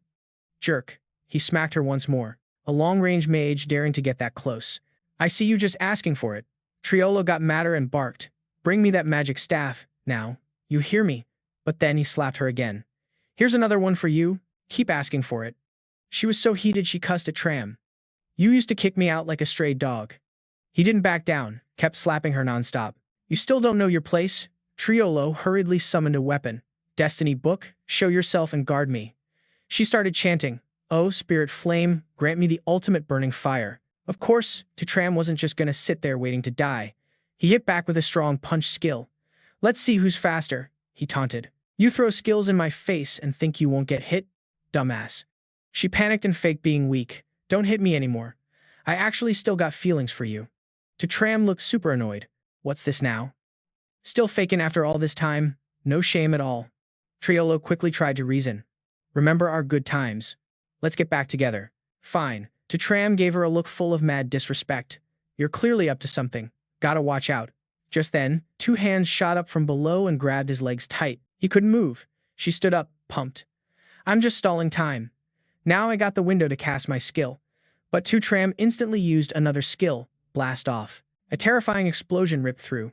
The hands grabbing his legs shattered into pieces effortlessly. Triolo couldn't believe what she saw. Her face went pale from shock. What? No way. He raised an eyebrow and looked down. You're about to die, but no need to be scared. She quickly formed a seal. Uzi Katan, the cruelest and nastiest summon skill. From the ground, the dead rose up, glowing with deadly vibes. To Tram laughed. Hey Triolo, those corpses you're doing, right? She didn't hide it, confessing. It's an honor for them to give their fate to raise me to the top. He said nothing and immediately used Corpse Blast skill. Send him back to hell. Instantly, all three zombies disappeared in a blink, leaving no trace. That's when Triolo finally got the chills. What the hell? What did you do to those corpses? Tram charged up and threw a punch right to her face. You evil freak. Today, I'm gonna settle this once and for all. She was so scared, she had to back crawl away. You really gonna kill me right here? Don't do this. Tram looked at her coldly and said, Yeah, I'm just helping you fulfill your wish. Triolo acted all pitiful again. So our love's gonna disappear too, huh? He couldn't hold back any longer and lunged with a dagger. Damn it, you still trying to stall? But right then, Lu woke up and yelled out loud. Don't hurt Triolo. Stop right now. He took the hit for her, a super dumb and reckless move. The other contestants started waking up too. What the hell's going on? This is messed up. Looks like we got cursed or something. That tree's burnt to a crisp. Someone saved us just in time. Almost turned to ashes. Langu pulled a gun from his mouth. To Tram, don't hurt Triolo. You better just drop dead. Seeing the gun aimed at him, even To Tram turned pale, scared. This is insane. Then, without hesitation, he loaded up and fired. The gunshot rang sharp. To Tram immediately activated his skill to escape as fast as possible, curling up tight. He couldn't help but swear. Lost both hands but still shooting with his tongue. This dude Long Two's straight up king of all tailgaters out here. Triolo's got protection and enough time to work his magic. Yo, Wind God, please take me back, she said. Your growth speed really blew my mind. If you bounce now, I'll keep you as my #1 backup. To Tram couldn't hold it anymore and asked straight up, Is your search for a backup tied to your destiny book or what? She looked down on him and said, This is what makes someone a god. Not something someone like you can even understand. Still, To Tram stayed calm and shot back. This destiny book definitely powers you up when you kill. Yeah, no arguing with that, Triolo. She tossed, took Langu and bounced. Just wait and see. I'm not gonna let you hit me again. Tram frowned, clenching her fists tight. No answer means I was right. She's cold-blooded, no doubt. Long Two stepped up and said, The Destiny Book's one of the 3 legendary mage relics and the most mysterious weapon out there. She's real dangerous. If she gets stronger, she's a threat to every single one of us. Right then, the other contestants noticed something weird. Yo squad, check out those things. They look like sacred blood fruits. Those fruits boost mental strength. For mages, this was a rare shot. But then they faced a harsh truth. Hold up, those sacred blood fruits aren't ripe yet. One explained. Ripe ones only show up in 8-star dungeons, so they had to leave, bummed out. Unripe sacred blood fruits are not just useless, they're mad poisonous. Lee sadly rubbed his head. What a shame. If those ripe ones hit the market, they'd go for crazy prices. Long Two saw there was nothing left and pushed the crew. Let's bounce. No point wasting time here. Suddenly, Tat Hoi stopped them. Wait up, y'all help me pick those sacred blood fruits. The more, the better. Loy was puzzled. What's up, Tad Hoi? Those unripe fruits ain't edible. Don't you know that? He replied happily. Quit talking trash. Let's roll. I'm giving y'all a big chance today. Loy scratched his head confused. Dude's up to some scheme again? This guy's a puzzle. So the crew followed his lead. The sacred blood fruits piled up like a mountain. Loy was suspicious. If you're pulling something, I swear I'll shove all these up your butt, so watch yourself. Finished, he picked up 2 fruits and laughed loud. Next up, witness some magic together. Tadhoi skillfully merged 2 unripe sacred blood fruits. Datu yet freaked out and shouted, No way. Those 2 fruits fused into one?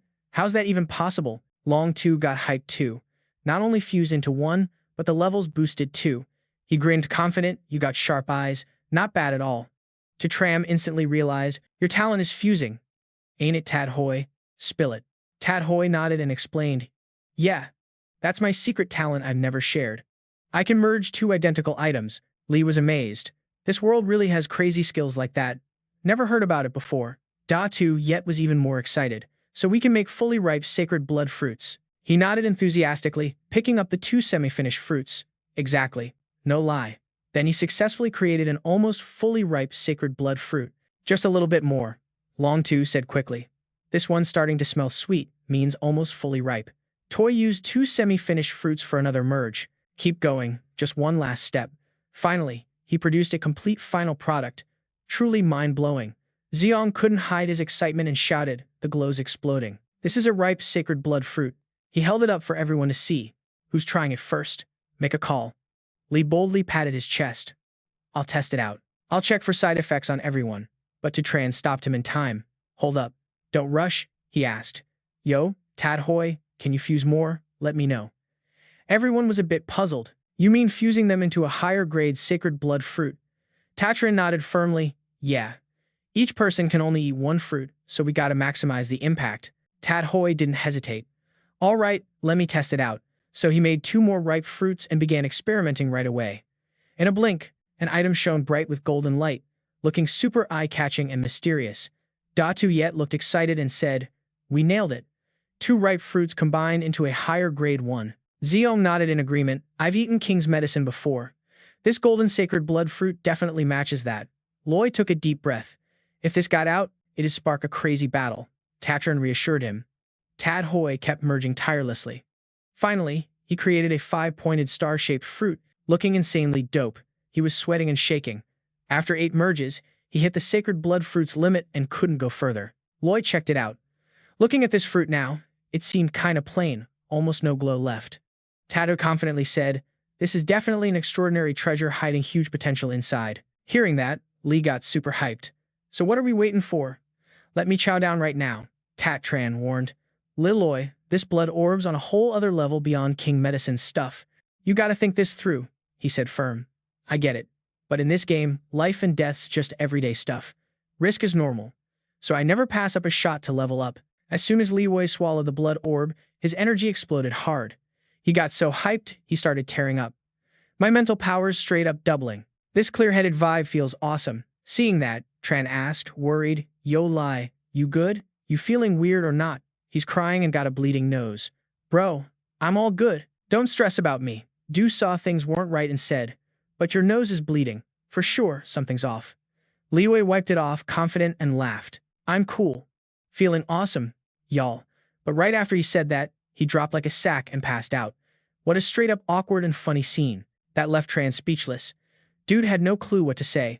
Luckily, not long after, Liao woke up with no weird side effects. Xiong seriously asked, you still good? Want to rest a bit more? Liao moved around, feeling kinda off. But his mind was sharp as ever. Tad Hoy smiled and said, looks like we can all eat this evolved blood orb now. Everyone, Tad Hoy wrapped up, merging his power. Everyone should eat one orb each, the rest we sell for mad cash. No hesitation at all. They all popped the blood orbs. Go ahead, don't hold back. So except for the two Trans, everyone else passed out one by one, knocked out. Kia smirked, kinda confused. Why's it hit so hard? And why's everyone dropping like that? Lilo asked. Hey bro, why didn't you pass out? What's up with that? Tat Tran looked dumbfounded too. Yeah, why am I not like them? Kinda weird for real. Lee quickly asked, bro, how you feeling now? He kept it real. I'm feeling pretty okay. A little thrown off. Bro, you only get to eat one blood orb in your life. But Tutran ignored the warning and waved it off. I'm good. Plus, I'm jobless anyway. After a bit, no side effects showed. Guess it's 'cause he's out of work.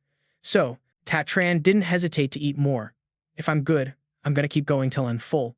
2 hours later, everyone woke up. Tad Hoy sweating buckets from the merging. You still got room? Try finishing the last orb. As long as I ain't dead, I'm going. I feel my body changing. Right after he said that music, a crazy change showed up on him. Here it comes, the most clutch moment. Then, a royal tower floated over Tran's head, looking super mysterious and mystical. Tad Hoy gasped. No way. Isn't that the Soul Tower? Du looked lost. What are you saying, Tad Hoy? What's a soul tower? Never heard of it, he quickly explained. I read in some records. The soul tower links straight to the legendary Supreme Star Tower. That moment, To Tran grabbed his head in pain and screamed. A scary scene went down. Everyone freaked. Yo, too, you good? Why the hell you screaming all sudden? Cut to old T. He was holding a pipe, lost in thought. So this secret world is really just about harvesting blood.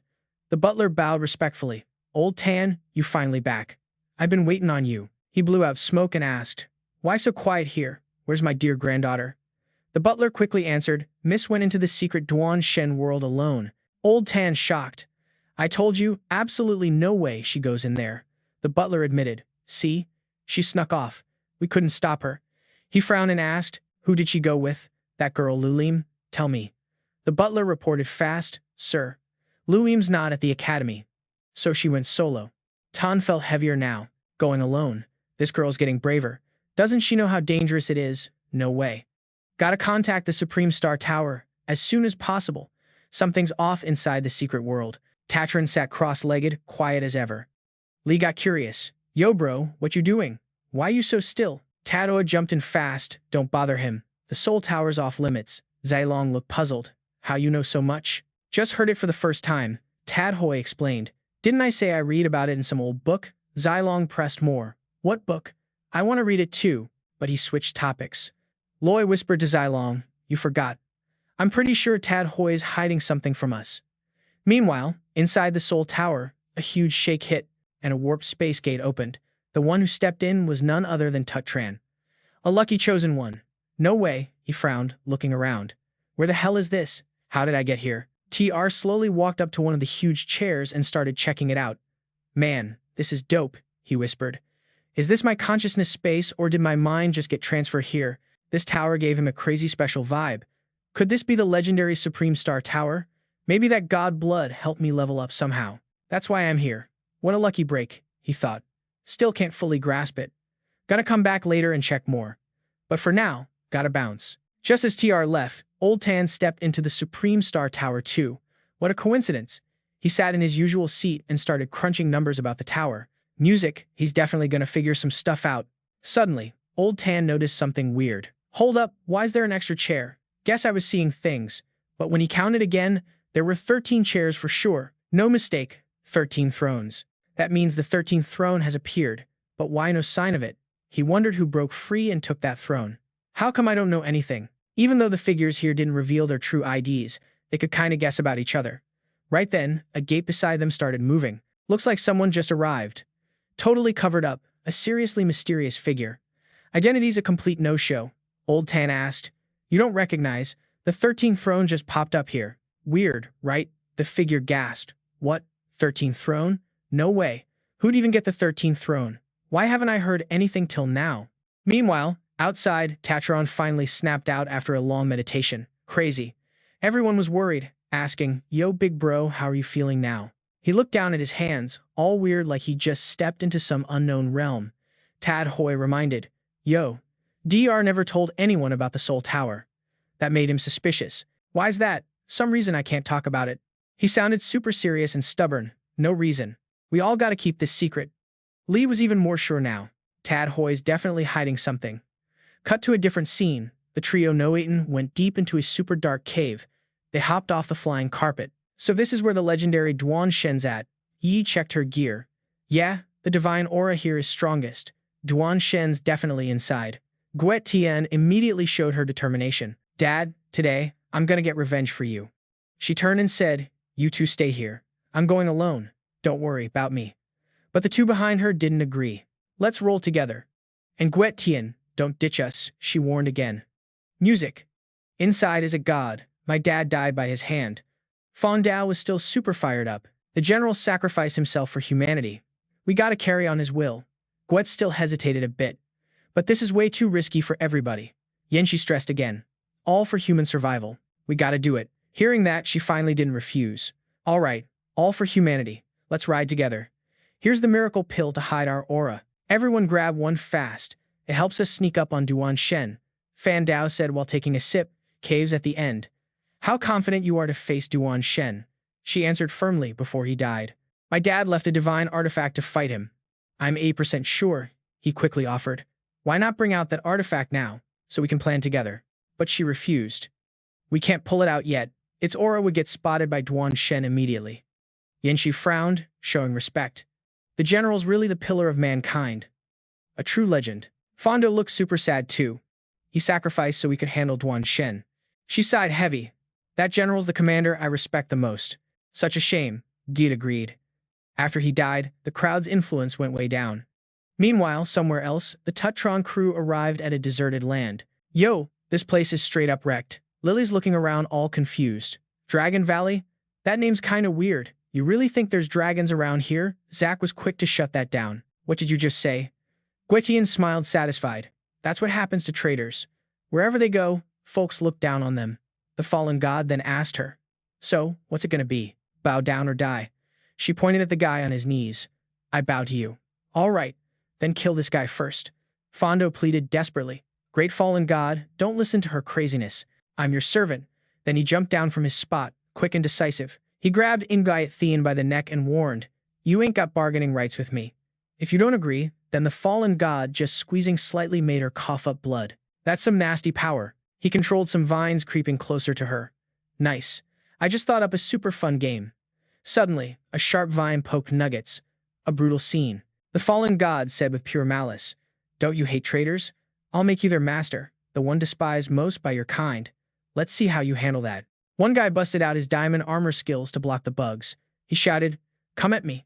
I don't buy that nasty bug crap can break through my defense. Yo, way too many of these freaky monsters swarming, making any kind of resistance straight up impossible. They're eating through his armor like it's paper. Got him yelling out in pain. No matter how hard he tries to fight back, dude just can't. Quit messing around, you annoying bugs. In the end, he's buried under a pile of creepy crawlies. Straight up, tragic and painful death. Jake couldn't believe his eyes. What the heck are these bugs? They're seriously terrifying. Mike was the first to realize, ain't these dragon ticks? Those bugs that symbiote with dragons. Chris chipped in. They say dragon ticks are those dragon monsters' buddies. Wherever you see dragon ticks, you can bet there's a dragon lurking nearby. Stacy got hyped. If that's true, then there's definitely a dragon around here. Diego kept watch and quickly warned. The dragon tick squad's heading this way. Everyone fall back, now. Meanwhile, Dawn was surrounded tight by those savage monsters. The situation was mad intense. But then bam, two huge waves of flames exploded, scattering those bugs to pieces. Pure firepower for real. Turns out, the hero stepping in was Tina. She called out fast, Come on over, Donnie. Without a second thought, Dawn ran over right away. All right, I'm on my way. Big thanks. Lucky those monsters didn't chase us off the cliff after we left. That was weird. Zoe breathed easier. Looks like we're safe now. Seems like these dragon ticks won't dare cross into the valley. Donnie stepped forward and said, Glad you guys made it just in time. Otherwise, who knows what would have happened. Tina got curious and asked, Dawn, is there really a dragon chilling in this dragon valley? She explained with a bit of regret, never seen one with my own eyes, so can't be 100% sure, but it's highly likely. Hearing that, he pressed on. What's going on inside? Is it dangerous? She was still shaking. Just then, another group rushed in, having heard rumors of dragon monsters here. For real or just some gossip? Jake looked around. More top-notch folks were heading over. News spreads quick. No doubt. Mike frowned, worried. Once word gets out about dragons existing, everyone's going to be hooked on it. But before they rush in, this massive wall of fire blocks their path. What's going on? Suddenly, someone shouted, Look, there's a fire mage coming. Everyone saw a young girl with blazing red hair. That was Hannah, a super strong student. Don instantly recognized her. She's a fire mage who fights up close, one of the fiercest students at Pinewood Academy. Tim took the lead, acting all cocky. Y'all better step back. Dragons ain't something weaklings like you can handle. Hannah noticed the crowd gathering and asked, Why ain't y'all going in? One of her crew explained, Hannah, the valley's crawling with dragon ticks. We can't just rush in. Hearing that, she unleashed an insanely powerful destructive fire spell. Straight savage. Her magic looked like a giant fireball, carrying some serious heat that could burn everything to ash. In a blink, she incinerated all the nearby dragon ticks to dust. Epic and stunning to watch. Everyone was shook. No joke, calling her the fire mage is spot on. She's seriously legit. Tim also noticed Tina. You punk, didn't think I'd see you here. He awkwardly said, Yo Hannah, long time no see. How you been? Then he blew up at Tina. Dare to snatch my shot today? I'ma smash your head.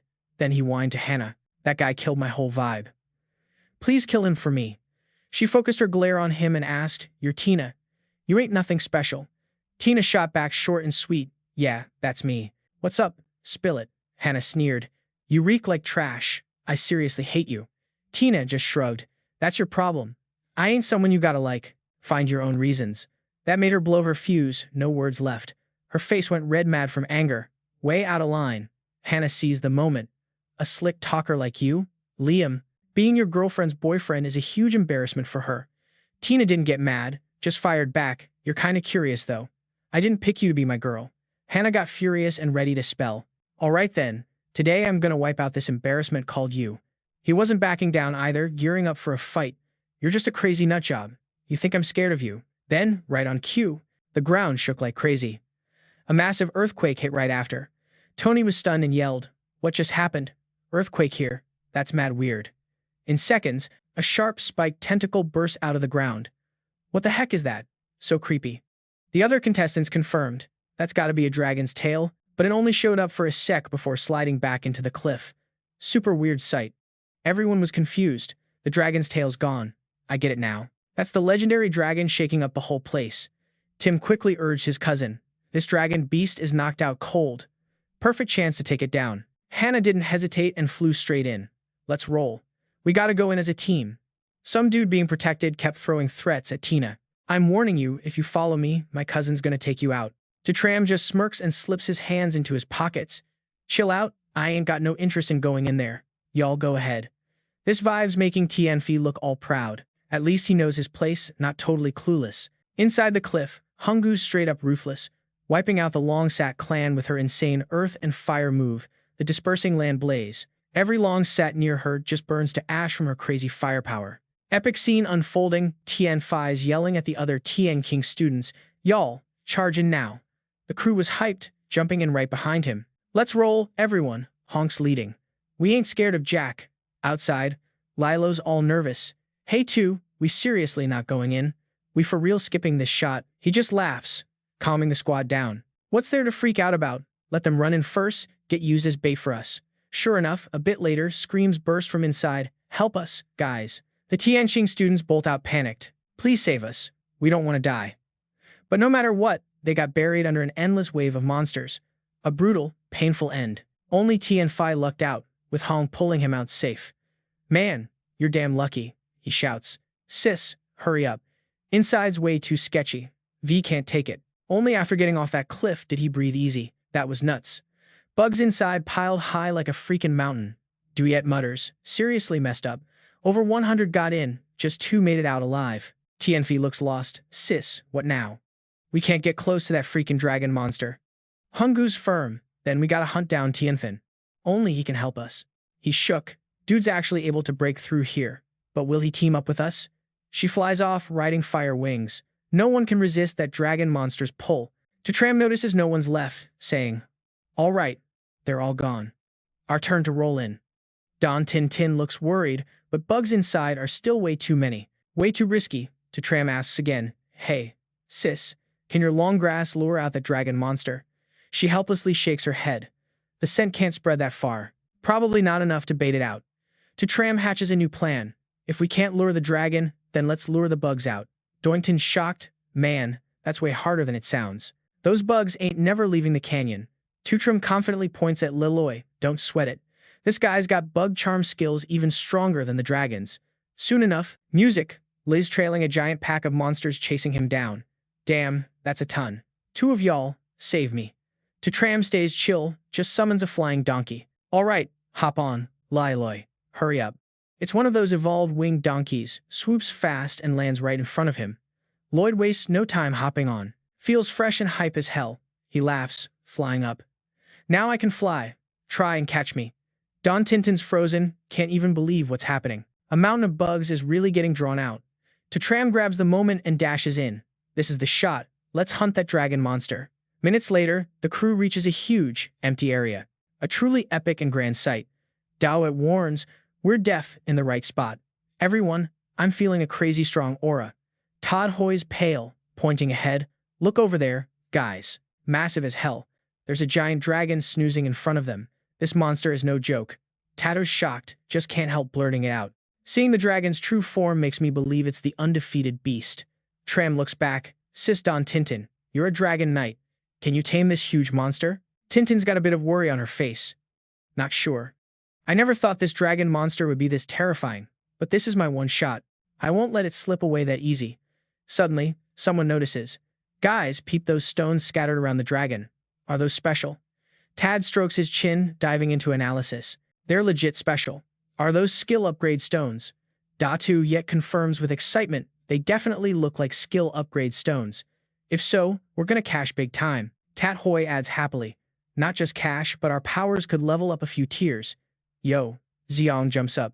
All right, let me grab one and check it out. He quickly snatches the closest stone. No trouble at all. Damn lucky, he says, bringing it back. This is legit a legendary skill upgrade stone. Everyone's hyped. Tat Hoi's super pumped. This chance is on par with a blood god's fruit, maybe even pricier. Don Tintin realizes, I get it now. That dragon monster's guarding these stones while it sleeps. After all, anything worth this much drives every player crazy. Xiong flies up again. All right, let me gather all these skill upgrade stones. To Tram quickly warns, be careful. Do not wake that dragon monster. Meanwhile, inside the Supreme Star Tower, Old Tan asks, Hey Tower, please help me calculate when this secret realm's gonna vanish. But the system replies, right now, calculation resources are too low. Can't compute. Try it again, the mysterious dude said, eyes wide. What? This rarely happens. Why now? This means the truth and the secret realm ain't as simple as I thought. Old Man Tan still couldn't believe it, asking again, all right, try one more time. But the spirit tower only shot back, not enough computing power. Can't process it. Old Man Tan thought hard, then freaked out. No luck still. I clearly dumped all resources here already. Then he looked at the mystery guy beside him. Yo, 4th star, hook me up this time. No hesitation. All right, 9th star, you owe me 1 for this. As both asked together, the Star Tower finally replied, calculations starting. Old Man Tan couldn't hide his grin, letting out a sigh. Awesome, finally working. But then he heard it say, Little Mew Mew was still there. This time seemed more danger than safe. Meanwhile, inside the temple, 3 people, including Nuedithine, stepped in, and the dark god stood right before them. Fando was sweating bullets. Yeah, I feel the oppressive glow from its divine form. She warned, my dad once said the dark god's been knocked out in this hidden realm, healing wounds. Going deeper, they spotted a dude meditating. Creepy scene, Yenshi's face looked pale. Isn't that the legendary dark god? I can't help feeling scared, he urged. Guitin, move now. This oppressive glow is next level scary. I can't hold out much longer. She quickly pulled out the relic her pop left behind. The dark god was still knocked out. It's gotta die, she thought. Dad, today I swear I'll get revenge for you. Rest easy. But before she could throw the relic, bam. She got stabbed in the back. Anami mechanically moved, and she turned pale from the pain. No time to react to the surprise attack. When Ingwaxian spun around, she realized the attacker was her teammate. What? Why? Holding the wound in shock, she yelled, Fondo, why you do me like that? Yanni screamed too. Fondo, you crazy? What's wrong with you? He laughed loud and snatched her treasure. Guatian, a nobody like you, how dare you defy the dark god? Fondo got on his knees, praying. Great dark god, I'm your loyal follower. Please bless me, he sneered. Good, you did well, loyal minion. You'll be rewarded big time. Yi lunged angry. So you're a dark god's pawn. Today, I'm killing you. Right then, he threw out his hand using dark power to stop her. Way too strong, he used special chains, tying her up fast and easy. Then dragged Yanni closer. Cold and cruel move. She barely screamed one last time. Matian, run. Leave me, go now.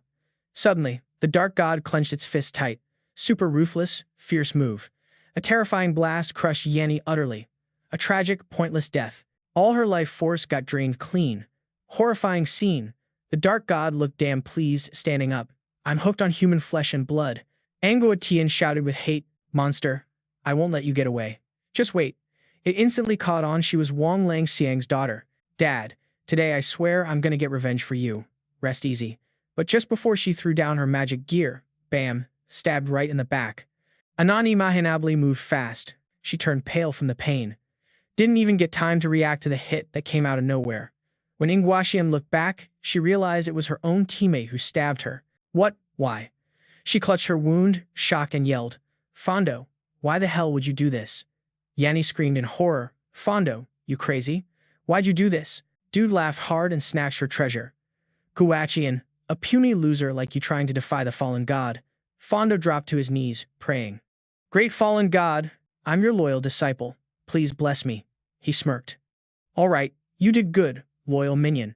You'll get a fat reward. Yanni charged, mad angry. So you're the fallen god's lackey. Today, I'm gonna kill you. Right then, he unleashed dark power to block her. Too strong, he whipped out special chains, tying her up quick and tight, then dragged Yanni closer like some cold-hearted savage. She only had time for one last shout. Matian, run. Just leave me here. Go, go. Then the fallen god clenched his fist tight as hell. A brutal move, cold and ruthless. An explosion smashed Yanni to bits. A pointless, tragic death. All of her life force got sucked dry. A truly terrifying sight. The fallen god looked super satisfied, standing up. Man, what a delicious flavor. I'm seriously hooked on human flesh. Anguitian yelled with pure hate. Monster, I'm not letting you get away. Just wait. He instantly knew she was Wang Langxiang's kid. That's right, he was crazy strong. Too bad, he's dead now. And Guet Tien was mad beyond control. Dream on, you killed my dad. I swear I want to rip you apart. The fallen god just laughed and shook his head. You're wrong. Even though I killed Wang Langxiang, the truth is he died by his own kind. That hit her like a ton of bricks. What do you mean? He offered a deal. If you bow to me, I'll spill the full truth. Right then, Fondo spoke up. Great fallen god, I'm your most faithful servant. But he looked at him with pure disgust and immediately said no. Nah. Traitors to humanity don't earn my loyalty. The dude jumped back scared. Wait, what? What'd you just say? Gwydion smirked satisfied. That's how it goes for betrayers. Wherever they roll, people throw shade. The fallen god asked her. Now spill it. What's your choice? Surrender or die? She pointed at the person kneeling right there. I surrender. All right. Then kill this one first. Fondo begged desperately. Great fallen god, don't listen to her hype. I'm your servant. Right after, he jumped off the platform with crazy, quick, and sharp moves. He grabbed Ingwaithian's neck, warning, you ain't got the right to bargain with me. If you say no, the fallen god just lightly squeezed and she started coughing blood. Freaky strength. He controlled the vine, making it creep towards her. Nice. Just thought up a sick new game. Instantly, the vine's sharp tip stabbed Nuggets. A horrific scene. The fallen god spoke with pure malice. You don't hate betrayers enough. Then I'ma make you their boss, the one they hate the most in their own crew. Can't wait to see how you handle that. Fano awkwardly smiled and pulled out a treasure. Great fallen god, this is what Wang Longang left to fight you. He laughed scornfully, thunder smashing heaven's throne. Who'd expect him to pack such fierce, deadly vibes? He quickly tried to suck up cowardly. Something this dangerous? Why don't you stash it away? Great fallen god. But the fallen god thought differently. Nah, if I hide it, it's no fun. Keep it. Fondo was confused. You mean I gotta hold on to it? Must have heard wrong. He was sure. Exactly. Take it near the top human fighters and let them feel its power. Those words had him pumped up big time. Praise the great fallen god's wisdom. I'll use this to knock out a 9-star champ. He clamped a hand over his mouth, waving off the talk. Your vision's way too narrow, dude. What's with this 9-star crap? Go take down some god-level bosses instead. Jake nodded, lowering his head in compliance. Yeah, my lord. I'll definitely get this mission done. Suddenly, the guy got hit with this dark energy blast. Crazy, twisted scene went down. Jake was hyped, feeling it all rush through his body. My powers just leveled up big time. No way, the fallen god said, explaining, that's death energy I just hooked you up with. It makes you immortal and basically indestructible. It's a reward for your loyalty. Right after, he dropped to his knees and bowed low. Thanks to the great fallen god. Long live the fallen god. Meanwhile, Xiong came back with all the energy stones in one haul. We got enough upgrade stones now. Tadhoi couldn't hide his hype and joy. Come on, upgrade those skills. I can't even imagine how crazy strong you'll be after the boost, he said, but Dai cut in. Hold up. Anyone else notice how quiet it's gotten around here? Tintin also caught the weird vibe. The dragon snoring stopped something's up. And sure enough, the dragon woke up early, threatening everyone present. Terrifying scene. Tadhoi freaked out, yelling, no way, damn it, the big dude's awake. We're screwed for sure. It roared madly, like it wanted to tear apart anyone who dared mess with its sleep. The insane aura it gave off pushed the group back hard. Too powerful. Just die already, yet still scared. So insane. It only roars and we're all blown back. Lily looked shook. What do we do? Should we even risk it? Zeon charged forward. No hesitation. What are we waiting for? Kill it. Now. But the dragon just batted him away with a claw, knocking him flat on the ground. Tadhoi jumped in fast. Its strength's off the charts. We can't fight this thing head-on. Xylong got up and agreed. We gotta retreat fast. It's way beyond what we understand. Diate was sweating bullets. I knew it was strong, but damn, not this strong. Right then, the dragon flapped its wings and soared up. Majestic and breathtaking scene. To Tran called out the donkey squad without hesitation. Everyone cover us. Let's roll. The donkeys rushed up, shielding them like a solid defense wall. Fearless. But they couldn't handle the dragon's crazy fire breath. Way too different. Seriously. The donkeys charged and stood firm, like a tough defensive shield, not scared at all.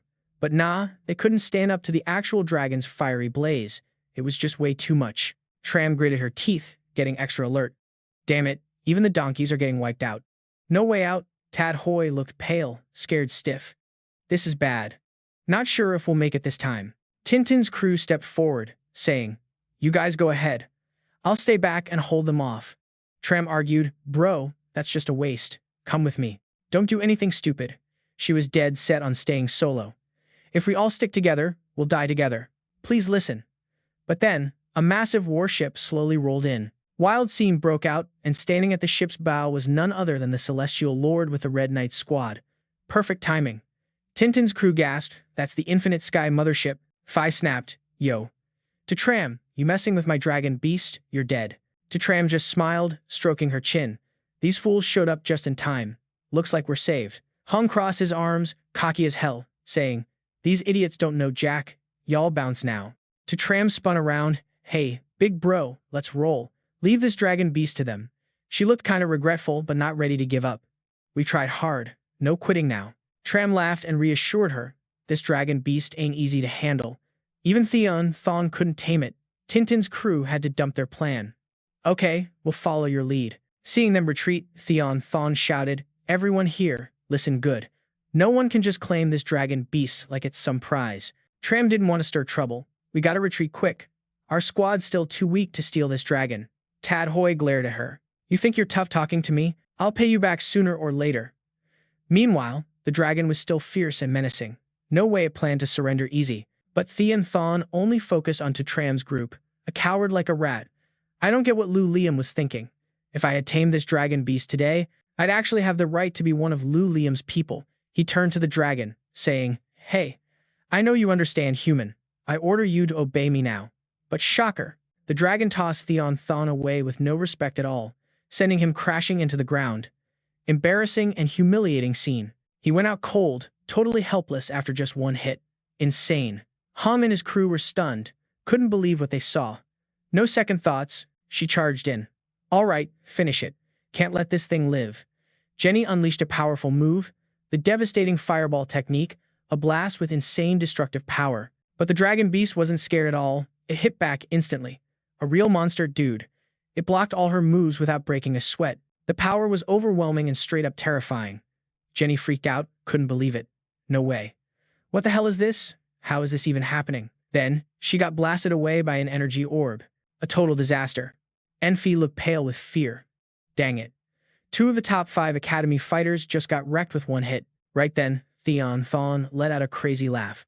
I can't believe this. He jumped up and said, The stronger it gets, the more hype I am. This dragon beast is legit wild. He barked orders to the warship. Mothership Infinity Sky, lock all firepower and hit it hard. Instantaneously, massive cannons rolled out. The scene was epic and damn stunning. Phi on the ship couldn't hide his fear and panic. All he could do was scream and lose it. Tintin watched from a distance inside. One shot from Mothership Infinity Sky could flatten a hill easy. But Tintin commanded, Everyone fire right now. Don't hold back a second. Immediately, dozens of shells launched. The destruction was unreal, straight up terrifying. Explosions shook the ground all around the dragon beast. That power was mad impressive.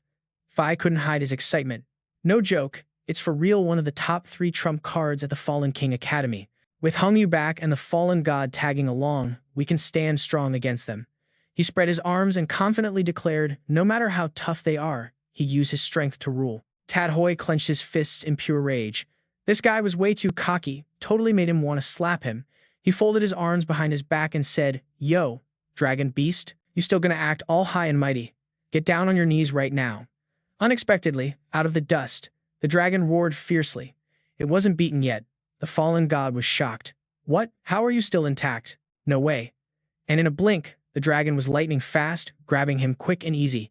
Hongwoo's squad just screamed in panic and horror. Unbelievable. How's this even happening? The whole vibe flipped so quick, even Dao went speechless. The biggest show-off ended up getting iced. Right in the dragon's jaws, the fallen god struggled. "Please save me. I don't want to die." Seeing that, Jenny jumped into action. "Move fast. We gotta get him out now. Don't hesitate."